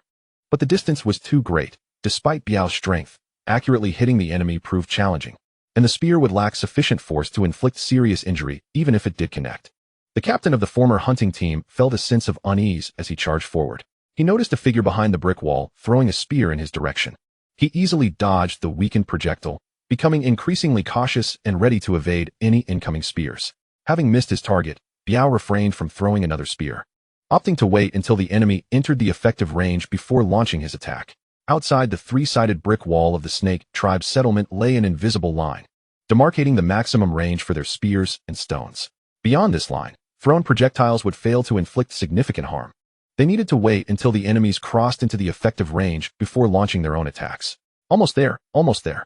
The first enemy crossed that invisible line, followed by more of their comrades. Prepare. Throw. Ji and Biao were the first to launch their short spears at the advancing foes. In a brief moment, over 80 adults behind the wall hurled their projectiles at the enemies who had crossed the invisible threshold. After releasing their spears and stones, they did not linger to see if they hit, but turned to receive more projectiles from those behind the wall, continuing to rain down their assaults upon the enemy in an unending barrage. The Wolf Tribe's hunting team pressed forward rapidly, with the foremost ranks nearing that unseen line. In an instant, a multitude of deadly spears and stones flew toward them, yet they continued to advance, prepared to dodge, for without a retreat command from their leader, they could not fall back. Closer, closer. The spears and stones, akin to lightning, traversed the distance of several dozen meters, colliding with the front line of the Wolf Tribe's hunting team. There were too many. Over 80 projectiles soared through the air, while the first rank of the Wolf Tribe's hunting team consisted of only 20 or so warriors, meaning each one nearly faced 4 incoming spears or stones. Some attempted to evade the incoming projectiles, while others were not so fortunate, struck by spears or battered by stones. Cries of agony echoed as some fell heavily into the snow, while others, though still standing, bore one or several spears embedded in them, writhing in pain and howling as if their cries could somehow alleviate their suffering. Some sustained minor injuries, others were gravely wounded, yet many remained unscathed, including the former captain of the hunting team. The former captain was targeted, with 7 individuals, including Biao, hurling their spears and stones at him. Yet fortune smiled upon him. Through a combination of luck and skill, he managed to evade all 7 incoming projectiles unscathed, though he appeared somewhat disheveled, having rolled several times in the snow, losing his spear and becoming covered in flakes. The battle is far from over. Those unscathed, and those who follow continue to advance. A fresh onslaught of javelins and stones rains down upon them, while the former leader of the hunting party, still prostrated on the ground, remains a focal point for concern. The blood of their fallen comrades drives them into a frenzy. The cannibal tribe is nothing if not frenzied, devoid of any semblance of humanity. Slaughter has become their inherent nature. Even as their companions fall, they will not easily relinquish their courage to press onward. Once again, the two sides collide, and members of the Wolf Tribe's hunting party fall one after another, yet those uninjured persist in their advance. The former leader of the hunting party narrowly evades concentrated fire once more. Forward, they press on. The enemy continues its relentless advance, with waves of javelins and stones cascading towards them. The distance between the two factions diminishes, which signifies an increase in accuracy as the Serpent and Tiger tribes hurl their projectiles. The likelihood of striking the enemy rises. Members of the Wolf Tribe continue to fall, yet some retaliate, launching their javelins and stones towards the brick wall. However, after their swift advance, the stamina of the Wolf Tribe diminishes, and the number of javelins and stones they can throw toward the wall dwindles. The Serpent and Tiger tribes remain shielded by their towering walls. Upon witnessing the incoming javelins and stones, they merely crouch down to evade them with ease. The leader of the Wolf Tribe, lagging at the back of the formation, unconsciously slows his pace, ultimately halting in disbelief as he gazes upon the grim spectacle ahead. Even before engaging the enemy closely, so many of his own have already been struck down by their javelins and stones. The leader of the Wolf Tribe stares blankly ahead. All members of his tribe, except for him, charge into the effective range of the Serpent and Tiger's projectiles. Under the relentless barrage of javelins and stones, more and more members of the Wolf Tribe succumb, and as they near the brick wall, the likelihood of being hit increases, with nearly the entire front line collapsing into the snow. Curiously, the former leader of the hunting party, despite enduring multiple rounds of concentrated fire, is fortunate to have only suffered a graze from a javelin on his arm. Lying motionless in the snow, feigning death, he remains undetected by the Serpent and Tiger tribes, who shift their focus to other foes. In the blink of an eye, over half of the Wolf Tribe's hunting party lies in the snow, yet they are still more than 10 meters from the brick wall. Gazing at their comrades pierced by javelins or struck by stones, dread chills them to the bone. They cast aside the wolf tribe's edict against retreating and turn to flee. At that moment, the leader of the wolf tribe realizes the gravity of the situation and shouts, "Run, run quickly." This is the first time he has encountered such a battle, where the enemy does not engage in close combat, but instead assaults them entirely with thrown weapons. Among the wolf tribe's hunting party, few wield such projectile weapons. While spears can be thrown, once they are cast, what do they have left to combat the enemy in melee? Chapter 82, Pursuit. Upon hearing the leader's voice, the former hunting party captain immediately scrambles to his feet and turns to flee. Those who were advancing or hesitating to withdraw promptly follow suit upon hearing the leader's command. However, turning one's back to the enemy is the most perilous moment. When facing the foe, they can dodge incoming javelins and stones by anticipating their trajectories. Now, with their backs turned, how can they evade the projectiles hurtling toward them? After 2 successive waves of javelins and stones are thrown, over 10 more members of the wolf tribe fall into the snow. Biao suddenly notices the frantically fleeing enemy ahead. Wasn't he supposed to be dead? He is merely feigning death. A javelin is hurled with great force by Biao, aimed at the rapidly escaping former hunting party captain. As the javelin races toward him, the captain feels a tightening in his chest, as if danger is imminent. He quickly sidesteps. In the next instant, Biao's thrown javelin grazes his arm. The former captain seethes with anger, resenting himself for stirring trouble with this tribe, and wishing he had grown a few more legs to run faster. Biao intends to throw another javelin at the captain, but realizes he has crossed an invisible line.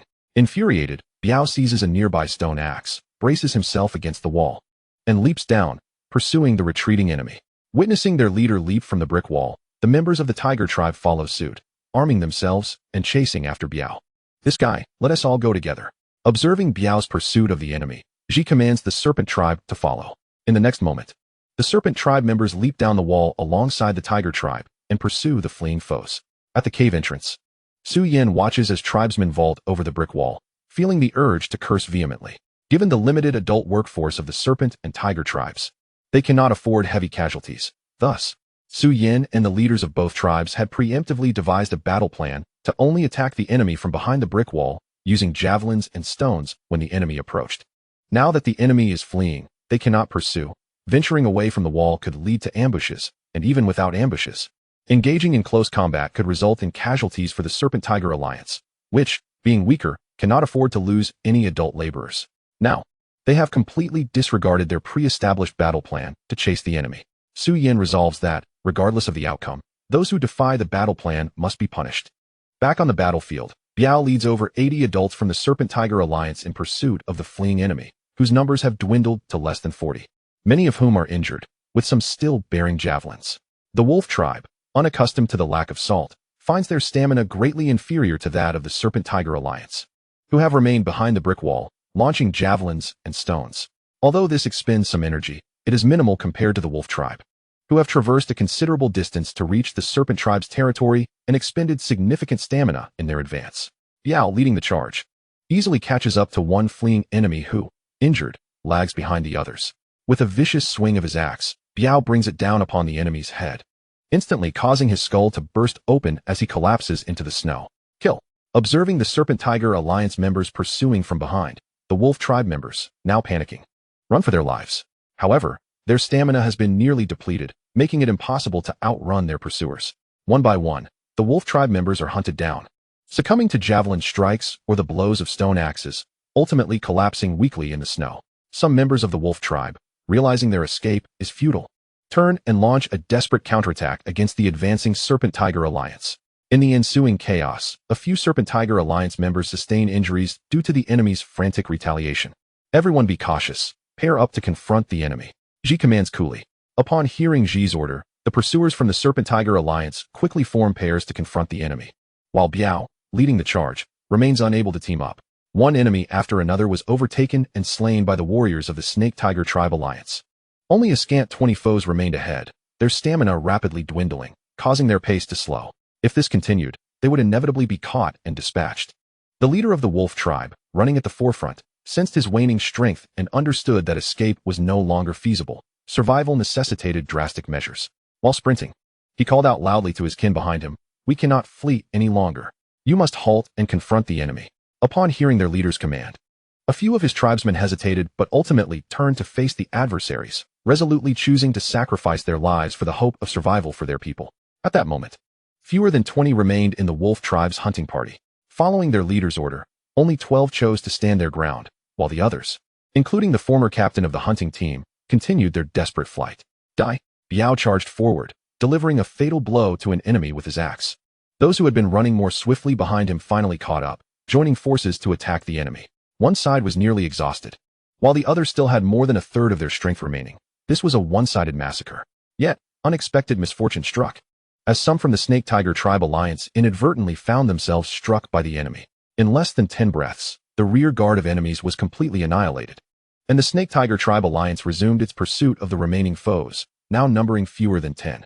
Thanks to the brief interval, Biao and his companions had rejoined the main force led by Ji, who had formed a curved formation to chase down the surviving adversaries.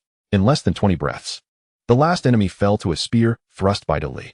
A minute later, the former captain of the hunting team was struck down by Biao's axe.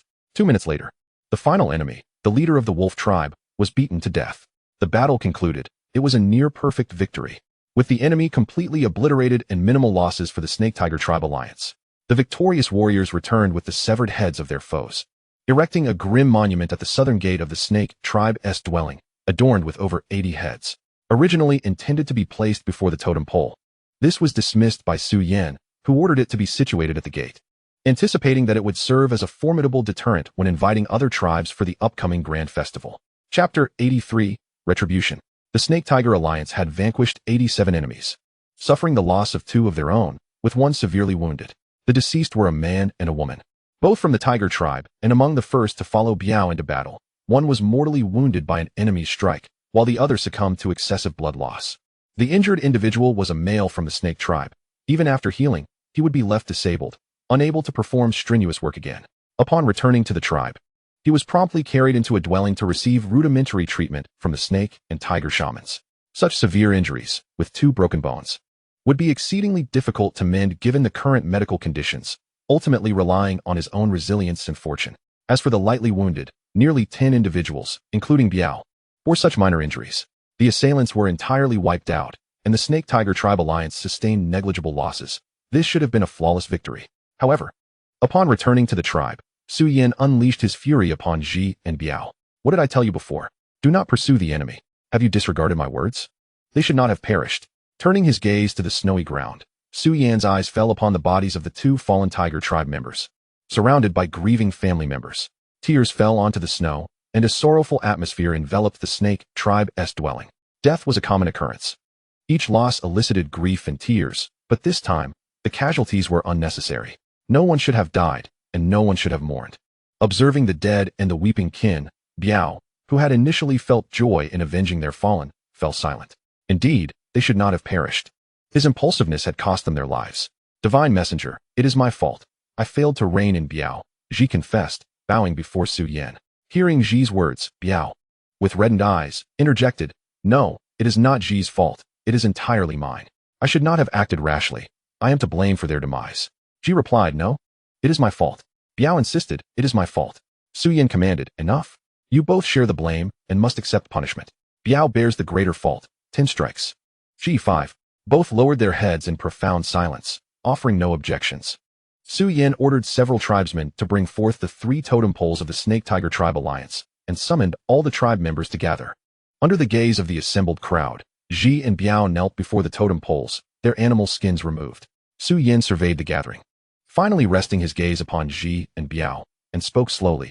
Today should have been a day of celebration, for the Snake-Tiger Tribe Alliance has triumphed over a brutal foe. However, Biao disregarded regulations by pursuing the enemy, and Ji failed to prevent him, resulting in the deaths of 2 tribesmen and serious injury to another, along with several others lightly wounded. This battle should not have seen such casualties. All of this stems from the violations of Biao and Ji. As the leader of the Snake Tribe, Ji is accountable, and as the leader of the Tiger Tribe, Biao must also face consequences. Li, step forward. Yes, Divine Messenger. Li entered the circle wielding a thick wooden staff, approaching Ji and Biao. Su Yan stated, Ji has failed in his duty by not stopping Biao. He shall receive 5 strikes. As soon as Su Yan's words fell, Li raised the thick staff and struck Ji's bare back. Thud. Ugh. Ji grunted as the blow landed, leaving a vivid mark on his back. The snake shaman contemplated pleading for leniency on Su Yan's behalf, but ultimately refrained. Thud. Thud. Thud. Thud. Ugh. With each strike from Li, Ji groaned, ultimately bearing 5 distinct, crimson welts upon his back. Dully moderated his strength. Had he struck with full force, Ji likely would have coughed up blood. The members of the snake and tiger tribes observed in trepidation as Ji faced his punishment. If their leaders were to be held accountable for transgressions, they too would not be spared should they err. Su Yan declared, Biao. For pursuing the enemy in violation of regulations, you shall receive 10 strikes. Once more, Dali raised the thick staff and directed it toward Biao's back. Each strike elicited a grunt from Biao, who endured the pain with resilience, much like Ji. The tiger shaman considered interceding. But upon realizing that the snake shaman had remained silent, he abandoned the thought. Soon, the 10 strikes concluded, leaving Biao's back marked with redness and even a trace of blood. While he had sustained some minor injuries, the additional 10 strikes exacerbated his condition slightly. However, Biao was more robust than Ji, and these injuries would not pose significant danger. With some herbal treatment and a few days of rest, he would likely recover fully. Whether receiving 5 or 10 strikes, for Ji and Biao, it is not a particularly severe punishment. This mild reprimand serves primarily to instill in Ji and Biao the lesson that one must never allow anger to cloud their judgment. The tribe has its regulations, and as leaders, they cannot arbitrarily violate the established rules.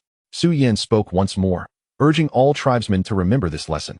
On this land, the Serpent-Tiger Tribal Alliance is not yet particularly formidable. Every tribe member is invaluable to us, and we must strive to avoid any unnecessary harm to our people. The Dragon God has always sheltered us, but we must not court our own demise. Yes, Divine Messenger, the crowd responded in unison. Su Yan waved his hand, signaling for everyone to disperse. Nearly 10 individuals sustained minor injuries from the battle. Even without treatment, their physical resilience would ensure a swift recovery, albeit with the risk of infection. Su Yan applied some herbal ointment and provided them with a decoction of honeysuckle, significantly reducing the chances of inflammation.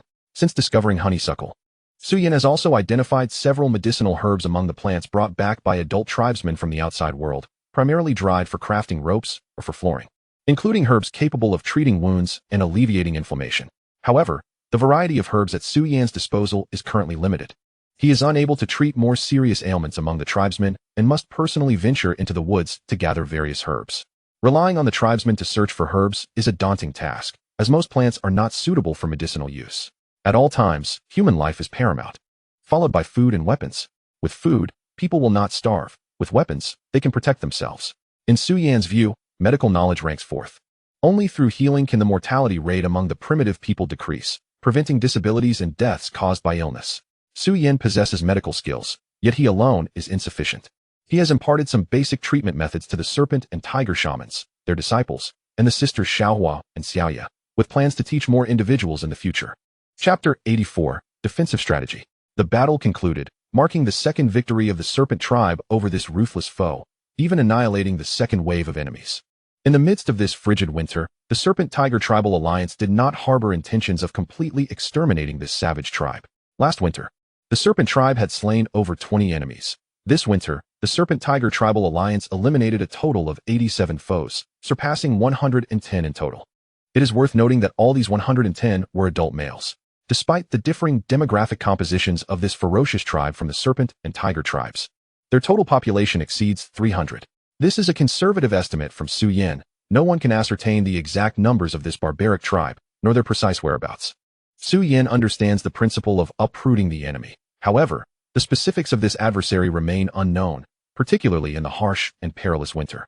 The only course is to cautiously explore to the west in search of this enemy, with the timeline for discovery remaining uncertain, as is the potential cost to their own forces upon locating the enemy's dwelling. Should they find the enemy's stronghold, it would be fortunate if the enemy has suffered significant losses, allowing the Serpent-Tiger Tribal Alliance to eradicate them at a cost. Capturing adult women and girls to integrate into the serpent and tiger tribes would be ideal, while capturing adult males and boys could convert them into slaves. Yet, it is also possible that, despite losing over 100 adult laborers, this enemy still possesses strength comparable to or exceeding that of the Serpent-Tiger Tribal Alliance, placing the hunting party of the Serpent-Tiger Tribal Alliance in jeopardy. When assessing the population composition of the serpent and tiger tribes, excluding shamans, their disciples, and leaders, there are around 50 adult males and 90 adult females. In stark contrast, the enemy, whose capabilities remain unknown, has already lost over 110 adult males to the serpent and tiger tribes. This comparison starkly illustrates the formidable strength of the enemy. Were it not for the protective mountain and the surrounding brick walls shielding the serpent tribe's dwelling, And were the Serpent-Tiger Tribal Alliance not prepared with an ample supply of throwing weapons, the 87 enemies might have overwhelmed them in a direct assault, inflicting severe losses on the Serpent-Tiger Tribal Alliance even in victory. The Serpent-Tiger Tribal Alliance does not constitute a powerful force, at the very least. The strength of the tribe that has twice raided the Serpent Tribe's home surpasses that of the Serpent-Tiger Tribal Alliance. Given the current circumstances of the Serpent-Tiger Tribal Alliance, Su Yan formulated a defensive strategy, prioritizing defense at all times and emphasizing the imperative of refraining from initiating attacks. Taking the enemy's raid on the Serpent Tribe's dwelling as an example, when the enemy strikes, the Serpent-Tiger Tribal Alliance members should remain behind the brick walls, hurling spears and stones at the enemy. Unless the enemy possesses overwhelming numbers, it would be exceedingly difficult for them to approach the walls, incurring substantial losses in the process. When the enemy is repelled, it is crucial not to pursue the retreating foes. No one can ascertain whether there are additional enemies lying in ambush within the woods. Even if the woods are devoid of hidden adversaries, if the enemy genuinely seeks to flee, the Serpent-Tiger Tribal Alliance should refrain from pursuit. Engaging in close combat with the enemy, regardless of the advantages held by the Serpent-Tiger Tribal Alliance, inevitably leads to casualties, and for them, every life is precious. Of course, pursuing fleeing enemies is not entirely out of the question.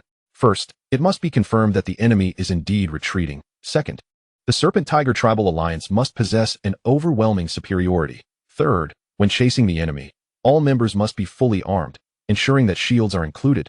And finally, they must act in unison. During the first half of the battle against the Wolf Tribe's raid, the Serpent-Tiger Tribal Alliance performed admirably. However, in the latter half, Biao directly defied orders and leaped over the wall to pursue the enemy, leading his tribesmen to follow suit. Under normal circumstances, all members of the Serpent-Tiger Tribal Alliance should have followed Ji's command to jump over the wall together in pursuit of the enemy. Furthermore, they only carried offensive weapons while neglecting defensive gear. The shields could have effectively blocked lethal strikes from the enemy. At all times, safeguarding one's own life is of utmost importance, yet the absence of shields contributed to their predicament.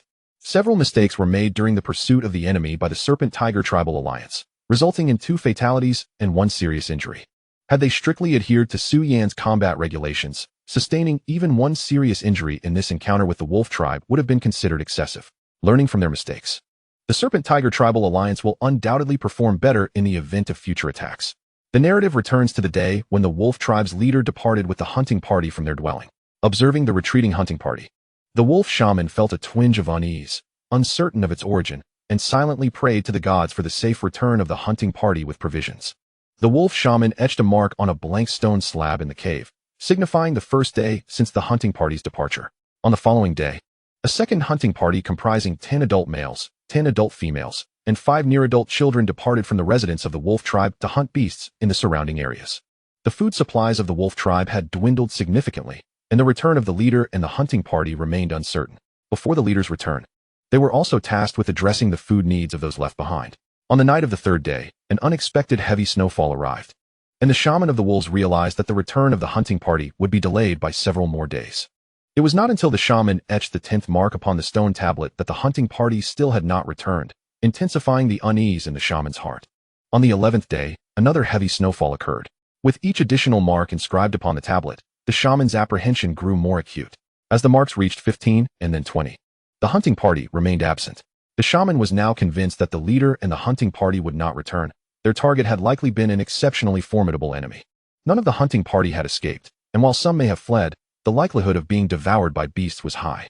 The shaman understood that the wolf tribe had provoked a powerful foe, yet there was no need to relocate, for that enemy was distant and unlikely to easily discover the wolf tribe's dwelling. Before the wolf totem pillar, the shaman conducted a small-scale ritual, and the remaining 19 adult males of the tribe selected a new leader through combat. The shaman crowned the new leader. The wolf tribe had suffered significant losses, yet it still retained a degree of resilience. When spring arrived, approximately 10 of the children would reach adulthood, and given a few years, the wolf tribe would once again transform into that ferocious, man-eating tribe. Chapter 85, A Year. As the ice and snow melted, hints of green began to re-emerge upon the earth, heralding the arrival of a new year. Su Yan stepped out of his dwelling, inhaling the essence of spring with fervor, a glint of determination flashing in his eyes. It was time to commence. Calculating his age from the year of his birth, Su Yan was now 12 years old rather than 11. A year had passed since the wolf tribe's second assault on the serpent tribe's dwelling, and 2 years had elapsed since the alliance between the serpent tribe and the tiger tribe. In early spring of the preceding year, The serpent tribe and the tiger tribe jointly held a grand ritual, once again inviting the leaders of the deer tribe, rabbit tribe, and mountain tribe to partake in the ceremony. Due to the formidable strength of the serpent-tiger alliance and the anticipated rewards from the ritual, the leaders of the deer tribe, rabbit tribe, and mountain tribe eagerly brought their people to participate. Upon their arrival at the serpent tribe's dwelling, the members of the three tribes were struck with awe at the sight of a gate constructed from human skulls. How could there be so many skulls? Had the serpent-tiger alliance become a malevolent force? What should I do? The leaders of the rabbit tribe and mountain tribe, along with Yuan, were engulfed in a flurry of panic. At that moment, Ji stepped forward to inform them of how the serpent-tiger alliance had eradicated a fierce enemy during the winter. Ji exaggerated the strength of the wicked adversary, causing Yuan and the leaders of the rabbit and mountain tribes to tremble. They pondered whether their tribes could withstand such an imposing foe. Clearly, they could not. Even the strongest deer tribe would struggle against this formidable enemy, let alone the weaker rabbit and mountain tribes. The fact that the serpent-tiger alliance could annihilate this vicious enemy instilled a sense of awe in Yuan and the other leaders, as they recognized that even a united front of the deer, rabbit, and mountain tribes could not contend with the serpent-tiger alliance. After the ritual concluded, the visitors from the three tribes departed with gifts from the serpent-tiger alliance, sufficient to provide a hearty meal for all members of their tribes. The entirety of the serpent-tiger alliance left a profound impression on all guests at the ritual, particularly its strength and abundance. If only my tribe could be as powerful and prosperous as they are, some individuals mused.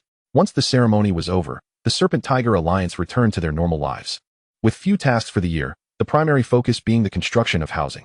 In the spring of the 10th year, the tiger tribe relocated to the dwelling of the serpent tribe, as the existing accommodations were inadequate for both tribes.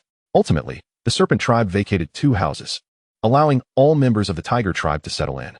The serpent tribe members originally residing in those houses temporarily moved to caves, and before the end of spring, they transitioned back into new houses.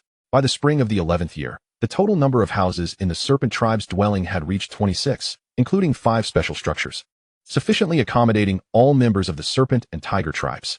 However, Su Yin felt that the number of houses was still insufficient and continued to advocate for the construction of more. Given the area of the serpent tribe's dwelling, a maximum of 50 houses could be built, including gaps between them, occupying about half of the total area. Any more would lead to overcrowding. By the end of the 11th year, the total number of houses had increased to 41. Excluding 5 special houses, the remaining 36 could comfortably house over 600 individuals. Even if the neighboring tribes of deer, rabbit, and mountain were to relocate, their housing needs would still be met. Notably, the population of the serpent and tiger tribes had grown significantly. At the end of the 10th year, excluding shamans, their disciples, and the tribal leadership, the serpent tribe had 34 adult males, 59 adult females, over 100 minors totaling 107, and 10 elders or disabled individuals, bringing the total to 214.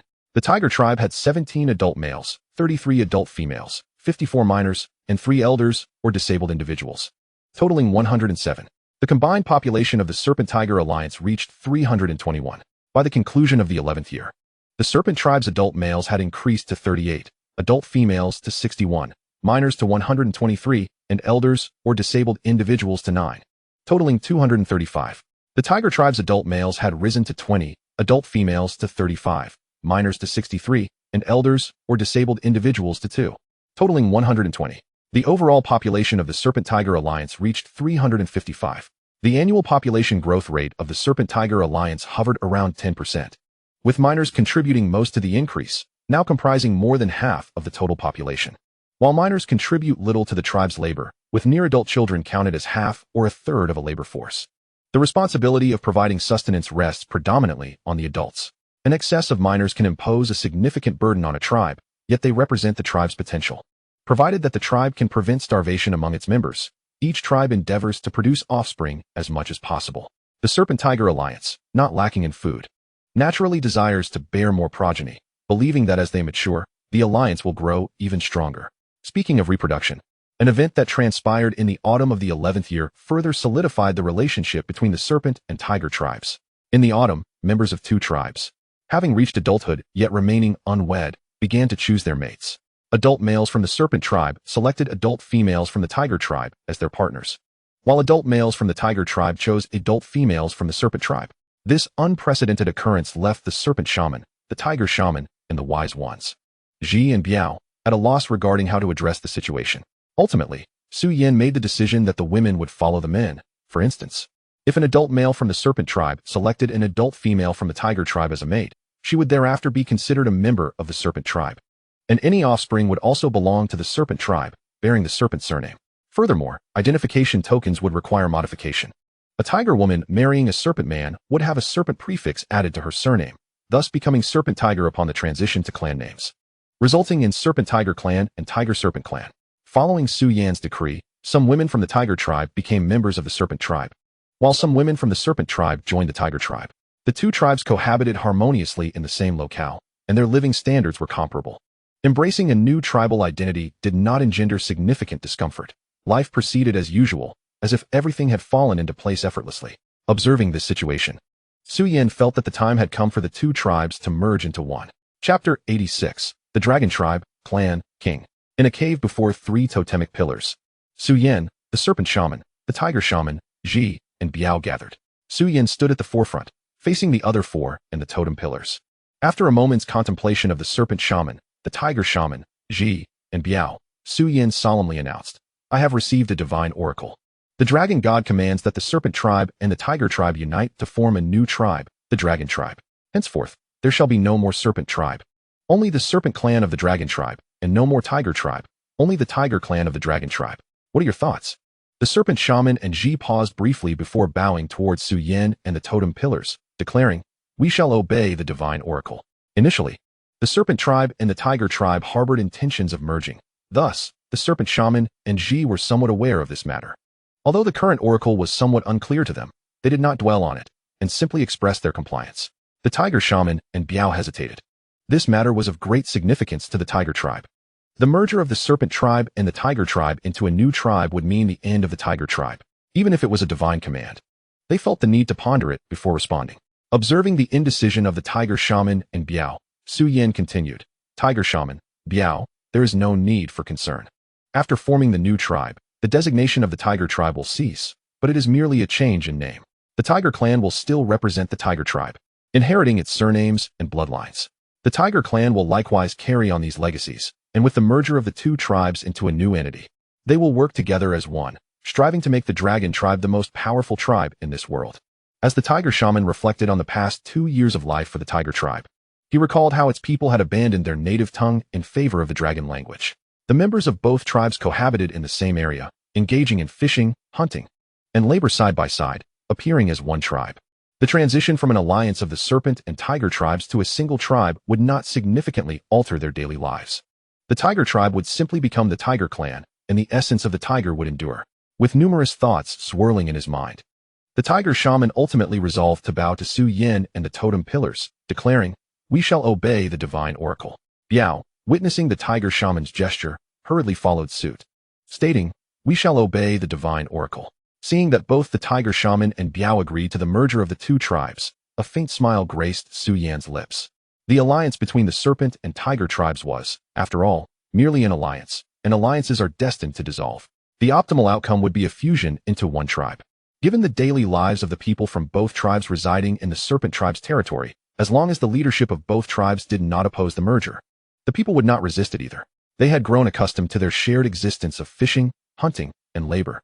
With the leadership of both tribes consenting to the amalgamation of the serpent and tiger tribes into the new dragon tribe, Biao, lacking the intellect to grasp the situation, remained oblivious, while the serpent shaman, tiger shaman, and Ji pondered who would lead the forthcoming dragon tribe. The serpent shaman mused that neither he nor the tiger shaman could assume the role of leader. It would have to be chosen between Ji and Biao. The serpent tribe was stronger on the surface, and Ji's capabilities seemed superior to Biao's, leading her to suspect that Ji would ultimately be appointed as leader of the dragon tribe, though she worried about the perceptions of the tiger tribe's people. Ji shared a similar viewpoint with the tiger shaman, yet the tiger shaman harbored concerns. If Ji were to become the leader of the dragon tribe, would he favor the serpent clan? At this moment, Su Yan's words eased the tiger shaman's anxieties, and the serpent shaman and Ji expressed their agreement. "You, serpent shaman and Ji, shall remain the shamans and leaders of the serpent clan of the dragon tribe. You, tiger shaman and Biao, shall be the shamans and leaders of the tiger clan of the dragon tribe. I shall personally assume the role of leader of the dragon tribe, and you may address me as king." In Su Yan's view, the merger of the serpent and tiger tribes into the new dragon tribe rendered both Ji and Biao unsuitable for leadership. After all, they were the leaders of the serpent and tiger clans, respectively, and as shamans, The serpent shaman and tiger shaman were responsible for rituals, thus disqualifying them from leading the dragon tribe. What was required was a figure of authority, someone who could command respect and held the highest status to lead the dragon tribe. As a divine envoy who had reached the adulthood standard of the serpent tribe, Su Yin was the most fitting choice. Initially, when Su Yin became the divine envoy of the serpent tribe, he was merely a youth. And although the serpent shaman and Ji outwardly expressed respect, their inner thoughts regarding him were uncertain. Over time, Su Yan's influence over the serpent tribe grew, earning the genuine respect of the serpent shaman and Ji. Gradually, in matters of great importance to the tribe, they began to heed Su Yan's counsel. Eventually, Su Yan gained control over the serpent tribe, able to command the serpent shaman and Ji to undertake various tasks. And although Ji was nominally responsible for managing the serpent tribe, the true authority had shifted from the serpent shaman to Su Yan himself. After the alliance between the serpent and tiger tribes, Su Yan further directed the development of the serpent-tiger tribe alliance through commands issued to the leadership of both tribes. Among the serpent and tiger tribes, only Su Yan was qualified to become the leader of the dragon tribe. However, Su Yan was not fond of the title of leader. In primitive tribes, shamans were regarded as the highest leaders, responsible for the tribe's overall development, whereas leaders often resembled puppets sought by shamans, toiling daily to lead their people in hunts. As the most powerful individuals within the tribe, they were expected to be at the forefront in the face of enemies, excluding tribes with intense internal strife, such as cannibal tribes. It could be said that the mortality rate of a tribe's leader was higher than that of ordinary adult members. Upon the death of a leader, the shaman would hold a contest to select a new leader, while shamans, who seldom faced the threat of death, often lived the longest within their tribes. The tiger bore the character for king upon its forehead, for it is the king of beasts, the most noble among its kind. This was the explanation Su Yan provided to his students regarding the character for king. The character for king is composed of 3 horizontal strokes and 1 vertical stroke. The upper horizontal line symbolizes heaven, the lower horizontal line represents earth, and the middle horizontal line signifies humanity. The one who connects heaven and earth is the king. In ancient times, the supreme rulers of the Xia, Shang, and Zhou dynasties were referred to as kings, and the leaders of tribal alliances could also be called kings. The title of king is exalted and, in Su Yan's perception, undoubtedly surpasses the designation of leader. The snake shaman, tiger shaman Ji, and Biao all possess a general understanding of the meaning of king. The snake shaman and tiger shaman have already mastered the character for dragon, which they can use in their daily lives. As the leaders of 2 tribes, Ji and Biao have also begun to learn the character for dragon, though their progress is comparatively slow, as they are occupied with numerous responsibilities inherent to their roles as nominal leaders. The snake shaman, tiger shaman, and Ji all bowed to Su Yan and proclaimed, King. Biao, slightly delayed in his reaction, observed the actions of the other 3 and hurriedly followed suit, bowing to Su Yan and declaring, King. All 4, snake shaman, tiger shaman, Ji, and Biao, expressed their allegiance to Su Yan. Chapter 87, Incredulity. Subsequently, Su Yan convened a discussion with the snake shaman, tiger shaman, Ji, and Biao regarding the amalgamation of the 2 tribes into one. Having spent 2 years cohabiting in the same vicinity, the snake and tiger tribes were already well acquainted, thus the merging of the 2 tribes would likely encounter minimal obstacles. However, the unification of the snake and tiger tribes was not a matter of mere consolidation. It necessitated a process, and a grand sacrificial ceremony was indispensable. After thorough deliberation, the 5 established a plan for the merging process. They then departed from the cave, with the snake shaman and Ji, as well as the tiger shaman and Biao, each gathering their respective tribesmen to announce the impending merger of the 2 tribes. When the tribespeople congregated and learned of the impending unification, their surprise was fleeting, and they accepted the news with an air of nonchalance, as if the merger were not a matter of great significance. The subdued reaction from the members of both tribes was not unexpected, attributable to 2 primary reasons. First, they had grown accustomed to coexisting and laboring alongside the snake and tiger tribes, with even some adult women marrying into the other tribe, indicating a gradual fusion. Second, as ordinary tribespeople, they were conditioned to obey the commands of shamans and leaders. Since both the shamans and leaders confirmed the merger, their compliance was entirely natural. The preparations for the sacrificial ceremony commenced in earnest, this occasion promising to be grander than any previous rites. It had become customary to invite the deer tribe, rabbit tribe, and mountain tribe to participate in the ceremony. Had the distances not been prohibitive for other tribes, more would have been invited. By the 4th day of spring, the preparations for the ceremony were largely complete. Su Yan, the snake shaman, and the tiger shaman convened and decided to hold the ceremony in 5 days. Uncertainty loomed over whether it would rain or even snow on the day of the ceremony, as previous rituals had encountered inclement weather. According to tradition, The ceremony would be scaled back and relocated to the cave in such an event, and the same would apply if rain or snow were to occur this time. With the ceremony date confirmed, Ji took it upon himself over the next 3 days to visit the Deer Tribe, Rabbit Tribe, and Mountain Tribe, conveying the news of the Snake and Tiger Tribe's impending merger into the Dragon Tribe and inviting them to send representatives to the ceremony. During the day, the leaders of the 3 tribes were typically engaged in hunting, so Ji was received by the shamans of each tribe. Upon sharing the news with the Deer Shaman, Rabbit Shaman, and Mountain Shaman, each displayed incredulity. The Deer Shaman, being well-versed in the ways of tribes, exhibited a more subdued reaction compared to the Rabbit and Mountain Shamans. Yet internally, he was the most astonished. Unlike the Rabbit and Mountain Shamans, who hailed from relatively new tribes, the Deer Tribe had once been a formidable entity, comparable in strength to the alliance of the Snake and Tiger Tribes. The current Deer Shaman had witnessed the tribe's most illustrious period and was acutely aware of the challenges inherent in merging 2 tribes into one. A tribe's expansion can occur through 2 distinct approaches, namely, distinguishing between benevolent and malevolent tribes.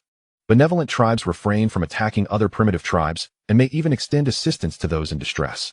Their growth relies solely on gradual population increase.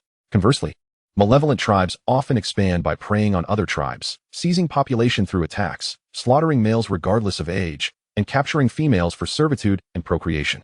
In comparison to benevolent tribes, malevolent tribes tend to grow more swiftly, yet they also encounter greater risks. For instance, a malevolent tribe may assault a weaker tribe only to face fierce resistance, resulting in significant casualties and a diminished capacity even after a successful conquest. The Deer Shaman, familiar with the dynamics of both benevolent and malevolent tribes, recognized the Deer Tribe as a benevolent entity that had once flourished, surpassing 300 members through natural population growth. However, an epidemic and an enemy's ambush had forced them to abandon their homeland, leaving the Deer Tribe's strength now at a middling level among tribes. The previous alliance between the Snake and Tiger Tribes was within the Deer Shaman's knowledge. Weaker tribes often banded together to resist stronger foes. Yet they seldom relocated en masse to the territory of a more powerful tribe, usually only moving to closer areas. Therefore, while the alliance of the Snake and Tiger Tribes did not overly surprise the Deer Shaman, the news of their actual merger into a single entity was astonishing and almost beyond belief. How could 2 tribes become one?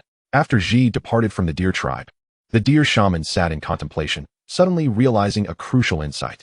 He understood that the 2 tribes worshipped different deities and adhered to distinct beliefs, rendering their merger exceedingly arduous. However, through interactions with the Snake and Tiger Tribes, he had gleaned that both now revered the same dragon deity, thus aligning their beliefs and making the merger not so insurmountable.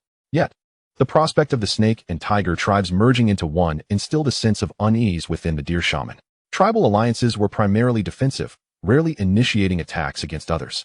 Should they suffer losses from external aggression, the disparity in casualties could easily fracture the alliance. Conversely, a merged entity would present a formidable presence adjacent to the Deer Tribe. An unsettling development indeed. Perhaps it was time for the Deer Tribe to relocate once again, a thought that crossed the Deer Shaman's mind. As evening approached, Yuan returned with the hunting party, and the Deer Shaman shared the news of the impending merger between the Snake and Tiger Tribes. Yuan was quite taken aback by this revelation. However, as he frequently visited the habitat of the Snake Tribe, he was relatively well acquainted with the daily lives of both the Snake and Tiger Tribes, reflecting on the harmonious coexistence of the people from both tribes. Along with the presence of the singular deity, Yuan found himself more readily accepting the forthcoming merger of the Snake and Tiger Tribes than Lu Wu. Subsequently, Lu Wu confided his concerns to Yuan, who reassured him that there was no need for worry. Yuan, possessing a deeper understanding of both tribes, recognized that neither was malevolent. And even with their unification into a single tribe, significant changes were unlikely to ensue. As for the prospect of relocating, Lu Wu was ambivalent. Having invested several years in establishing a new home for the Deer Tribe, the thought of moving again would entail several more arduous years of labor. Encouraged by Yuan, Lu Wu decided to temporarily set aside his thoughts of relocation. Chapter 88, Equal Treatment. 12 years had passed, and on the 9th day of the first month of spring, the weather was splendidly clear. In the presence of guests from the Deer, Rabbit, and Mountain Tribes, the Snake and Tiger Tribes officially merged to form the Dragon Tribe.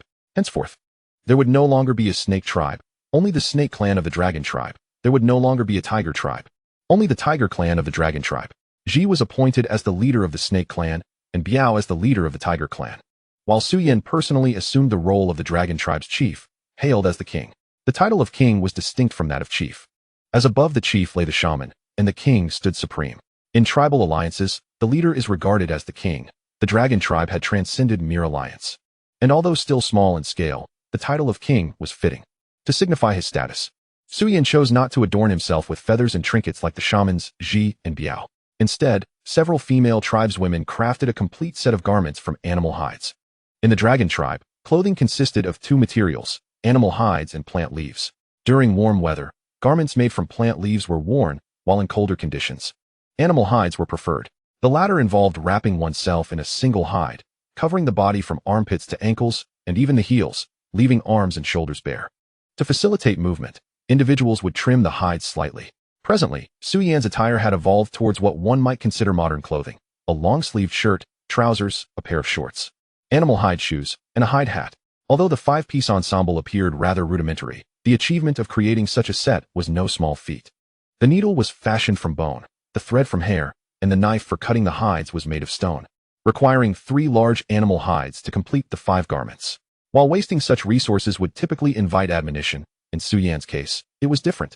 He was the king, the highest-ranking individual within the dragon tribe. Standing at the forefront clad in his 5-piece set, the tribe's people beheld a king who was truly unique, as a king ought to be, and they cheered for him and the dragon tribe with unrestrained enthusiasm. Witnessing the formal merger of the snake and tiger tribes into the dragon tribe, Yuan, the rabbit tribe leader, and the mountain tribe leader were filled with emotion. A formidable tribe had been born, and within the region where their tribes resided, the dragon tribe would emerge as one of the most powerful entities. What struck Yuan, the rabbit tribe leader, and the mountain tribe leader most profoundly was not just the strength of the dragon tribe, but also its prosperity. It possessed an abundance of food, ensuring that every member could be well fed, a feat that was exceedingly difficult for their own tribes to achieve. They were aware that the dragon tribe sourced its food from fishing in a nearby stream, whereas the 3 tribes had attempted to fish from rivers or lakes with fish, yet were separated by significant distances from such resources, unlike the dragon tribe, which was merely 200 meters away from the stream. More importantly, they lacked the skill to construct fish traps. The snake tribe had never traded traps with other tribes, leaving them without practical means. Consequently, other tribes found it challenging to create effective traps, resorting instead to using sharpened sticks to spear fish, a method that proved less efficient than hunting wild game or foraging for edible plants and roots. The ordinary members of the 3 tribes felt a twinge of envy for the lifestyle of the dragon tribe, yet despite their admiration, they recognized that joining the dragon tribe was not an option. Once the rituals concluded, Suyin met with the leaders of the deer, rabbit, and mountain tribes. Yuan, the rabbit tribe leader, and the mountain tribe leader followed the ceremonial greetings of the dragon tribe, bowing to Suyin in respect for their new king. The leaders of the 3 tribes interacted frequently with the dragon tribe and possessed some knowledge of the dragon language, through gestures and the language. It was easy for Suyin to convey his message. Suyin stated, "It is my honor that you all have come to participate in the dragon tribe's rituals. This is our token of gratitude." With a wave of his hand, several tribesmen promptly brought forth large pottery vessels filled with fish. The members of the 3 tribes beamed with joy upon seeing the bountiful catch, knowing that their entire tribe would have ample food for both dinner and breakfast. And should fortune favor them on their return journey, they might even secure additional game. Yuan, the rabbit tribe leader, and the mountain tribe leader bowed once more to Suyin, grateful for his generous gift. However, the discourse was not yet concluded. Suyin continued, "The dragon tribe is both powerful and prosperous, capable of defending against any adversary to safeguard its people. Each day, the members of the dragon tribe can enjoy sufficient nourishment." Yuan, the rabbit tribe leader, and the mountain tribe leader nodded in agreement, recognizing the truth of Suyan's words, which they could readily observe. Suyin added, "As you have seen, the dragon tribe is the result of the merger between the snake and tiger tribes. Now, as the king of the dragon tribe, I extend an invitation to your 3 tribes to join us in the same manner as the snake and tiger tribes, that is, transforming tribes into clans. I assure you that I will treat the members of your tribes with the same respect as those of the snake and tiger tribes, ensuring that they too will be protected and receive daily sustenance." Upon hearing Suyan's words, the 3 leaders gasped in astonishment. They had anticipated Suyin would reiterate the customary offer of assistance during times of danger, but they were unprepared for an invitation to join the dragon tribe. Speechless, their minds whirled as they attempted to process this unexpected proposition. Yuan and the others understood that persuading their tribes to join the dragon tribe would be a formidable challenge, primarily due to differing beliefs.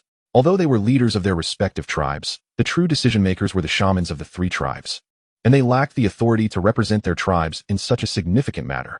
Suyin was also aware of this reality, and before Yuan and the others could respond, he spoke again. "I understand that you cannot make a decision at this moment. Please take your time to consider it when you return." If your tribes join the dragon tribe, your people will not only enjoy daily meals, but also evade numerous dangers. After hearing Su Yan's words, Yuan, the rabbit tribe leader, and the mountain tribe leaders stiffly bowed once more to Su Yan, then took their leave, leading their people back home with the gifts from the dragon tribe. Gazing at the departing procession of the three tribes, Su Yan's expression remained unaltered. In the short term, the likelihood of these three tribes joining the dragon tribe was negligible. Patience was necessary. The dragon tribe had only just been established. In time, the deer, rabbit, and mountain tribes would inevitably become clans under the dragon tribe's banner. Chapter 89. Internal cultivation and strategy. With the conclusion of the sacrificial rites, the members of the dragon tribe resumed their ordinary lives, some engaged in fishing, others in weaving ropes. Aside from children, few indulged in play. By afternoon, following custom, Su Yan led the sisters, Xiaohua and Xiaoya, to a clearing. The three arranged themselves in a triangular formation. Su Yan at the fore, the sisters behind. Together, they raised their feet shoulder-width apart, clenched their fists, and assumed the opening stance of the Su family's one-fist style.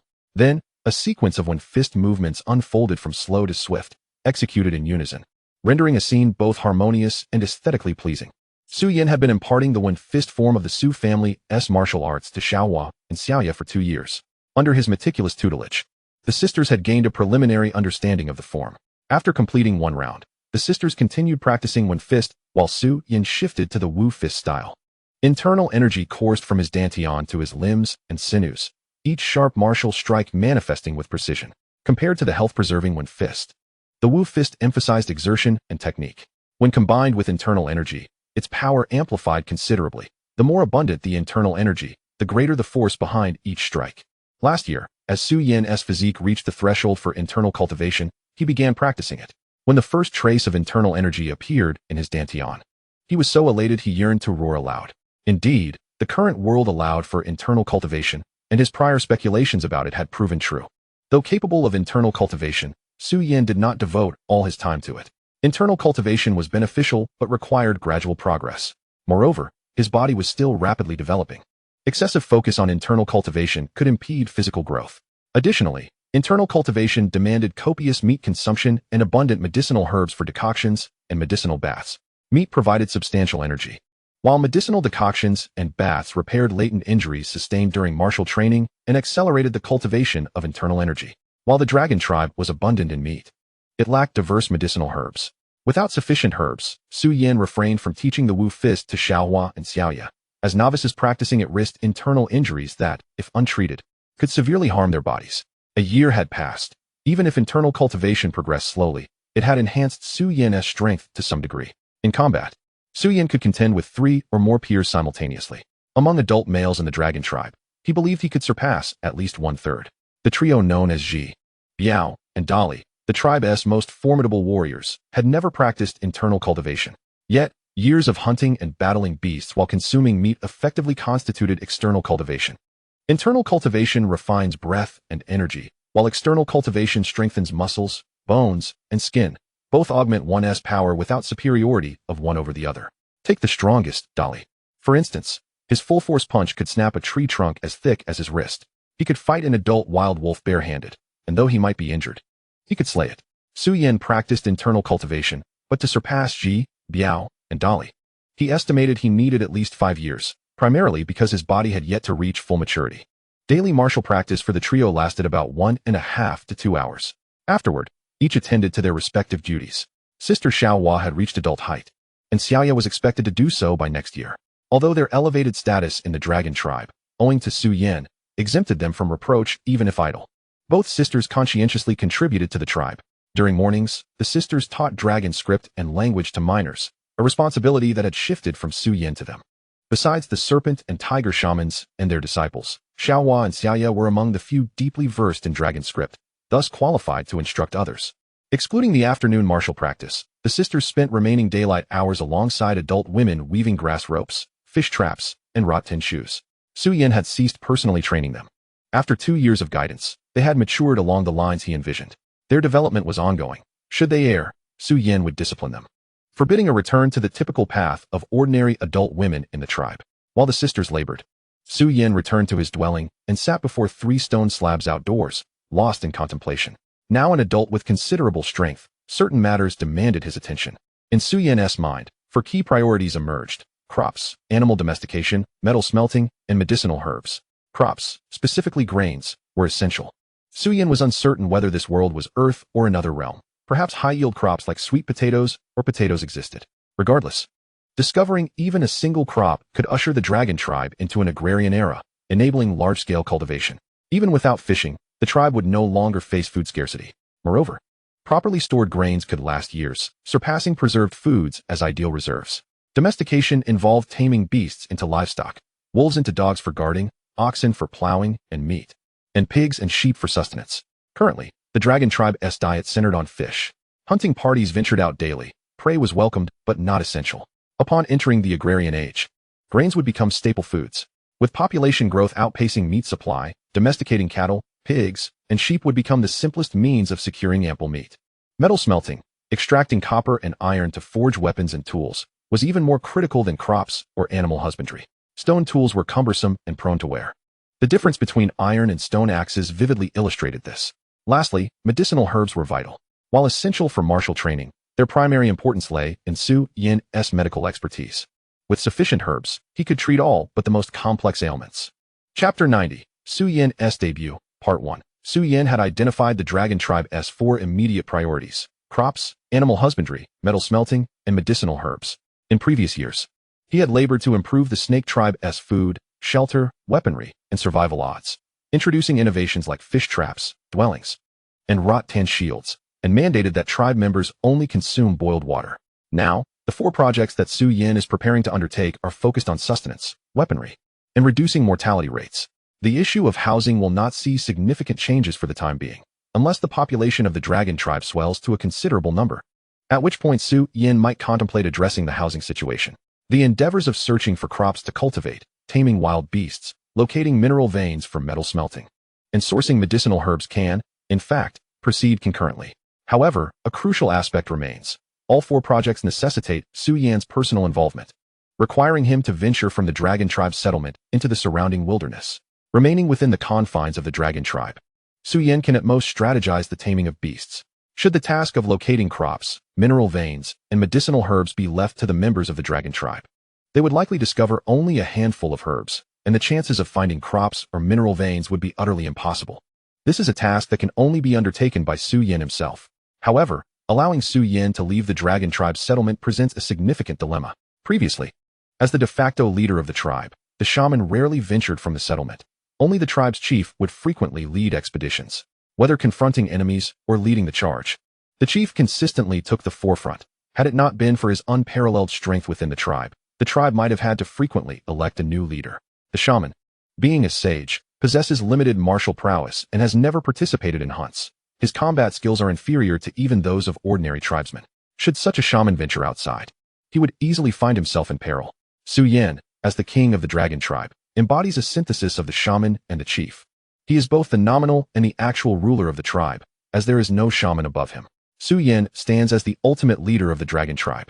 Concurrently, to others, the newly adult Su Yin does not possess formidable strength, and it is expected that he, like the shaman, remains within the tribe's settlement to guide it forward. If Su Yin desires to exit the dragon tribe settlement and enter the perilous wilderness, the snake shaman, tiger shaman, Ji, and Biao would all attempt to dissuade him. They might ultimately concede to Su Yin's wish to venture out, yet would insist that he not stray too far from the settlement, and would deploy numerous personnel to accompany him. Su Yin is resolute in not confining his operational area to a mere perimeter around the dragon tribe settlement to seek crops, herbs, and mineral veins. He must conduct a broad search. Moreover, having a multitude of tribe members trailing him for protection would hinder the normalcy of other activities within the tribe. Suddenly rising from his contemplation at the stone slab, Su Yin had made a decision to demonstrate his martial prowess to his kin. Clenching his right fist, he waved it forward twice and departed the dwelling, heading southward towards the settlement. It was now the latter half of the afternoon. Due to the sacrificial celebrations marking the founding of the dragon tribe, the hunting party had not ventured out and instead assisted the fishing team in their endeavors. After accumulating a sufficient catch, they engaged in bouts on the open ground to pass the time while awaiting dinner, with those not participating in the fights observing and learning from the combat techniques displayed. As Su Yin approached, the members present, including Ji and Biao, offered slight bows of respect, and even those engaged in combat ceased their activities to pay their respects to Su Yin. He waved his hand in a gesture of dismissal, then strode confidently to the center of the arena. Seeing you all enjoying yourselves, I too wish to stretch my limbs. Gon, come here, he called, pointing to Gon among the crowd. Gon was one of the students from the tiger tribe whom Su Yin had taught 2 years prior, having reached adulthood last year. He had spent a year with the hunting party. Su Yin was not inclined to select one of the newly adult members this year, nor choose someone excessively strong. Beginning with Gon was just right. Upon hearing his name, the crowd turned their attention to Gon, who stood bewildered, uncertain of what to do next. With gentle nudges from those behind him, Gon, somewhat dazed, made his way to the center of the arena, standing before Su Yin. Su Yin stepped forward, placing a hand on Gon's shoulder, and said, Gon, I am merely here to stretch my limbs and assess my strength. Fight with me as you usually do. With the king's friendly pat on his shoulder, Gon beamed with a foolish grin. The prospect of fighting with the king filled him with both excitement and trepidation, and he quickly nodded in agreement. Fighting was a common pastime among the men of the dragon tribe, akin to wrestling. The victor is the one who first brings their opponent to the ground. There is seldom any exchange of blows, as the likelihood of injury is minimal, making it a favored activity among the men, who also hone their combat skills through it. Dressed in 5 layers of clothing, Su Yin recognized that if he were to engage in combat, he risked tearing the garments sewn from strands of hair.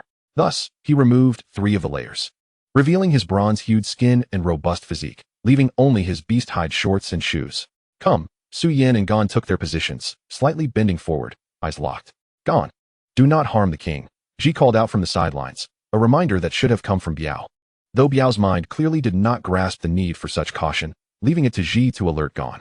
I understand, Gon replied loudly, mentally resolving to hold back. Ji, Biao, and the others did not intervene in the duel between Su Yin and Gon. Such bouts were common in both the snake tribe and tiger tribe, where adult males engage in fights to hone their combat skills, and children emulate them. Su Yin had also participated in such bouts as a child. And since injuries are uncommon unless there is a significant disparity in strength, no one objected to Su Yan's desire to fight Gon. Gon, you go first, Gon suggested. Very well, Su Yin replied. In the next moment, Su Yin sprang into action, without channeling his inner strength. He stepped forward and effortlessly grasped Gon around the waist, throwing him to the ground.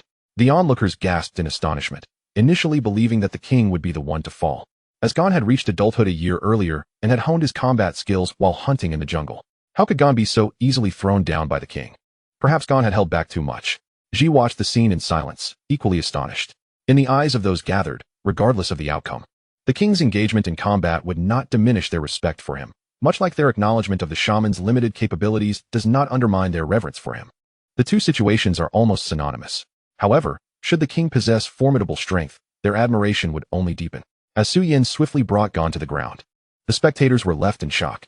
Despite their surprise, they believed Gon to be stronger than the king, and Gon's fall might have been due to being unprepared or holding back too much.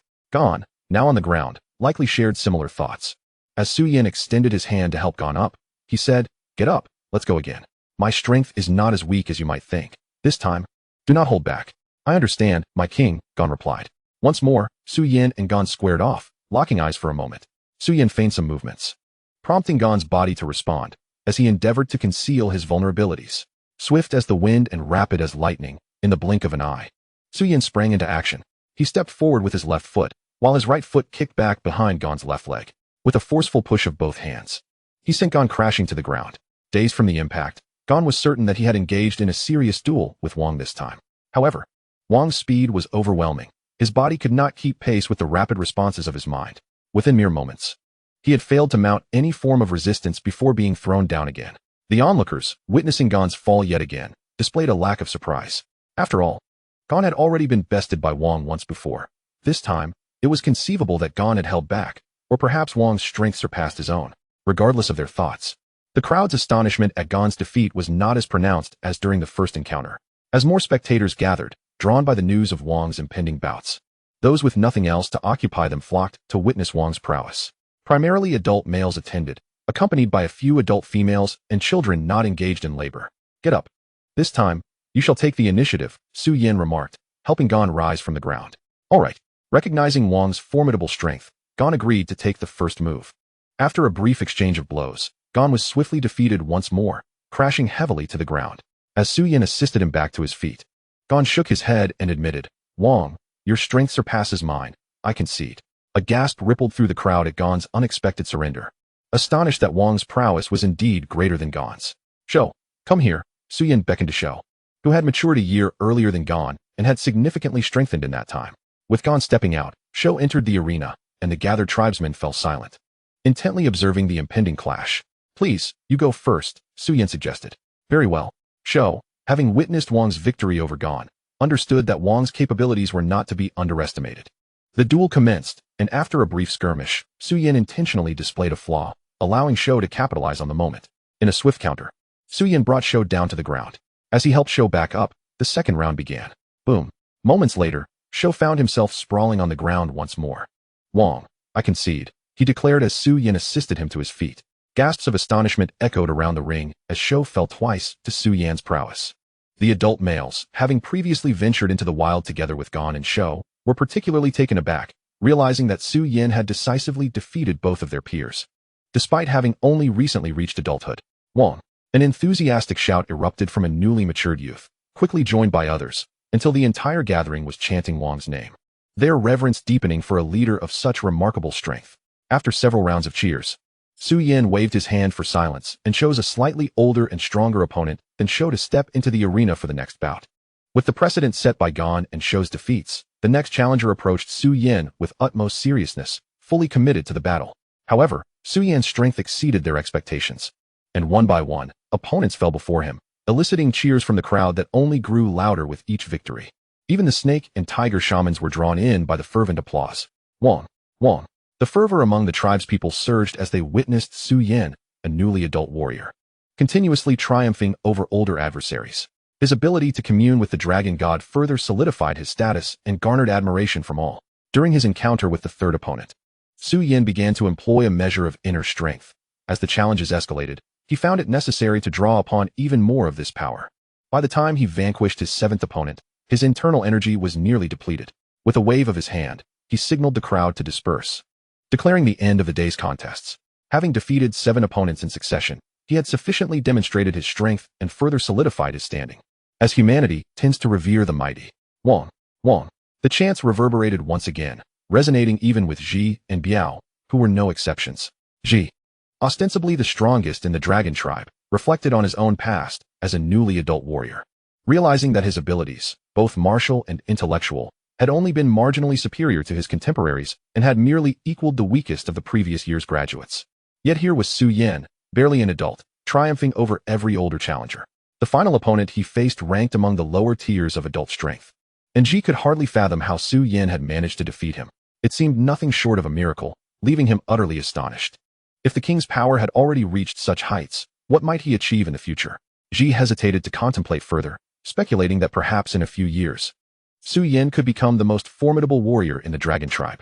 The snake and tiger shamans observed Su Yan's remarkable victories and mused, the king's ability to communicate with the dragon god must surely be a divine blessing, endowing him with immense power. As the sun dipped low, signaling the approach of evening, it was time to prepare dinner. Su Yan dismissed the onlookers and sought a quiet place to rest, feeling the toll of his exertions after defeating 7 opponents in succession. The 4 high-ranking members of the dragon tribe, snake shaman, tiger shaman, Ji, and Biao, gathered, deeply impressed by Su Yan's ability to conquer adversaries taller and more robust than himself. Observing the assembled leaders, Su Yan suddenly declared, "Tomorrow, I wish to accompany the hunting party." Chapter 92, The Emperor Leaves the Palace. I wish to accompany the hunting party tomorrow. Absolutely not. Su Yan's statement was met with immediate objections from Snake Shaman, Tiger Shaman, and Ji. Wang. The outside world is fraught with danger. You should remain within the tribe, Ji urged, attempting to dissuade Su Yan from his decision. My strength exceeds theirs. What reason do I have to stay behind? Su Yan retorted. Hearing Su Yan's counter, Ji hesitated. Strength was indeed the best proof. Had Su Yan not revealed his true capabilities, Ji could have used his prowess as an excuse to prevent him from venturing outside.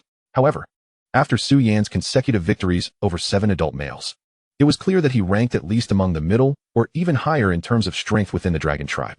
Neither Snake Shaman nor Tiger Shaman spoke up, both having limited knowledge of the world beyond their tribe. They had perhaps only left their homeland a handful of times throughout their lives. Tiger Shaman had spent some time in the outside world due to the migration of the Tiger tribe, while Snake Shaman had never strayed far from the tribe's dwelling, with the furthest excursion being to the riverbank or the nearby forest. After a moment of contemplation, Ji finally spoke. Wang, your strength is sufficient, but you have never ventured into the outside world. There are many taboos beyond our territory that you must understand before you can safely explore. Ji's words rang true, indeed. The outside world held numerous dangers, poisonous insects lurking on the ground and plants, treacherous flora, and fierce beasts. To traverse the jungle, one must possess a wealth of knowledge. Whether belonging to the tiger tribe or the snake tribe, it was nearly impossible for newly matured males to join the hunting party and venture beyond the tribal settlement. They were novices in jungle survival, requiring extensive learning before elders permitted them to accompany the hunting team into the wilderness. Even then, the elders continued to impart knowledge during the expeditions until they eventually became qualified members of the hunting party, a process often spanning over a year. In Ji's eyes, Su Yin was a neophyte with virtually no experience in outdoor survival, a sentiment Su Yin himself acknowledged. Throughout his past and present lives, he had scarcely acquired wilderness survival skills, undeniably a shortcoming of his. Reluctantly, Su Yin compromised. Very well, I shall not follow the hunting party on their excursions. Upon hearing this, the snake shaman, tiger shaman, and Ji all breathed a sigh of relief. Yet Su Yin's words were not yet complete. However, I intend to operate within the forest surrounding the tribal settlement. The dragon god has imparted certain knowledge to me, and if I can harness this wisdom, the dragon tribe will grow mightier. Yet some things must be sought beyond our borders, and to find them, I must venture out myself. In order to secure permission to leave, Su Yin even invoked the dragon god's authority, a testament to his insufficient strength. Were he already the tribe's strongest? Who would dare to obstruct him? Who would dare? They would be swiftly dealt with by force, Su Yin mused. At present, he resolved to explore the nearby forest, hoping fortune would favor him with the discoveries he sought. Failing that, he would extend his search further afield, all the while learning survival skills from his kin. For preserving his own life was paramount. The snake shaman, tiger shaman, and Ji exchanged glances. The first two were less knowledgeable about the forest's perils. Leaving the decision to Ji. After contemplation, Ji deemed it acceptable for the king to operate within the nearby forest, where dangers were minimal and Su Yin possessed some capability. By dispatching additional guards to protect him, the risk of harm was negligible. Considering Su Yin's supreme status and the knowledge bestowed by the dragon god, Ji ultimately rendered his verdict. King, you may venture into the forest near the settlement, but under no circumstances stray too far. Furthermore, you must be accompanied by guards at all times. Agreed, Su Yin nodded without hesitation. The first step was secured, paving the way for subsequent advances. Once his strength was sufficient, none would be able to impede him. Ji finally relaxed. Were Su Yin adamant about accompanying the hunting party, his exalted position would make resistance troublesome. Only the four of them united could oppose him. For a king to require others' consent to leave was hardly befitting. Yet Su Yin himself did not perceive it so. The shamans were sages, not warriors. The chieftain was the mightiest, but lacked their knowledge. The king embodied both, the repository of wisdom and the tribe's strongest, thus wielding absolute authority, unchallenged within the tribe. Su Yin's current status resembled that of an ancient emperor, whose every desire was often met with counsel and restraint. Even his desire to leave the palace was fraught with complication. In this light, the king's permission to explore nearby forest was akin to an emperor's rare outing, and fortunately, Su Yin's ministers ultimately acquiesced. As night fell, Su Yin lay upon his kong, contemplating the morrow's expedition. Thoughts of rice, steamed buns, noodles, and other delicacies surfaced. As a gourmand of the empire, his mind naturally gravitated toward food first. Shaking his head to dispel such distractions, he seriously pondered. Agriculture was indeed paramount. Discovering even a single crop, whether grain or other cultivated plants, would be a tremendous boon, ushering the dragon tribe into an agrarian era. Cultivated crops offered the most reliable solution to sustenance. With population growth, wild beasts would inevitably be hunted to extinction, rivers would dwindle to mere minnows. Yet farming could continue indefinitely. Should food scarcity arise, more land could be cleared for cultivation. However, finding familiar crops in the forest near the settlement would be exceedingly difficult, perhaps no more likely than discovering metal or veins. Conversely, seeking medicinal herbs was far simpler. Even among the miscellaneous weeds gathered by tribesfolk, traces of herbal remedies could be discerned. The forest surrounding the settlement undoubtedly harbored a wealth of medicinal plants. Prior to recognizing their efficacy, such herbs were mere weeds, overlooked and undervalued. Once their properties were discovered, their worth soared, inciting fervent harvesting until wild stocks nearly vanished, necessitating artificial cultivation. In this primitive era, the forest was indisputably abundant with medicinal herbs. Chapter 93. A land of wealth. As Su Yin ventured into the forest near the dragon tribe's settlement, plants such as plantain, gray vegetable, Chinese club moss, and gastrodia appeared before his eyes. In an age when their medicinal virtues remained undiscovered, these herbs thrived profusely across the hills and valleys. Now, on the morning following the conclusion of the sacrificial rites, after breakfast, Ji and Biao led the hunting party out. Compared to usual numbers, the hunting team was notably reduced, comprising only 25 souls including Ji and Biao. About half an hour after their departure, Su Yin left the settlement accompanied by Jian and 9 adult male guards, entering the forest. Except for visits to the nearby brook. This was the first time Su Yin had ventured so far from the settlement.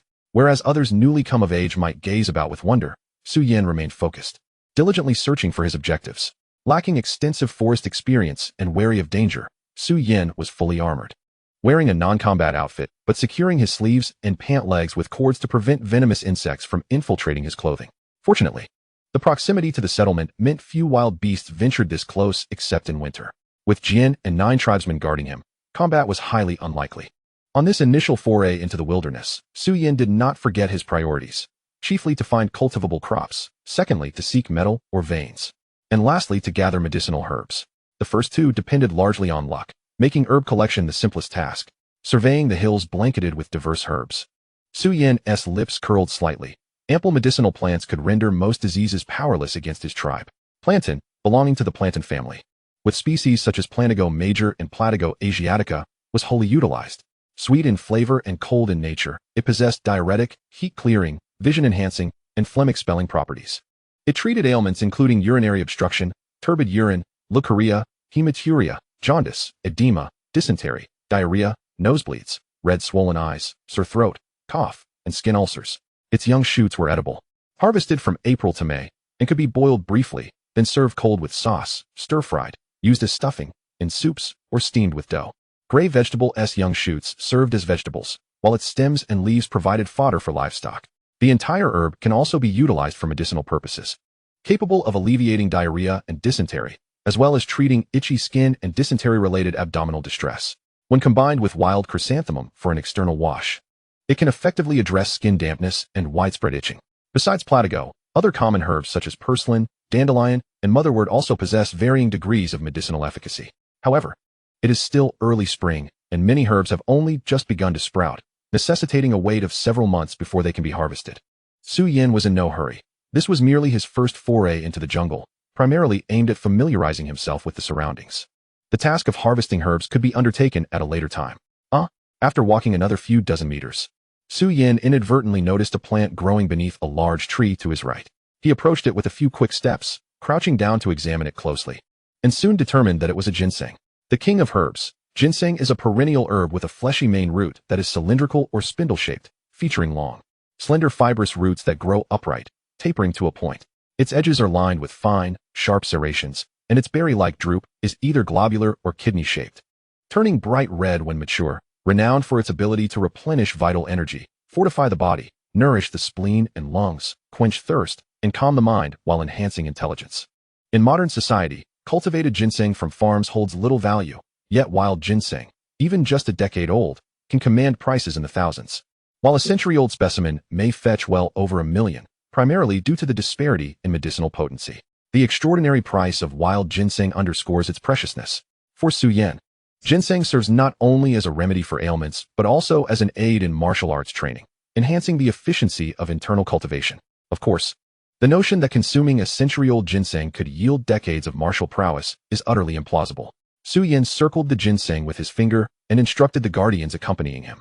Dig down following the trace I've drawn and extract this plant. Understood, they replied. Stepping aside, Su Yin allowed Jian and 2 other tribesmen to crouch around the ginseng, using stone shards to excavate the soil, while the remaining tribesmen stood guard, observing them. Su Yin ensured that the large circle he had drawn minimized the risk of damaging the ginseng during the excavation. With concerted effort, Jian and his companions swiftly unearthed the ginseng, which was enveloped in several thick layers of soil. Su Yin dismissed the 3, stepping forward to gently scrape away the thick mud clinging to the ginseng with a stone. After considerable effort, a ginseng resembling a chicken leg and weighing over 2 taels appeared before him. Upon close inspection, Su Yin estimated that it was likely over 50 years old, though determining its exact age proved challenging. Carefully placing the ginseng into a woven basket carried by one of the tribesmen, the group continued onward. The day's objective was not merely to harvest herbs. This singular ginseng had piqued Su Yin's interest, and there was no need to squander time on further herb collection. It is worth noting that the primeval era was replete with riches. As they proceeded, Su Yin discovered an array of herbs, from the common yet low-value varieties to the rare and precious ones with high worth. Throughout the morning, They encountered several valuable medicinal materials, including ginseng and reishi. Yet Su Yin refrained from further collection, merely marking the locations for future reference. The discovery of such an abundance of herbs within a mere 500 meters radius from the dragon tribe's dwelling would undoubtedly amount to a substantial fortune if transported to the modern era. Reflecting on his past life, Su Yin let out a sigh. Reborn with memories of his former existence, the emotions and experiences of that life lingered stubbornly in his mind. Shaking his head gently, Su Yin dispelled the distracting thoughts and focused intently on observing the surrounding flora and soil.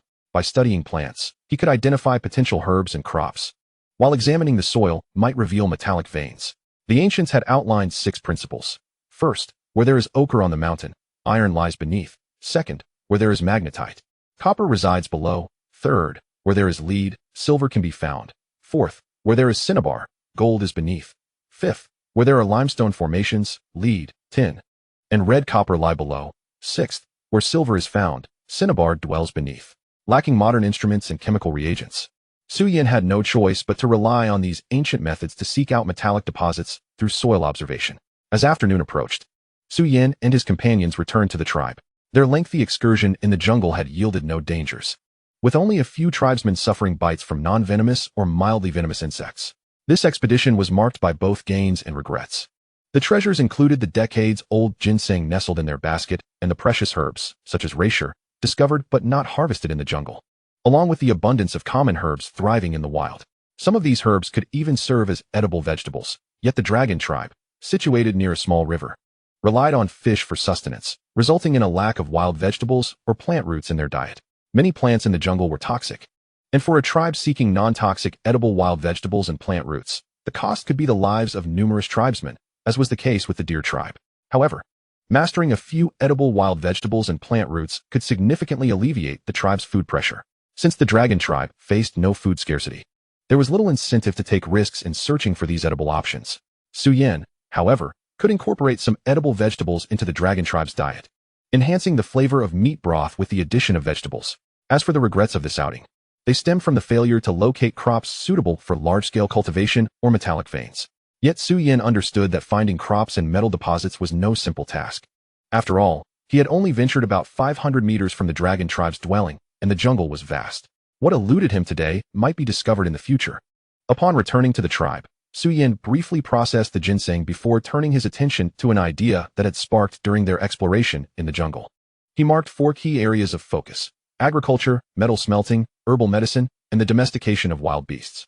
While he was actively pursuing the first 3, he recognized that he could not personally undertake the domestication of wild beasts, but he could enlist Ji and Biao to lead this endeavor.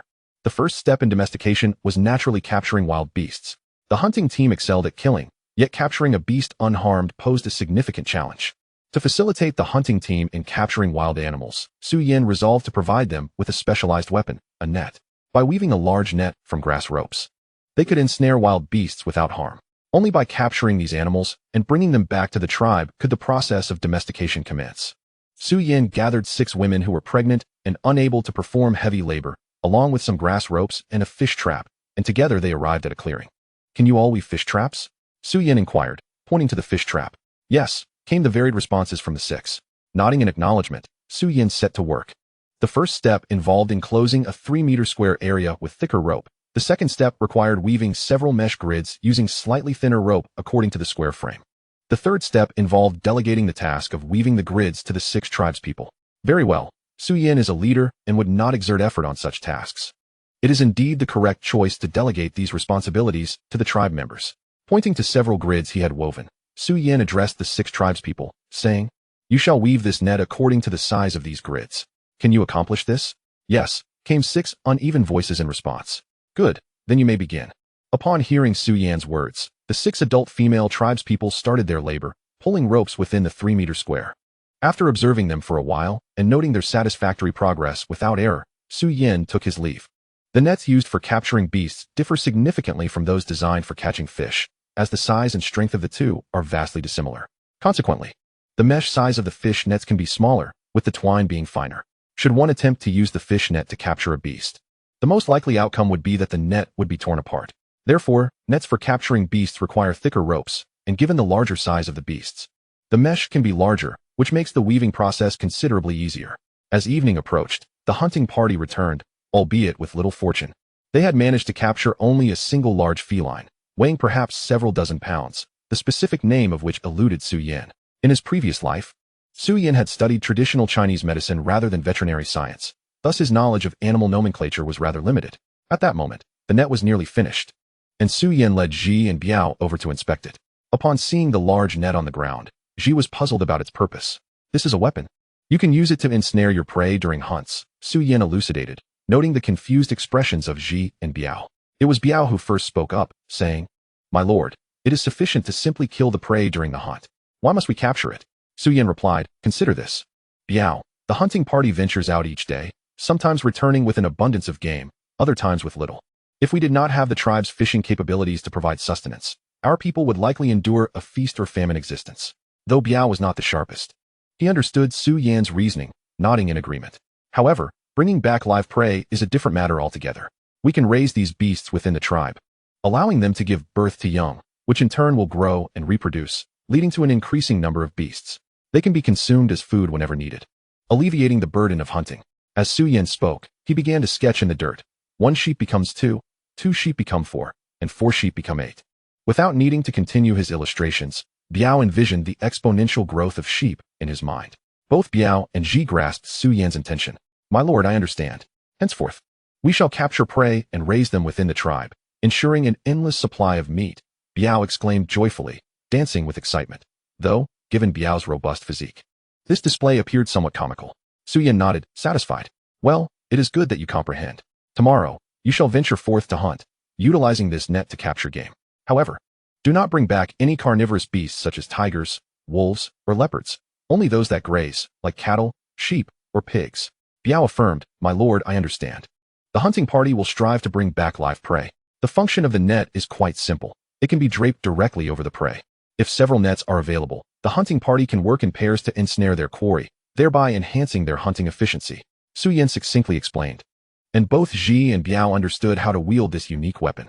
Chapter 95. The Salt Crisis During Dinner. Su Yan pondered another issue. If the hunting party were to capture beasts, a suitable place for their confinement would be necessary. Newly captured beasts are often skittish, and there is a significant risk of them refusing to eat. Thus, it would be best to keep them somewhat distanced from human activity. After some contemplation, Su Yan resolved to construct several larger enclosures for the beasts outside the southern wall, using bricks for their construction. The task of building the enclosures would need to be postponed until tomorrow, as the fishing team would need to finish their morning catch before additional hands could be allocated to the construction. The matter of enclosures led Su Yan to reflect on the living conditions of the dragon tribe. With a population exceeding 350, the living quarters were becoming increasingly cramped, suggesting that it may soon be necessary to expand the tribe's territory. However, expanding the living area is no small undertaking. The dragon tribe's settlement is surrounded by tall brick walls, which effectively ward off beasts and other primitive tribes. To extend the living area, new walls must be erected, and their scale would undoubtedly need to exceed that of the existing fortifications. Yet, we are still short on manpower, Su Yan sighed in resignation. The following day, the hunting party set out with the newly acquired special weapon, the net, with an additional crucial task, to capture beasts. After Su Yan's thorough explanation, both Ji and Biao understood the benefits of capturing and domesticating animals. Successfully taming beasts would mean that the tribe could obtain a substantial meat supply without the need for daily hunts, a significant advantage for the dragon tribe. However, capturing wild beasts is no simple feat. The hunting party relies on luck to procure their game, just as they do when hunting. A stroke of bad luck could yield no results. Shortly after the hunting party departed the settlement, Su Yan delegated the tasks of weaving nets and constructing enclosures. He then, under the protection of 10 guards, ventured into the nearby forest. On the previous day, Su Yan had entered the forest primarily for observation and exploration, with no intention of gathering anything. Today, however, he intended to incorporate the collection of herbs into his activities, while also scouting for crops and metal veins. As the day progressed, Su Yan found no trace of crops or mineral deposits, but managed to gather a selection of herbs. The hunting party returned with a noteworthy haul, having captured a leopard, a roe deer, and several wild chickens and rabbits. Interestingly, the roe deer had initially been prey for the leopard, but the hunting party's timely intervention turned it into their quarry. The day's bounty was sufficient for every member of the dragon tribe to partake in a share of meat. Though regrettably, the hunting party did not manage to bring back any live animals. On the third day, neither the hunting party nor Su Yan's exploration team ventured out, as the sky was overcast, indicating impending rain. Consequently, Everyone remained within the settlement, and the hunting party assisted the fishing team at the riverbank. On the fourth day, both the hunting party and the exploration team resumed their activities. The hunting party now possessed 5 nets, having originally had more, but their proficiency in utilizing them was still developing. Shortly after noon, the hunting party returned, not empty-handed, but with a young stag in tow. As the afternoon wore on, the exploration team also returned, and Su Yin fell silent upon seeing the stag brought back by the hunting party. In Su Yin's mind, domesticated animals typically comprised pigs, cattle, sheep, chickens, ducks, and geese, while deer were seldom raised, as there were very few practitioners of their husbandry. It seemed unlikely that deer were suitable for widespread domestication. But since one had been captured, they might as well raise it and see how it fared. If all else failed, they could simply consume it. Thus, the young stag became the inaugural guest of the beast enclosure, with Su Yin arranging for an adult female to cut grass daily to feed the deer. In the blink of an eye, the first month of spring had concluded, and 20 days had elapsed since the spring sacrificial ceremony. During these 20 days, the exploration team led by Su Yin had not yielded significant results, failing to discover crops or metallic veins, but they did manage to gather some herbs, which were indispensable for the dragon tribe, serving to heal and save lives. In contrast to the exploration team, the hunting team had fared considerably better. The number of guests in the beast enclosures constructed outside the southern brick wall had notably increased. In addition to the previously mentioned young stag, 3 wild boars, not from the same family, 1 adult doe, 1 young female roe deer, and 4 pheasants had been captured. Initially, they had also caught a rabbit, but it was consumed that very evening. Rabbits tend to burrow, and it was uncertain when it might dig its way to freedom, making it prudent to eat the rabbit instead. The newly captured animals were quite skittish and initially refused to eat the food provided. But after enduring a few bouts of hunger, they began to graze. The dragon tribe had made significant strides toward domesticating wild beasts. Throughout these 20 days, the dragon tribe developed steadily, yet one matter had drawn the attention of the tribe's leaders. More than 30 days had passed since the onset of spring, and the deer tribe had not approached for trade. This was indeed a grave concern, for the deer tribe possessed vital salt that was crucial to the dragon tribe. While the dragon tribe had discovered some salt-rich soil capable of producing refined salt, it undoubtedly required more effort compared to the impure salt obtained through trade with the deer tribe. Initially, the trade frequency between the deer tribe and the snake tribe was about once every 10 to 15 days. Last year, it had dwindled to once a month. Was the deer tribe unwilling to trade with the snake tribe this year, or had they encountered some peril? Given the importance of salt, the next day, Ji set out with a team to the deer tribe settlement. Upon arriving, he found no anomalies. The deer shaman personally received him. Ji inquired about the trade between the 2 tribes, and the deer shaman informed him that in a few days, Yuan would bring salt to the dragon tribe for exchange. Ji returned to the dragon tribe with this good news, yet Su Yin found little joy in it. Salt was of paramount importance to the dragon tribe, and unfortunately, they had yet to locate a salt field comparable to the impure salt traded by the deer tribe.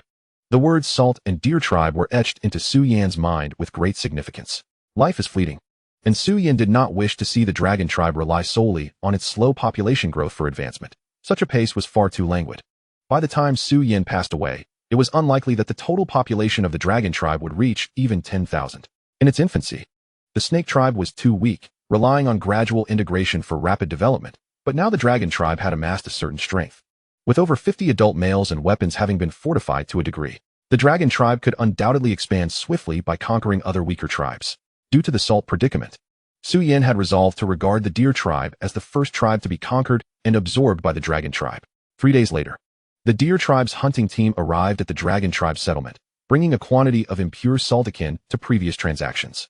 After the trade concluded, the deer tribe's hunting team departed with a complete large ceramic vessel, 10 ceramic bowls, and enough fish to provide 2 meals for all their tribesmen.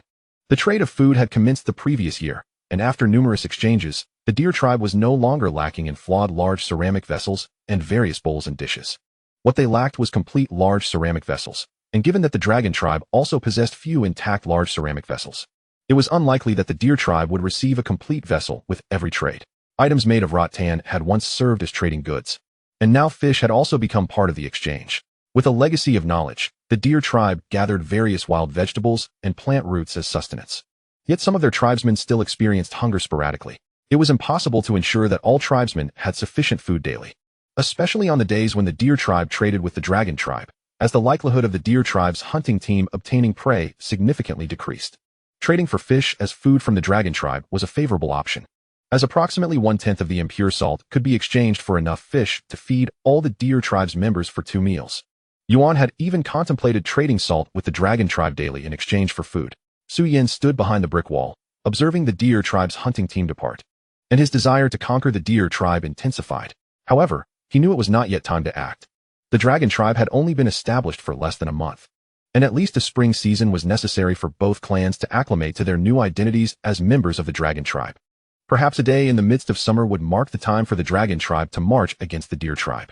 The first trade between the dragon tribe and the deer tribe had concluded, and at that moment, Ji and Biao were still hunting in the jungle with their team.